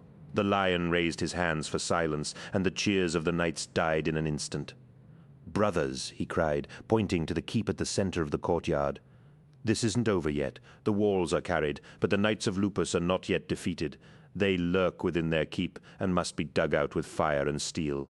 The Grand Master of the Order swung his arms wide, indicating the slaughterhouse the courtyard had become. The dead knights and the defeated beasts. "Any man who stoops to allow such beasts do his work is not worthy of life," said the lion. "The Knights of Lupus have forfeited their right to mercy and are to be granted no clemency. We will break into their keep and leave none alive." The inside of the keep was eerily deserted, its halls hung with musty cobwebs and an air of desolation that Zahariel found depressing. He and Nemil advanced down a narrow corridor of dressed stone and tapestries, their way illuminated by guttering lamps that hung from bronze fixtures. The emptiness spoke of years of neglect, where the dust of abandonment had gathered and the passage of time had settled upon the keep. The sounds of fighting elsewhere in the keep could be heard distantly, but wherever the battle was being fought, it was far from here. "Where is everyone?" asked Nemiel. "I thought this place would be crawling with warriors. I guess they must be elsewhere," said Zahariel. "It's a big keep after all." Lion L. Johnson had smashed open the gates to the keep with one mighty blow from his sword, and the Knights of the Order had poured in, spreading through the fortress in small groups to hunt down the last of their enemies. Zahariel and Nemiel had taken the stairs to the upper levels, hoping to find some enemy warriors to vent their anger upon, but instead finding only empty halls, deserted chambers, and echoing vaults that had long been shuttered and forgotten.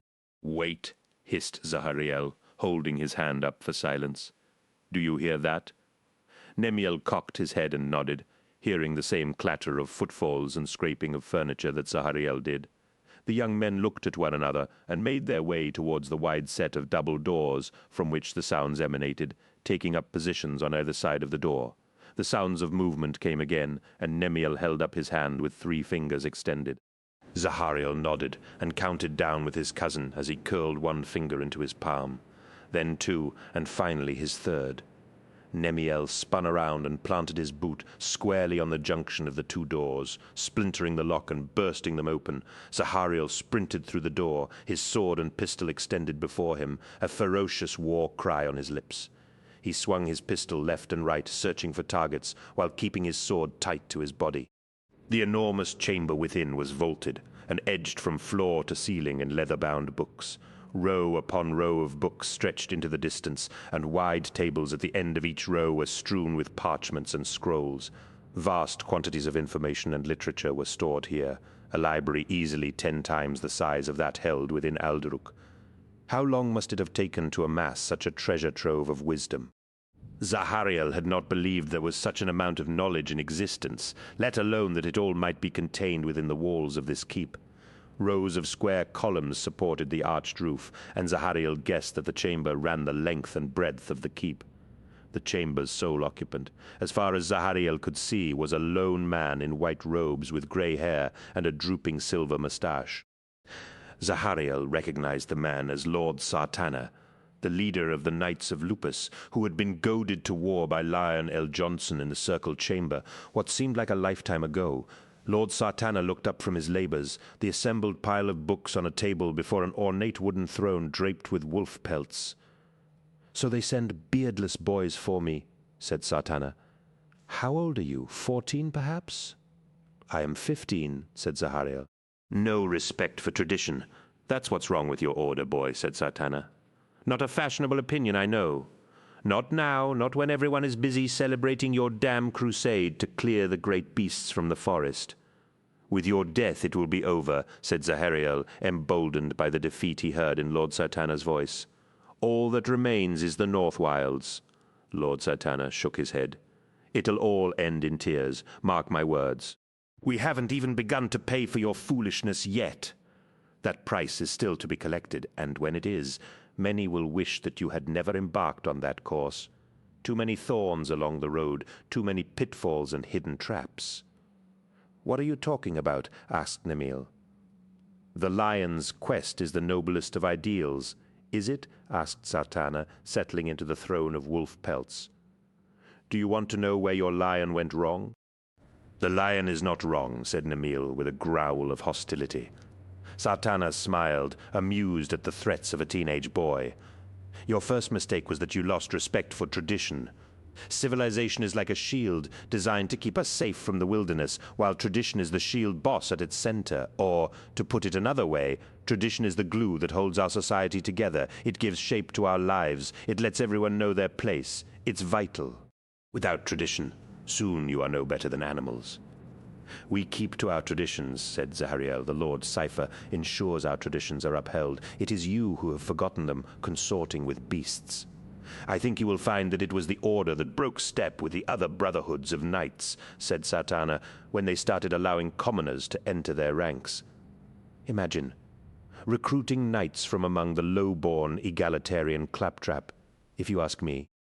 But that's not the worst you've done. No, the worst element of all this is the lion's quest to kill off the great beasts. That's the real danger. That's the part we'll all end up regretting. You're wrong, said Zahariel. It's the most glorious thing that's happened on Caliban in the last century. Our people have lived in fear of the great beasts for thousands of years now. Finally, we are removing their scourge forever. We are making the forests safe. We are changing our world for the better. Spoken like a true believer, boy, snorted Sartana in derision. I see your masters have filled your head with propaganda. Oh, I don't disagree that it sounds like a grand and worthwhile aim to clear the beasts from the forests. Too often, though, reality does not run in accord with our ambitions. We try to achieve one thing, only to find to our horror that we have achieved something quite different. What do you mean? Demanded Nemil as they edged closer to Sartana. Let us assume for a moment that your campaign is successful. Let's say you manage to kill all the beasts. After all, you've got off to a good start. Johnson and the rest have been at it for nearly 10 years. Most of the beasts, if not all, must be dead. So, say you kill all the beasts. What then, boy? What will you do then? I will make things better, said Zahariel, floundering for a moment to frame his reply to Sartana's question. He had long taken it for granted that the Order's campaign was a noble enterprise, perhaps the greatest in Caliban's history. But he found it difficult to put all the things he felt about it into words, once Sartana called him to account. We'll clear new lands for settlement and for agriculture, he said. We'll be able to produce more food. The commoners will do those things, you mean, said Sartana. But what of your kind, boy? What of the knightly orders? What will we do? You see the problem? No, I don't. How can there be a problem when we've made our world a better place? I'm surrounded by blind men, snapped Sartana. I'm an old man, yet I still seem able to look farther than any of the young men around me. Very well. If you can't see the problem, let me explain it to you. First, though, a simple question. Why are there knightly orders on Caliban? What function do we perform? Our function. We protect the people, said Nemil. Precisely. At least one of you has sense. And what do we protect them from? The great beasts, of course, said Zahariel. Abruptly, he saw where Sartana's line of reasoning was heading. Oh, yes, the great beasts, smiled Sartana. I can see the first glimmerings of understanding written on your face. For millennia, the knights of Caliban have followed one sacred duty. We have kept our people safe from the great beasts. It is the way our lives have always been. It is the reason for our existence. It has been our war, a war fought in the forests of this planet for 5,000 years. This is the way of things, boy. This is tradition, but not for much longer. Soon, thanks to the Order and Lion L. Johnson, the beasts will be no more. What then for the Knights of Caliban? Lord Sartana fell silent for several moments, allowing time for his words to sink in with Zahariel and Nemil before he spoke again. We are warriors, boy. It is in our blood. It is in our culture. We are a proud and fearless breed. It has always been that way, ever since the first days of our ancestors. Conflict gives meaning to our existence. We hunt, we quest, and we fight. And not just because the people of Caliban need our protection. We do these things because we must. Without them, there is emptiness at the heart of our lives, a void that cannot be filled no matter how hard we try.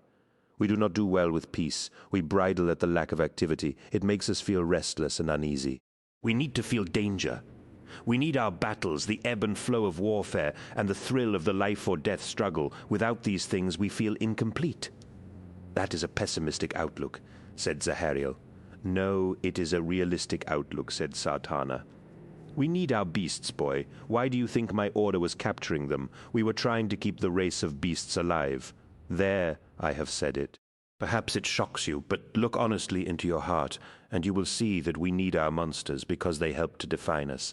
As long as there are beasts on Caliban, we are heroes. But if there are no more beasts, we are nothing." "No less than nothing. You are keeping the beasts alive?" asked Zahariel, horrified beyond belief. "Of course," said Sartana. "Without the beasts, our war is over. What will become of us then? What of our future? What will be of the warrior when there is no more war? There lies the greatest danger, boy.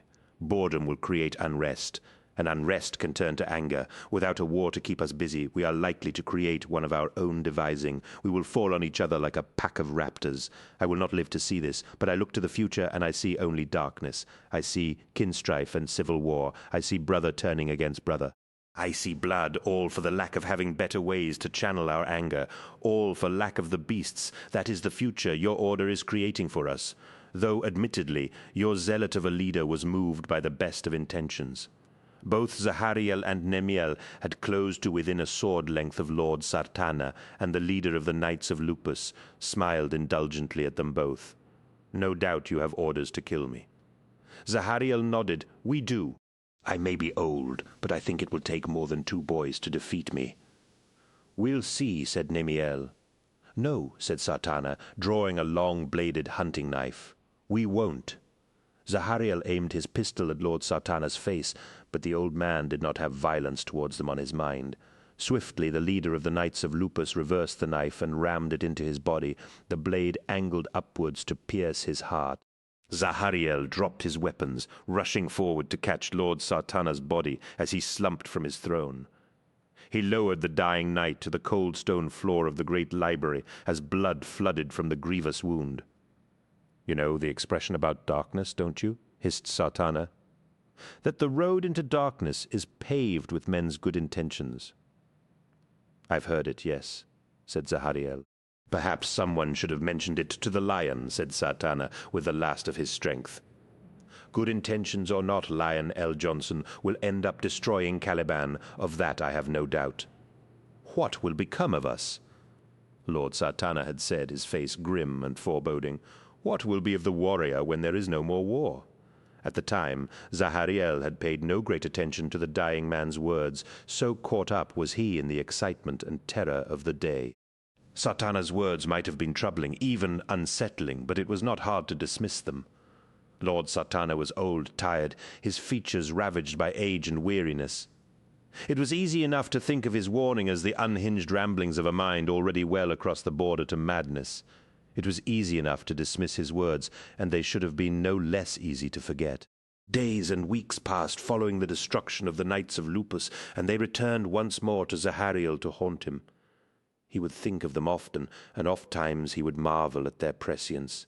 In his darkest moments, Zahariel would sometimes wonder if their meeting that day had represented a missed opportunity.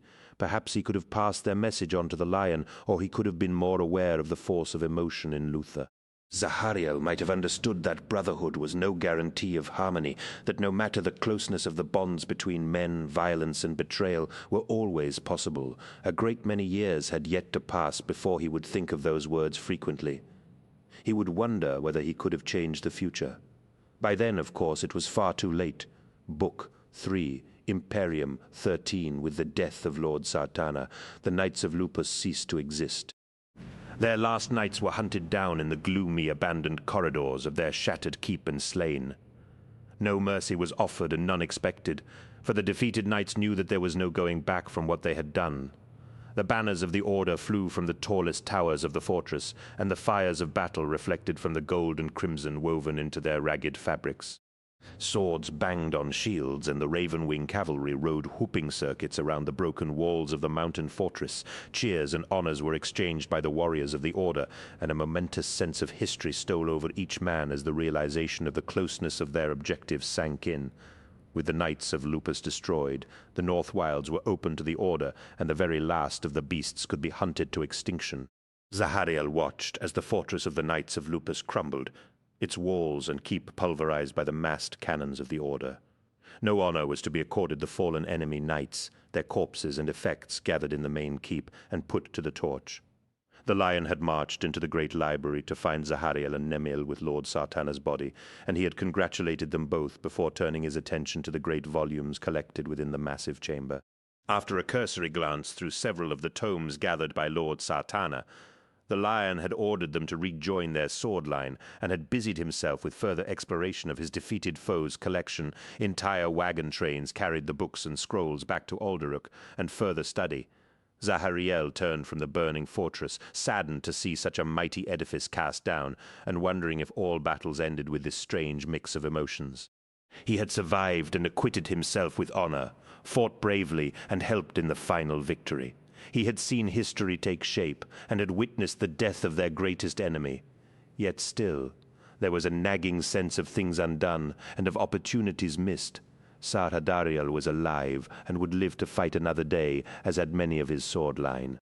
The butcher's bill was steep, but not so steep as to render the victory sour, and already the loss of so many friends and comrades was being overshadowed by the glories won. In the weeks of marching back to Alduruk, the infamy of the Knights of Lupus would be magnified tenfold, their villainies growing from deliberate capture of beasts to vile experiments and corruption of the soul. By the time the Order's warriors had returned home, their enemies had been turned into the vilest monsters, corrupt and beyond redemption. It had been a good and necessary war. The knights agreed, a war that had achieved great things, and had brought the freedom of all Caliban that much closer. Yet amid the celebrations and honors bestowed, Zahariel could not forget the moment in the Circle Chamber, when Lionel Johnson had goaded Lord Sartana to war, the moment that war had been thrust upon them. Yes, the Order's campaign was on the verge of ultimate glory, but had its integrity been tainted at the last? Had blood been shed in this battle for less than noble ideals? Zahariel worried about such things on the ride back, unable to articulate his feelings even to those closest to him. He watched his brothers celebrate their great victory, and a shadow fell upon his heart as he watched the Lion revel in the honors heaped upon him for this latest victory. Only one other in the Order appeared to bear such misgivings, and Zahariel would often catch Luther riding alongside his brother, and catch a hint of that same shadow in his smile, and a chip of ice in the corner of his eye. If Luther sensed Zahariel's scrutiny, he made no mention of it, but the journey back to Alderuk was melancholy for him, his achievements during the battle overshadowed by the Lion's feats of arms. Zahariel and Nemiel's defeat of the beast in the courtyard brought them both honors, and each was rewarded with scrolls upon their armor to commemorate the deed. Nemiel had been overjoyed, and Zahariel had been pleased, but each time he thought back to the fight, he wondered why the strange powers that had manifested in the forests of Endriago had not reappeared. Perhaps it was as he had suspected, that it had been his proximity to the dark heart of the wood or the Watchers that had awakened some latent ability within him that now lay dormant. Or perhaps he had imagined it all, and his mind had conjured some elaborate fantasy in the wake of his terrible struggle to explain how he had defeated the great beast. Whatever the reason, he was glad that what had happened seemed now to be a distant memory, becoming less tangible with every passing day. He vividly remembered the beast's death, but the specifics of that day, before he had fought it, were becoming hazier in his mind, as though a grey mist had descended upon his memory. Life went on much as before with the Knights of the Order, and Zahariel's unease began to unwind, as Lord Sartana's dying warning seemed increasingly like the groundless mutterings of a frustrated foe. Hunts were organized, and each day knights would ride into the forests to clear out the last pockets of beasts. Each day brought fewer and fewer beast trophies, and it seemed as though the completion of the Lion's grand vision had finally been achieved. The Lion ventured into the forests only rarely these days, spending most of his time locked in the tallest towers of Alduruk, with the books taken from the fortress of the Knights of Lupus. Iliath and Atius both fought and defeated their own beasts, and ascended to the rank of knight, a day that brought much celebration to the halls of the Order. All 4 boys fought together in Sar Hadariel's sword line, venturing out into the forests time and time again to fight the planet's predators and hopefully encounter one of the few remaining beasts.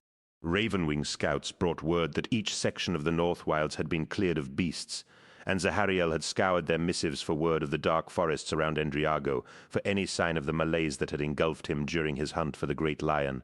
But whatever he had encountered in the depths of the forest appeared to have vanished. Perhaps it had never existed, and try as he might, he could conjure no solid recollection of the words spoken to him in the forest, nor any cogent memory of those who had spoken them. The world of Caliban still turned, life went on as before, and the Knights of the Order moved closer to ultimate domination until the angels arrived. Light dappled the leaves of the high branches and spread a glittering shadow play on the ground before the horses as the group of riders made their way along the paths of the forest. The air was fragrant, rich with the promise of balmy days and peace. Zahariel held the reins loosely in his hands, letting the black horse set its own pace, and relaxed back into his saddle. The forests were no longer places of fear and horror to the Knights of the Order. They were magical places of light and adventure. Fresh paths were being cut through them, revealing landscapes of unearthly beauty and natural majesty that had previously been denied to the populace of Caliban, thanks to the presence of the beasts. Now, with the defeat of the lurking monsters in the darkness, their world was theirs for the taking. Beside him, Nemiel removed his helm and ran a hand through his hair, and Zahariel smiled at his cousin, glad to have him with him on this momentous ride. Sir Luther had sent for them that morning, summoning them to the stable masters to select the finest mounts to ride on this, the last of the beast hunts. The lion had been animated, eager to be on the last hunt, to see its completion, as though a fierce imperative burned in his breast that even he did not understand. The opening portions of the ride had been made in relaxed, comfortable silence, each warrior content to enjoy the beauty of their world, now that it was theirs to call their own. The lion and Luther led them as they had rode unerringly northwards, skirting settlements that were pushing further out from Alduruk now that the beasts had been exterminated. The new Lord Cypher followed a discreet distance behind them, the role filled by a fresh, nameless warrior, contrary to most people's expectations. Master Ramiel had not been selected to take the previous Lord Cypher's position, though who was, of course, a mystery. A number of new knights and even a number of supplicants brought up the rear, so that the procession was truly a representative slice of the Order's members. A strange group to lead into the wilds, don't you think? Asked Nemiel. I suppose, replied Zahariel. Perhaps the lion wants this last hunt attended by men from all ranks of the Order, not just the senior members. You think we're senior members? No, said Zahariel. I think we're up-and-coming youngsters who will soon make our mark on the Order. You have already done that, young Zahariel, said the lion from the front of the column. Remember, my hearing is very acute. You are here because of the brotherhood we share. Yes, my lord, said Zahariel, following the lion as he rode into a wide clearing before a great cliff of glittering white stone that reared up on their left. Tumbling waterfalls plunged from its top in a cascade to foam in a wide pool of churning water. Vibrant greenery stretched in all directions, and Zahariel felt peace spread through him, unaware of how empty his soul had become until it was filled. Yes, this is the place, said the lion from the front of their procession. The lion turned his horse, the mightiest beast ever bred by the horse masters of Caliban, and addressed his warriors as they rode into the clearing before the waterfall. You are all here because, as Zahariel rightly supposes, I desired all ranks of the Order to celebrate the conclusion of our mighty endeavor. Zahariel tried and failed to quell the blush reflex he felt reddening his face at this singling out for praise. Caliban is ours, repeated the lion, and Zahariel joined with the others in cheering the Grand Master of the Order's pronouncement. We have fought and bled for 10 years, brothers, and each of us has seen friends and companions fall along the way, continued Johnson, but we stand on the threshold of our greatest triumph. Everything we have fought for is within our grasp. We have made no mistakes, and it is ours. This is our triumph.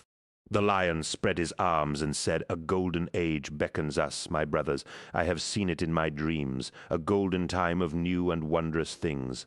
We stand on the very brink of that age, and Zahariel glanced at Nemiel at the uncharacteristic pause in the lion's speech. Their leader looked off to their left, towards the forest, and Zahariel was seized by fear that they had been ambushed, though what manner of foe would dare ambush a warrior as fearsome as the lion? His first suspicion was that the last beast had somehow managed to sneak up on them, or that some rogue survivors of the Knights of Lupus had survived the destruction of their order to come seeking revenge. But as his hand leapt to his sword hilt, Zahariel saw no such threat.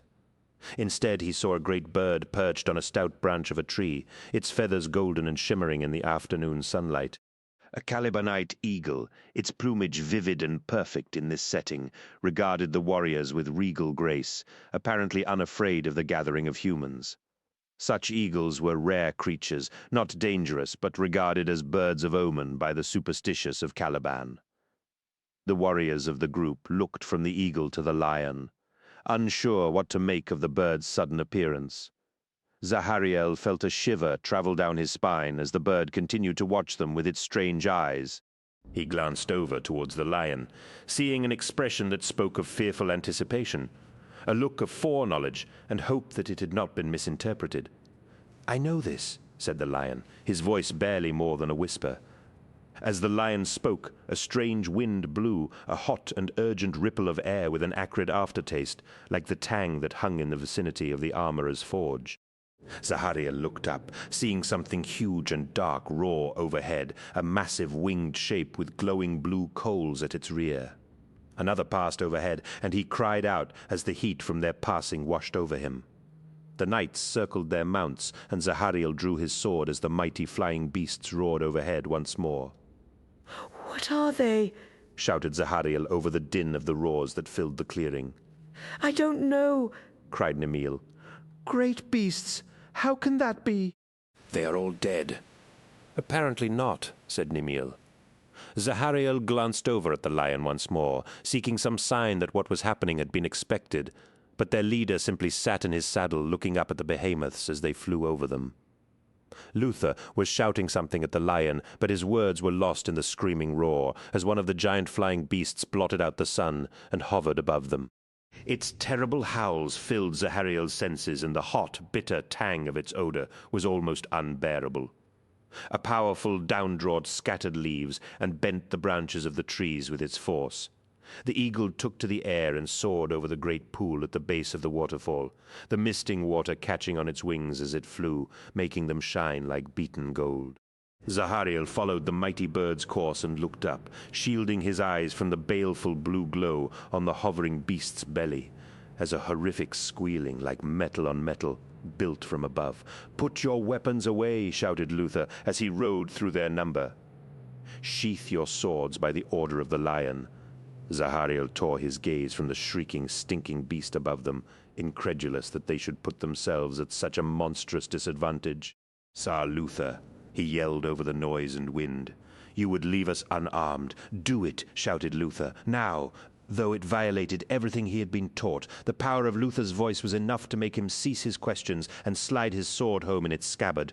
"Whatever happens," shouted Luther through the whirling hurricane that surrounded them, "do nothing until the lion acts. Understood?"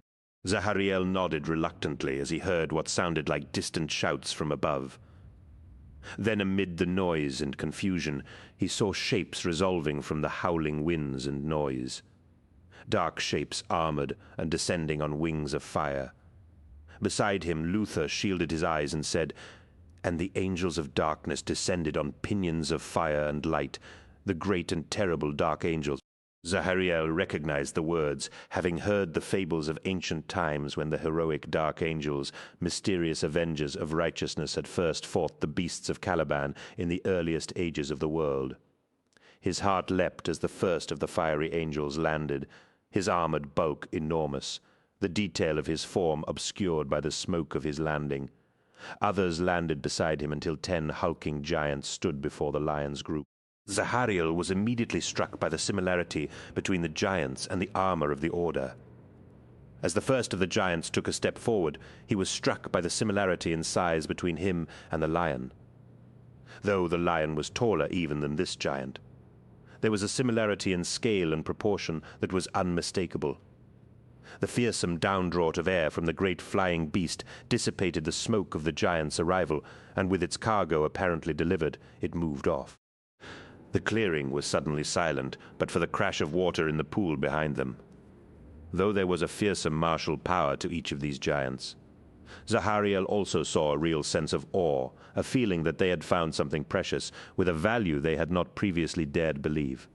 The giant reached up to his helmet, and Zahariel saw that he was armed with a sword and pistol similar in appearance to his own, though of an order of magnitude larger than those employed by the order. A twist of a catch brought a hiss of escaping air, and the giant lifted clear his helmet to reveal a startling face of human proportions, though his features were more widely spaced and gigantic than most men's. The face was handsome, and an uncertain smile began to develop as the giant looked upon Lionel Johnson. Curiously, Zahariel felt no fear, his apprehensions fleeing his body at the sight of the giant's face. "Who are you?" asked the lion. "I am Midris," said the giant, his voice impossibly deep and resonant. He turned to his fellow giants and said, "We are warriors of the First Legion." "The First Legion?" asked Luther. "Whose First Legion?"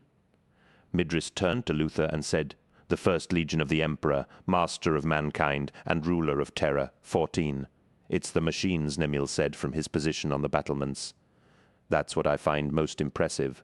What did you say they called them again?" "Crawlers," replied Zahariel. "Right. Crawlers," nodded Nemil. "They cut down the trees, pull out the stumps, and level the land afterwards, and all 3 tasks are completed by just one machine, controlled by a single rider." "Operators," corrected Zahariel. "The men who work the machines are called operators or drivers, not riders." "Operators," then shrugged Nemiel. "I ask you, have you ever seen anything like it?" Looking at the scene below them, Zahariel shared Nemiel's sense of amazement. The two of them stood on the battlements at Al-Duruk, gazing down at the forest. Except there was no longer very much forest left, at least not directly in their line of sight.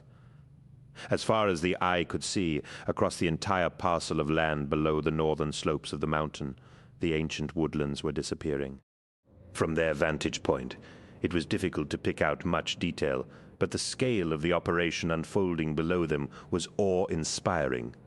"If you ask me," said Nemil, without waiting for an answer, "they look like insects, impossibly large insects, I'll admit, but inserts all the same."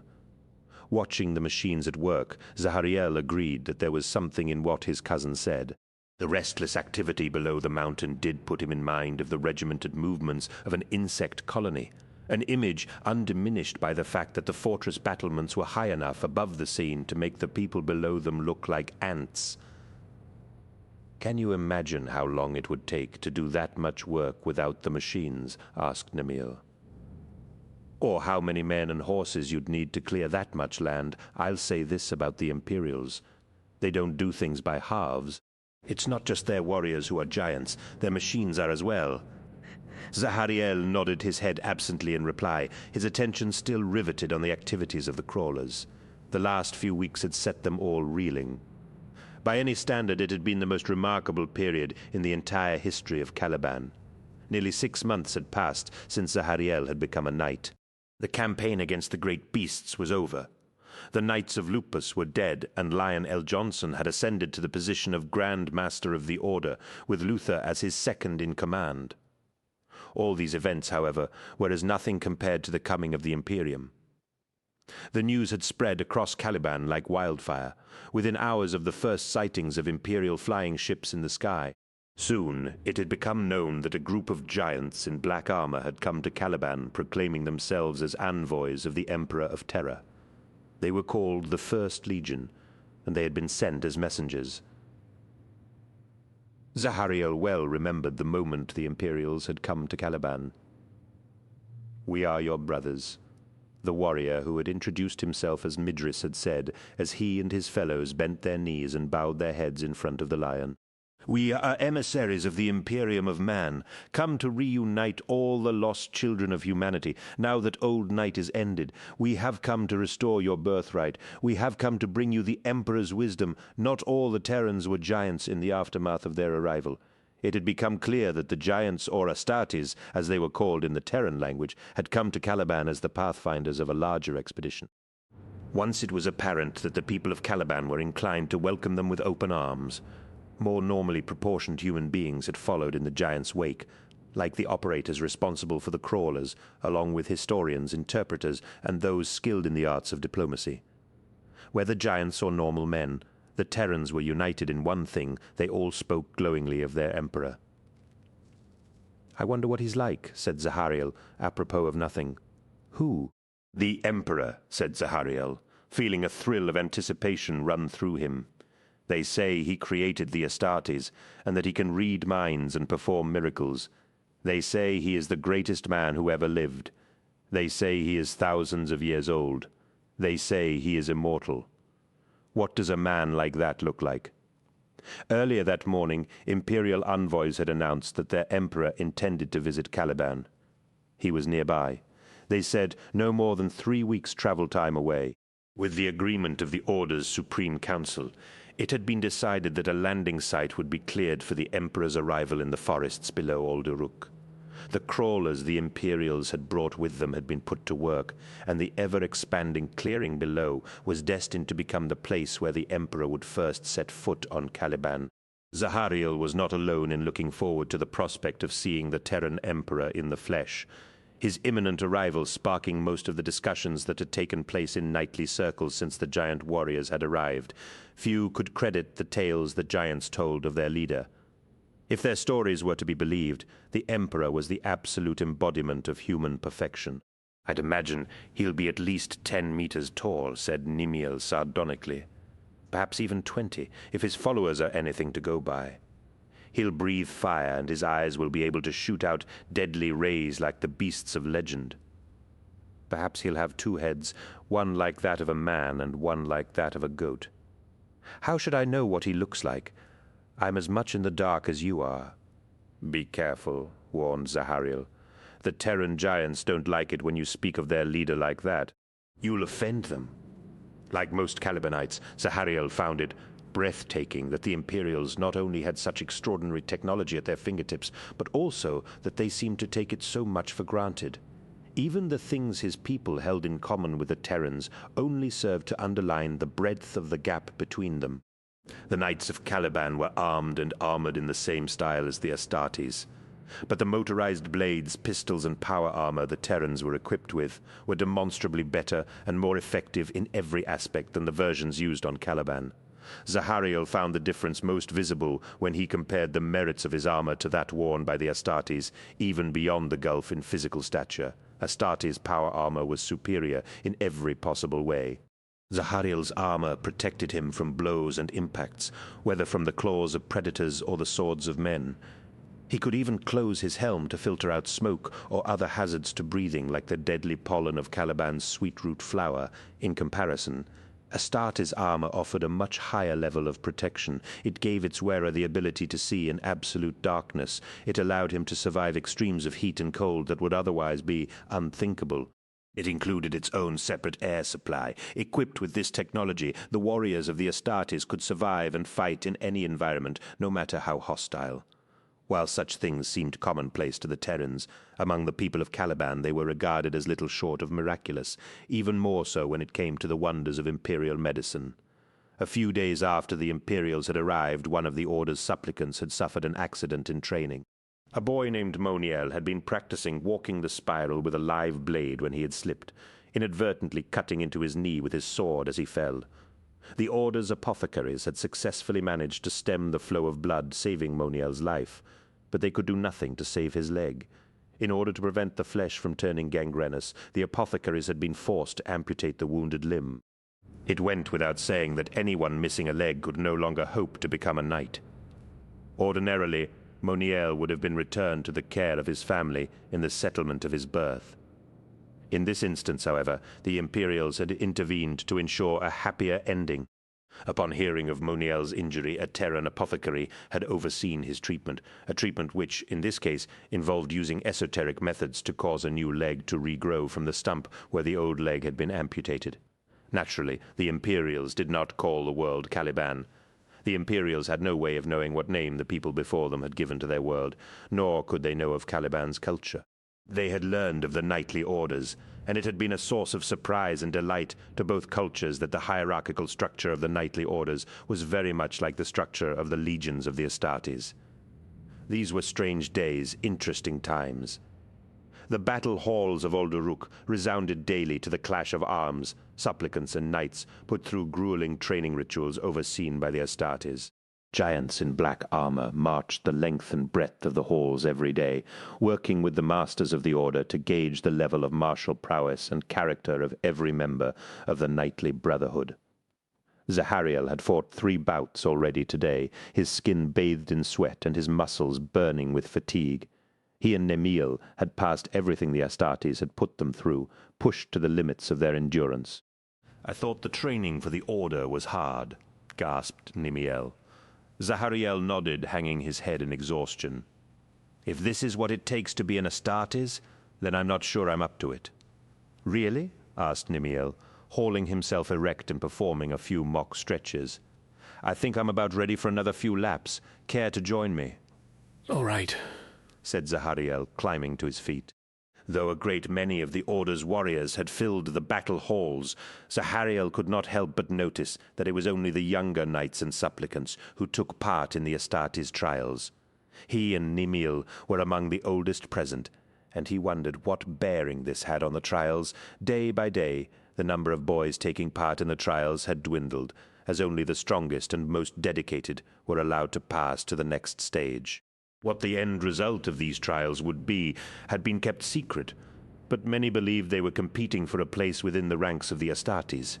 Zahariel pulled at his hamstrings and stretched the muscles of his calves and thighs before shaking off the lethargy of the morning's training. "Ready?" he said, calling Nemiel's bluff. His cousin wasn't about to give him the satisfaction, and he nodded, wiping sweat-damp hair from his face. "Let's go," said Nemiel, setting off at a comfortable pace. 10 laps. Zahariel followed him, quickly catching up and settling into the pace set by his cousin. His limbs were tired, and he had pushed his body to the extreme edge of its endurance, but this contest with his cousin had been going on for as long as he could remember, and not even exhaustion would let him pass up the opportunity to compete against Nemiel. They completed the first circuit of the battle hall without too much trouble, but by the end of the 4th, both boys were tiring, and their breathing had become ragged. In the center of the hall, fresh bouts had begun under the watchful eye of the Astartes, and Zahariel noticed that their race had attracted the attention of a giant in a suit of armor more heavily ornamented than that of his brothers. "Tired yet?" gasped Zahariel. "Not at all," wheezed Nemiel as they began their 5th lap. Zahariel fought to control his breathing and ignore the pain building in his chest as he concentrated on maintaining his pace. He forced the despair at the idea of losing from his mind as irrelevant. He would not be second to Nemiel, and he would not be the first to break under the pressure of pain. The verbatim said that pain was an illusion of the senses, while despair was an illusion of the mind. Both were obstacles to overcome, and as he drew on his deepest reserves of strength, he felt a curious lightness to his flesh, as though his limbs were borne up by a wellspring of energy that he had not known he possessed. By the 7th lap, Zahariel had begun to pull ahead of Nemiel, his newfound energy allowing him to put on a spurt of speed that broke their stalemate. He heard Nemiel's labored breathing behind him, and that empowered him further. The gap between them grew wider, and Zahariel was buoyed up with the elation of victory as he cruised through the 8th and 9th laps. A second wind filled his limbs with energy, even as it seemed to sap his cousin's will. As he began the last lap, he saw Nemiel swaying back ahead of him, and knew he could administer a final sting to his cousin's pride by lapping him. Zahariel pushed harder and faster, digging deep into the last reserves of his determination, eating up the gap between them. His cousin threw a panicked glance over his shoulder, and Zahariel wanted to laugh at the anguish he saw there. Nemiel was beaten, and that knowledge robbed him of whatever strength he had left. Zahariel surged past his cousin and reached the finish line a full 10 meters before his cousin.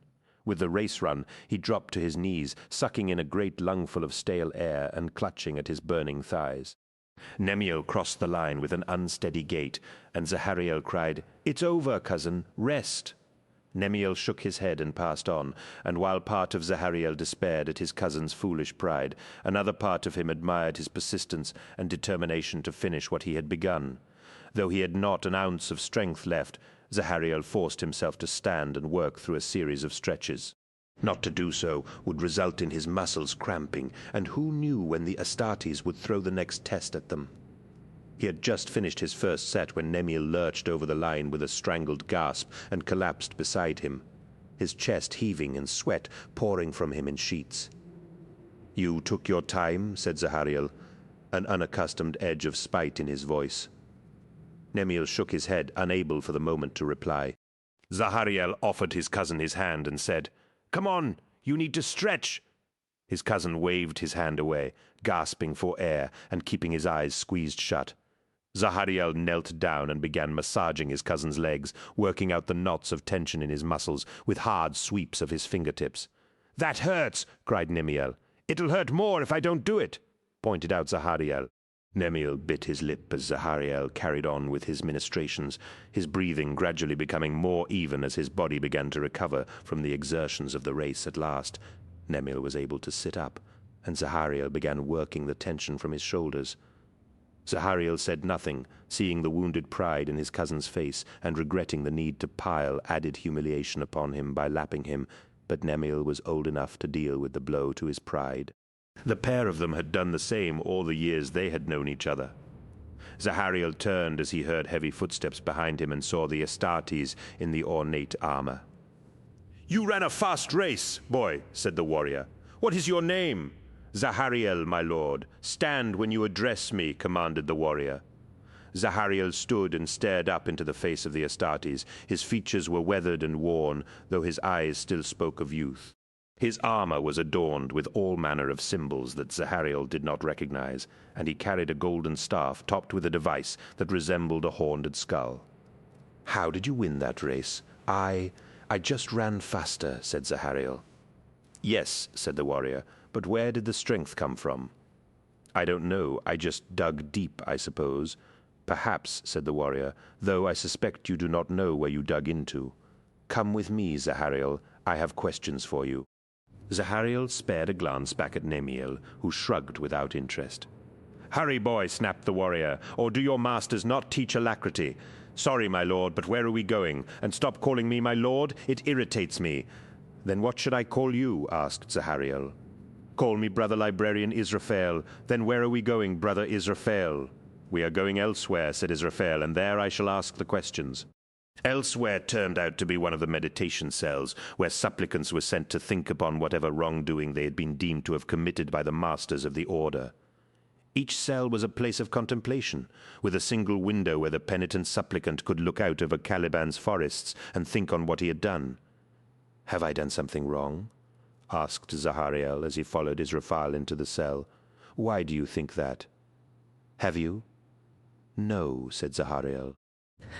"At least I don't think so." Israfel indicated that Zahariel should sit on the stool in the center of the cell and moved to the window, blocking out the meager light with the bulk of his armored body. "Tell me, Zahariel," began Israfel, "in your short life, have you been able to do strange things?" "Strange things?" asked Zahariel. "I don't understand." "Then let me give you an example," said Israfel. "Have objects around you moved without you having touched them? Have you seen things in dreams that have later come to pass? Or have you seen things that you cannot explain?" Zahariel thought back to his encounter with the beast of Endriago and his vow to keep the strangeness of its defeat to himself. The people of ancient Caliban had once burned people in possession of such powers, and he could imagine the Astartes being no less strict with such things. "No, Brother Israfel," he said. "Nothing like that." Israfel laughed. "You are lying, boy. I can see it as plain as day without any need for warp sight. I ask again, have you encountered any such strange things? And before you answer, remember that I will know if you lie, and you will forfeit any chance of progressing further with these trials if I decide you are less than truthful." Zahariel looked into Israfel's eyes and knew that the Astartes was utterly serious. Israfel could have Zahariel thrown from the trials with a single word, but he wanted to win through and prove he was worthy more than anything. "Yes," he said. "I have." "Good," said Israfel. "I knew I sensed power in you. Go on. When was this?" "It was when I fought the beast of Endriago. It just happened. I don't know what it was, I swear," said Zahariel, the words coming out in a confessional rush. Israfel raised a hand. "Calm down, boy. Just tell me what happened. I'm not sure," he said. "The beast had me. It was going to kill me, and I felt something. I don't know, my hatred for the beast rise up in me. Then what happened? It was as if time had slowed, and I could see things that I couldn't before. Things like what? I could see inside the beast, said Zahariel. I could see its heart and skeleton. I could reach inside it, as if it was some kind of ghost. Terrorsight, said Israfel. Very rare. You know of this. What is it? It is a form of scrying, said Israfel. The Psyker uses his power to look beyond the realms of the physical and shifts part of his flesh into the warp. It is very powerful, but very dangerous. You are lucky to be alive. Is this power evil? Asked Zahariel. Evil? Why would you ask such a question? People have been burned in our history for having such powers, Israfel grunted in sympathy. It was the same on Terra long ago. Anyone who was different was persecuted and feared, though the people who did so knew not what they were afraid of. But to answer your question, boy, no. Your power is not evil, any more than a sword is evil. It is simply a tool that can be used for good or evil depending on who swings it and why. Will it exclude me from the trials? No, Zahariel, said Israfel. If anything, it makes you more likely to be chosen. Chosen? Asked Zahariel. Is that what they are for? To choose who will become an Astartes? Partly, admitted Israfel. But it is also to see if the human strain on Caliban is pure enough to warrant its inclusion as a world that our legion can recruit from over the coming years. And is it? Asked Zahariel, not really understanding Israfel's words, but eager to learn more of the legion and its ways. So far, yes, said Israfel, which is good as it would be a hard thing for the Primarch to have to abandon his world. Primarch, said Zahariel. What is a Primarch? Israfel smiled indulgently at Zahariel and said, Of course the word will have no meaning for you, will it? Your Lord Johnson is what we know as a Primarch, one of the superhuman warriors created by the Emperor to form the genetic blueprint for the Astartes. The First Legion was created from his gene structure, and we are, in a sense, his sons. I know that much of this will make no sense to you now, but it shall in time. You mean there are others like the Lion? Asked Zahariel, incredulous that there could be other beings as sublime as Lionel Johnson. Indeed, said Israfel, 19 others. And where are they? Asked Zahariel. Ah, said Israfel, therein hangs a tale. Israfel then told Zahariel the most amazing tale he had ever heard. A tale of a world torn apart by war and of the incredible man who had united it under his eagle and lightning-stamped banner. Israfel spoke of a time, thousands of years ago, when mankind had spread from the cradle of its birth to the furthest corners of the galaxy. A golden age of exploration and expansion had dawned, and thousands upon thousands of worlds had been claimed by the race of man. But it had all come to a screaming, bloody end in a time of war, blood and horror.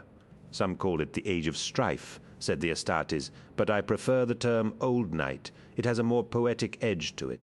What had caused this monumental fall from grace?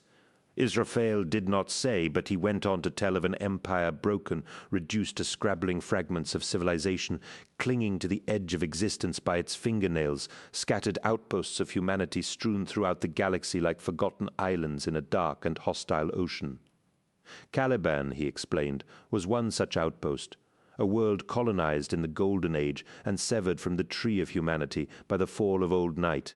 For thousands of years, the race of man had teetered on the brink of extinction, some worlds destroying themselves in feral barbarity, others falling prey to the myriad hostile alien life forms that populated the galaxy alongside humanity. Others prospered, becoming independent worlds of progress and light, beacons in the darkness, to light the way for future generations of men to find them once more. Then, as the darkness of Old Night began to lift, the Emperor began to formulate his plan to weave the lost strands of humanity back into the grand tapestry of the Imperium. Israfel spoke not of the Emperor's origins, save to say that he had arisen long ago in the shadow of a war-torn land of brutal savagery, and had walked among humanity for longer than any man could know. The Emperor had fought countless wars on the ravaged surface of Terra, finally conquering it with the aid of the first genetically engineered super-soldiers.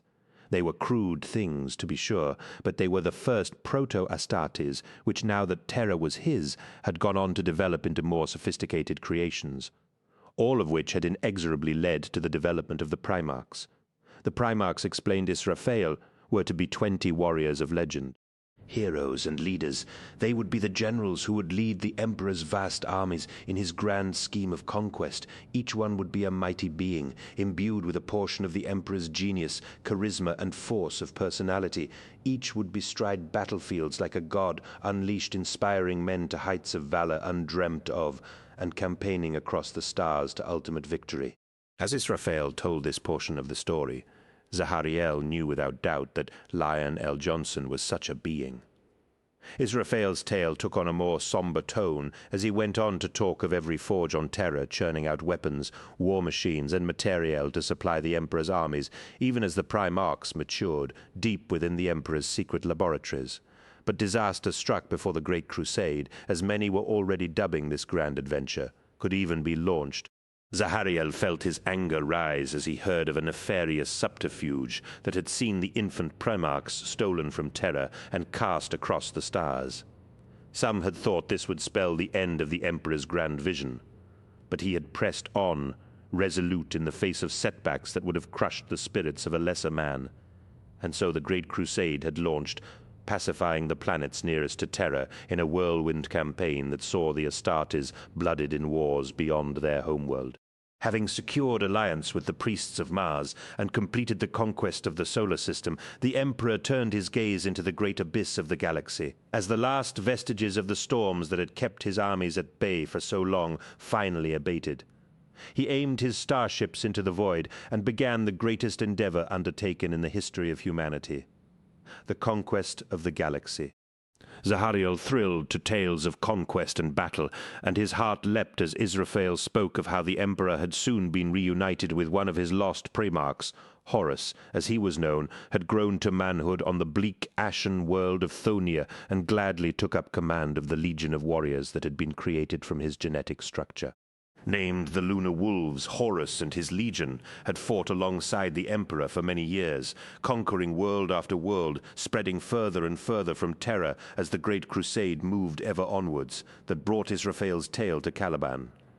We were all set to dispatch a scout force to Caliban when we received word from the Emperor that the entire strength of our legion was to divert to this world, and that he would follow as soon as he was able. "Why?" asked Zahariel. "Was it because of the lion?" "So it would seem," said Israfel. "Though how the Emperor knew of his presence here is a mystery to me." "Will it be soon?" breathed Zahariel, unable to contain his excitement at the prospect of a man as mighty as the Emperor coming to Caliban. "Will the Emperor be here soon?" "Soon enough," said Israfel. 15. The days that followed were amongst the most tumultuous in the history of Caliban, seeing many changes wrought to the surface and to the people in an uncommonly short time period. Alongside the Astartes came all manner of men and women from Terra and other worlds with exotic-sounding names. A great many of them were non-military civilians, administrators, scribes, notaries, and tellers. They spread far and wide in an apparently random swell of exploration, telling of the glory of Terra and the nobility of the Emperor's mighty endeavor. Around hearth-fires and in newly constructed townships, they told versions of the tale related to Zahariel by brother librarian Israfel. The glory of the Imperium and the Emperor became the most oft-told stories of Caliban, supplanting more ancient myths and tales in the space it took to tell them. Yet others came to the surface of Caliban, hooded figures of metal and flesh that were known simply as the Mechanicum. These mysterious figures guarded the technology of the Imperium and undertook frequent surveys of the planet from roaring flying machines. Much was learned in these days, beyond the histories lost to the people of Caliban over the thousands of years they had been separated from Terra. Technology and the advances of science, long absent from Caliban, were shared freely, and the people embraced such things with a vigor heretofore unseen on this grim and deathly world.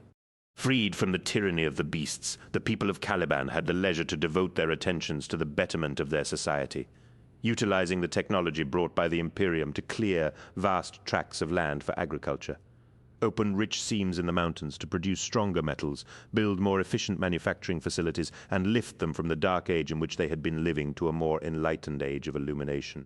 A great many of the new arrivals on Caliban were military personnel, and it was here that the first sources of friction were to emerge. The Astartes had been welcomed by the general populace of Caliban as the ultimate embodiment of the knightly orders that already ruled their lives, and by the knights as inspirational figures of legend. As much as the knights had welcomed the fact that the organizational makeup of the Astartes had closely matched that of the knightly orders, they were soon to find that there were more differences than similarities, where the knightly orders reveled in their differences and often resorted to combat to settle their feuds. The legions were united in purpose and will. Such division could not be tolerated, and at the behest of the Lion and the Astartes, the individual knightly orders were disbanded and brought under the control of the First Legion. Of course, such a drastic move did not happen overnight, and could not pass without dissenting voices. But when the Lion spoke in favor of the union of knights and the glory that would be theirs for the taking in the service of the Emperor, most such voices were stilled. Most, but not all. More objections were raised when members of the other military arms of the Imperium descended to the surface of Caliban, the soldiers of the Imperial army. The Astartes trials had already identified the likely candidates for selection to that august body, but the vast majority of the planet's population would still be able to serve the Emperor in the army. Where before military service had been an avenue open only to the nobility of Caliban until the inception of the Order, Imperial recruiters spread throughout the planet's population, offering a chance to journey from Caliban and fight in the Emperor's armies on 1,000 different worlds. They offered a chance to travel, to see strange new worlds, and to become part of history.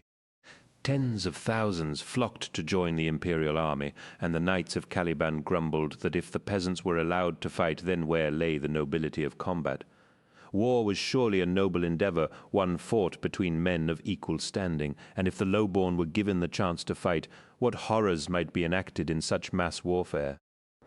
When the exactors of the army had achieved their quota of recruits, thousands of camps were set up throughout Caliban, where discipline masters and drill sergeants began training the adult population of Caliban in the ways of the Imperium's war. Within an unimaginably short time, the surface of Caliban was transformed from a world of sprawling wildernesses and castles to one of martial industry that rang to the beat of factory hammers and the tramp of booted feet as its populace geared itself up for war. It was a time of great wonders and hope, a time of change, but no time of change comes without pain. Zahariel and Nemiel walked the length of the outer walls of Alduruk, their strides long and their shoulders held erect. Both walked a little taller than they had before, their confident bearing more proud than it had been the day previously. Their armor was freshly polished, the black plates gleaming and reflective, and they had cleaned and polished their weapons as though their lives depended on it.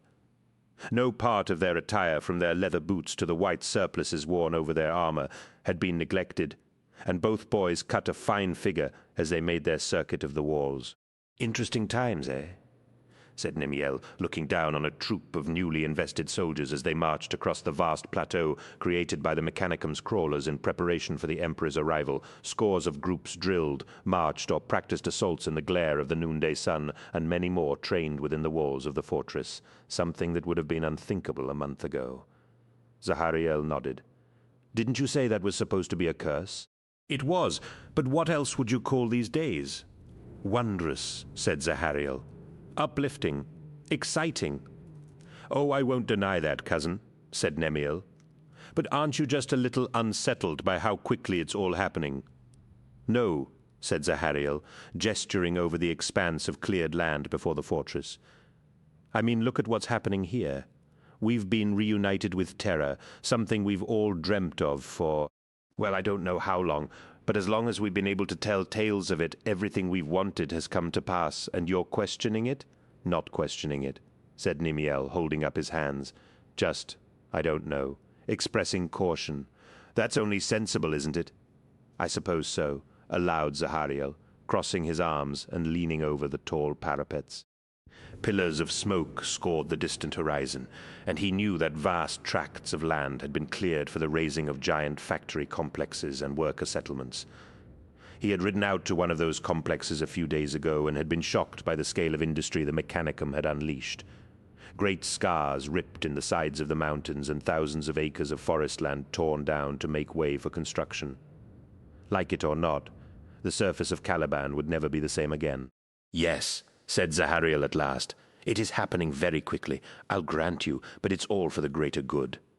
As part of the Imperium, we have a duty to provide what bounty our world has to the Great Crusade." "Indeed we do," agreed Nemiel, joining him at the wall. "But it's a shame. It has to be like this, isn't it?"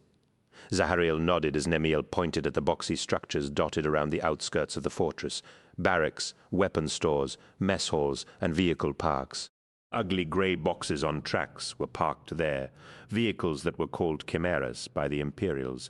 They were noisy and uncomfortable to ride in, and they churned the ground they crossed to ruined mud. There was no nobility to them, and even their very names struck a chord of unease in Zahariel after so long fearing such beasts in the dark forests of Caliban. "You can't tell me you're happy about sharing old Duruk with any old peasant," the new Lord Cypher's about to bust a gut at the thought. "I'll admit that it feels strange, but I truly believe it's for the better. Come on, aren't you glad that we've been selected for the final Astartes trials?" Nemiel flashed a smile, and his cousin's old arrogance resurfaced. "Of course, didn't I tell you we'd be in there?" "Yes, you did, cousin," smiled Zahariel. "Once again you were right." "It's a habit," said Nemiel. "Don't get used to it," warned Zahariel. "I have a feeling we'll be wrong more than right the more we learn of the Imperium." "How so?" "Just the other day I said to Brother Israfal that the Emperor was like a god. I thought he was going to have a seizure." "Really?"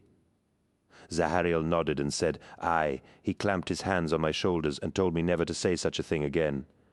He told me that it's part of their mission to put an end to such mystical nonsense, gods and demons and the like. They don't believe in things like that. "No," said Zahariel emphatically. "They don't, and they don't like others who do.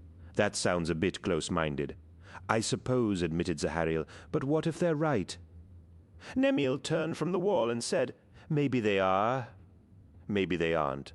But it strikes me that one should always have an open mind when it comes to the unknown." "Since when did you become cautious?" asked Zahariel.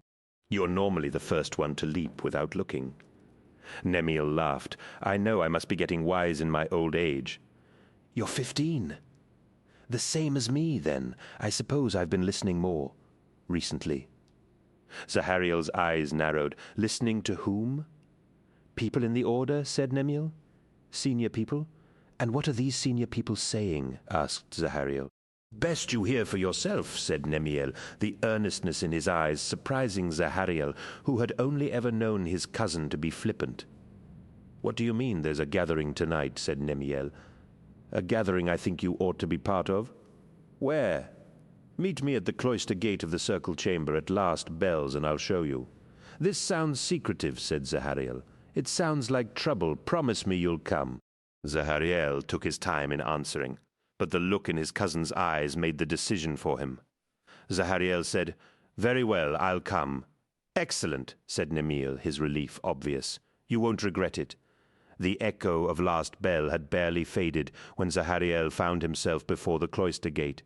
The lampwicks turned down and the seneschals who swept the passageways absent for now. Though he couldn't say why, Zahariel had chosen to avoid being seen by anyone, understanding without anything having been said that secrecy was the watchword for this journey. He couldn't deny there was an illicit thrill at the idea of this clandestine meeting, a sense of rebellion that appealed to his youthful spirit. The cloister gate was closed, and Zahariel checked to left and right to see if he was being observed, before padding across the corridor and flattening himself against the warm wood of the door. He tested the handle, not surprised to find it unlocked, and gently pushed down on the black iron. Pressing his back against the door to open it, the door creaked, and he winced at the sound, slipping through and closing it as soon as a wide enough gap had opened. Zahariel pressed himself against the wood and turned to the center of the chamber. Little light filled the circle chamber, only a few candles burning low upon iron candelabras around the raised plinth circumference. The stained glass of the tall windows glittered in the flickering light, and the eyes of the painted heroes seemed to stare down at him in accusation at his trespass. He silently asked their forgiveness as he ventured into the chamber, casting his gaze left and right as he searched for any sign of Nemiel. Shadows cloaked much of the chamber in darkness, the fitful light of the candles unable to reach much past the first few rows of stone benches. Nemiel, he whispered, freezing in place as the acoustics of the chamber carried his voice to its furthest reaches. He called his cousin's name once more, but again no answer was forthcoming from the darkness. Zahariel shook his head at his foolishness for agreeing to this meeting. Whatever game Nemiel was playing would have to be played without him. He turned away from the stone benches and started as he saw Nemiel standing at the center of the raised plinth. "There you are," said Nemiel with a smile. Nemiel stood with the hood of his surplice, raised, his features hidden in a wreath of dancing shadows, but for his voice and posture it would have been impossible to tell who had spoken. Nemiel carried a hooded lantern which cast a warm light around the lowest level of the chamber. Zahariel quelled his annoyance at his cousin's theatrics and said, "Very well, I'm here. Now what is it you want to show me?" Nemiel beckoned him to climb up to the central plinth of the circle chamber, and Zahariel chewed his bottom lip. To climb the stairs would be to go along with whatever Nemiel had planned, and he sensed that a threshold would be crossed that might only be one way. "Come on," urged Nemiel. "You can't keep the gathering waiting." Zahariel nodded and climbed the worn stone steps that led to the plinth, where only the masters of the order were permitted to walk. He felt curiously lightheaded as he climbed up and took his first step onto the smooth marble of the plinth, level with his cousin. Zahariel saw why he had not seen him when he had first entered the circle chamber. Nemiel stood beside a stone staircase that wound downwards in a spiral through the center of the circle chamber. Clearly, his cousin had climbed from whatever chamber lay below this one, though Zahariel had not known of the existence of these stairs or any secret place beneath. "Put your hood up," said Nemiel. Zahariel complied with his cousin's request and said, "Where are we going?" "Below the circle chamber," said Nemiel to the inner circle. The interior of the stairwell was dark, only a fitful light from Nemiel's lantern illuminating their descent into the depths. Nemiel led the way, and Zahariel followed, his trepidation growing with every downward step. "Tell me where we are going," he said. "You'll soon see," replied Nemiel without turning. "We're almost there." "And where's that? Be patient, cousin," said Nemiel, and Zahariel cursed his cousin's obtuse answers. Knowing he would get nothing more from Nemiel, he kept his counsel as they continued, and he counted over 1,000 steps before they finally reached the bottom. The stairway opened up into a brick-walled chamber with a low, vaulted roof, which was bare of all ornamentation like the chamber above. It was circular, the stairway piercing the center of its roof. A number of oil lamps hung from the ceiling at each of the compass points, and beneath each lamp stood a hooded figure in a white surplice. The figures stood motionless, their features hidden in the shadows of their hoods, and their arms folded across their chests. Zahariel could not help but notice that each one carried a ceremonial dagger, identical to the kind used in the Order's initiation ceremonies. The surplices the figures wore were bereft of insignia, and Zahariel looked to his cousin for some indication of what was going on. "This is your cousin?" asked one of the figures. "It is," confirmed Nemiel. "I've spoken to him, and I believe he shares our concerns." "Good," said a second figure. "There will be consequences if he does not." Zahariel felt his anger rise and said, "I didn't come here to be threatened." "I was not talking about consequences for you, boy," said the second figure. Zahariel shrugged and said, "Why am I here?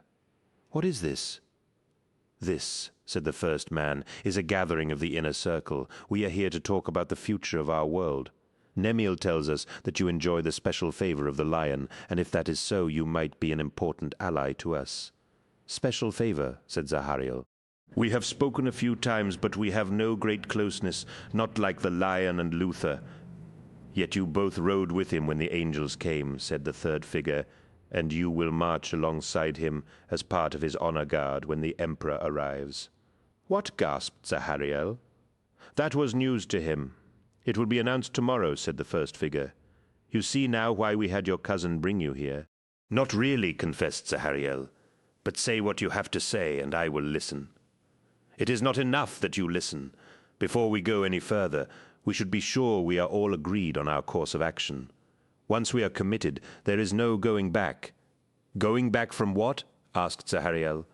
"From stopping the Imperium taking Caliban from us," snapped the third man, and Zahariel saw hints of a hawkish face and prominent chin beneath the man's hood. "Taking Caliban from us?" said Zahariel. I don't understand. We have to stop them, said the second figure. If we do not, they will destroy us. All our dreams, our traditions, our culture will be torn down and replaced with lies. We are not the only ones who see these things, said the third man. Do you know, I reprimanded a wall sentry today for being lax in his duties, and he talked back to me. I have never known the like of it. He said we didn't need to guard the walls anymore because the Imperium was coming to protect us. It was the same in my order before we were disbanded, growled the second man, and Zahariel realized that these were men of different knightly brotherhoods, not just from the order. The supplicants would not listen to their masters, too eager to submit to the Astartes trials. It is as if the entire world has gone mad and forgotten our past. But they are showing us the future, protested Zahariel. Which only goes to prove the cleverness of our enemies, said the first man. Imagine if they had been more honest about their intentions and made clear from the first that they intended to invade us. All Caliban would have risen up in arms, but instead they were more subtle, claiming that they came to help us. They say they are our lost brothers, and we welcome them with open arms. It is a cunning stratagem. By the time the majority of our people realize what has really been going on, it will be too late to change things. The oppressor's boot will already be at our throat, and we will have helped put it there. True, but remember it also demonstrates their weakness, said the third man. Keep that fact in mind. If they were confident they could conquer us easily, there would be no need for this subterfuge. No, our enemy is not as all-powerful as they would have us believe. To hell with their flying machines and their first legion. We are the knights of Caliban. We destroyed the great beasts. We can drive these damn interlopers away. Zahariel could not believe what he was hearing. Hadn't these knights heard of the Emperor's great crusade, knowing of the glory and honor that could be won? Why wouldn't anyone want to join it? This is madness, said Zahariel. How can you even think of making war against the Imperium? Their weapons are far superior, and the walls of the fortress monasteries will be smashed down in a day. Then we will retreat to the forests, roared the third man. From there we can launch lightning attacks and disappear back into the woods before the enemy can counterattack successfully. Remember the words of the verbatim. The warrior should choose the ground on which he will fight with an eye to strengthening his own efforts and unbalancing the best efforts of his enemy. We all know the verbatim, replied the first man. The point I was trying to make is that we cannot win this battle on our own. We need to rally the whole of Caliban against the invader. Only then can we hope to win this war. We need to create an event that will let the people see the true face of our enemy, said the second man. We need to get them to look past all the surface smiles and mealy-mouthed words to the evil hidden within. My thoughts exactly, the first agreed. And we must do it quickly before our enemy can strengthen their hold on our world any further. I am sure, given long enough, the enemy will inevitably show its true colors to the people of Caliban. But time is not on our side. We may need to speed events along. What in the name of the lion are you suggesting? Demanded Zahariel. I'm saying it would help our cause. If the enemy committed an act of terror so vile, it would immediately turn every right-thinking soul on Caliban against them. Then you will be waiting a long time, snapped Zahariel. The Imperium would never do something like that. You are wasting your breath and my time with this talk. You misunderstand me, boy, said the man. I am saying that we should stage the act on their behalf and make sure they are blamed for it. There was silence as the others digested his words. You want to create an atrocity and blame it on the Imperium, said Zahariel. Nemiel, you can't possibly agree with this. What choice do we have, cousin? Responded Nemiel, though Zahariel could see that he was unconvinced by the words spoken in this secret conclave and was as shocked as he was. The Imperium is not to be trusted, said the first man. We know they are plotting to enslave us and take our world for themselves. They are not men of honor. Therefore, I say we can only fight them by using their sly, underhand methods against them. We must fight fire with fire. It is the only way we will defeat them. You're talking about killing our own people, said Zahariel. No, I'm talking about saving them. Do you think it is better we do nothing? Especially when by our inaction we may be condemning future generations of Caliban's children to slavery. Granted, the course I propose will result in a few hundred, perhaps even a few thousand deaths, but in the long term we will be saving many more millions of lives. More importantly, we would be preserving our planet, our traditions, and the way of life gifted to us of our forefathers, I ask you. Is that not worth a few deaths? Those who die will be seen as martyrs, said the third man. By the sacrifice of their lives, we would be ensuring our planet's freedom. Yes, that is a good way to put it, agreed the first martyrs. They die so that Caliban can be free. I know our views are not popular, Zahariel, but this will make them more palatable, so that when the time comes, our people will fall into step behind us. This act will show our enemy in the worst possible light and incite hatred against them. Zahariel looked at the four men in disbelief, amazed they thought he might join with them in this madness. Of the four hooded men surrounding him, one had not yet voiced any opinion, and Zahariel turned to this figure. "What of you, brother?" he asked the fourth man. "You have listened to this insanity, and you have chosen to remain silent. It is not acceptable for you to stay quiet at such times. I must ask your opinion, brother. In fact, I demand it." "I understand," said the fourth man after a short pause. "Very well, if you want my opinions, here they are. I agree with almost everything that has been said. I agree we must take action against our enemy. Also, given the strength of the forces arrayed against us, we must suspend the rules of honor. This is a war we cannot afford to lose. Therefore, we must dispense with scruples and commit acts we would normally find dishonorable."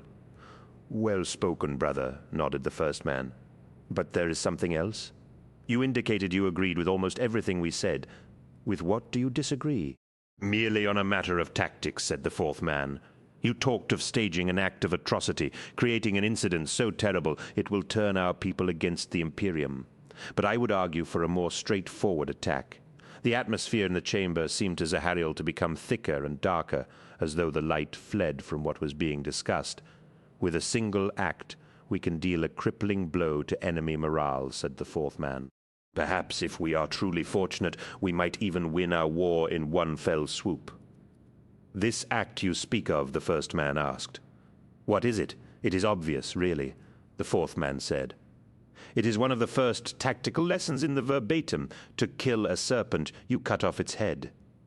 Zahariel realized the truth a moment before the others. "You can't mean—" "Precisely," answered the fourth man. "We must kill the Emperor."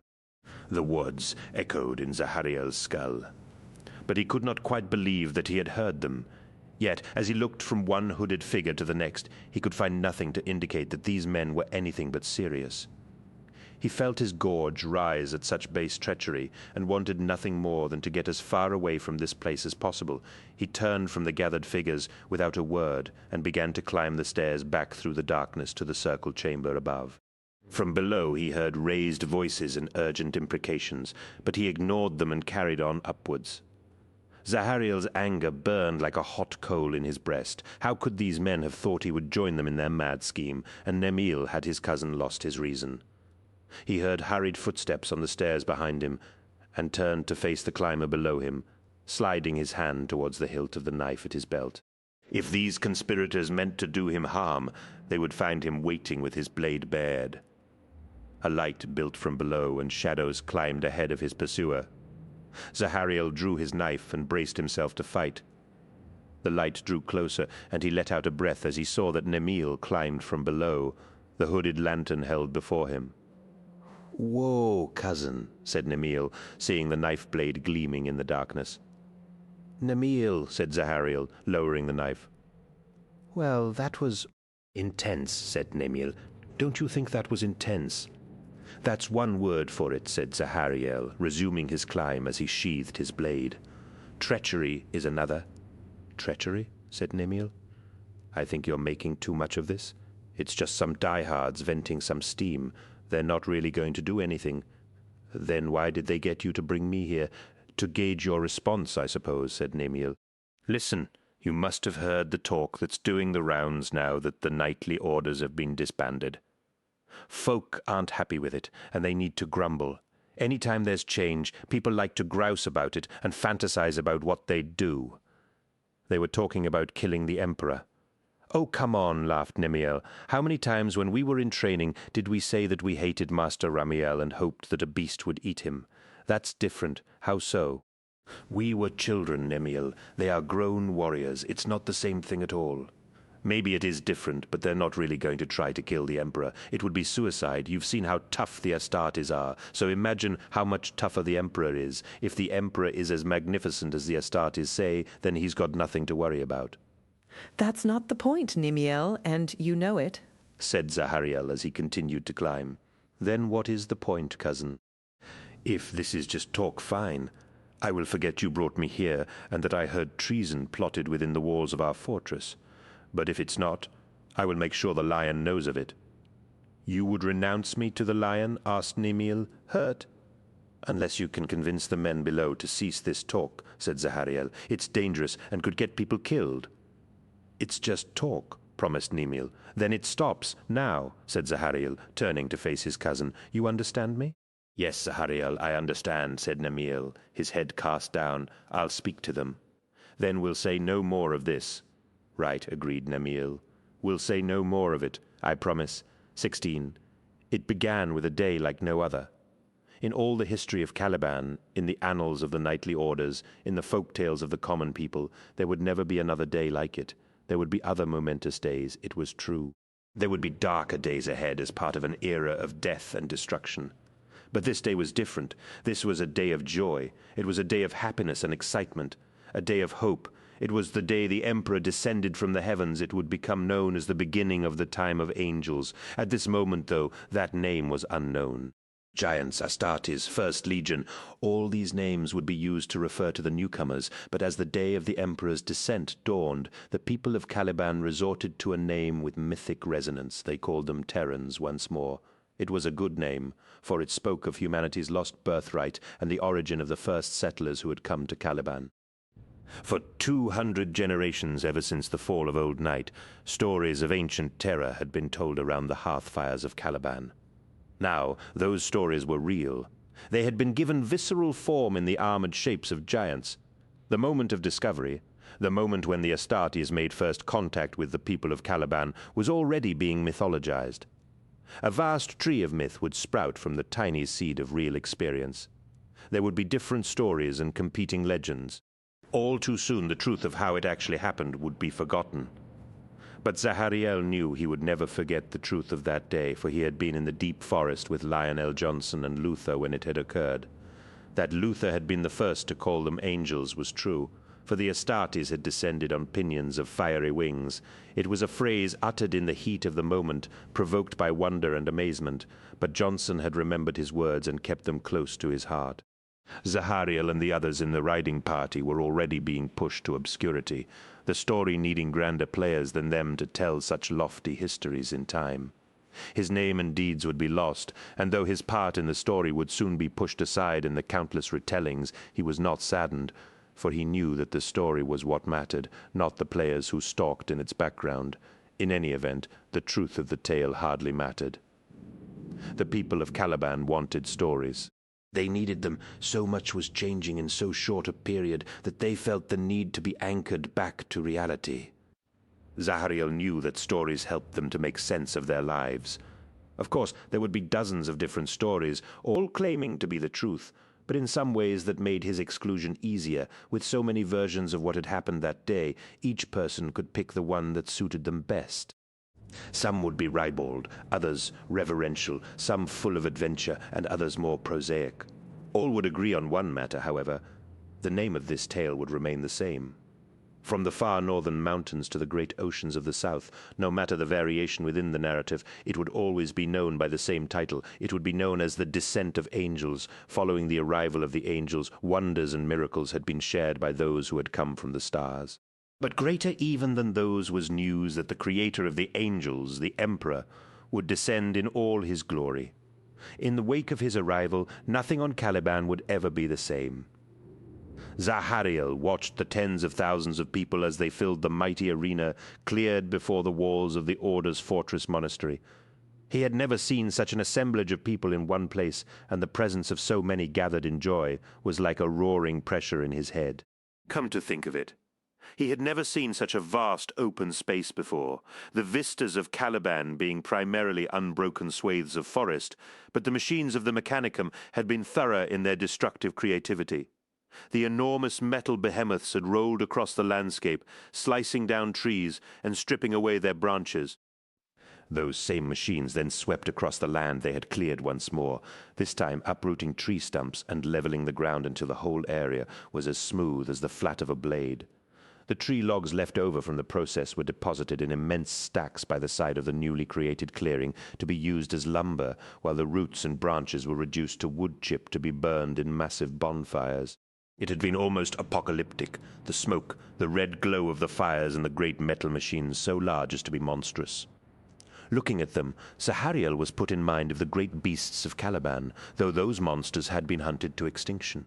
Zahariel could hardly believe the good fortune that saw him here on this day of days, for the entire strength of the Order was gathered here, as well as senior knights from those knightly orders that had been gathered together under the banner of the Astartes. He recalled the words of the hooded men in the room beneath the circle chamber and shivered, despite the heat of the day. He had not seen Nemiel this morning, and he was glad, for he was still angry that his cousin had dragged him to that dangerous conclave of rancorous malcontents. To see such martial power gathered in one place was humbling, for though the knights of Caliban were strong and proud, they were as striplings compared to the might of the Astartes, towering giants. The Astartes were golems of men, though to call them men seemed a gross disservice, so removed were they from any common humanity. They soared above Zahariel, their armor burnished black and gleaming, and their voices so gruff and deep that it seemed wholly unnatural that they issue from human mouths. Even without their armor, they were enormous, more so, for while encased in plate, Zahariel could almost believe that the majority of their bulk was artificial. Seeing them without their armor, such doubts were removed. Midris had been the first of the Astartes to be seen without his armor. His body massive and lumpen, his flesh packed with too much muscle and hard bone as to be almost without shape or definition. Robed in a simple cream body sheath, Midris had arms and legs like the great trees of the North Wilds, and the muscles of his shoulders rose to either side of his cranium without apparent recourse to a neck. One Astartes was impressive enough, but over 1,000 of them filled the great space, surrounding it like great black statues, and hundreds more ringed the great amphitheater at the center of the plain that had been bulldozed flat by the Mechanicum. Today was the day the Emperor would descend to Caliban, and Zahariel could barely contain his excitement. Nemiel would be jealous of Zahariel's inclusion in the Lion's honor guard, but such was the lot of their friendship and rivalry. His armor was polished to a reflective sheen, its ancient technologies hardly the equal of the Astartes' mighty armor. But on this day of days, such differences hardly mattered. The angle of the ground and the press of bodies around him as he marched through the crowd prevented him from seeing the lion. But Zahariel knew the Grand Master of the Order was ahead of him without being able to lay eyes upon him. Cheers and adoring faces pointed the way to the lion as surely as an illuminated sign, and though it was unusual for their taciturn leader to walk amongst the common folk of Caliban, Luther had suggested it as a means of ensuring that the Emperor knew he was a man of the people, that he was loved by all. An excited hubbub filled the air, for who would not want to see a being of such magnificence that he could command the likes of the Astartes and inspire such devotion in them? A being with the vision, drive, and power to set out on the reconquest of the galaxy was surely to be revered, and perhaps even feared, for what singular purpose of violence must surely lie at his heart. The thought had risen in Zahariel's mind unbidden, and he recalled again of the secret meeting last night. His expression turned grim as he thought of the sentiments espoused there, but he satisfied himself with knowing that he had forestalled the seditious talk of the warriors gathered in the deep vaults of the fortress monastery with his threat of exposure to the lion. Seeing his gleaming armor, the crowds parted before him, and he nodded in appreciation at the respect accorded to his status as a knight of the Order. The sense of fevered anticipation among the people of the crowd was palpable, and their excitement passed to him so easily that it was like an electric charge running around his body. All here gathered knew they were witnesses to history, the passage of which only rarely allowed the ordinary man the chance to witness its unfolding. At last he reached the outer circle of knights surrounding the lion, and Zahariel felt his pulse increase as he stepped towards his fellows. Though much younger than most of them, they parted respectfully before him, allowing him to pass into the clear space between the outer and inner circles. The senior masters of the order gathered like supplicants around the lion, their bearing regal and majestic, but still as children compared to the mighty warrior at their center. Zahariel had no doubt that Lion Eljonson was the single most gifted and remarkable human being who had ever lived. Each time he looked at the lion, he felt exactly the same sensation. A sheer mass of presence that seemed to press inside his skull by some mystical osmosis to create a feeling of well-being and trust. More than that, he felt something else entirely. Awe. He felt awe. The lion was a truly imposing physical specimen. A giant standing at a little under 3 meters tall, it was impossible to escape the suspicion that he had been cut from a broader canvas than the majority of men.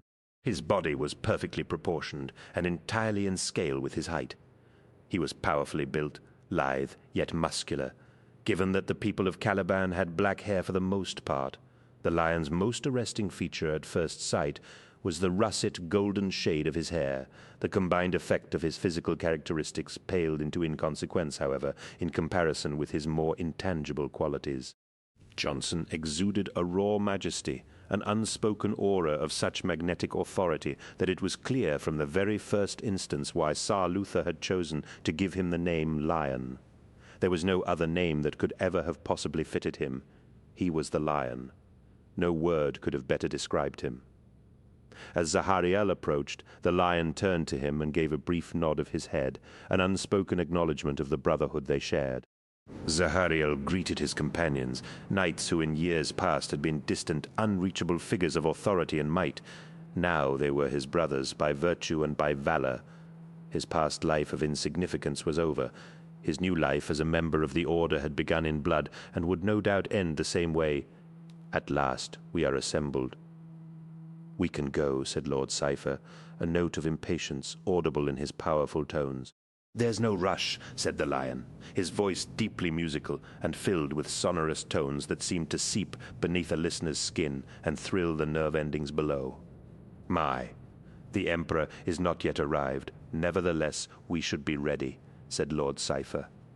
The proper traditions and protocols must be followed as always now more than ever in these times of change. Zahariel smiled at the fresh tones of this new Lord Cypher, and caught an amused glance from the tall, powerful warrior who stood next to the lion. Tsar Luther had been Johnson's boon companion and closest brother in all things since the day he had discovered the feral wildman in the forest. A great man, Luther was still dwarfed by the lion's stature, but his broad shoulders and open face were those of a man who bore no ill feelings to his mightier brother. "Ready?" asked Luther. "I have a feeling this might be an interesting day." "Interesting," said Zahariel. "Let's hope not too interesting." "What do you mean?" asked Luther. "Nothing," replied Zahariel. "Just making conversation." Luther looked askance at him, sensing there was more to his comment than he was letting on, but content to allow him his secrets. "Come," said Lord Cypher. "It is time." Zahariel looked into the sky, seeing a dim glow building behind the clouds. An excited ripple spread through the crowd as heads turned to the skies. Only the Astartes encircling the mighty arena kept their gaze resolutely fixed on the crowd, and Zahariel had the distinct impression that they were looking for someone or something. Even on a planet that had welcomed the coming of the Astartes and the Emperor, these warriors never relaxed their guard and never flinched from their duty, and Zahariel was filled with admiration for the great warriors from beyond the stars. His musings were interrupted as the lion set off towards the amphitheater at the center of the cleared space, a twin line of knights holding open a path through the cheering crowds.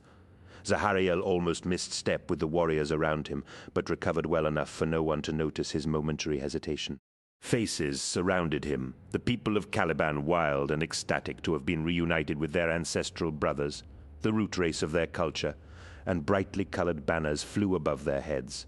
They had lived in fear of the beasts for too long, and of the wars between the knightly orders and the countless other dangers that could part a man from his life. But now they had something to look forward to. An age of peace and prosperity beckoned, for what could the technology and resources of the Imperium not achieve? With such tools available and such men to wield them, what undreamt of glories might be attained?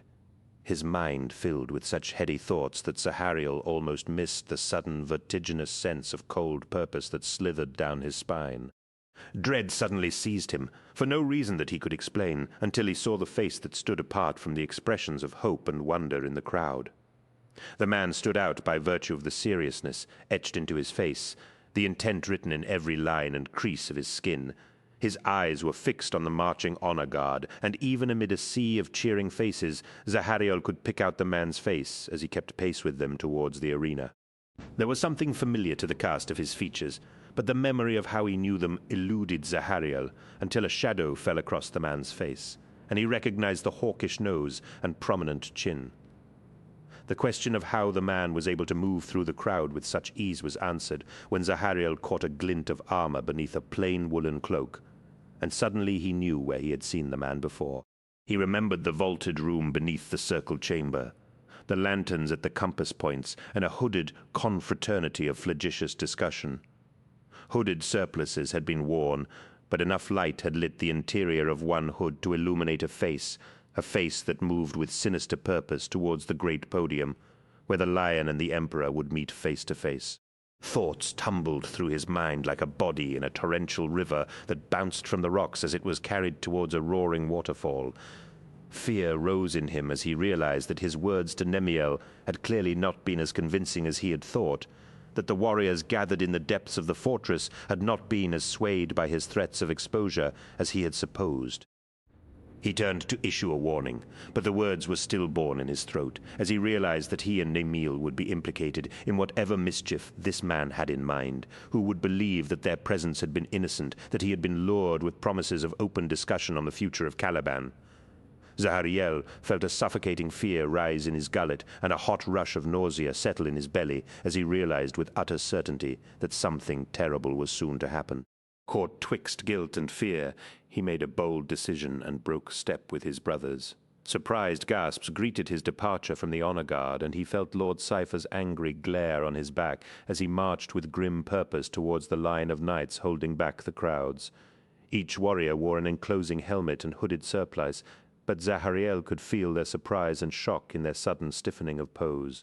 They parted before him, not knowing what else to do, and Zahariel scanned the faces and heads of the crowd as he pushed his way deeper through the mass of bodies. For a terrible moment he thought his quarry had evaded him, but caught the purposeful glide of the man's head moving against the direction of the crowd's adoration. Zahariel made his way forwards, one hand pushing people out of his way, the other gripping his sword hilt. A rush of emotions flooded him, a potent mix of fear and betrayal. Didn't this traitor realize the magnitude of what he planned? Didn't he see the ultimate folly of his course? As the distance closed, it seemed as though his target became aware of him. A hurried glance over his shoulder, and their eyes met over the bobbing, smiling faces of the crowd. A light built in the heavens, and heads were turned upwards in joy and rapture, but Zahariel had no time for such sights. His attention fixed on the man before him. Though he moved with purpose, his posture was stooped, as though he bore some great weight, and his pace was slower, much slower than Zahariel's. Aware of his discovery, the man pushed harder in an attempt to evade Zahariel, but as the crowd surged in response to the building light in the heavens, his passage was impeded to the point where forward movement was next to impossible. Zahariel saw his chance and pushed through the press of bodies, sparing no thought to the damage he was doing as he cleared a path with fists and shoulders. Angry voices berated him, but he ignored them, too intent on his prey. The man tried to force a path through the crowd, but alerted to the presence of troublemakers in their midst, the people gelled before him, becoming an impenetrable barrier of angry faces and raised voices. Zahariel reached out and grabbed a handful of the man's cloak, turning him around and pulling him off balance, the light above him built, bathing everything in a golden glow, and it seemed as though a great, searing spotlight was trained upon them. "Get away from me," howled the man. His cloak pulled aside to reveal the shimmering glow of light upon his breastplate, as Zahariel feared. The man was a knight of the order. "I won't let you do this," said Zahariel, sending a thunderous left hook into the man's face. He fell back, but the press of the crowd prevented him from falling. "You don't understand," said the man, struggling in Zahariel's grip. The crowd pulled away from them, and Zahariel pushed closer to the man, pressed chest to chest with his adversary as they grappled. "It has to be this way." The man was broader and taller than Zahariel, older and more experienced, but his discovery had robbed him of conviction. He tried to turn away from Zahariel, tearing the cloak from his shoulders as he did so. Zahariel saw that the man carried a canvas satchel across his back that clearly bore some considerable weight. Hampered by his burden, the knight could not fight as effectively as Zahariel, despite the clear difference in age and experience. Zahariel threw another punch at the man's face, breaking his nose and sending a squirt of blood in a high arc. More cries of alarm circled them, and Zahariel followed his punch by hooking his leg behind that of his opponent and slamming a shoulder into his chest. The stricken knight fell, dragging Zahariel with him as they crashed to the ground, clawing and punching at one another. The satchel tore at the sudden movement of the heavy weight within, and 6 discs of bare, matte-finished metal clattered onto the ground. They were simple in appearance, each no more than 30 centimeters across, a few centimeters thick, and equipped with a rubberized grip on one face. Though he did not know what they were called, he had learned enough in his time with the instructors of the Imperium to know that the pictographic symbols on their faces denoted explosives. Zahariel's elbow hammered the knight's jaw as they hit the ground, and he followed up the blow with a cracking right cross to the cheek. "It's over," he yelled. "It was just talk. You were to stay your hand." His opponent could not reply, his face a wreckage of blood and broken bone, illuminated by the golden glow from the heavens. Even through the damage, his eyes widened in amazement, wet with tears. Despite himself, Zahariel turned his head to see what might provoke such wonder in one so wounded, and his mouth fell open and slack as he saw a great floating city descending from the heavens. Like a mountainous spire shorn from the side of some basalt landmass, the city was studded with light and color, its dimensions enormous beyond imagining. A great eagle-winged prow of gold marked one end of the floating city, and towering battlements, like the highest towers of the mightiest citadel, flared like gnarled stalagmites from the other. His opponent struggled weakly beneath him.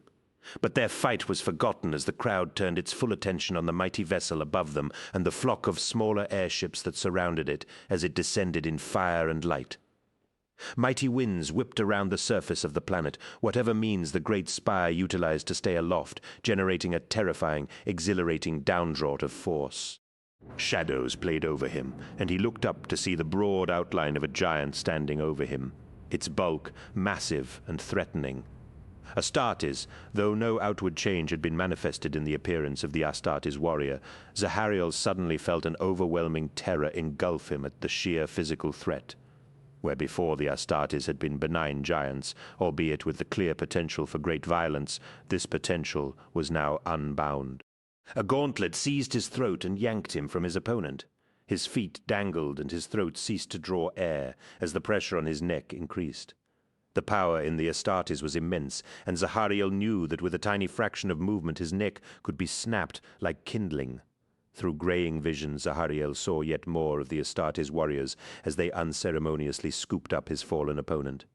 "What do you have, Midris?" asked one of the newly arrived giants. The warrior looked straight into his eyes, and Zahariel felt the fury of the warrior's hatred burning through the red lenses of his helmet as consciousness faded blackness. Traitors, spat Midris 17. When Zahariel awoke, it was to find himself in a gleaming cell of bare metal walls illuminated with a soft off-white glow that had no obvious source. He lay on a metal shelf set into the wall, and as he took a breath, he winced at the painful constriction in his throat. He remembered the Astartes Midris holding him at arm's length like a piece of refuse, and the feeling of anger that had radiated from the warrior like a physical blow. He remembered the word traitor spat in his face, and he sat up quickly as he remembered the scuffle of bodies and the attempt on the Emperor's life. Had the other conspirators also been present at the descent of angels? Had their vile plan succeeded? Cold fear settled in his gut, and he clutched at his throat as he fought for breath. Though he could not see it, he felt sure that his neck must be blackened with bruising from the pressure Midris had applied. His legs dangled from the metal shelf, and if this was a bed in a cell, then it was clearly designed for someone far larger than him. Looking around, he saw nothing to give any indication as to where the light was coming from, or where there might be an exit. The walls were bare and smooth, gleaming and unblemished. "Hello," he rasped, the effort of speaking painful, rendering his shout little more than a wheezing gasp. "Is there anybody out there?" He received no answer, and slid from the metal bed to the floor. He had been stripped of his armor and wore a simple penitent's robe. Did this mean he had been judged guilty already? Zahariel made a slow circuit of the room, the cell, and attempted to find an exit or some means of communicating with his jailers. He found nothing obvious, and banged his fists against the walls, but heard little difference in the tonal quality that might indicate the existence of a door. Eventually, by pressing his face to the cold wall opposite the shelf and looking along its length, he discovered a pair of vertical seams on the wall, suggesting a door, though one without any clear means of opening. He was no longer on Caliban, that much was certain. Was this one of the ships upon which the First Legion could travel between the stars? The walls hummed with a low resonance, and he could hear what sounded like a faint drumbeat that might have been the slow rhythm of the vessel's mighty heart. Despite his current predicament, he had to admit that he was a little excited to have left the surface of the world of his birth. He returned to the bed, frustrated at his inability to communicate with the outside world and protest his innocence. He had stopped the traitor from committing his act of atrocity. Couldn't they see that? With nothing to distract his mind, his imagination conjured up all manner of dark possibilities. Perhaps the Emperor was dead, and his Astartes had wreaked terrible retribution on Caliban, razing its towns and fortresses with their great weapons. Perhaps the Knights of the Order were even now being held in cells like this, implements of torture used to extract confessions of guilt.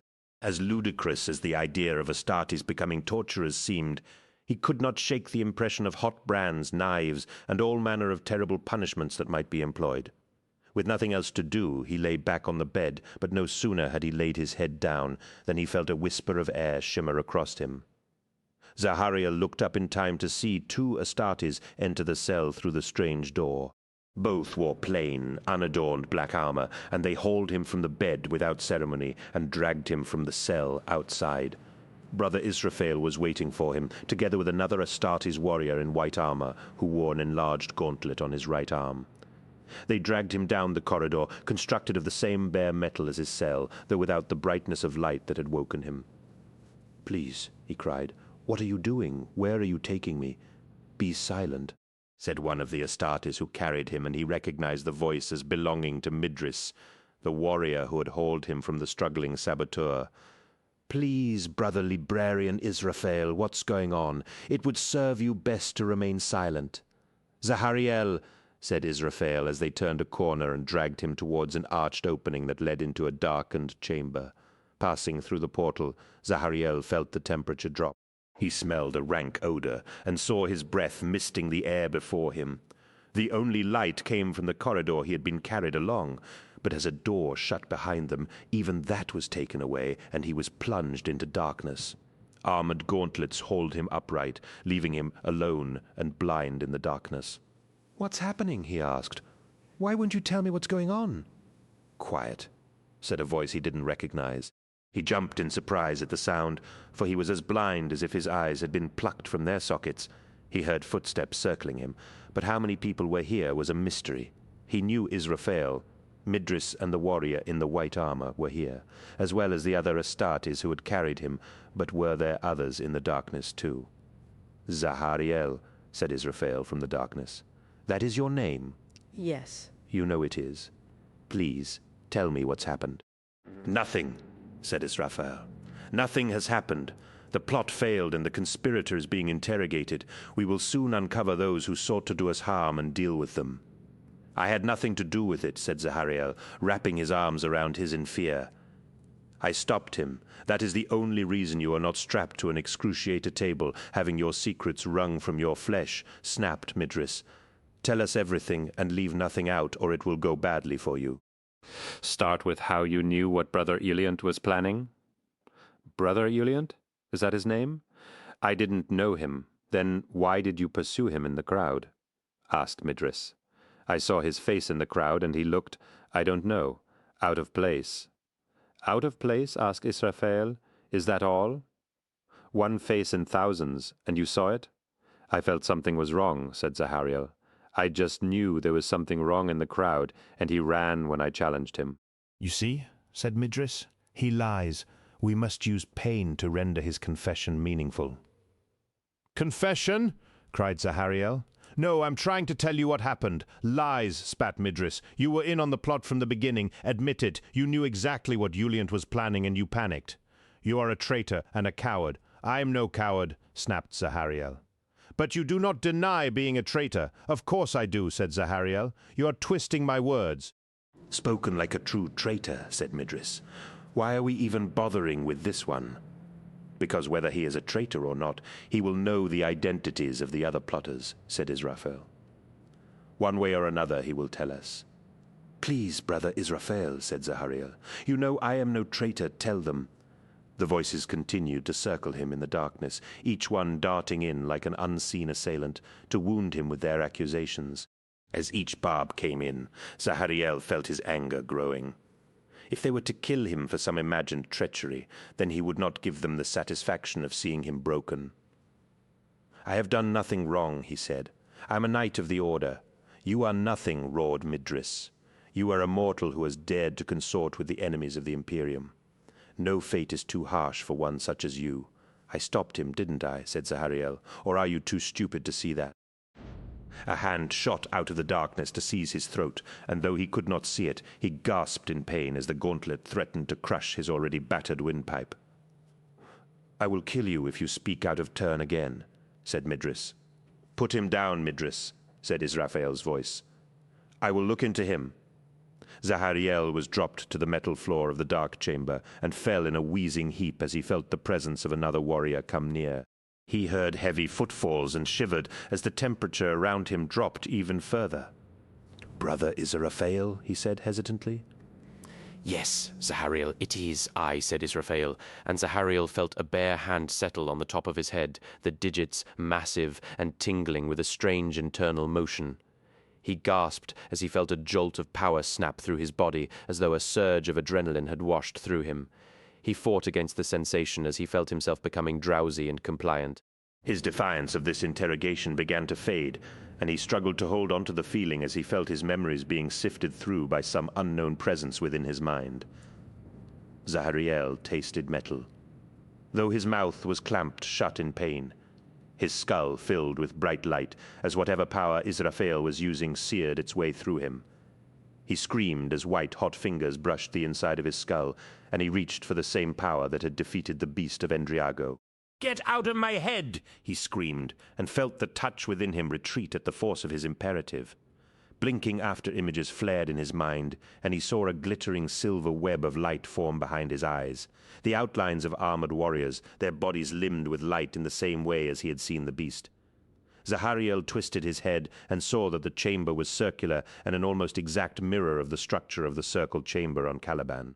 The edges of every surface trailed a nimbus of glittering light, like shimmering dust blown by unseen winds, and he saw the Astartes around him as clearly as though they were illuminated by spotlights. I see you, he said. He could see the warriors looking at each other in puzzlement, relishing their sense of unease at his burgeoning power. The glittering silver outlines of the Astartes faded, and Zahariel had a fleeting impression of immense power pressing at the edges of his mind.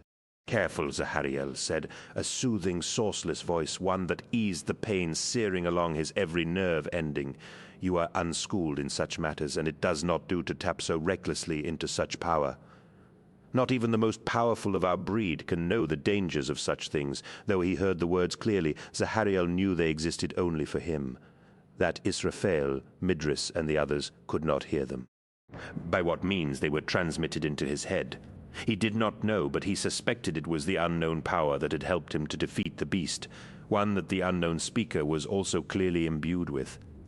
No sooner had the voice soothed him than it vanished, and Zahariel gasped as Israfel said, I can find what I need to know in your head without your consent, but what will be left of you afterwards will be less than you were, if anything remains at all. It would be better for you if you were to tell us everything you know willingly. The touch was withdrawn, and Zahariel let out a strangled moan as he collapsed to the metal decking of the floor. Very well, he said. I'll tell you everything. Zahariel pushed himself to his feet and stood proudly before his accusers, determined to show no fear before their interrogation. He had faced the Lion, Luther, and Lord Cypher in his ordeal of initiation to the Order, and he would face this with the same determination. The silver light that outlined everything began to fade, and he told his tale in the dark. He told them of the clandestine meeting between the conspirators in the chamber beneath the great meeting hall of Audiobook, though Zahariel left out the part played by his cousin, knowing that to even mention Nemiel's name would be to damn him in the eyes of the Astartes. Nemiel's mistake had been naivety, as had his own, and he hoped these warriors would see that. Better to be thought young and foolish than treacherous. He spoke of the four-hooded conspirators, and how he had recognized the man in the crowd from the brief hint of his features that he had seen beneath his hood that night.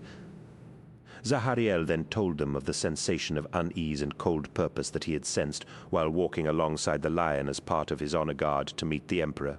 This time they did not question his recognition of Brother Uliand, though he could feel Brother Israphael's interest once again piqued by his strange power to sense his presence and purpose.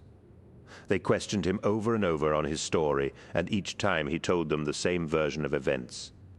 He could feel the presence of Brother Israphael lurking in the back of his head, his mind touch filtering everything he said for lies or obfuscation.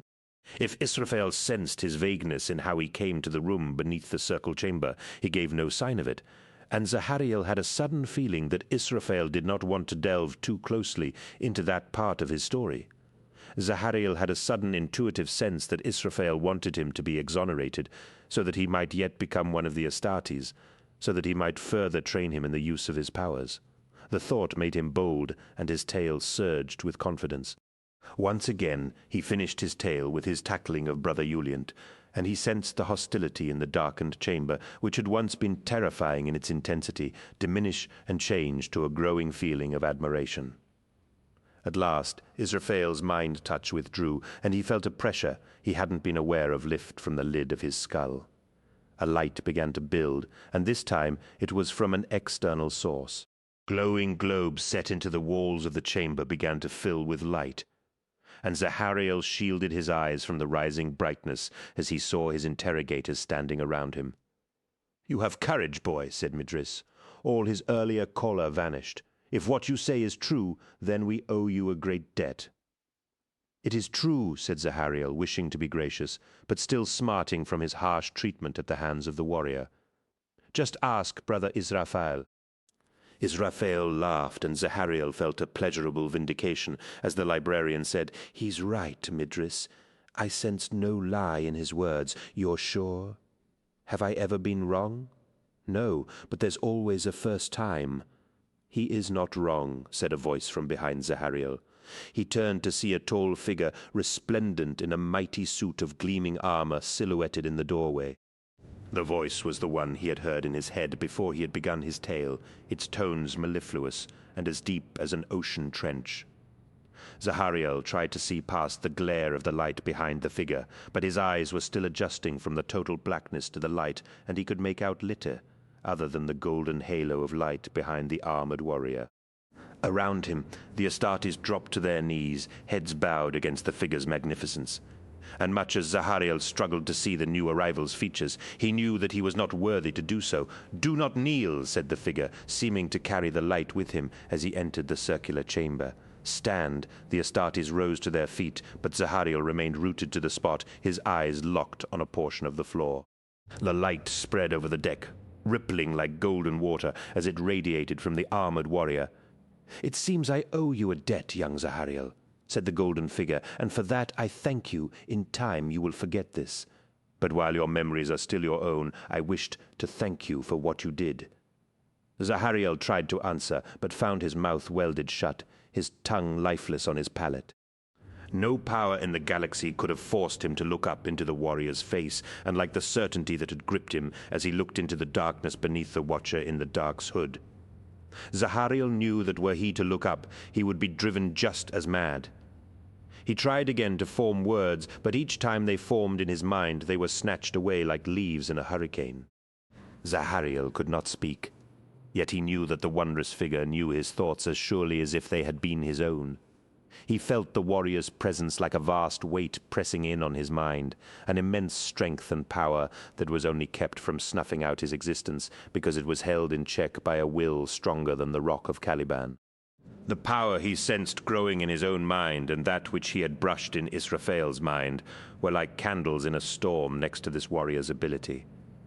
Zahariel felt as though he was being smothered beneath an enfolding blanket, and the sensation was far from unpleasant. "He has a touch of power," said the warrior, and Zahariel felt his spirit soar at such notice, even as he feared the import of his earlier words. "He does, my lord," said Israphael. "He is a prime candidate for the Librarius." "He is indeed," agreed the warrior. "See to it, but be sure he remembers nothing of this. No suspicion of any dissent must exist within the Legion. We must be united or we are lost." "It will be done, my lord," assured Israphael. Though the Leon was over half a kilometer away, Zahariel felt as if he could reach out and touch him. The senior members of the Order occupied the great podium where the Emperor had stood the previous week. Thousands of knights filled the parade ground, resplendent in polished suits of armor and proudly standing to attention. The day had dawned bright and full of promise, the sky crisp and blue, the sun beaming and yellow. Names had been called, rosters taken, and identities confirmed by hooded adepts in red with genetic testing apparatus. Each of those called to attend this great gathering had been individually selected, chosen from the best of Caliban's martial caste of warriors. Zahariel rubbed shoulders with knights whose courage had been proven beyond doubt, whose stamina, endurance, and strength were the envy of those who had failed the Astartes tests. No other warriors on Caliban were as fearsome, nor had the potential of those gathered here, and Zahariel felt justifiable pride in his achievements. Events had passed in a blur since the Emperor's great speech to the masses of Caliban, and try as he might, Zahariel found he could remember little of that moment. A fleeting vision of a warrior in gold, words that stirred his heart, and a sense of belonging that was stronger than anything he had ever known. Ever since that day he had known, just known, that something big was coming. And when word had come from Luther that the Astartes had made their final selection for advanced training and enhancement to their ranks, Alduruk had almost erupted in a riot as boys had raced to find out if they had been chosen. Zahariel's heart had been in his mouth as he perused the lists doing the rounds of the fortress monastery, though some nagging insistence in his mind had told him that he had nothing to worry about. Sure enough, his name had been on the list, as had Nemiel's, Attius's, and Eliath's. He had sought out his cousin, but it had taken him the better part of 2 days to find him. Nemiel had been quiet, and Zahariel could not understand his cousin's reticence at the good news of their choosing. Once again, their brotherly rivalry had spurred them on to great things. As the day had gone on, Nemiel had relaxed around him, though Zahariel could think of no reason why his cousin should have been so anxious. He had put it down to nervousness over the Astartes selection and forgotten the matter, for more important considerations had quickly overtaken any lingering worries over his cousin's behavior. It had been announced that those chosen by the Astartes were to gather on the great parade ground before Alduruk to hear the lions speak and tell them of their destiny as warriors of the Emperor. Only those chosen by the Astartes were to attend, and a palpable ripple of frenzied excitement flashed around the fortress in the space it took to give voice to the notion of what the Grand Master of the Order might say. Zahariel and Nemiel had marched onto the parade ground with the others who had passed the Astartes trials, the pride and martial bearing of everyone around them filling them with a sense of brotherhood that far exceeded anything he had felt as part of the Order. Though thousands filled the parade ground, Zahariel knew that this represented the elite of every knightly order of Caliban. Hundreds of thousands of knights had been tested, but only these few thousand had met the unimaginably rigorous standards of the Astartes. The sense of anticipation as the knights had awaited the coming of the lion was almost unbearable. The majority were younger than Zahariel, he and Nemiel representing the upper age group of those chosen, and he wondered what about the transformation into an Astartes mandated such a young age for their members. Then the lion and Luther walked onto the stage, flanked by Lord Cypher and a robed cabal of Astartes in black armor, clad in the ceremonial bone-white surplices of the Order. To see these great warriors adopting the habits of the Order was gratifying indeed, and Zahariel turned in excitement to his cousin, embracing him in a spontaneous gesture of brotherly affection. All the hurt and jealous feelings between them seemed so absurd in the face of the new brotherhood they were about to join. Even standing beside the Astartes, the lion looked enormous, towering over the armored warriors and dwarfing them all with his presence. A great amplification system had been set up to carry the lion's words to every corner of the parade ground, but the lion needed no such apparatus, for his voice was tuned into the hearts and minds of every warrior gathered before him. "Brothers," began the lion, forced to pause as the swelling cheers of the young knights threatened to drown out his words. "We stand on the brink of a new age for Caliban. Where once we stood on our little rock and thought that our world was only as far as the horizon, we now know that it stretches far beyond such petty visions. The galaxy opens out before us, and it is a dark and forbidding place. But we are warriors of the Emperor, and it behoves us to take his light into the darkness to reclaim our birthright. Once, a lifetime ago it seems, I declared a great crusade to clear the forests of Caliban of the beasts, and that was a worthy aim. I see now that I was merely emulating a greater man's dream, that of my father, the Emperor." A roaring cheer once again drowned out the lion's words, for where all of Caliban had been speaking of the Emperor as his father, it was the first time he had given voice to such a sentiment. The lion raised his hands to quell the rising emotions, and continued, "We are part of something larger now, part of a brotherhood that encompasses more than just our planet, one that encompasses the entire race of man throughout the galaxy. The Emperor's crusade is still in its infancy, and hundreds, thousands of worlds remain to be liberated and brought back into the realm of the Imperium. You have all been chosen to become part of the greatest warrior order the galaxy has ever seen. You will be stronger, faster, and more deadly than ever before.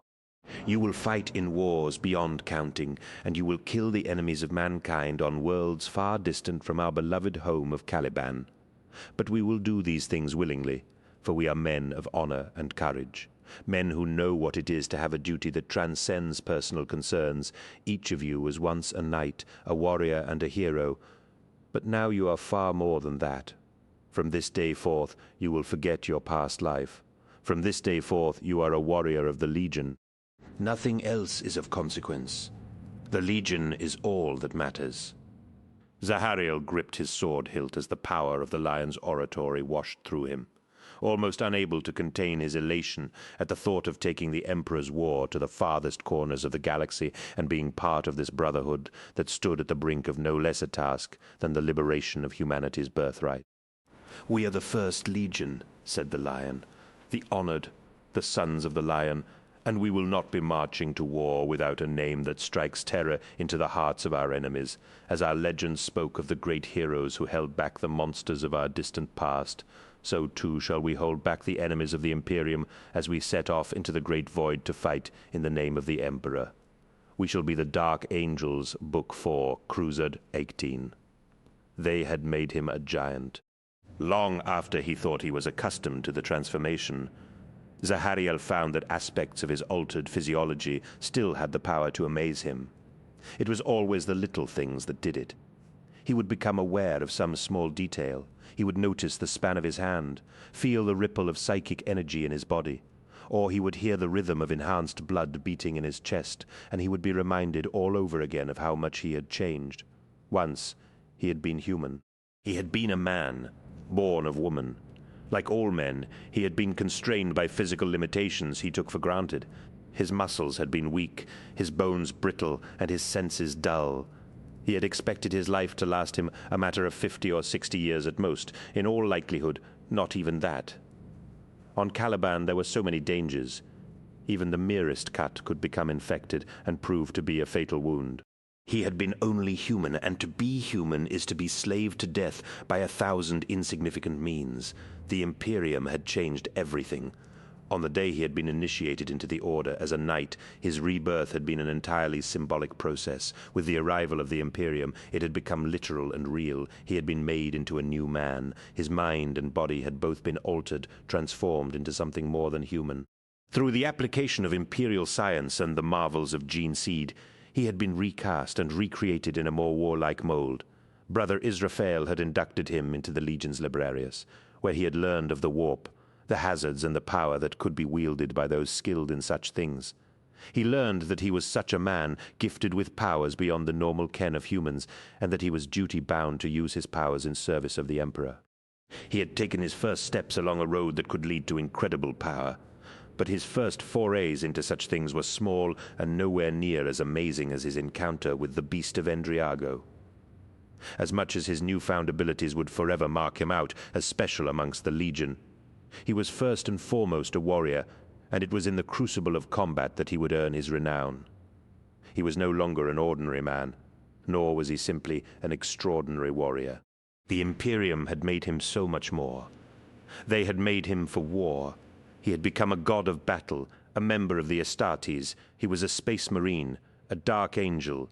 He served in the Great Crusade. He knew he was a small cog in a grander design, a walk-on part in the great drama of human history. But such notions did not trouble him, for the Imperium was a noble undertaking, a dream of a better universe, and he was part of the martial arm that gave it substance. It was an optimistic time, a period of fine ideals. It was an age of discovery, and he was a part of it. The early days were great days. Afterwards, he would look back on them as the happiest of his life. He had a purpose. He had a mission. He was an instrument of the Emperor's will, preparing to wage wars for the betterment of humanity. Nor was he alone in these struggles. He did not do these things on his own. Throughout his transformation from man to superhuman, Nemiel was there beside him. The Talatellers selected to accompany them from Caliban spoke of destiny, and Zahariel could only agree, for it seemed that he and Nemiel were fated to stand shoulder to shoulder throughout life's travails. From their earliest days on Caliban, their lives had always been linked, brothers even before they became angels. If anything, the process of becoming Astartes had only served to strengthen the bond between them. At times, it was as though one complete soul, split by accident of birth, was incarnated into two separate bodies.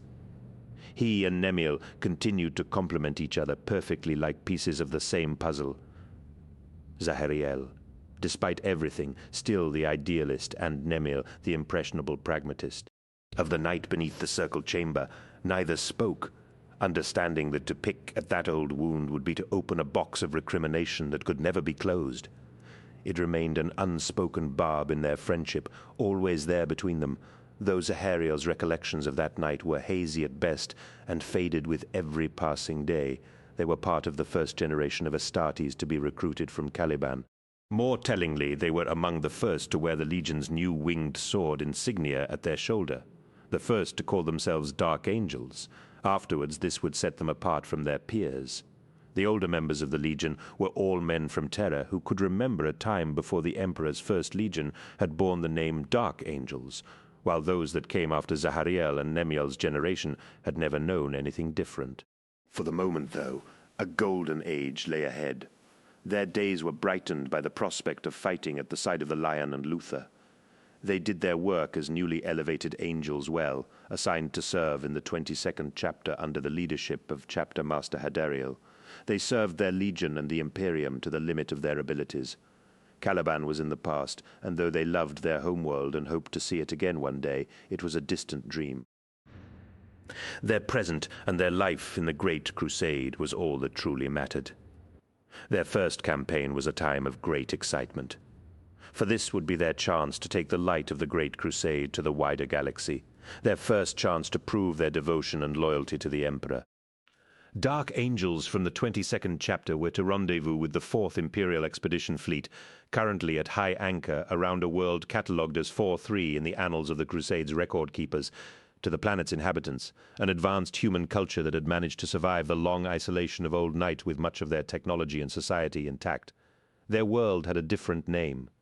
They called it Sarosh. "So, this is it," said Nemiel. "This is the reason we've crossed 10-star systems. It doesn't look like much. You should know by now that it doesn't matter what a world looks like," Zahariel told him. "Do you remember training on Helicon 4th? I seem to recall you weren't too impressed with those worlds either until the shooting started." "That was different," shrugged Nemiel. "At least then there was the chance we'd see action. They were new worlds. Have you read the briefing files?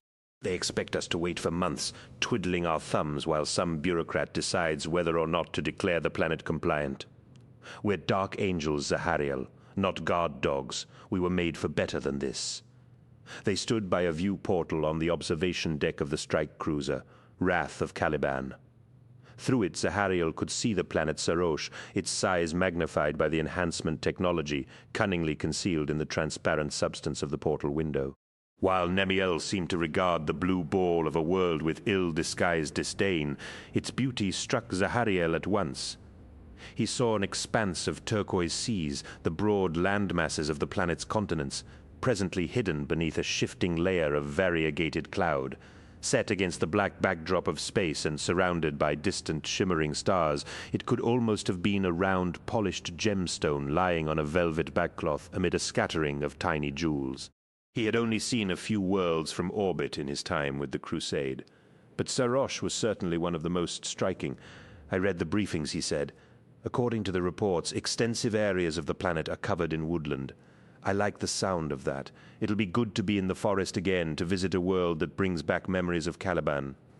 To do that, it would have to be full of murderous predators, not to mention lethal plants and fungi, snorted Nemiel. We've hardly been away for long enough for you to start getting nostalgic about Caliban. But you weren't listening to what I've been saying about our mission. The point I've been making is that there's no glory in it. They may call the Fourth an expedition fleet, but really it's little better than a secondary deployment group. This is what they send in once the fighting is done, and they need someone to see to the cleanup. They don't think we're ready yet. I heard you, said Zahariel, and I understand your point, but I see it differently. Don't take me wrong. I'd like nothing better than orders telling us we are about to be dropped into the middle of a firefight. You said it yourself. We're dark angels. We are made for war, but duty comes first, and right now it is our duty to watch over the planet of Sarosh as it is brought to compliance. Duty, said Nemiel, rolling his eyes in sarcasm. It seems to me we've had this conversation before, about 7 million times at the last count. All right, I concede the point. You're right, and I'm wrong. I'll admit to anything just so long as you don't launch into another long speech about duty. You could bore a man to death on almost any topic under the sun. I heard you delivering some supposedly stirring words to your squad yesterday. I pitied them. It's called oratory. Zahariel smiled, recognizing a familiar argument. Don't you remember what it says in the verbatim? The arts of the warrior include not only the techniques of combat, nor simply the understanding of strategy and tactics, but also the study of every skill that may have bearing on the leadership of men in times of crisis. I remember it, said Nemiel, his face growing suddenly stern. But you need to remember we are no longer in the Order. All that is behind us. The old ways are dead. I'm serious. They died the day the Emperor came to Caliban, and we learned of the lion's true nature. From that moment on, we became dark angels, and we put the past behind us. Excuse me, honored masters, a voice interrupted before Zahariel could reply. I hope you will forgive the intrusion. Turning with Nemiel, Zahariel saw a seneschal standing behind them. The man wore a grey tabard over a black body glove, the tabard marked with the livery of the Dark Angels' Legion. The seneschal dropped to one knee on the deck floor, his head bowed in respect. Chapter Master Hadariel sends his regards, said the man. Once Nemiel had given him the sign to speak. He reminds you that the transfer of command will take place on board the flagship Invincible Reason in 2 hours' time. He emphasized that your presence is required at the ceremony, and that he expects you will comport yourselves in the best traditions of the Legion. Our thanks to the Chapter Master, said Nemiel.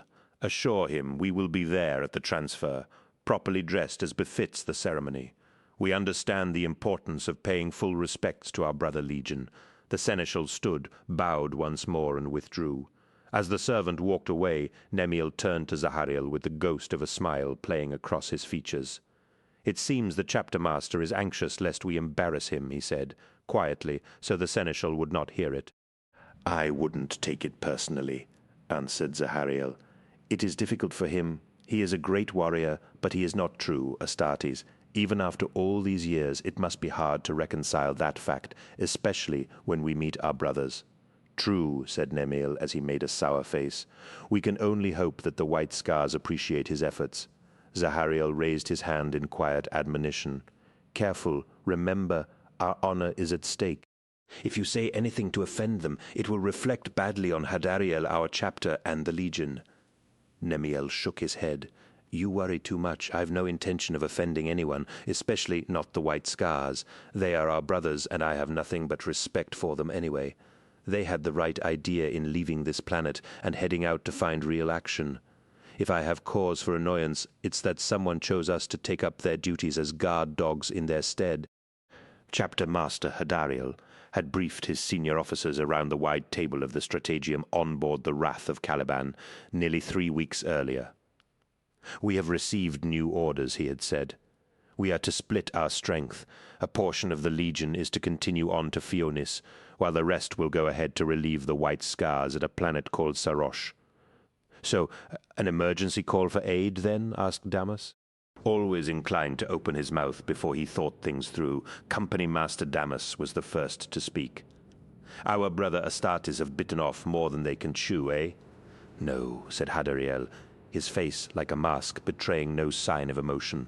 "From all accounts, the situation at Sarosh is peaceful. It is more a matter of the redisposition of forces. We are being sent to Sarosh to enable the White Scars to be moved on to duties elsewhere in the galaxy." It was Nemiel who gave voice to the question forming in the others' minds.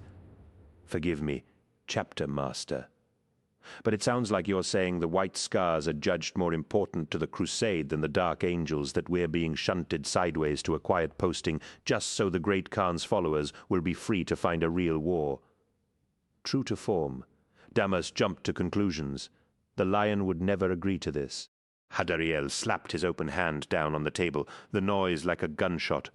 "Silence! You speak out of turn, Master Damas. You show yourself too full of choler. One more outburst, and I will relieve you of duty. Perhaps a few days' meditation would restore the balance of your humors."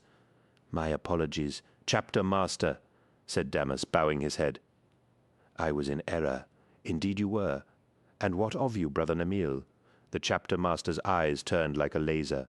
"I would have thought you would know better if I want your opinion on any subject, particularly as regards the interpretation of orders. I will ask for it. Is that understood?" "Perfectly." Chapter Master bowed Nemiel in a more grudging fashion. "Good," nodded Hadariel.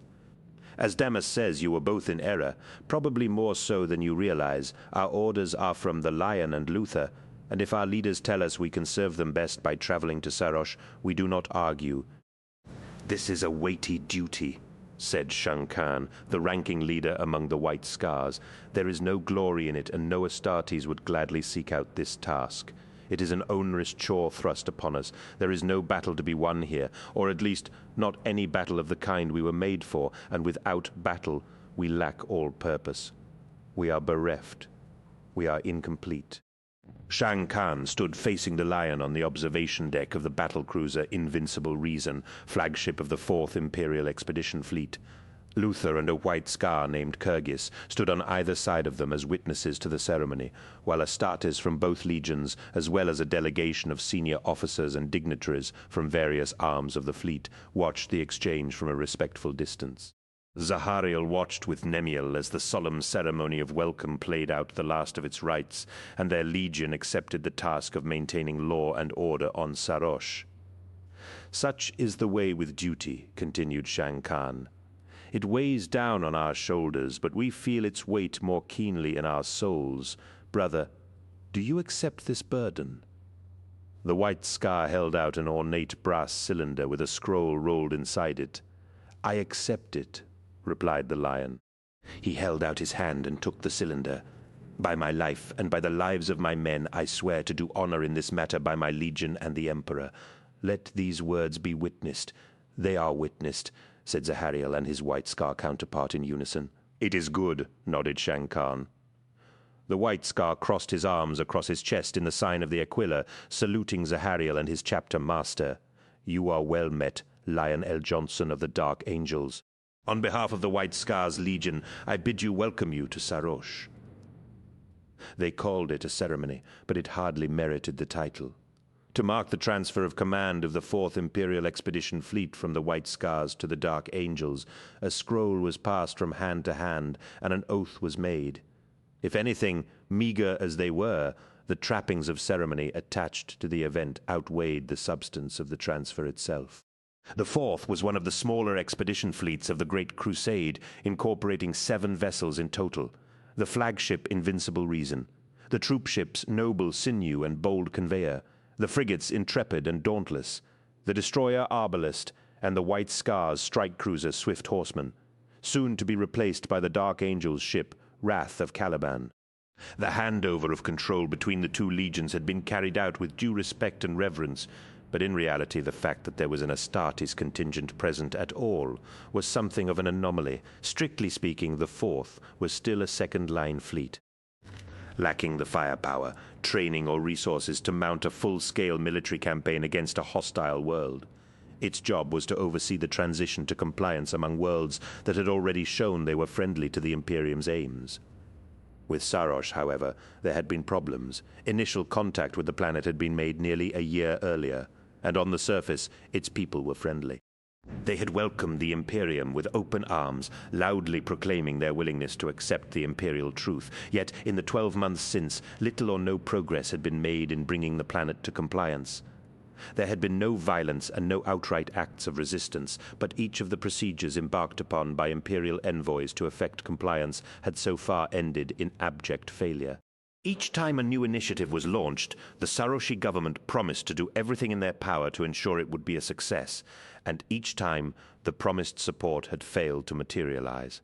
The government would make fulsome apologies. They would make excuses, citing misunderstandings caused by the differences in customs and language as the reason behind the impasse. They would blame the intransigence of their own bureaucracy, claiming 5,000 years of stable, ordered society had left them with a bureaucratic system that was both enormously top-heavy and remarkably complex. Certainly, there seemed to be some truth in their claims. Experienced Imperial envoys who had overseen the compliance of many worlds in their time would shake their heads in despair whenever the vexing question of the Saroshi bureaucracy was raised. The problem was that the bureaucrats of Sarosh were part-timers. The planet's laws allowed its citizens to set aside a generous part of their tax burden by agreeing to spend a proportion of their time working as bureaucrats. Accordingly, the latest planetary census, compiled at 3 monthly intervals on Sarosh, indicated that 25% of the adult population held some form of bureaucratic position, with the remainder comprising those who had failed to pass the planet's exacting examination of basic bureaucratic proficiency, based on the same census data that meant there were currently more than 180 million bureaucrats working on Sarosh. With so many bureaucrats taking part in the process, Imperial envoys had found it almost impossible to get things done.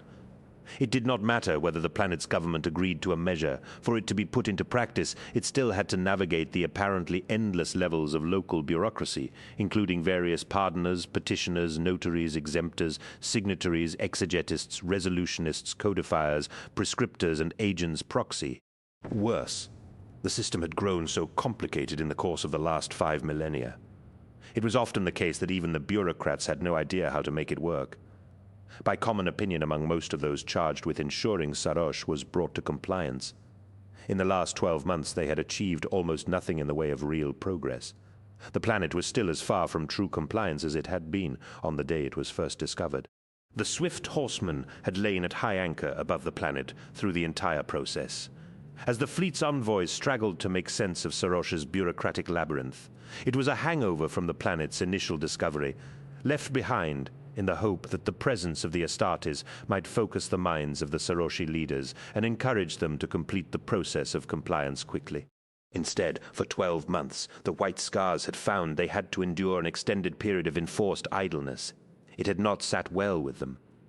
The fleet's senior commanders had grown to dread the weekly strategic briefings when Shan Khan would demand to know how much longer he and his men were to be expected to sit in space, doing nothing. The White Scars leader seemed to reserve special contempt for Lord Governor-elect Harlad I, the man assigned to oversee the Sarosh territories in the name of the Emperor once they were compliant. If these people are compliant, then certify that compliance so we can leave this place. Shan Khan was heard to roar at the governor-elect on more than one occasion. If they are not compliant, tell me and we will go to war to show them their folly. You may choose it either way, just so long as you make a damn decision. In truth, Lord First and his functionaries had not made the decision. In a bureaucratic masterstroke, they had continually put off reaching any final judgment, utilizing every excuse at their disposal in an attempt to delay the matter indefinitely in precisely the kind of maneuvering that often caused the Astartes to look with such disfavor on the growing non-military element accompanying the crusade. In such a way, 12 months had passed unproductively, while the White Scars had grown ever more frustrated until at last, a signal was sent to Lion L. Johnson requesting that he and his Dark Angels be assigned to stand watch over Sarosh for an interval of 2 months, to allow the White Scars to be moved on to other duties. Meanwhile, a message was received by Lord Governor-elect First, pointedly reminding him that the 4th Imperial Expedition Fleet was needed elsewhere and could not be expected to stay in orbit around Sarosh forever. The message instructed First that he had been granted a period of grace. He had 2 months to decide the question of the planet's compliance one way or another. If he failed to resolve the matter in that time, he would be stripped of his governorship, and it would fall to Lion L. Johnson to decide the fate of Sarosh as he saw fit. Later, once the ceremony was over, it came time for the inevitable social formalities. The Astartes and the assorted dignitaries began to mingle and talk, as attendants in fleet livery circulated amongst them, bearing silver trays overburdened with wine and food. Always uncomfortable in such gatherings, Zahariel did his best to merge with the background. Before long, he was standing beside the wide vista of a panoramic view portal, staring out at Sarosh, slowly turning in the void, much as he had been a few hours earlier when he had stood with Nemil on the Wrath of Caliban. Perhaps it spoke volumes of the peculiarities of the Dark Angel's mindset, but at that moment he was struck most by how much larger the observation deck on the Invincible Reason was compared to the one on the Wrath of Caliban. Influenced in part by the monastic traditions of the Order, the Dark Angels tended to a Spartan austerity in their ways. Every centimeter of space on a Dark Angel's vessel was at a premium. From the fire control room overseeing operation of the ship's main batteries, to the practice cages where the Astartes honed their skills, everything served a warlike purpose. In contrast, the interior of this ship put Zahariel more in mind of a nobleman's palace than it did a warship. He supposed there was an argument to be made that a ship should be decorated in keeping with the scope and wondrousness of the Imperium. Yet, to his eyes, to have layers of ornamentation choking almost every inner surface of the ship seemed overly elaborate, even ostentatious on a vessel made for war. Naturally, the Dark Angel's ships had their own share of decoration in an understated style, but the doors, walls, and ceilings of the Invincible Reason were cluttered with gilded excesses. If a room was a conversation between the architect who built it and the people who made use of it, this observation deck was currently shouting in a dozen competing and raucous voices. The deck was vast, with an immense vaulted ceiling reminiscent of the great ruined cathedrals of ancient Caliban. One entire wall was dominated by the view portal that Zahariel was standing beside. More than 60 meters tall, the portal was composed of a number of tall arched panels, like stained glass windows in some pagan house of worship. It was not so much the view portal itself, but what it represented. The observation deck might be decorated in a manner in keeping with the Imperium's message, with frescoes depicting some of its finest victories, as well as mural portraits of every captain who had commanded the ship in her 200-year history. But equally it resembled many of the places of idolatry that the people of Caliban had brought to ruin in the planet's earliest age. "It looks like a Joy Girl's house of business," said a gruff voice behind him, offering a different perspective. Zahariel's enhanced sense of hearing had warned him of the approach of a brother Astartes. He turned and saw Kyrgyz facing him, 2 goblets of wine held dwarfed like thimbles in the White Scar's hands. "I'm sorry, I don't follow you, brother. This place," Kyrgyz inclined his head, indicating the grand sweep of the observation deck around them. "I was saying I think the same of it as you do, brother. There is too much glitter about it, too much that is golden. It is like the Joy Girl palaces in the cities of the Palatine, not a ship for warriors. Am I so transparent?" asked Zahariel. "How could you know what I was thinking? Are you one of your legion's librarians?" "No," said Kyrgyz. "I'm no psyker. Some men are gifted when it comes to hiding their thoughts from others. You could watch their faces for 1,000 years and you'd never know what they were thinking. Not you. I saw the sour look you gave this place as you glanced around. From that I could guess what was in your mind." "It was an accurate guess," conceded Zahariel. "It helped that I could recognize the emotion. My thoughts were identical to yours on seeing this place, but enough of this, I have brought you a drink. When brothers meet, it is good they share wine and make a drinking oath." Kurgis offered him one of the goblets, lifting the other up in a toast. "To the Dark Angels," said Kurgis, "and to the Primarch Lion L. Johnson." "To the White Scars," answered Zahariel, holding up his own goblet, "and to the Primarch Jagatai Khan." They drained the goblets, and once he had finished his drink, Kurgis threw the goblet against a wall.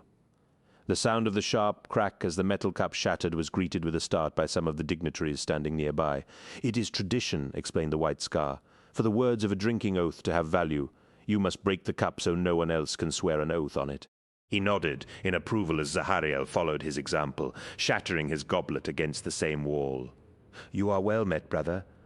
I wanted to talk to you, because we owe you our thanks." "Thanks," said Zahariel. "How so?" Kurgis indicated some of the other White Scars around the room. "You have set us free, you and your brothers.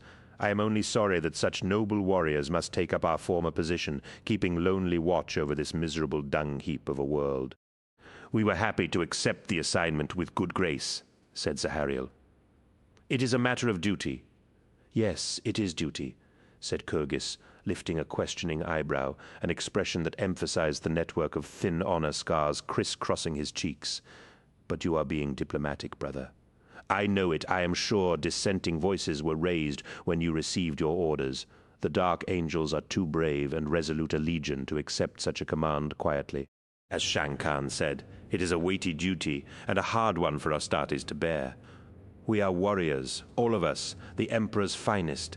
We should be roaming the galaxy, making war on our enemies. Instead, we find ourselves forced to act as guard dogs." He stopped speaking abruptly and stared at Zahariel closely. "What is it?" the White Scar asked. "You are smiling? I have said something funny." Zahariel shook his head. "Not funny. No. It's just that your words reminded me of something a friend said earlier. He also said we were being treated like guard dogs." "He did? He is an intelligent man, this friend of yours." Kurgis turned to look back at the wider room around them. "You have brought a great many warriors with you. I understand. I only ask because I was surprised to see that your squads were led by your chapter master." "We are led by the Lion and Luther," said Zahariel. "I know, but your line officer is Sar Hadariel, is it not?" Following the direction of the other man's gaze, Zahariel looked towards where Chapter Master Hadariel stood, talking to Shang Khan and some officers of the fleet. Shang and the warriors of his bodyguard were much taller than the Dark Angel's Chapter Master, towering over him, almost as much as Hadariel towered in his power armor over the ordinary human beings around him. Zahariel noticed that Hadariel was gesturing with his hands as he spoke, making large movements as though in an attempt to demonstrate that he was not intimidated by the White Scar's physical presence. It was a scene Zahariel had observed many times before, and he was not sure Hadariel was even aware he was doing it. Not for the first time. He felt a surge of sympathy for his chapter master. In the time before the Emperor came to Caliban, Hadariel had been considered one of the most able battle knights in the Order. Zahariel remembered serving under him when they had made the final assault on the fortress of the Knights of Lupus. It had been a good victory, an important one in the history of Caliban, but the coming of the Imperium had been a mixed blessing for Hadariel. He had been chosen to join the Dark Angels' Legion by the Astartes, but in common with a large proportion of that initial intake, he had been too old to benefit from the implantation of gene seed. In its place, Hadariel and others like him, including Luther, had undergone an extensive series of surgical and chemical procedures designed to raise their strength, stamina, and reflexes to superhuman levels. They were taller, stronger, and quicker than normal men, but for all that they were not Astartes, they never could be. "It must be hard to be a man like Hadariel," said Kurgis. "Yes," agreed Zahariel. "My commander is an exemplary warrior. Despite not possessing the gifts of a true Astartes, he has climbed far in the Legion. The Lion favors him from the old days?" Zahariel shook his head. "The Lion does not play favorites. Hadariel became a chapter master purely on merit. If there is an element of sorrow to the situation, it is that Hadariel has never seemed suited to the office." "What do you mean?" Zahariel wasn't sure how much to say, for Kurgis was of a different legion to his own, and the Dark Angels valued their privacy. Yet he sensed that the White Scar was a warrior he could trust.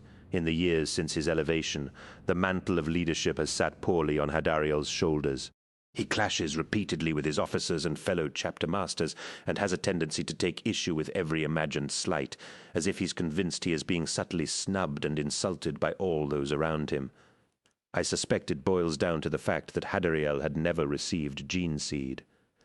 Perhaps, agreed Zahariel, or perhaps his rise up the ranks has been fueled as much by a desire to prove himself as by his devotion to the imperial ideal. Zahariel did not add that rumor had it that the lion had spoken with him sternly on the matter of his fractiousness. No matter his successes, it appeared that Hadariel could not escape his inner conviction that he was being looked down upon because he was not full Astartes. It has always been Chapter Master Hadariel's way to take the lead whenever our chapter is sent to a new theater of operations, said Zahariel. He likes to be able to see things for himself. A wise practice, nodded Kyrgyz. Kyrgyz glanced back towards the view of Sarosh through the portal, holding his gaze on the planet for long seconds, as though weighing the words he was about to say. "Don't trust them," said the White Scar. "Who? The people of Sarosh?" Kyrgyz replied. He faced more fully towards the view portal and indicated the planet. "You haven't met them yet, brother, so I thought I should warn you. Don't trust them, and don't turn your back on them." "I thought they were peaceful? According to the briefings, they have been welcoming from the first." "They have been," agreed Kyrgyz. "But still, I would not trust them. Not if you have sense, brother.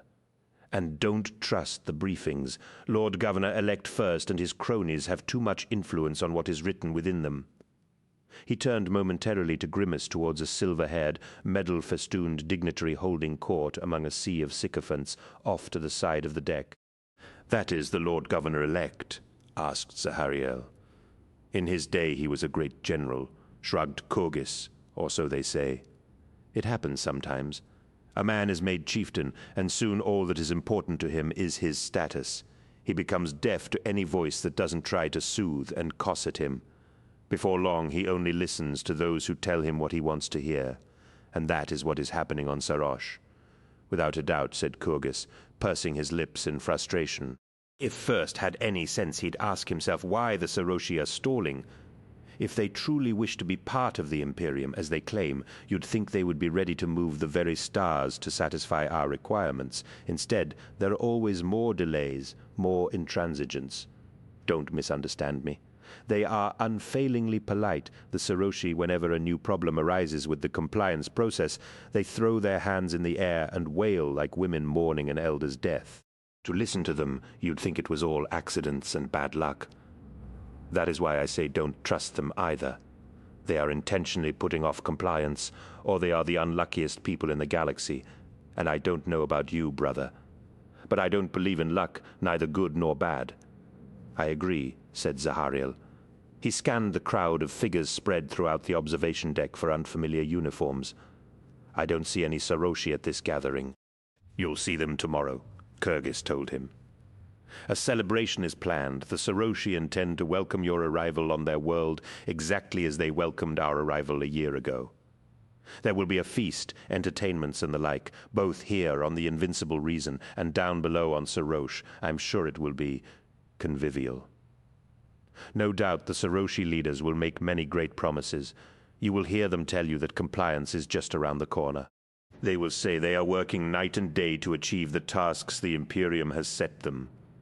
They will talk fulsomely of their newfound devotion to the Imperial cause, of how happy they are that you have come to rescue them from their ignorance. Do not believe it, brother. I have always held that the true worth of a man is demonstrated by his actions, not his words. So far by that mark, the Saroshi appear to possess no worth at all." "You suspect their motives, then?" asked Zahariel. "Do you think the Saroshi are delaying compliance for a reason?" "I don't know. There is a saying on my homeworld, if a man follows wolf tracks, it is likely he will find a wolf. But I cannot offer you any proof of my suspicions, brother. I simply thought I should warn you in the spirit of comradeship. Be wary of these people. Do not trust them. Soon enough, the White Scars will be gone from this place. Shang Khan has already ordered preparations to be made for us to get underway and head to our new duties." that a swift horseman is to leave this system in 4 hours. Kyrgyz smiled, though there was no humor to it. After that, you are on your own. 19, what are they like, your angels? Dusan asked her, his face hidden beneath an unblinking golden mask. To hear their talatellers, the dark angels are fierce and warlike giants. They walk astride the stars and rain down destruction. Have they come to destroy us? Should we fear them? There is nothing for you to fear, replied Rihanna Sorel, inwardly cursing the Calibanite tail-spinners and their excesses. She almost frowned, but she reminded herself that Dusan could see her face even if she could not see his. Yes, the Dark Angels make war on the Emperor's enemies, but that does not include the people of Sarosh. You are part of the Imperium. You are our brothers. That is reassuring, said Dusan. He turned and gestured to the city with a sweep of his arm. We have taken such pains to prepare for their arrival, to greet them. It would be a tragedy if they had come here to destroy all this. The city is beautiful, is it not? Is it worthy of your image-maker? It is more than worthy, she said, holding up the pict recorder she wore on a strap across her shoulder. With your permission, I'd like to take some pics before the light changes. They'll give me some reference to work from later when I'm composing as you wish. They stood on a balcony overlooking the city of Shalul, planetary capital of Sarosh. It had been nearly 12 months since Rihanna had come to Sarosh, but in that time she had rarely been allowed to journey to the planet's surface, despite the amicable attitude of the local people and the apparent benevolence of their culture. Officially, this world was not yet compliant. It was clear that the Imperial commanders were loath to let civilians down to the planet any more than they had to, though Rihanna suspected that the leaders of the Astartes had played at least some role in blocking civilian requests for access. She had no idea if the situation was the same in every fleet of the Crusade, but the Astartes with the Fourth seemed to resent any attempt to record native societies in their pre-imperial states. Rihanna was a composer. She had been told that the folk songs of Sarosh were characterized by haunting melodies, incorporating the sounds of several traditional types of musical instrument that were unique to this world. But all her information came second-hand from conversations with Imperial Army troopers who had visited the planet more regularly than she had so far. She had heard nothing of Sarosh's music herself. She had some idea in mind of a symphony combining Saroshi folk melodies with the bombastic musical forms that were currently the height of fashion in the Imperium. Until she heard the melodies, however, she had no way of knowing whether the idea was viable. For the moment, she satisfied herself by taking pics of the city in search of inspiration. Dusan was right. It was beautiful. The sun was setting, and in response to the imminent fall of night, the city began to show itself in its most alluring aspect as the glow globes were lit. Unlike other cities, Shalul did not possess any form of communal street lighting system. Instead, by order of the city fathers, the inhabitants were furnished with 3 floating glow globes each to light their way whenever they left their houses. Man, woman, or child, every citizen of Shalul was accompanied by the bright, hovering globes when they went outside. The effect from Rihanna's vantage on the balcony, as thousands of people walked to the city's eateries and drinking places, or simply stepped out for an evening stroll, was astonishing. The entire city appeared to be alive with distant, bobbing points of floating light like a gently eddying sea of earthbound stars. It was extraordinary, but it was only one of the city's diverse wonders. In contrast to many of the other settlements she had seen, whether on Terra or elsewhere in the galaxy, Shalul was not crowded. It was a city of open horizons, nor was it dirty. From the first instant she laid eyes on it, it was plain that Shalul was a city designed for ease of living. It was a place of wide boulevards and broad public spaces, of parks and greenery, of inspiring monuments and grand palaces. Rihanna was accustomed to hive cities, to the press and squalor of hab life, to every dwelling being built in uncomfortably close proximity to its neighbors. Shalul couldn't have been more different. It seemed a kinder, more contented place than any she had known before. The Saroshi claimed their society had not known war for more than 1,000 years, and certainly the architecture of their cities indicated nothing to disprove their claims. No walls enclosed the city's perimeter, and she had seen no obvious defenses or fortifications. On the few brief occasions when she had been given permission to visit the city, Rihanna had experienced none of the vague unease and nebulous sense of menace she usually felt when she explored the streets of an unknown city for the first time. The streets of Sarosh felt safe and secure. Perhaps it was the harmonious, well-ordered nature of Saroshi society that caused the Astartes to look with suspicion on any attempts to record it. To all intents and purposes, the city of Shalul appeared to be a perfect place to live. So did the rest of Sarosh, for that matter. Perhaps the Astartes feared the comparisons that would inevitably be made between the past and the present once the Imperium was granted its wish and the planet was made compliant. It occurred to her that these were curious thoughts. She was as much a servant of the Imperium as the Astartes, yet she found herself almost doubting her mission. These people appeared perfectly happy with their lives. What right did they have to change them? It was the city, she told herself.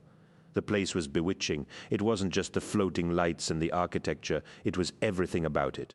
The walls on either side of the balcony they were standing on were covered in a climbing plant with lustrous green-black leaves and brilliant purple flowers. It produced a heady scent, an intoxicating musk that mixed with the night air and seemed to have a calming, restive quality. It was easy to think of this world as paradise. "You are content?" Dusan asked her. "Content?" He pointed to the picked recorder in her hands. "You have stopped operating your machine. You have all that you need." I have, she said. But this machine records more than images. It can also record sound. I had hoped to hear some examples of your music. My music. It was impossible to see Dusan's face beneath the mask, but the questioning note in his voice was obvious, as was his unfamiliarity with the grammatical forms of Gothic. This is a metaphor, perhaps. I am not a musician. I meant the music of your culture, explained Rihanna. I have been told it is exquisite. I was hoping to hear some. There will be musicians at the festival tonight, said Dusan. In celebration of the Dark Angel's arrival, our leaders have decreed a planet-wide holiday. I am sure you will hear music worthy of recording once we join the celebrations. Does this news please you? Yes, it pleases me, answered Rihanna.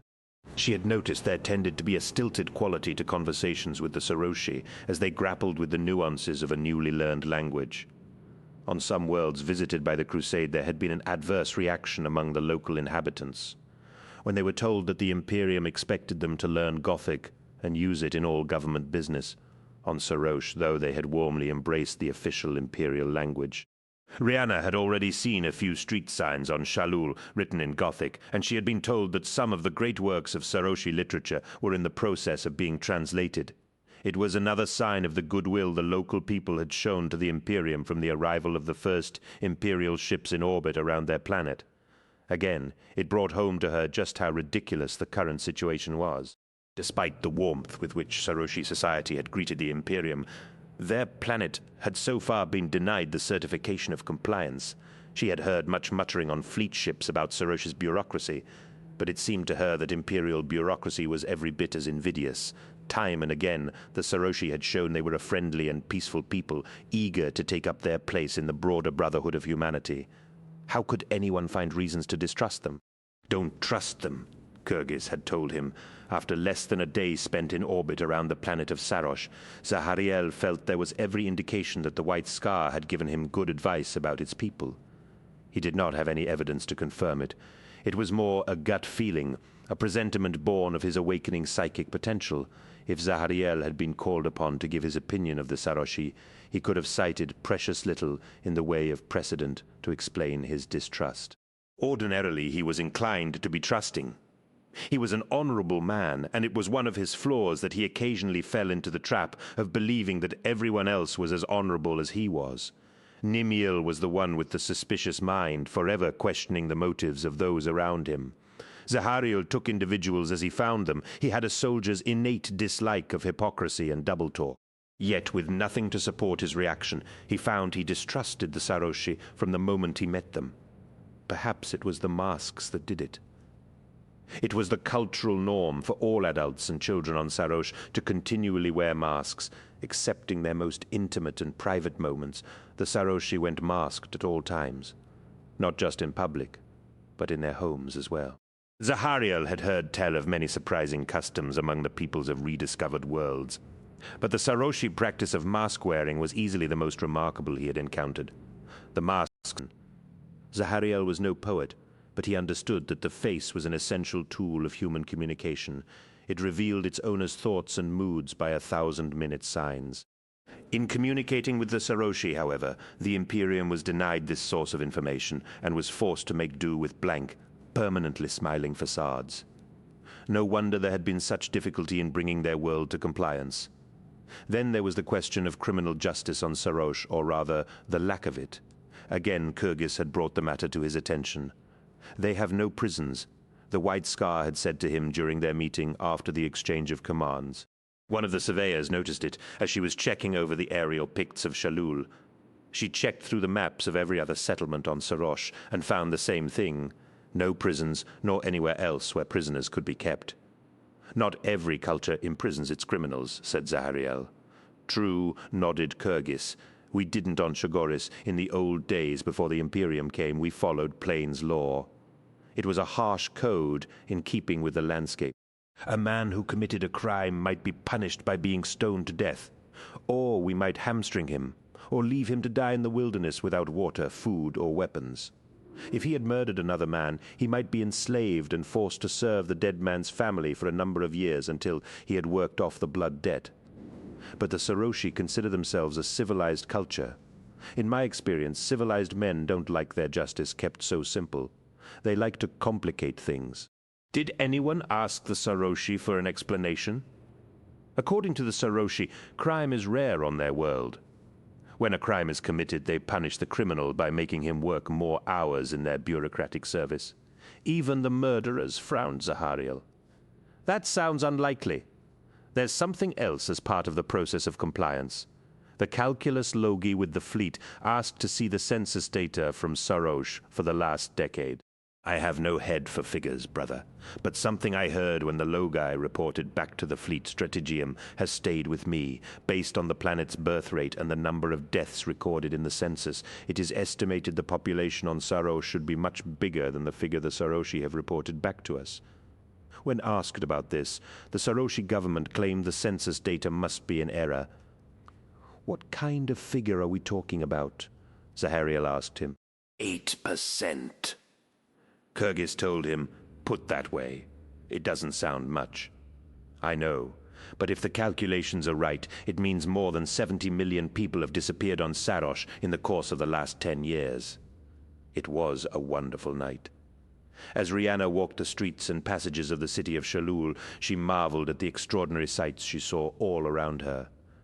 The festival Dusan had spoken of earlier was in full swing. The streets were crowded with masked revelers, the roadways made vibrant with color, as legions of lithe dancers swayed rhythmically along in outlandish costumes, trailing swooping kites and long paper streamers behind them. She saw jugglers and painted clowns, contortionists and sleight-of-handers, mummers and mimics, tumblers and acrobats. She saw giants on stilts, sword devourers and men breathing fire, and above it all, she heard the music. Strange sounds drifted to her from across the carnival throng. The songs of Sarosh were beautiful, yet perplexing. They switched mood constantly, alternating between complex patterns of harmony and discord, expressing conflicting emotions of sorrow and joy without warning. She heard musical notes and key changes she never even knew existed, as though some special quality of the music had broadened the range of her hearing. Underlying it all, almost hidden, were the most startling rhythmic variations she had heard in her life. Listening to the sounds of Sarosh, Rihanna understood for the first time just how perfect and splendid music could be. She had trained her entire life as a composer, but nothing she had written could compare to the astonishing sounds she heard echoing through these streets. It was an experience as heady in its own way as the perfume of the flowers had been on the balcony.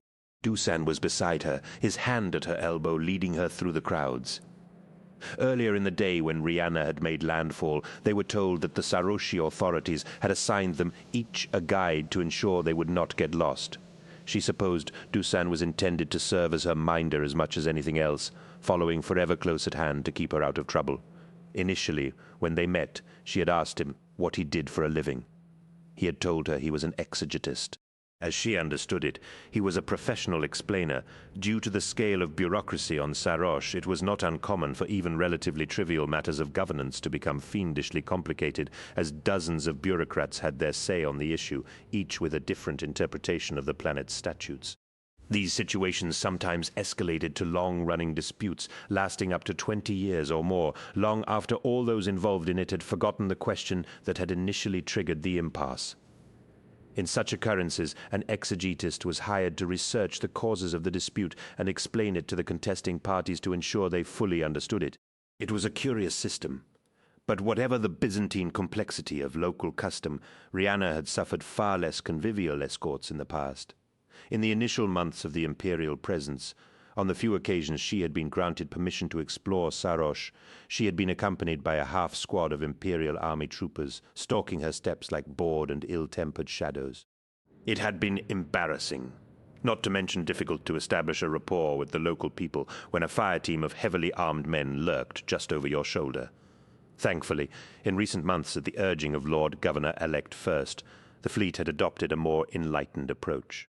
The planet of Sarosh might not be officially 100% compliant, but it had been decided it was safe enough to permit Imperial personnel to walk about on their own without requiring a full military escort. At the same time, in the hope of building bridges between the locals and the Imperials, army and fleet commanders had begun to allow more of their men to visit Sarosh on shore leave. "This way," said Dusan. At some point in the night he had begun to steer her through the streets as though he had a specific destination in mind. His grip on her elbow had grown tighter, but she found she hardly noticed. Drunk on the music and the scent of purple flowers, she let him lead. "Where are we going?" she asked him, dimly perceiving that her words sounded slurred. "There is a place where they make better music," he said from behind his mask. "It is just a little further." He began to walk faster, his hold on her arm forcing her to hurry her pace to keep up with him. Looking around, Rihanna became suddenly aware that they had left the main boulevards behind for a series of twisting, narrow alleyways. It was dark. The glow globes that had once floated above their heads had abandoned them, staying behind at some distant corner. They were alone in the night, the only light coming from the silver sickle of the moon high overhead. Despite the darkness, Dusan did not miss a step. He seemed to know exactly where they were heading. "Dusan? I don't like this." She found it harder to speak. Her tongue felt numb. "I want you to take me back." He did not answer, no longer in the humor to explain anything. He dragged her through the alleyways as a creeping paralysis spread through her limbs. She realized he had poisoned her somehow. The air was heavy with the scent of flowers. Flowers. Perhaps that was how he did it? She was staggering, barely able to keep her feet, even less able to fight him. "Dusan," her words sounded distant and hollow. "Why?" "I'm sorry. It is the only way the Melekim have decreed. You are an unclean people. Your liar angels must not be allowed to pollute us. You will be our weapon against them, and there will be pain. I'm afraid. It seems cruel, I know, but be assured you serve a higher purpose." They turned a corner into a courtyard.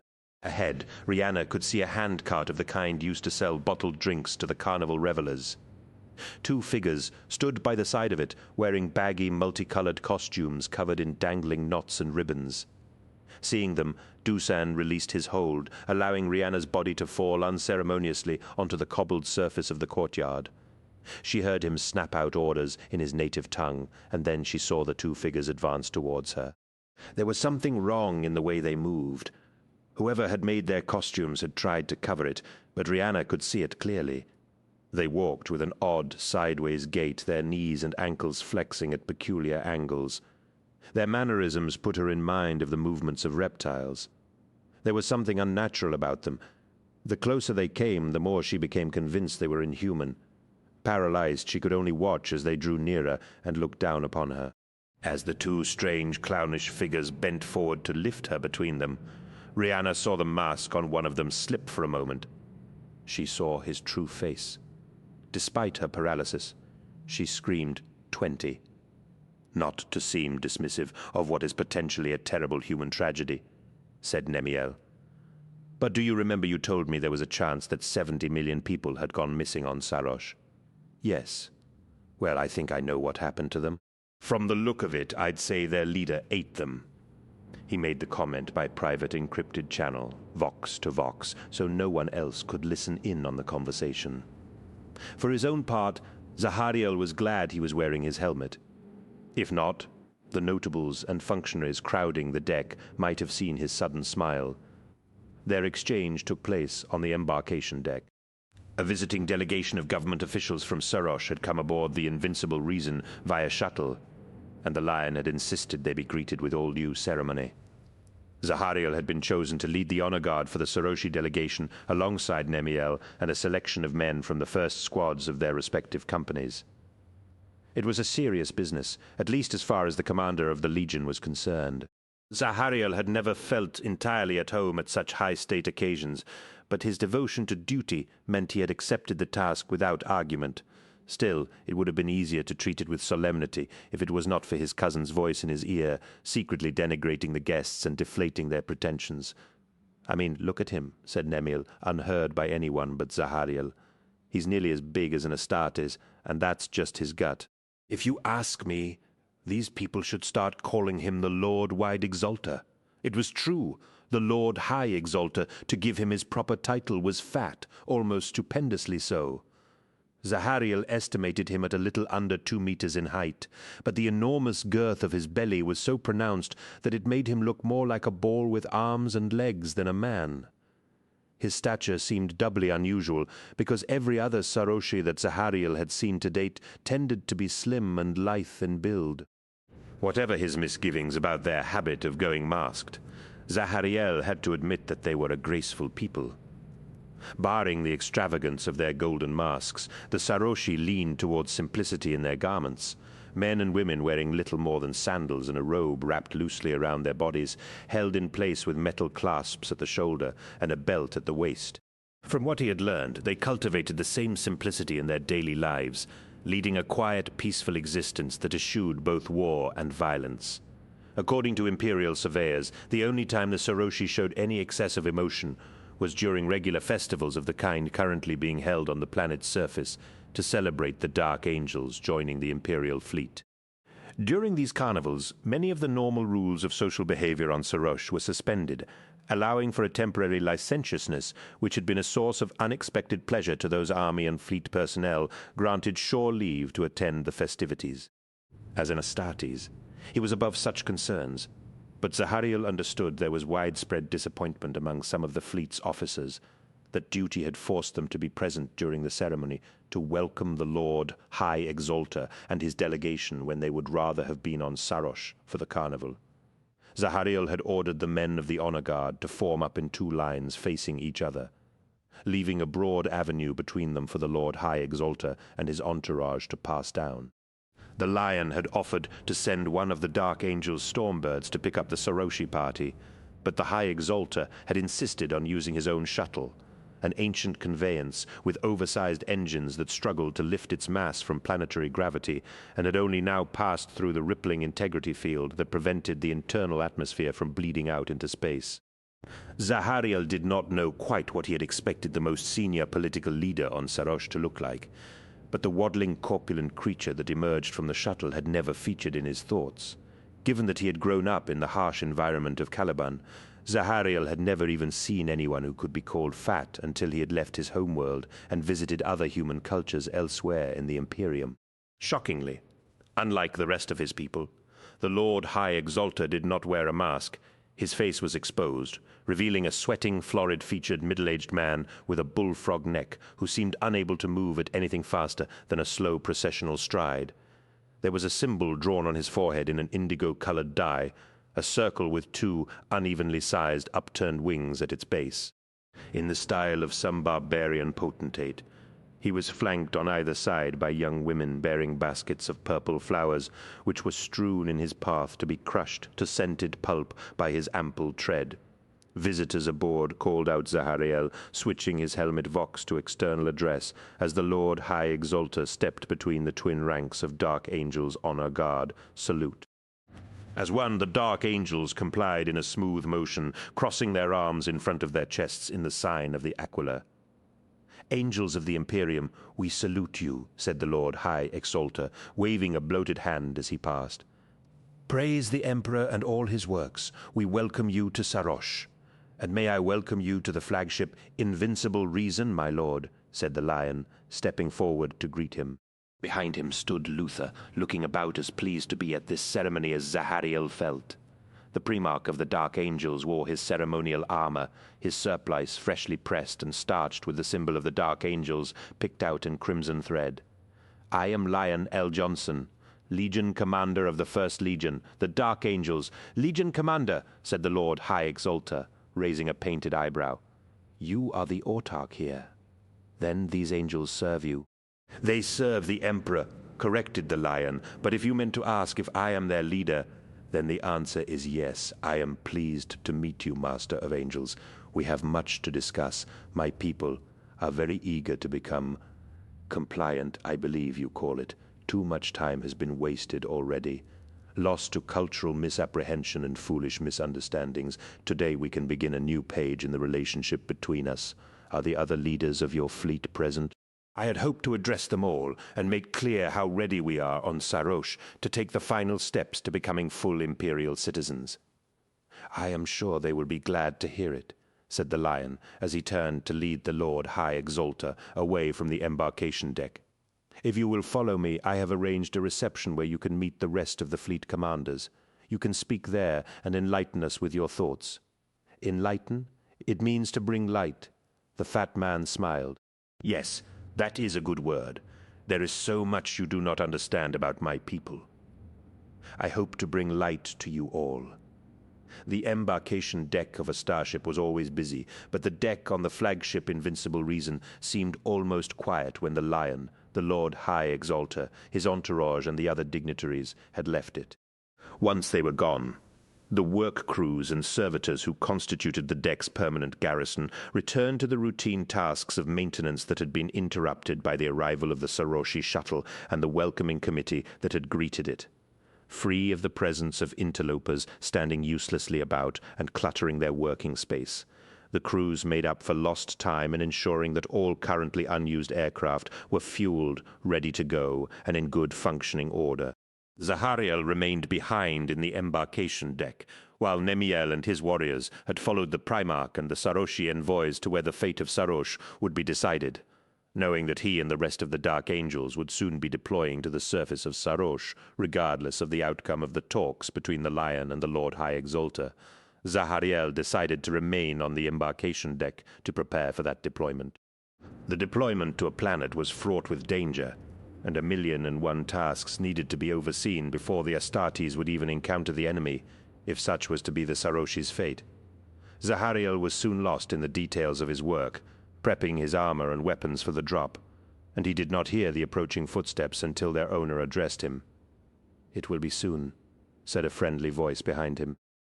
Zahariel turned to see the powerfully armored figure of Luther, still resplendent in his ceremonial armor, black and gilded gold. "The drop to the surface, I mean?"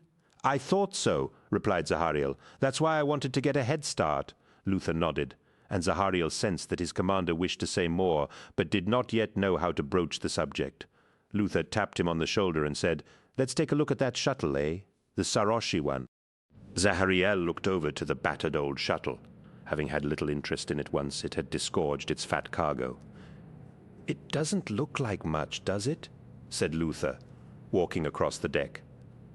Zahariel followed the Lion's second in command and said, "Apparently the Mechanicum Adepts scanned it on the way in. They said it was of an obsolete design well known from before the unification wars on Terra, so they immediately lost interest." "Ah, well, they are immune to the romance of history, Zahariel," said Luther, walking around the battered shuttle with its oversized engines and bulbous front section.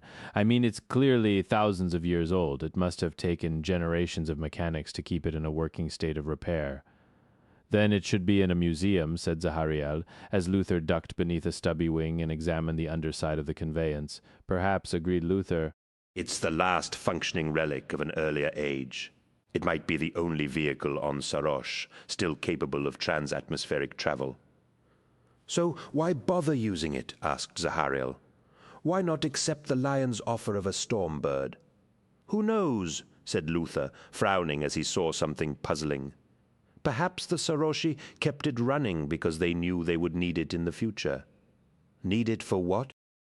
Luther emerged from beneath the shuttle on the far side from Zahariel, and he could see that the Legion's second-in-command had gone utterly pale. His face was ashen, and he looked at the shuttle with a strange expression that Zahariel could not read. "Is everything all right?" asked Zahariel. Said Luther, glancing towards the great arched doors that the Lion and the Saroshi delegation had earlier passed through. "Oh yes, Zahariel. Sorry, I was distracted." "Are you sure?" asked Zahariel. "You don't look well, my lord." "I'm fine, Zahariel," said Luther. "Now come on, return to your battle, brothers. It's not good to be too far from your fellows when you might be about to go into battle. It's bad luck, you know." "But I have things to finish here," protested Zahariel. "Never mind them," insisted Luther, leading him from the embarkation deck. "Go, be with your company, and stay there until I call for you. Do you understand me?" "Yes, my lord," said Zahariel, though in truth he could not fathom the sudden change in Luther's behavior. He left the Legion's second-in-command at the door to the embarkation deck, watching as Luther stared in fascination at the Saroshi shuttle. "Is it your custom to pick smaller men for positions of authority?"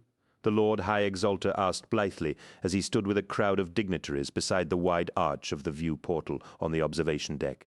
"I ask this because I notice the man you call chapter master is not as tall as the men he commands. Also there is the fact of these other men, the ones you call the leaders of your fleet." The High Exalter gestured to the military officers, fleet captains, and other imperial functionaries assembled around them.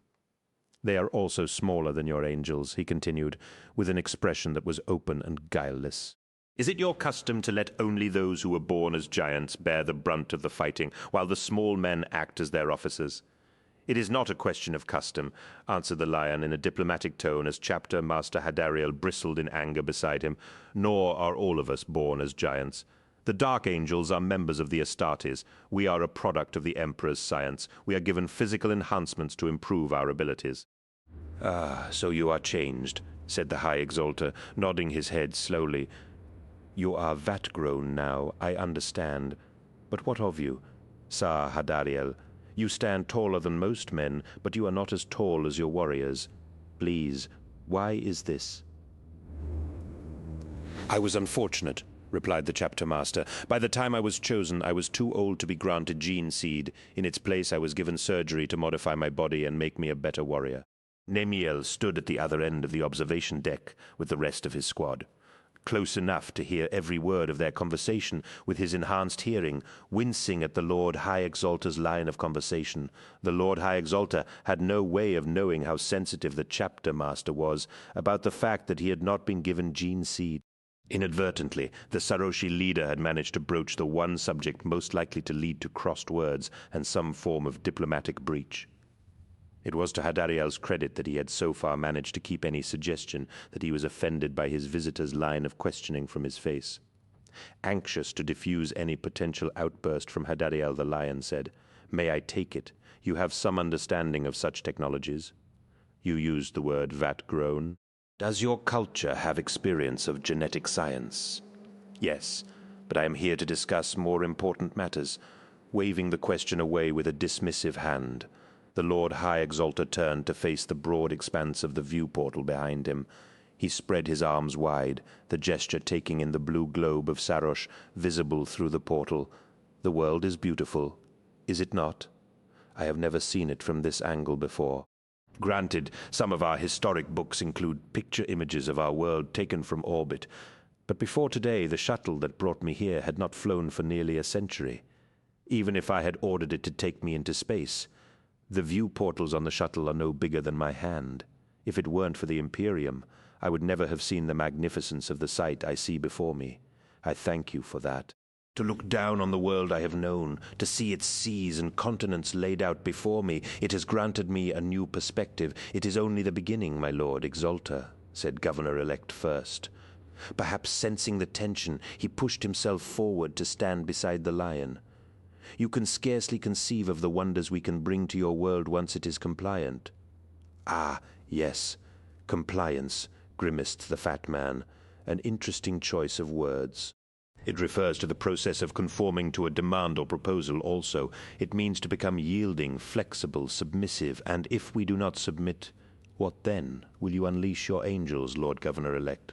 Will you destroy us if we do not comply with your wishes? Well, I said first, visibly squirming. That is to say, it is not the Governor-elect's decision to make, interrupted the lion. It is mine.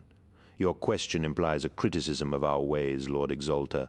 You must understand, the aim of this crusade is to reunite all the lost fragments of mankind.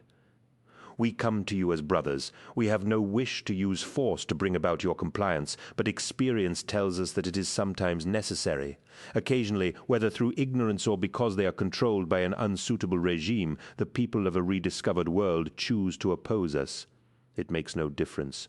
We have come to rescue you. Whether or not you wish to be rescued is hardly material to the outcome. And what of our regime? Asked the Lord High Exalter. The Saroshi diplomat turned back from the view portal to face the lion and the ranks of Imperial commanders behind him. What of the Saroshi government? Have you judged us to be unsuitable? The decision has not yet been made, said the lion.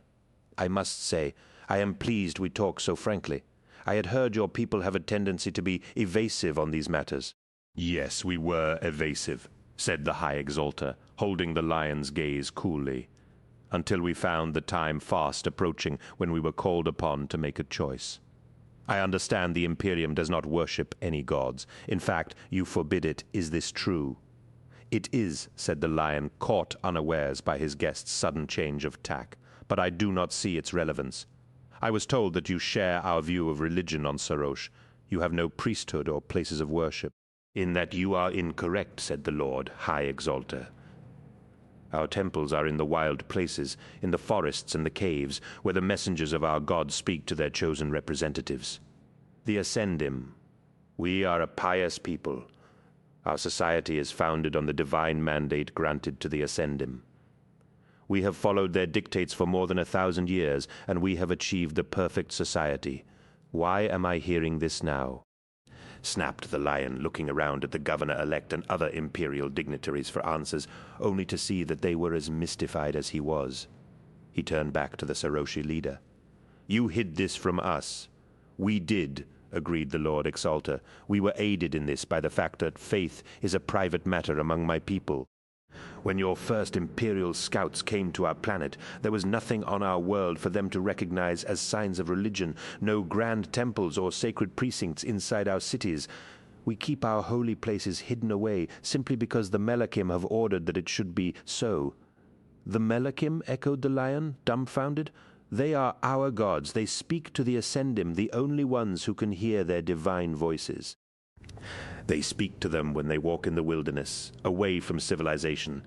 They tell the Ascendim what is to be done, and their word is relayed to the rest of our society. By such methods is the will of the gods made clear. This is foolishness, said the lion, growing angry.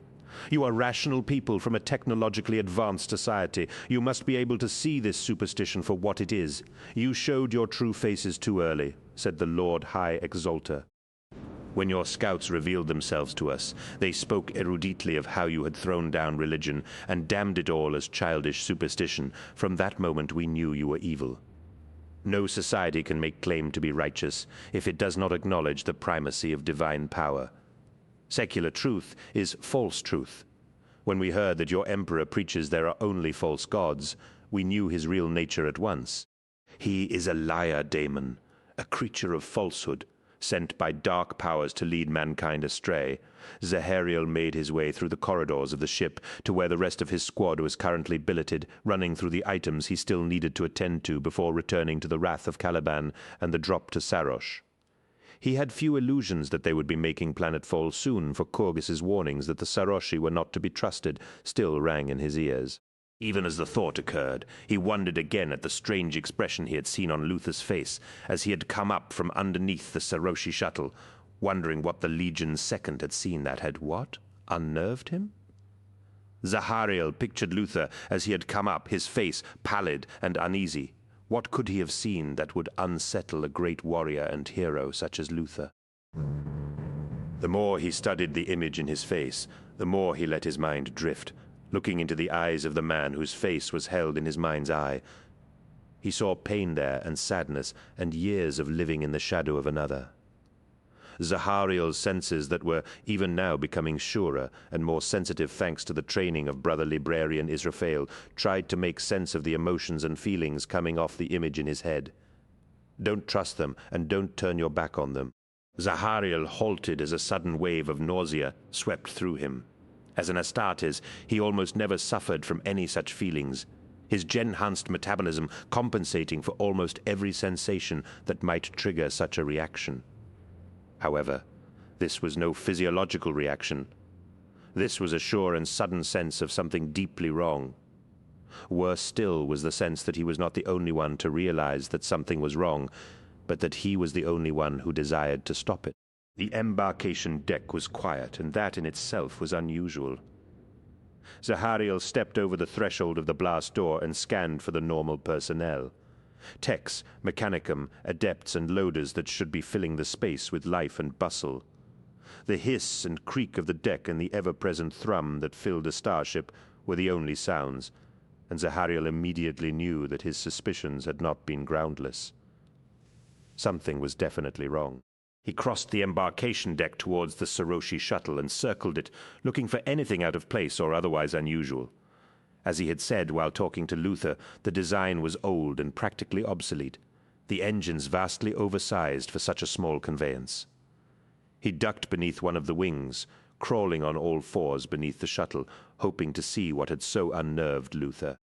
The underside of the shuttle stank of engine oil and hydraulic fluids, the plates of metal crudely bolted and welded together with little regard for the quality of workmanship. At first, Zahariel could see nothing unusual and moved further along the belly of the shuttle. He ducked his head around a loose plate, and Zahariel turned back to look at the plate. The hinges holding it were rusted and stiff. He shook his head as he realized that it was a miracle that this shuttle had even broken atmosphere, let alone expected to return. As he stared at the open panel, he suddenly realized what was wrong with the shuttle, at least partly. This was no orbital shuttle, for there was no heat shielding on the craft's belly. This was a purely atmospheric craft, primarily designed to fly within the bounds of a planet's airspace, which explained the oversized engines, presumably retrofitted to allow their one craft to reach orbit. Without heat shielding, anyone who tried to descend to a planet's surface in this craft would not survive the journey. The craft would turn into a flaming comet as the heat of re-entry seared anyone inside to ashes before melting to nothing as it plunged to its death. The people that had boarded this craft had clearly done so with no intention of ever returning to the surface. That meant that their mission was one way. Zahariel crawled from beneath the shuttle, horrified at the idea that they had been boarded by enemies who posed as friends. He looked at the shuttle, seeing it for the vile transport of the enemy. It truly was. But what could they hope to achieve, he whispered to himself. Barely a handful of Saroshi had boarded the Invincible Reason, hardly enough to trouble even one dark angel, let alone a ship full of them. So what purpose did this visit serve? Zahariel circled the shuttle, tapping his fist on the battered fuselage, the softly humming engines and its bulbous front section. As he reached the front of the shuttle, he wondered again at the strange design of the craft, for its nose was surely a poor choice of shape for any craft designed for atmospheric flight. Though he was no aeronautical engineer, he had learnt enough to know that aircraft depended on lift created by their shape and wings to keep them aloft, and that such a heavy-looking front section made no sense. Looking more closely at the nose, Zahariel could see that it had been a later addition to the craft's structure, the paint and workmanship different from the rest of the ship. He stood back and looked at the lines of the shuttle's front, seeing now that the entire section had been added over and above where the original nose of the shuttle ended. Zahariel took hold of one of the access hatches and pulled. As he had feared, it was welded shut, but he knew that something dreadful was concealed within. He took a deep breath and gripped the release handle, pulling it with all his might. Metal bent and buckled and finally came free, the welded joint unable to withstand the strength of one of the Emperor's finest. Zahariel tossed aside the ruined panel and stared into the gap he had torn in the front section. Inside, he saw a mass of thick blocks of dark metal fitted around a circular core about a meter across. Thick struts of the same dark metal protected the central core, and a procession of winking lights circled the device hidden within the secret compartment. "It's a weapon of some sort," said a voice behind him. "An atomic warhead, I think." Zahariel spun, his fist raised to strike the speaker. Luther stood before him, his face a mask of anguish and regret. "An atomic warhead?" asked Zahariel. Yes, said Luther, coming closer and peering into the opened access panel. "I think the whole shuttle is nothing but one giant missile." "You knew of this," said Zahariel. "Why didn't you say anything?" Luther turned away from him, his shoulders slumped as though in defeat. He turned back to Zahariel, who was shocked to see tears in his commander's eyes. "I almost did, Zahariel," said Luther. "I wanted to, but then I thought of what would be mine if I didn't. The Legion command, Caliban. It would all be mine, and I would no longer have to share it with someone whose shadow obscures everything I do." "The Lion," said Zahariel. "His deeds are great, but so are yours, maybe in another age," said Luther, "one in which I did not share the same span of time as a man like the Lion.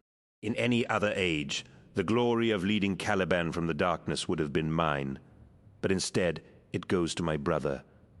You have no idea how galling it is to be the greatest man of the age and have that taken from you in an instant." Zahariel watched the words flow from Luther in a flood. For a decade and more, these feelings had been contained within a dam of honor and restraint, but the dam was crumbling, and Luther's true feelings were spilling out. "I never realized," said Zahariel, his hand sliding towards his sword. "No one did. No, even I did not." "Not fully," said Luther. "Not until I saw this shuttle. I wouldn't have to lift a finger. All I'd have to do is walk away, and everything I wanted would be mine." "Then why are you back here?" "I ordered everyone out of the embarkation deck and walked away," said Luther, one hand covering his eyes as he spoke. "But I hadn't gone more than a few steps before I knew I couldn't do it." "Then you're here to stop it?" asked Zahariel, relieved beyond words. "I am," nodded Luther. "So you can stop reaching for your blade. I realized that it was an honor to serve a warrior as great as the Lion, and that I was the luckiest man alive to be allowed to call him brother." Zahariel turned back to the shuttle and the deadly cargo it contained. "Then how do we stop it?" "Ah," said Luther, "that I don't know." "You go too far," said the Lion, his hand going to the ceremonial sword at his side. "No, you do," responded the High Exalter. "You are abominations, all of you," he snarled, his fat jowls wobbling. "The only reason I bear your presence is because I have been granted the honor of pronouncing the judgment of my people upon you. Your Imperium is the work of evil men," said the Lord High Exalter. "Your words are falsehoods. You are craven and dishonorable, and your angels are the worst, the product of rutting beasts. You are liar angels. You are loathsome and unclean." "Enough," roared the Lion. The commander of the Dark Angels' Legion was enraged, his hand gripping the pommel of his sword so tightly that his knuckles were white. "By the Emperor, I spit on your Emperor," said the fat man, and the gathered Imperials gave a collective intake of breath. "And I spit on you, Lionel Johnson." The High Exalter stretched out his arms, laid 3 fingers from his right hand on top of the 5 fingers of his left, and touched them to the symbol painted on his forehead. "You are not men, nor worthy leaders. You are." He was not allowed to finish the sentence before the Lord High Exalter could say another word. The Lion drew his gleaming sword and clove through the fat man's shoulder and down into his ample gut. Zahariel looked down at the device in the shuttle's front section as the blinking lights suddenly began to speed up and a single pulsing red light lit up in the center of the sphere. The engines of the shuttle coughed to life and a rising whine of ignition built from within. "Damn," said Luther. 21. The sequence of lights was speeding up, and a second red light had winked into life on the sphere at the center of the device. A rising hum, felt in the bones as well as heard, built from the sphere, penetrating even the screaming roar of the engines as they gathered power. The heat from the engines and the device was growing, and Zahariel and Luther were forced back from the shuttle as it began to lift from the deck as automatic systems kicked in, responding to some remotely activated signal. "How do we stop it?" cried Zahariel over the roar of the shuttle's engines. "I don't know," shouted Luther, pointing at an intership Vox station on the wall of the embarkation deck, "but we have to warn the Lion." Zahariel nodded in understanding as Luther fought to reach the shuttle through the rippling heat haze that surrounded it and the growling wash of superheated air billowing from the engines. Emergency lights flashed to life and a wailing siren sounded as deck systems registered the massive buildup of heat and radiation. "I can't get near it," shouted Luther. Zahariel slammed into the wall of the embarkation deck and pressed the all-deck stud, sending a warning to the entire ship. "Embarkation Deck 1 reports hostile vessel on board," he yelled over the screaming din of sirens and the ever-growing roar of the shuttle's engines. Even as he watched, the shuttle lifted from the deck in a blast of heat. Zahariel heard a scream of pain, and Luther staggered away from the missile. "For he could no longer think of it as simply a shuttle, repeat," said a voice through the Vox station. "Hostile ship." "Yes," cried Zahariel, the Saroshi ship. "It's a missile or a bomb of some sort." Luther staggered over to him, his armor blistered and scorched by the heat of the enemy weapons' engines.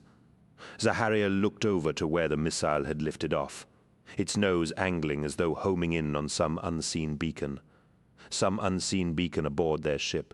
Blast doors rumbled open in response to the alarm, and work crews and emergency firefighters rushed onto the embarkation deck. Orange jumpsuited techs threw up their arms in response to the intense heat flooding the compartment. Zahariel felt his skin blistering under the intense heat and knew that they had seconds at best before the enemy missile's primary thrusters ignited, filling the deck with killing plasma and thrusting its warhead deep into the belly of the ship. In that instant he realized what he had to do. He left Luther at the Vox station and ran for the control panel further along the wall, ignoring the pain as his hair was burned from his scalp. Already his armor was bubbling as the paint melted, and his steps were becoming leaden and heavy as the heat fused the joints.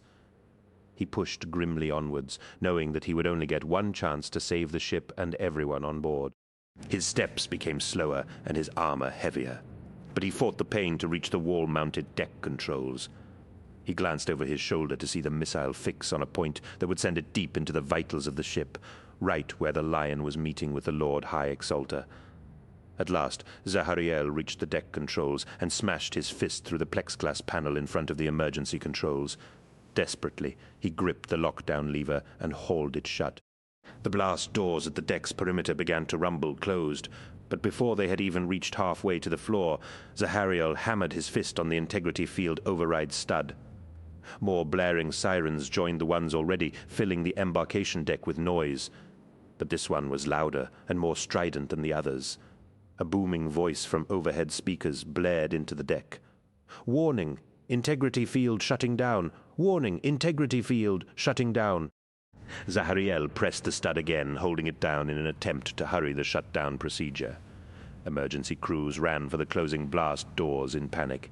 Warning! Integrity field shutting down! Warning! Integrity field shutting down! "I know," shouted Zahariel, "in the name of the Lion, just shut down," as if in response to his words the fizzing glow surrounding the generators along the edges of the wide entrance bay faded and the rippling haze of the stars steadied. A howling gale engulfed the embarkation deck as the atmosphere, and everything not fixed in place was explosively vented into space. The sudden rush of air grabbed them like leaves caught on the wind and dragged them towards the opened bay.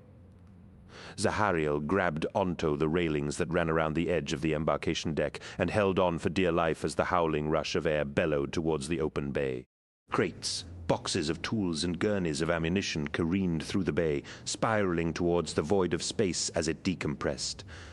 The instant before his feet left the ground, he activated the magnetic soles of his boots, and the weight of his armor slammed to the deck, fixing him in place. Fuel pipes writhed like pinned snakes, and loose cabling waved and sparked in the gale. The rigged Saroshi shuttle was caught in the rush of air, the power of the decompression gripping it tightly and hurling it from the ship just as its engines fired, spiraling out of control. The missile corkscrewed wildly as it tumbled away from the ship. Those techs and emergency personnel who had not yet reached safety were instantly blown into space, their bodies frozen and ruptured. Their screams were swallowed in the roar of escaping air. Zahariel watched as the Saroshi Shute spun away from the invincible reason and he was suddenly blinded as the warhead secreted within it detonated outside. In the cold, unforgiving darkness of space, it seemed as though the battlecruiser had given birth to a miniature sun. In less than 1,000th of a second, a brilliant ball of light appeared at its flank, flared to incandescence and was gone. Despite having been designed to withstand hostile bombardment by enemy guns, many of the view portals on the ship's hull shattered, fragments of toughened glass raining out into the void like glittering diamonds. The blast wave thundered towards the ship, and only its automated damage control systems prevented further loss of life. Reacting to the abrupt decompression, blast-proof panels slammed shut all along the ship's length. The ship shuddered as though in the grip of a great leviathan of the deep, yet more klaxons and warning lights coming to life in the wake of the explosion. The blast wave rolled over the ship, and Zahariel felt as though every bone in his body was being shaken loose. At last, the terrible juddering ceased, and he collapsed to the deck, exhausted and groaning at the pain of his burns. He lay there for several minutes, the sirens, flashing lights, and shouts of rescue crews sweeping over him without understanding. "Brother, are you injured?" Zahariel turned his burned head and smiled as he saw that Luther was still alive. "I thought you were dead," said Luther, shouting to be heard over the shrill warning klaxons. "My armor saved me," he said. "It is a good thing you are lucky, Zahariel." "What? Lucky? How do you come to that conclusion?" asked Zahariel, his voice slurring as the balms of his armor sought to counteract his fierce pain. "Look around," gasped Luther. "Those Saroshi bastards nearly managed to kill the entire command hierarchy of the fleet, but you stopped them." Zahariel could only look at the broken bodies littering the deck and feel rage at the atrocity he saw before him, but as quickly as the emotion surfaced, he suppressed it. The mental conditioning the Astartes went through helped them to control their emotions and make the optimum use of them when they were needed. Rage had its place in the heat of battle, but this was a moment for a cooler head. He pulled himself to his feet with Luther's help and leaned on the wall, gasping for breath in the frigid air of the restored atmosphere. Luther adjusted the comms frequency of the wall Vox station, patching into the Invincible Reason's command net. "This is Luther of the Dark Angels," he said. "Multiple casualties sustained on the embarkation deck. I want Medicaid teams sent here immediately. Bridge Command, are you receiving me?" "Aye, this is Bridge Command receiving, sir," said a grainy, static-washed voice. "We have reports of a hull breach on your level. Instruments recorded as under control." "That's correct, Bridge Command," confirmed Luther. The breach was the work of the Saroshi delegation brought onto the ship half an hour ago. The Saroshi shuttle on the embarkation deck was rigged with an atomic warhead. Any Saroshi forces left on board are to be arrested immediately. Lethal force is authorized. Luther spared a look at the destruction around them and whispered to Zahariel, "As of approximately 1 minute ago, we are at war with the Saroshi people." Another voice cut in over the voice of Bridge Command, and Zahariel instantly recognized it as belonging to the Lion. "I want a Strategium meeting with all commanders and seconds in command on board the Invincible Reason in half an hour's time." "Is that understood?" "Understood, my lord," said Luther, sharing an uncomfortable look with Zahariel. The attack on the Invincible Reason was just the beginning. All across the fleet, and in the cities and lands of Sarosh, the Imperials found they were suddenly attacked by the people they assumed regarded them as heroes. They had come to liberate the Saroshi from their ignorance, to deliver them from old night. They had come to bring them the wonders of the Imperium, to show them marvels. But the inhabitants of Sarosh had rejected the Imperium and everything it stood for. They rejected it with great violence, perpetrating appalling deeds of horror and bloodshed. They carried out dozens of atrocities, unleashing all manner of acts of terror. More than 1,000 Imperial army and naval personnel were on shore leave, enjoying the delights of the carnival when the uprising began. Some were murdered, but most of those affected were the victims of abduction. They disappeared into the night, gone without trace, leaving no evidence behind of where they had been taken or who had kidnapped them. The situation was clearer when it came to the fate of the imperial institutions already present on Sarosh. In the space of 12 months, even with compliance yet to be fully certified, a dozen different organs of government had been transplanted from the fleet onto the planet's surface. Naturally, Lord Governor-elect First had established a residence in an appropriately palatial building in the administrative district at the heart of the capital city of Shalul. Similarly, in preparation for the eventual transfer of powers, various offices of liaison had also been established in the vicinity. At around the same time as the Saroshi shuttle exploded, an angry mob attacked the governor's residence on Sarosh, as well as the nearby imperial offices, quickly overwhelming the few army troopers who had been left on guard duty. The riot's ringleaders dragged the imperial functionaries out onto the streets and hacked them to death with axes and knives as the crowd bayed for blood. Their bodies were spat on and dismembered, and then condemned to the fire, as the mob set light to the imperial buildings and cast the evidence of their outrage into the flames. A few of the Imperials present on Sarosh managed to escape being murdered or abducted. Later, when these survivors told their tales, it would become clear that the entire population of the planet had exploded in a frenzy of bloodletting every bit as sudden and dramatic as the blast that nearly tore through the invincible reason. The survivors would talk of a primal savagery that descended on the people of Sarosh without warning. One minute, the Saroshi had been their normal, charming selves. The next, they had erupted into shocking, ferocious violence. Yet, at the same time, there was never the suggestion that this violence was in any way wild or out of control. According to the survivors' accounts, the opposite held true. There was a terrifying calmness in the manner in which the Saroshi went about the killings. They were highly organized, as though each and every one of the thousands of rebels had earlier agreed on a specific role in the conspiracy, as well as an exact timetable by which all these tasks would take place. Most frightening of all, and many who believed in the imperial truth would find this especially troubling, was the almost machine-like perfection of this timetable. There would never be any definite proof of communication between the conspirators on Sarosh and their confederates elsewhere. Yet they appeared able to synchronize their actions to the very second. Even when some part of their plan failed, their remaining agents seemed capable of adapting to new circumstances quickly, despite having no apparent means of communications with the rest of the rebels. It was an enigma, though it was hardly the most pressing issue commanding the attention of the Dark Angels. Meidi, this is bold conveyor. Our hull is ruptured, and we are leaking atmosphere. Request transfer of all available work crews and Medicaid teams from other ships in the fleet. We need help here. This is Wrath of Caliban, calling the flagship. We demand an immediate update on the current status of our commanders. Over, Intrepid calling. Mutineers have been subdued and the situation is under control. Arbalest, this is Invincible Reason. Retreat from high anchor position at once and relocate to anchorage Beta, or you will be fired upon as a hostile vessel. This is your final warning. The bridge of the Invincible Reason was alive with a confused babble of voices. As Zahariel entered the command area with Luther beside him, he was immediately struck by the tension in the air. A dozen officers and ratings sat nervously at their stations, issuing terse instructions or holding conversations by intership comms with the other vessels in the fleet. Zahariel recognized controlled desperation in the voices of the men around him. It was the same sound he expected to hear in the voice of an army commander whenever the situation was fluid and the progress of the battle was uncertain. It was the sound of men holding fast to their duties even when they suspected that war was about to render their duty, even their lives, irrelevant. It was the sound of warriors on the verge of panic. That sound ceased as a rating called out, "Master on the bridge." Zahariel looked over to where another door to the bridge had opened, and the lion strode in, his face thunderous, and his sword bared and bloody. Zahariel had never seen the master of the First Legion looking so angry, and he felt a kernel of apprehension stir in his belly at the thought of the war that such a fury might unleash.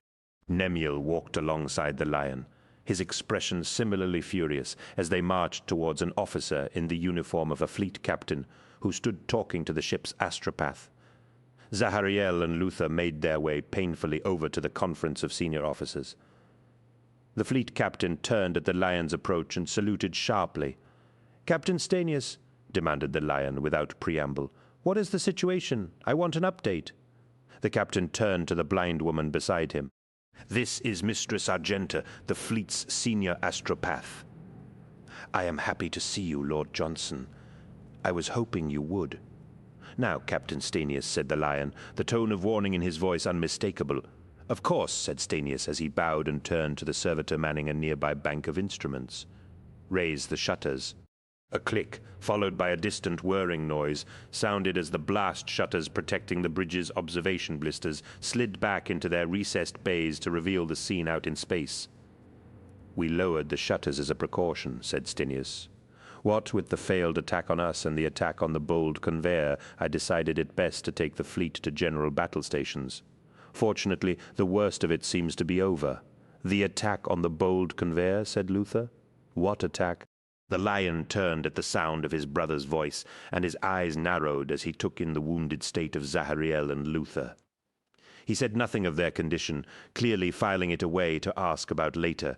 Zahariel looked through the observation blister into space, horrified to see bodies floating in the cold of the void. Hundreds drifted slowly past the ship's observation blisters, like some grotesque form of parade inspection.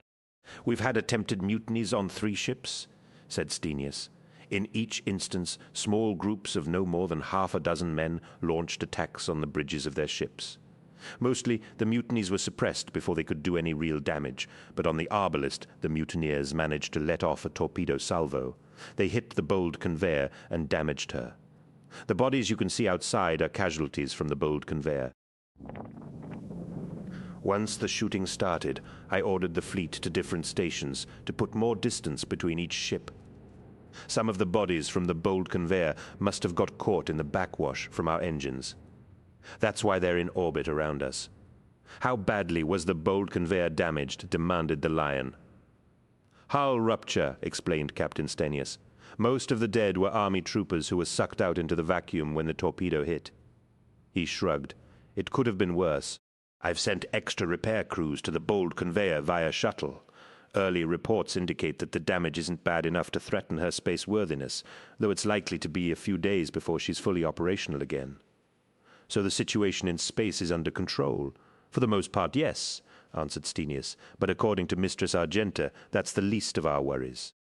A conference was held in the Invincible Reason staterooms, the senior members of the Dark Angels gathering to hear the words of Mistress Argenta. The lion and Luther spoke in a huddled corner, their words unheard by anyone, though the intensity of their conversation was plain for all to see. Brother Librarian Israfel stood beside a robed member of the Mechanicum, and a number of servitors accompanied them both.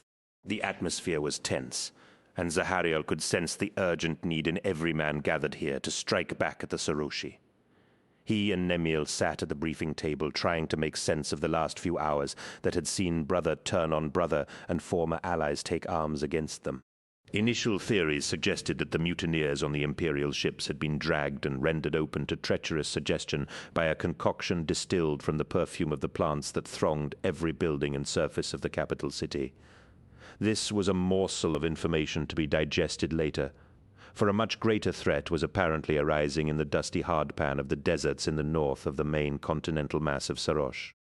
The lion turned away from Luther abruptly, his face a mask of unreadable emotion as he took his seat at the head of the table. Luther took his seat at the table too, and Zahariel could read his features much more easily. Their second-in-command's expression was one of despair and anguish. "We do not have much time," snapped the lion, cutting through the babble of voices around the room. At his tone every head turned in his direction, and every voice was stilled. "Mistress Argenta," said the lion, "speak." The astropath took a hesitant step forward, as though being near the awesome figure of the Primarch was too much for her to bear for any length of time. You may have heard the High Exalter talk of beings known as the Melachim during his outburst against the Imperium. It is my belief that this is the Saroshi name for a certain breed of Xenos creature that dwells in the warp. How are they a danger to us? Asked Nemiel. Surely they are confined to the warp. Normally that would be the case, said the astropath, turning her blind eyes towards Zahariel's cousin. But the astropathic choir has become aware of a growing buildup of psychic energy in the northern deserts, indicative of a major warp rift. And what is causing this? Asked the lion. We do not know. Speculate, ordered the lion. Perhaps the natives of this planet have some way of focusing the energies of the warp by some means we are not aware of, my lord. For what purpose would they do this? It is said that if one has a host of strong enough will, it is possible to imbue it with the presence of a creature from beyond the gates of the Empyrean. And you think that is what's happening here? If such a thing is even possible, pointed out Zahariel. The lion shot him a venomous look that shocked Zahariel. We must assume that it is, for now, the treachery and deviousness of the Saroshi are without bounds. We must trust nothing from this point onwards and assume the worst.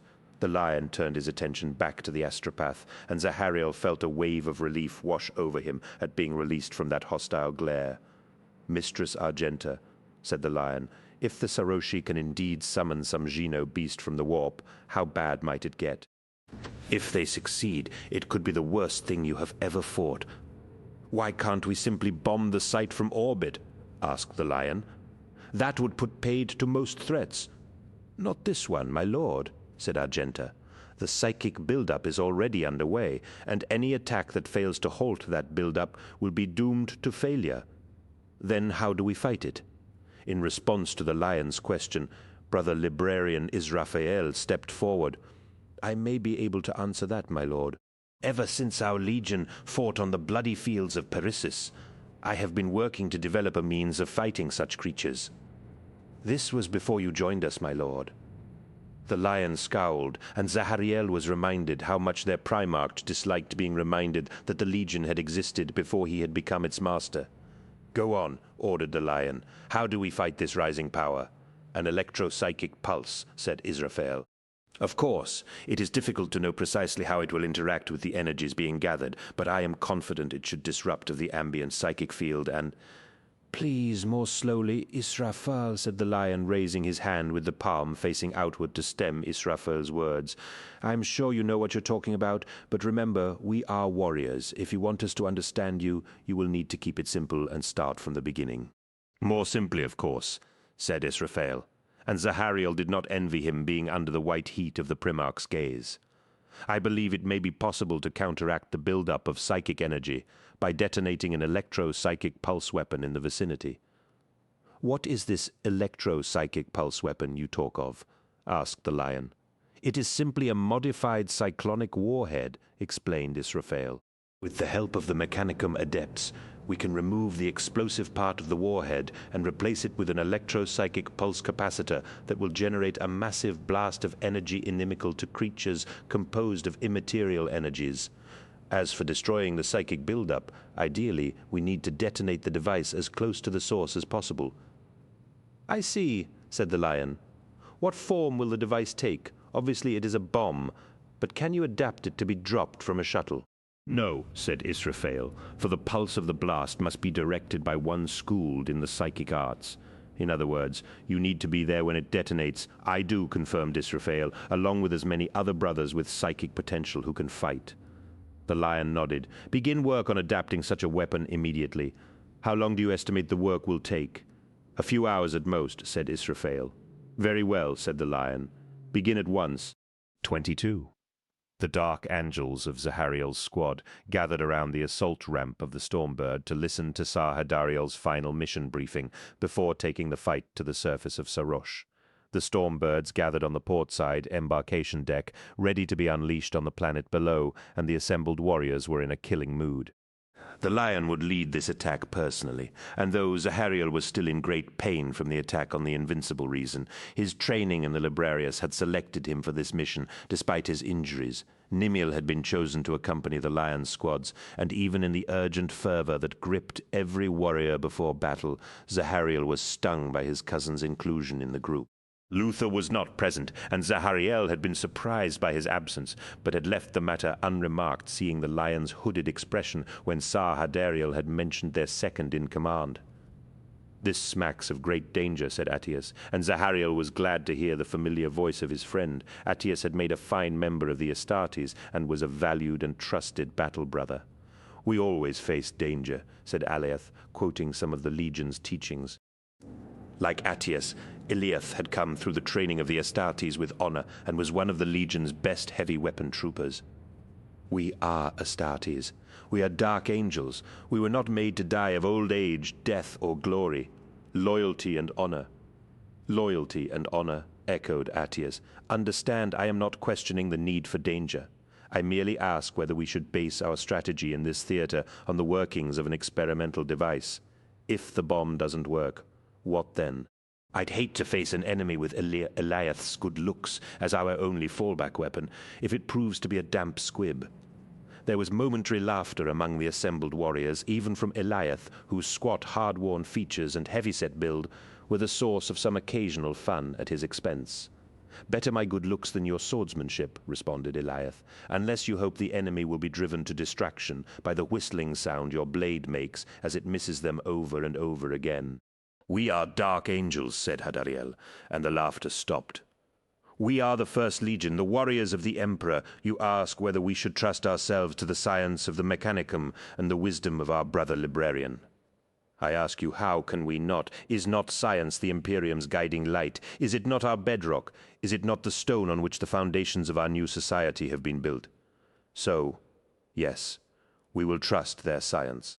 We will trust our lives to it, just as we trust ourselves and all humanity to the guidance of the Emperor, beloved of all." "I'm sorry, Chapter Master," said Attias, chastened. "I meant no offense. You caused none," said Hadariel. "You simply asked a question, and there is no harm in that. If ever a time comes when the Dark Angels see reason to avoid questions, we will have lost our souls." Zahariel looked across the faces of the men surrounding him as he listened to the Chapter Master's words. Some were men he had known back on Caliban, and the bond that existed between them as brothers and fellow warriors was as strong as ceramite, stronger in fact, for where ceramite could be cut through with the right kind of weapon, he could never imagine the bond of loyalty he felt for his brother Astartes ever being broken. "The Chapter Master is right," said Zahariel, as words he had heard long ago returned to resonate within his skull. "We Astartes were made to serve mankind. We are dark angels, and in the practice of war we follow the teachings of the Lion, he tells us. War is a matter of adaptation, and whoever adapts most quickly to changing circumstances and takes advantage of the vagaries of warfare will be victorious. We have been presented with a powerful weapon with which to defeat our foe, and we would be fools not to use it. So, we will make use of the device," said Eliath. "I hope you will forgive my presumption, Chapter Master, but I have known you for long enough to know when there is a plan forming in your head. The device is only part of what we need. We also need a plan to help us put it into operation. Do you have a plan?" I have a plan, agreed Hadariel. Zahariel looked into the faces of his brothers and saw an expression of complete determination in each of them as Sar Hadariel outlined their plan of attack. The Saroshi were doomed. They just didn't know it yet. It was midday, and the burning sun had reached its apex. Among the indigenous folk of Sarosh it was seen as a quiet time, a part of the day usually spent sleeping in the shade of their dwellings until the worst of the afternoon heat had passed. The planet's newly arrived Imperial forces did not choose to follow the same routines, however, least of all the warriors of the Astartes. 4 stormbirds screamed over the desert, keeping low and fast as they flew towards their objective, a cluster of prefabricated buildings identified from orbit as Mining Station 1 Zeta 5. In the lead stormbird, Zahariel sat against the bucking fuselage of the aircraft as it tore through the air towards battle. All around him, dark angels sat clutching their weapons, ready to take a measure of revenge for the attack on their ships and people. The Saroshi had started this war, but the dark angels were going to finish it.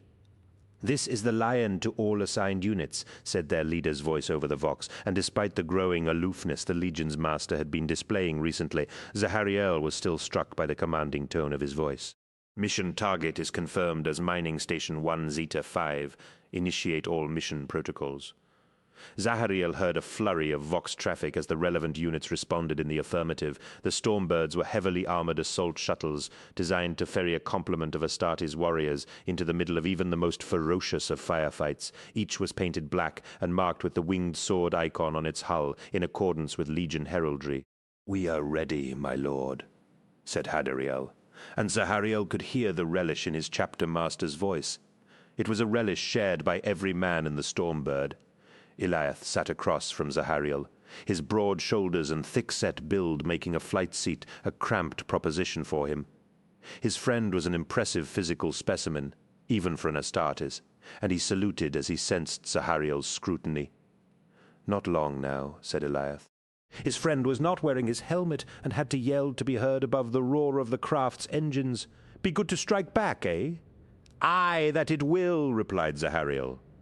"How are we going to make the assault?" Chapter Master asked Attias. "We will be using jump packs for the descent," said Hadariel. "Our orders are to deploy from the shuttle at an altitude of 500 meters to make a controlled combat drop. We'll land in the area of open scrub north of the station. From there, we will advance to clear the station building by building until we rendezvous with the approach of the Lion and his men from the south. Naturally, we can expect the enemy to respond. In fact, we are counting on it. Around the compartment, the Astartes listened to his words intently from his own position. Seated at the head of the troop compartment, Zahariel was struck by the almost reverential air with which the men of his company greeted the news. "Remember, our mission here is to fight through any resistance as quickly as possible and deliver the brother librarian and his cargo," said Hadariel. "Once we have deployed from the Stormbirds, the pilots will ascend to a holding pattern, ready to pick us up when they are given the order to begin the extraction. I want helmets on and all purity seals engaged. 1 Zeta 5 is to be treated as a toxic environment." Zahariel could barely contain his excitement at the prospect of combat. He had been trained to counteract any fear. But as much as the Astartes were defined by fearlessness, they were defined equally by their aptitude for war. Their bodies had been crafted to superhuman levels so that they would not just defeat the Imperium's enemies, they would annihilate them. The Astartes expected to face danger in the natural course of their lives. In fact, they welcomed it, as though without a battle to fight they were incomplete. "Finally, let us be clear on one thing," said Hadariel. "This is a mission of destruction, not capture. We are not interested in prisoners, so if there is anyone alive at 1 Zeta 5, we do not stop fighting until they are dead." His words were punctuated by a trilling from the Stormbird's intervox as a red light began to flash inside the compartment. Hadariel responded with a wolfish grin. "There's the signal," he said. "We are approaching the target. Helmets on and activate your seals." "And good hunting to all of you." Zahariel's heart quickened at the prospect of action. "If we are not fighting within the next 5 minutes, I shall be disappointed," he said to Eliath and Attius.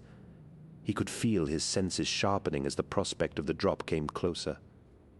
Eliath nodded in response to his words and gave the Dark Angel battle cry, "For the Lion, for Luther, for Caliban. For the Lion, for Luther, for Caliban," repeated the Astartes, and the combined tenor of their words seemed to shake the metal bulkheads of the compartment. At Hadariel's signal, they rose from their seats and filed towards the assault door at the back of the shuttle, ready for the drop to begin. The Stormbird began to shake around them as the pilot decreased the shuttle's speed in preparation for the drop. The assault doors opened, and the red lights positioned all through the interior of the Stormbird turned green. A continuous ringing tone sounded over the intervox, the signal to jump. Zahariel was first down the ramp, and he felt the air screaming around him alongside the sudden feeling of weightlessness in the split second before gravity caught hold of him, and he activated his jump pack to compensate. Iliath, Attius, Hadariel, and the others were right behind him.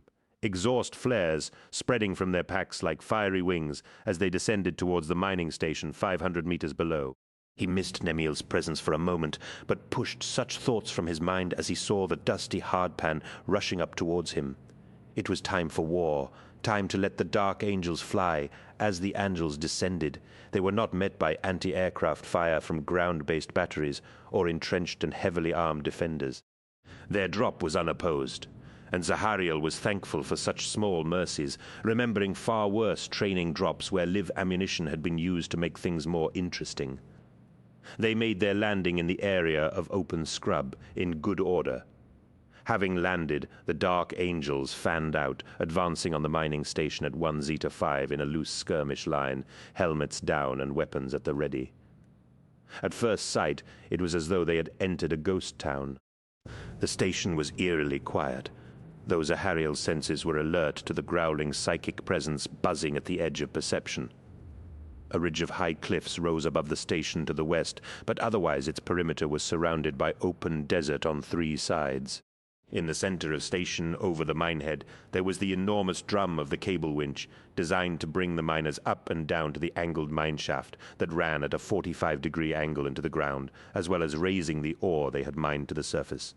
In turn, it was surrounded by a ramshackle collection of prefabricated huts, and the barracks used as sleeping quarters for the miners.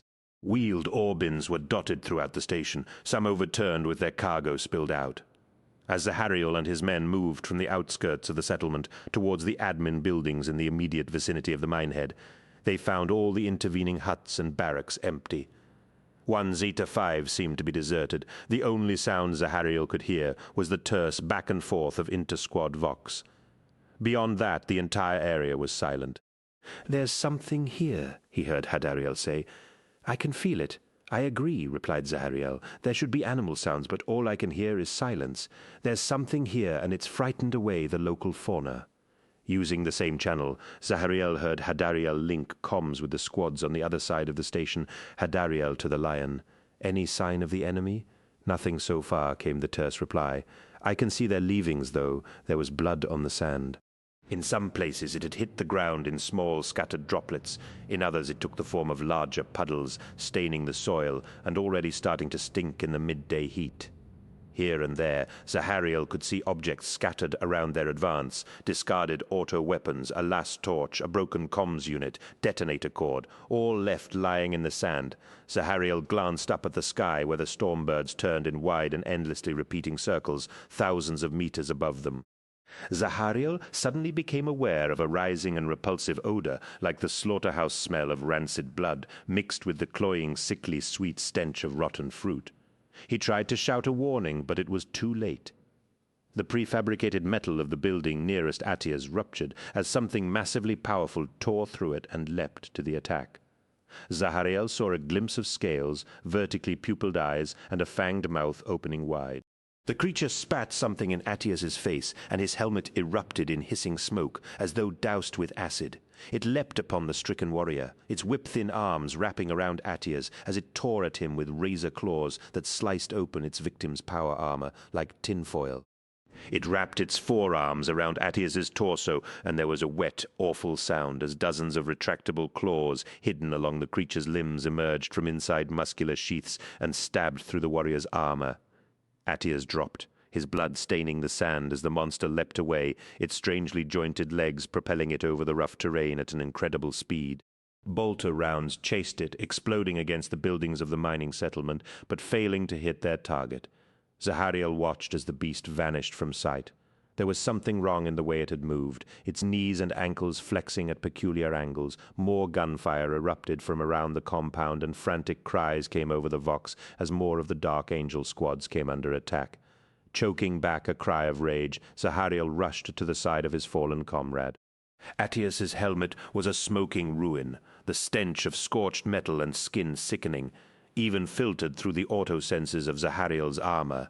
Attias writhed in agony, and Zahariel fought to tear his helmet free. The helmet's armor clasps had burned through, and Zahariel had no choice but to wrench the smoldering armor from his friend's head.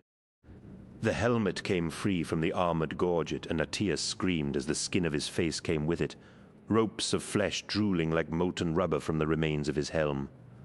"Get back!" cried the squad's apothecary, pushing Zahariel from his comrade's convulsing body. The apothecary went to work. The hissing tubes, needles, and dispensers of his Narthekium gauntlet, the best chance of ensuring Attias's survival. Zahariel stepped away, horrified at the bloody mess where his friend's face used to be. Hadariel pulled him away. "Leave the apothecary to his ministrations. We have work to do." Eliath stood next to Zahariel and said, "By the Lion, I've never seen the like." Zahariel nodded in agreement and slapped his hand on the heavy bolter his friend carried. "Keep your weapon ready, brother. These things move fast." "What are they?" asked Eliath. "I thought this was a human world." "That was our mistake," replied Zahariel as more gunfire and vox chatter cut through the shock of Attias's wounding. "Hostile contact," reported another squad sergeant. "Reptilian beasts came out of nowhere. Fast moving, but I think we wounded it. One dead, moving on." "Understood," said the Lion. Message understood. All units continue to the center of the settlement. The strange reptilian beast attacked twice more, each time emerging from hiding to attack with unnatural speed and ferocity. Each time the monsters attacked, they would draw blood, but no more warriors fell to their ambushes, though many were forced to discard portions of armor as the Xeno creatures' acid eructations melted their Mark IV plate. The Astartes pushed deeper into the settlement.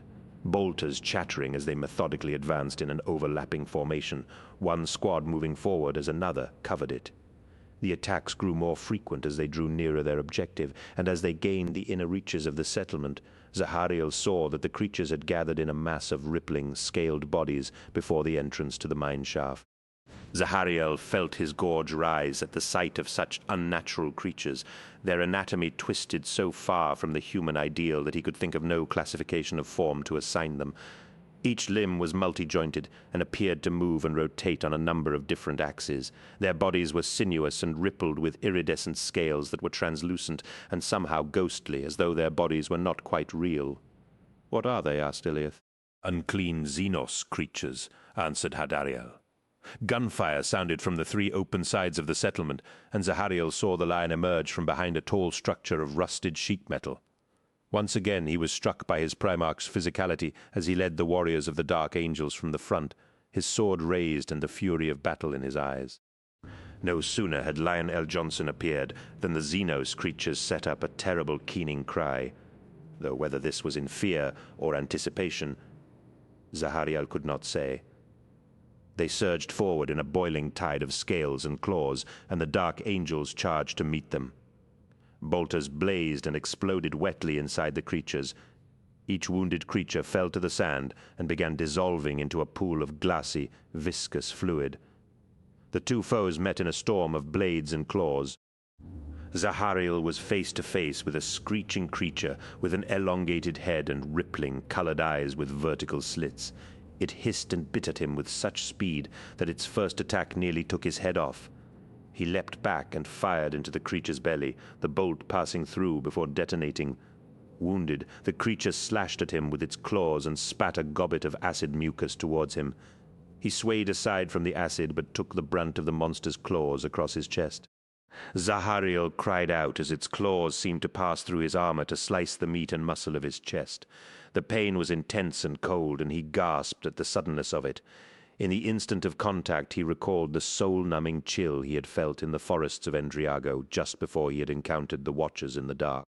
This beast was just as unnatural as whatever the Watchers had been set to guard, and he knew with utter clarity that they were not simply another form of Xeno creature, but something infinitely more dangerous. Zahariel dropped his bolter and drew the sword fashioned from the lion of Endriago's tooth. The monster came at him again. He swept his sword through the creature's slashing limb and stepped in to cut upwards into its chest, the keen blade slicing the insubstantial meat of its body like a sopping cloud. For all their speed and ferocity, the ghost-like monsters could not hope to stand against the relentless stoicism of the Dark Angels, who closed the noose of their warrior circles and slaughtered them without mercy. Zahariel watched the lion fight his way through the monsters, as though possessed with a killing fury beyond imagining. His sword clove through the creatures, turning half a dozen to wet piles of jelly-like fluid with every blow. Nemiel fought alongside the lion, his skill nowhere near the sublime majesty of the Primarch, yet no less determined. His cousin was a fine warrior, and beside the lion he looked every inch the hero he was. Within moments of the battle starting, it was over, and the last of the creatures were dispatched, where before the mining settlement had rung to the sounds of bolters and screaming chainswords, silence now fell as the Dark Angels regrouped. "Secure the site," said the lion, as the last of the monsters was destroyed. "I want that storm bird with Brother Librarian Israphael's weapon on the ground in 2 minutes. Where are we going next?" asked Chapter Master Hadariel. The lion pointed to the yawning chasm of the mine shaft that plunged steeply into the flanks of the cliffs. "Underground," said the lion. "The enemy is beneath us." Ariana Sorrel had been afraid on many occasions, but the fear that had gripped her since her abduction from the streets of Shalul was like nothing she had ever known before.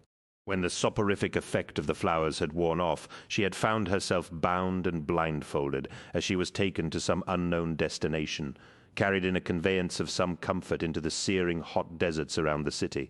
Their destination had been a mystery, for her captors said nothing on their journey, but had fed and watered her over her protests. Wherever they were taking her, and for whatever purpose, they clearly wanted her alive and healthy when they got there.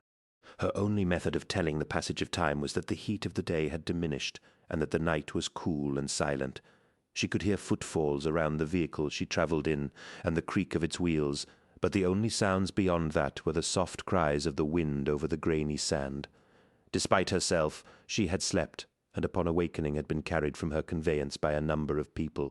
She wept as she feared the touch of the creatures she had seen wearing the masks during the Festival of Lights, but her bearers appeared to be human, inasmuch as they sweated and grunted like humans as they bore her onwards.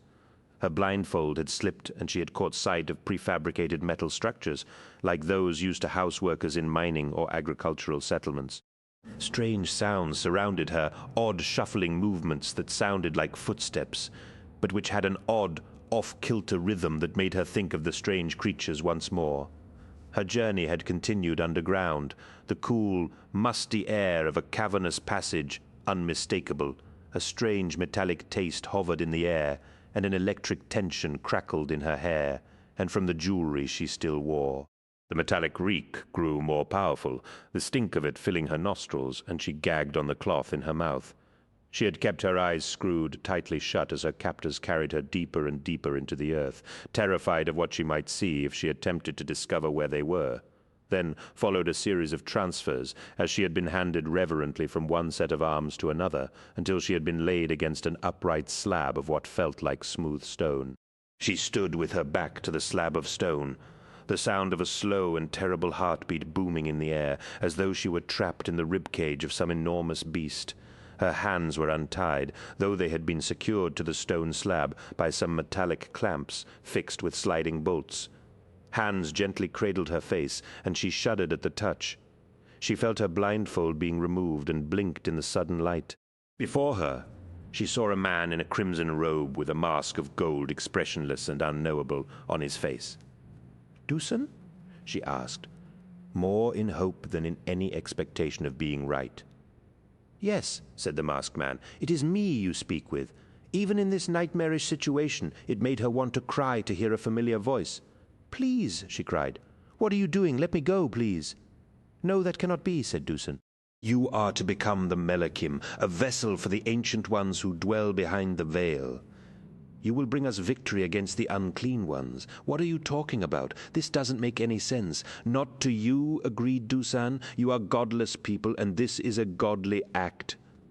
"Your God?" said Rihanna. "Please let me go. I promise I won't say anything." "You lie with your words," said Dusan neutrally.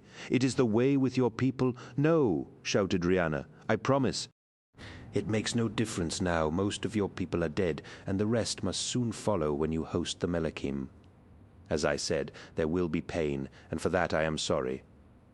What are you going to do to me?"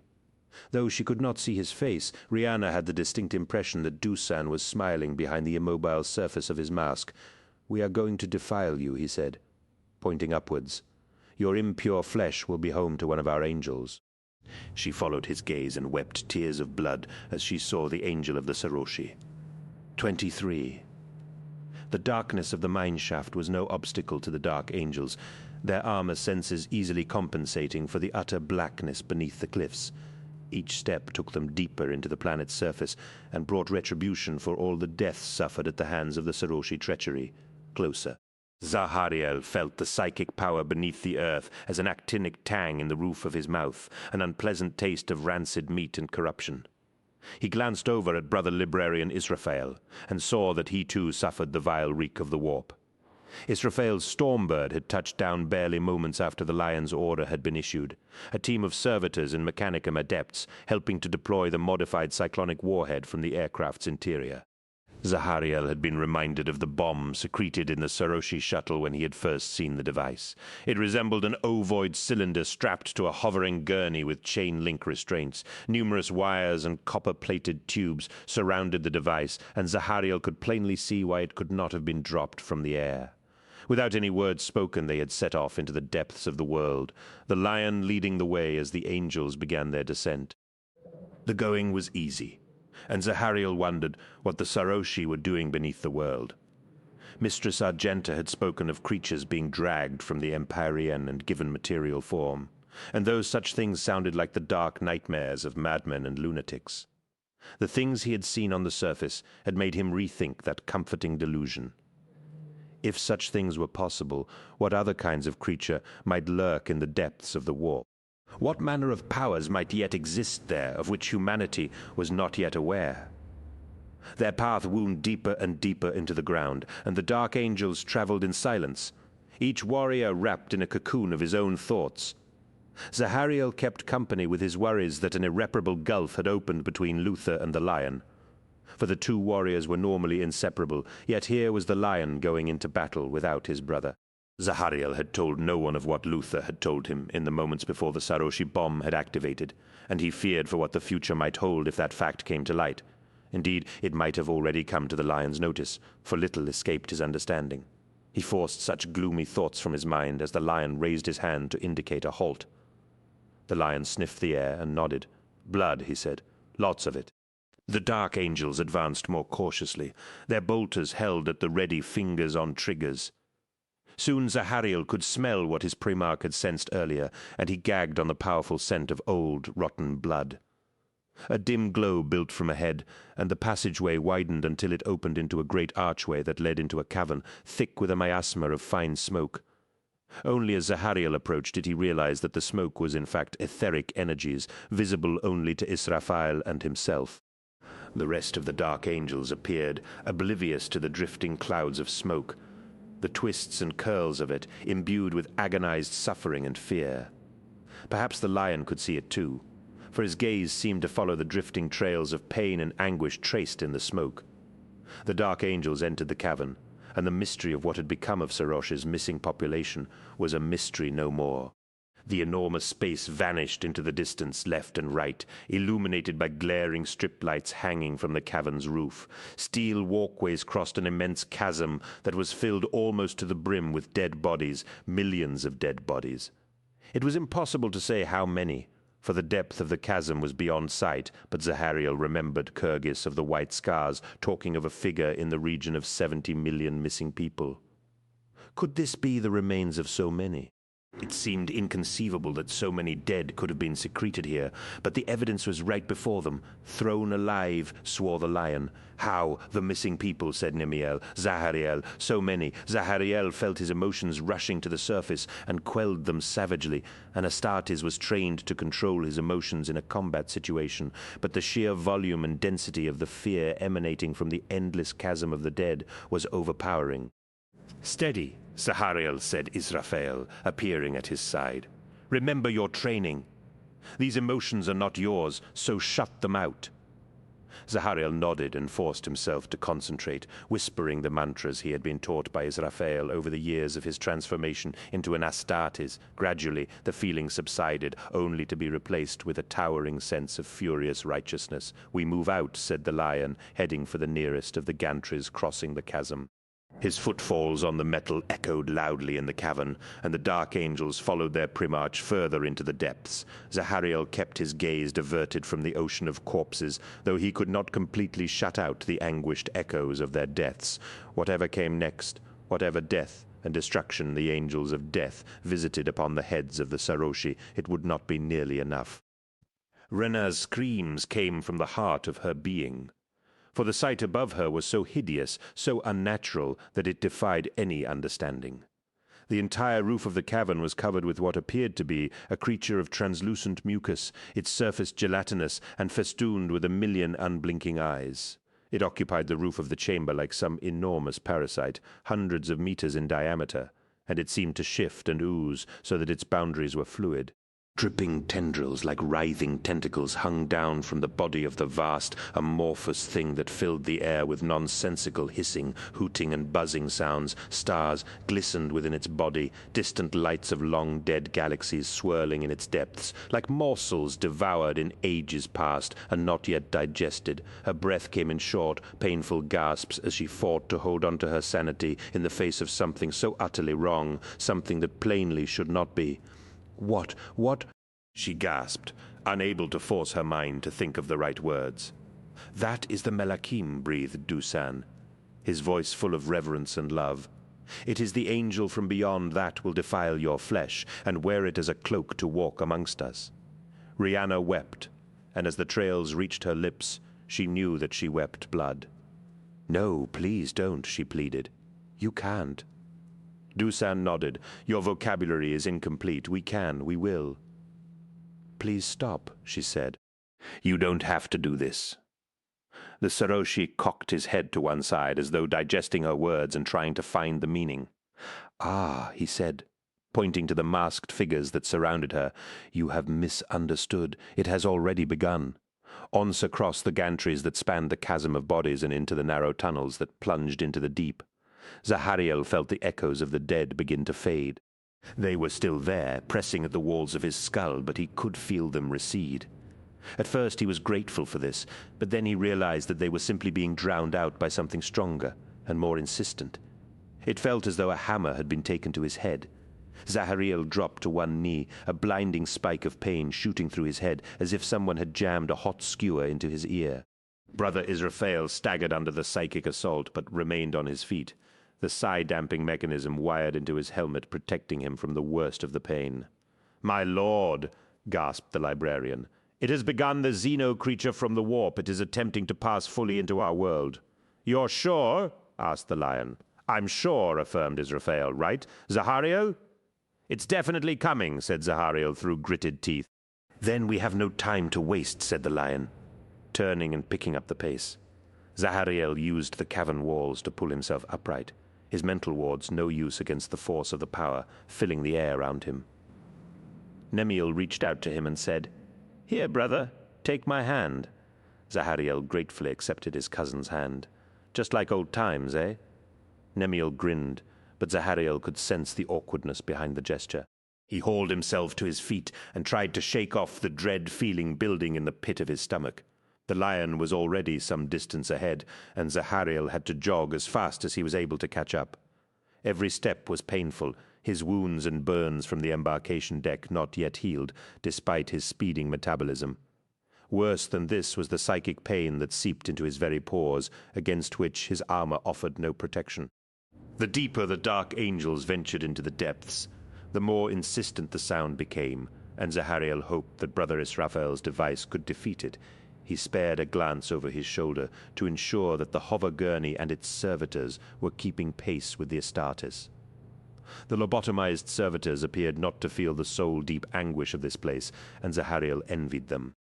The electro-psychic pulse weapon gleamed in the half-light, and he shivered at the fearsome potential he could feel in the warhead from ahead. Zahariel could hear the sounds of voices and a throbbing noise that reverberated through every sense, and even those beyond human understanding. A sickly light, unhealthy and life-draining, filled the chamber ahead, spilling into the tunnel that the dark angels descended like a slick. The lion was first into the cavern, with Nemiel a close second. Brother Israfel followed the Primarch, and the remainder of the dark angels swiftly joined their battle brothers. A wave of revulsion flowed through Zahariel as he emerged into the cavern, though he was not the source of that emotion. It washed from the robed figures that surrounded an upright slab of dark-veined stone as they chanted and sang a hideous chorus around a screaming woman bound to the slab. Zahariel followed the howling gaze of the Saroshi's prisoner and felt a crawling sick horror as he saw the source of the monstrous evil that dwelled in this forgotten, red-lit cavern beneath the world. Its jelly-like body was like that of some deep ocean trench dweller, shimmering, apparently fragile, and lit from within by bursts of colored electric light. A million eyes stared out from its hideous form, and he could feel its raw hunger as a gnawing ache in his chest. Even as he watched, the outline of the creature was fading, but instead of a sense of triumph, Zahariel knew that it was close to achieving its goal of translation. Where others, including Zahariel, remained paralyzed by the horrific sight of the creature above. The lion was already in motion. His pistol shot down two of the robed and masked figures as they chanted, and his sword flashed into his hand as he charged. Seeing their Primarch in action spurred the dark angels to follow, and with a fearsome war cry they leapt to the attack.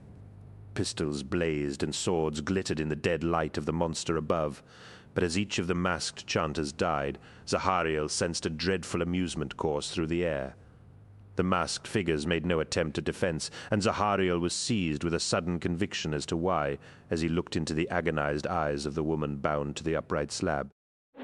Her face was stretched in a soundless scream, her eyes empty and glassy, as though filled with black ink.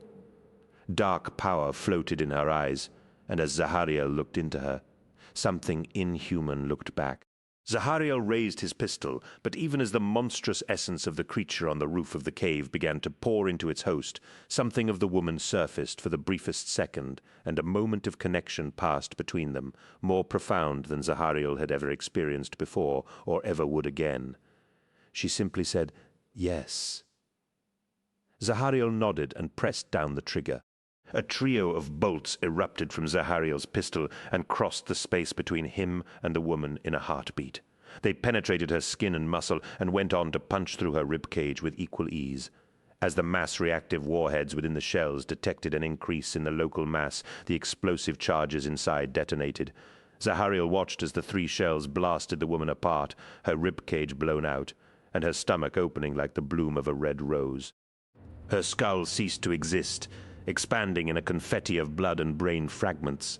A terrible, ageless scream of frustration filled the chamber, echoing throughout all the realms of existence simultaneously as a creature older than time was thwarted in its ambitions. But such a creature was not to be denied its spite. As the spinning chunks of the woman's flesh flew through the air, a grotesque crackling sound ripped through the chamber, and each piece froze. In defiance of gravity and every natural law of man, the creature on the cave roof had faded to almost nothing, its slithering viscosity a distant memory, and the masked figures were slain to a man, but the hunks of blasted flesh still hung in the air. "What's going on?" demanded the lion. "What did you do, Zahariel?" "What needed to be done," he replied, the pain in his body and the ache of sorrow in his heart making him insubordinate. "Now what?" said Nemiel, staring in revulsion at the floating chunks of raw meat. "The creature is not yet defeated," cried Israfel, running towards the modified cyclonic warhead. "Stand ready to fight dark angels. That thing had better work," Librarian warned the lion. "It will," promised Israfel. "Just give me time." No sooner had the librarian spoken than the woman's flesh hissed and vanished, leaving brightly glowing holes in the air. Horrid light seeped from the holes, multicolored and unclean, and Zahariel knew that what lurked on the other side was pure and undiluted evil. Without warning, a host of tentacles emerged from the light, writhing like striking snakes towards the dark angels. A trio of whipping appendages speared straight for Zahariel. He slashed at them with his sword, severing them all in one smooth movement. With his other hand, he fired his bolt pistol and sent a salvo of rounds towards the empty space from which the tentacles had appeared. He heard a shriek, the noise deep and inhuman, like the sound of one of the beasts of Caliban. The familiarity was terrifying. The battle was hardly a few seconds old, and already the enemy was right on top of them. As the dark angels moved to form a circle with their primarch, the number of attacking tentacles multiplied with extraordinary rapidity. Each was 2 or 3 times the thickness of a human arm, several meters long and strong enough to crush the ceramite outer plates of Mark IV Astartes power armor. Some were tipped with talons of bone and curved like the blade of a scythe, while others seemed made for gripping and constricting prey, or were lined with retractable claws. The tentacles did not appear to be attached to anything, but simply floated in the air, the broad end of each tentacle disappearing into bright nothingness, as though they belonged to some manner of disembodied, invisible creature that only needed to show itself in parts. "It's like fighting ghosts," shouted Zahariel. "Aye," replied Nemiel, slashing his blade through another tentacle. "But these ghosts can kill." As if to prove the point, one of their number was jerked from his feet and dragged through the glowing rent from which the tentacles emerged. A battle brother nearby reached out to save his comrade and was in turn eviscerated by a taloned claw. The worst of it was the one-sided nature of the battle. An enemy fully capable of killing them attacked, yet it was difficult for them to respond in kind. Zahariel cut at the tentacles while aiming his bolt pistol at the point where they emerged from the air. How successful such tactics were, however, he did not know. Did severing a tentacle inflict a mortal wound on the creature it belonged to, or were the tentacles as disposable as human hair? Eliath's heavy bolter barked a staccato rhythm that punctuated the screaming noise of battle with a booming counterpoint. Where his shells struck, wet liquid, possibly blood, splashed, but no matter how badly the tentacles were mutilated, more always appeared. Sometimes Zahariel heard screams from beyond the glowing tears in the air, but it was impossible to know whether they were of pain or some manner of triumphant hunting cry. Fighting them, Zahariel was reminded of the tales of his childhood, of fairy tale monsters like demons and devils. He was fighting invisible monsters. It was not hard to think of these creatures as something beyond the ken of human understanding. Creatures from the primordial depths returned to punish man for his hubris. "Israfel," bellowed the lion. "Whatever you are doing, you had better do it faster." "Just a moment longer," cried the librarian. "A moment may be all we have. We will hold the line," shouted Nemiel, "until the great crusade is ended." There was bravado in Nemiel's tone, but Zahariel knew that the lion was right. They had moments at best. Another 2 warriors were down, and the brutal arithmetic of combat meant that the rest of them would soon follow. The tentacles were relentless, pressing the dark angels with no time to rest or think. Zahariel saw a tentacle suddenly fly to attack Brother Israfel. He responded with a fast cut from his sword, slicing through the tip of the tentacle and forcing its invisible owner to swiftly withdraw it. As quickly as one disappeared, however, more tentacles took its place. Zahariel recalled something he had read about one of the ancient myths of terror, about a creature called the Hydra, which was capable of growing 2 new heads to replace each one that was severed. In the legend, the hero of the story had defeated the monster by applying fire to the cut end of each of its necks to cauterize them before the heads could grow again. Zahariel could only wish that something as commonplace as fire could defeat this dread foe.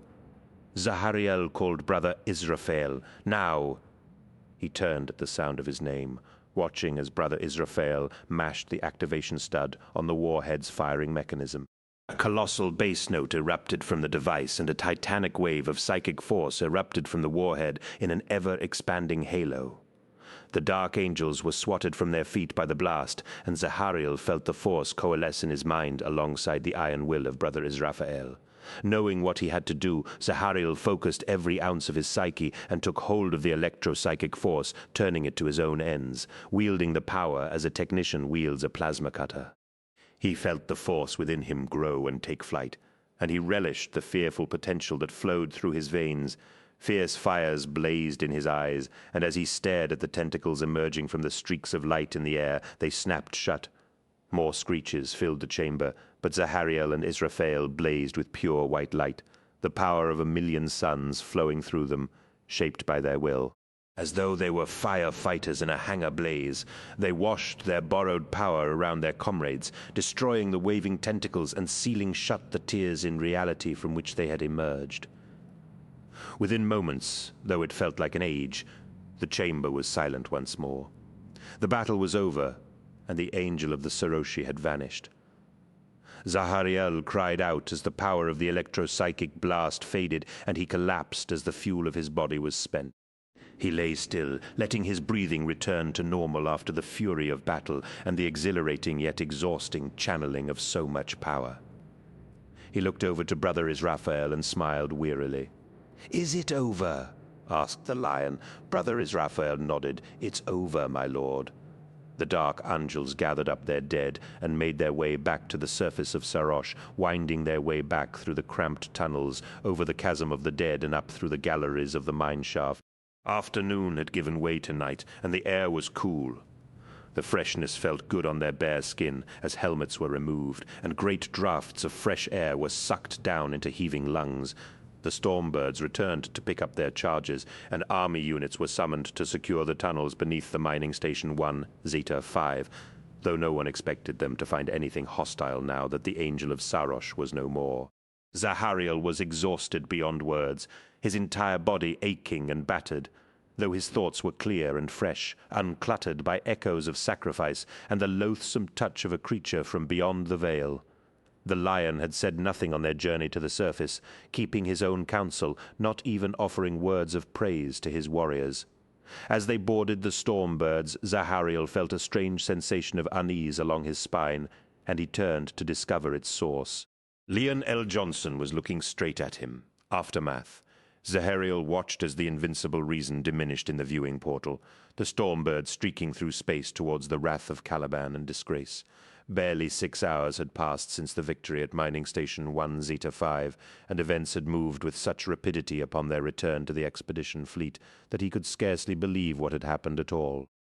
No sooner had the warriors of Zahariel's company returned to the Invincible Reason than they had been issued with new deployment orders. A declaration from the Lion announced that the flow of new recruits from Caliban was not proceeding as swiftly as was hoped. Therefore, experienced Astartes were to return to the homeworld with all speed to ensure that the recruitment of new warriors was put back on track. The Great Crusade was entering a new and vigorous stage, and the Dark Angels needed fresh warriors to take the light of the Imperium onwards. As to the pacification of Sarosh, the fight had gone out of its inhabitants following the battle beneath Mining Station 1 Zeta 5, the knowledge of their world's avenging angels' demise traveling the globe in the time it took the news to reach the expedition fleet. Army units from nearby expedition fleets, as well as a demi-legion of Titans from the Fire Wasps, were en route to crush any last resistance, and all that remained was to implement full compliance once the last smoldering coals of rebellion had been smothered. Zahariel studied the deployment order to see who was being sent back to Caliban.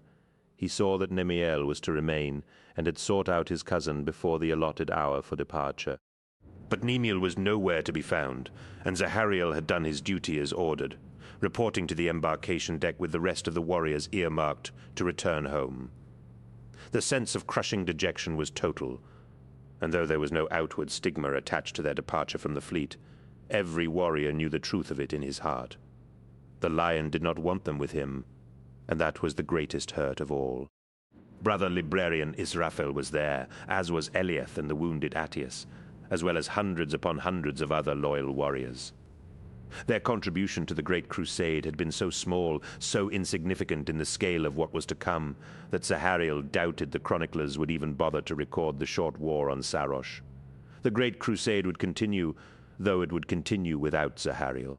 Worse than that, it would continue without the man sitting furthest away from any other in the Stormbird. It would continue without Luther,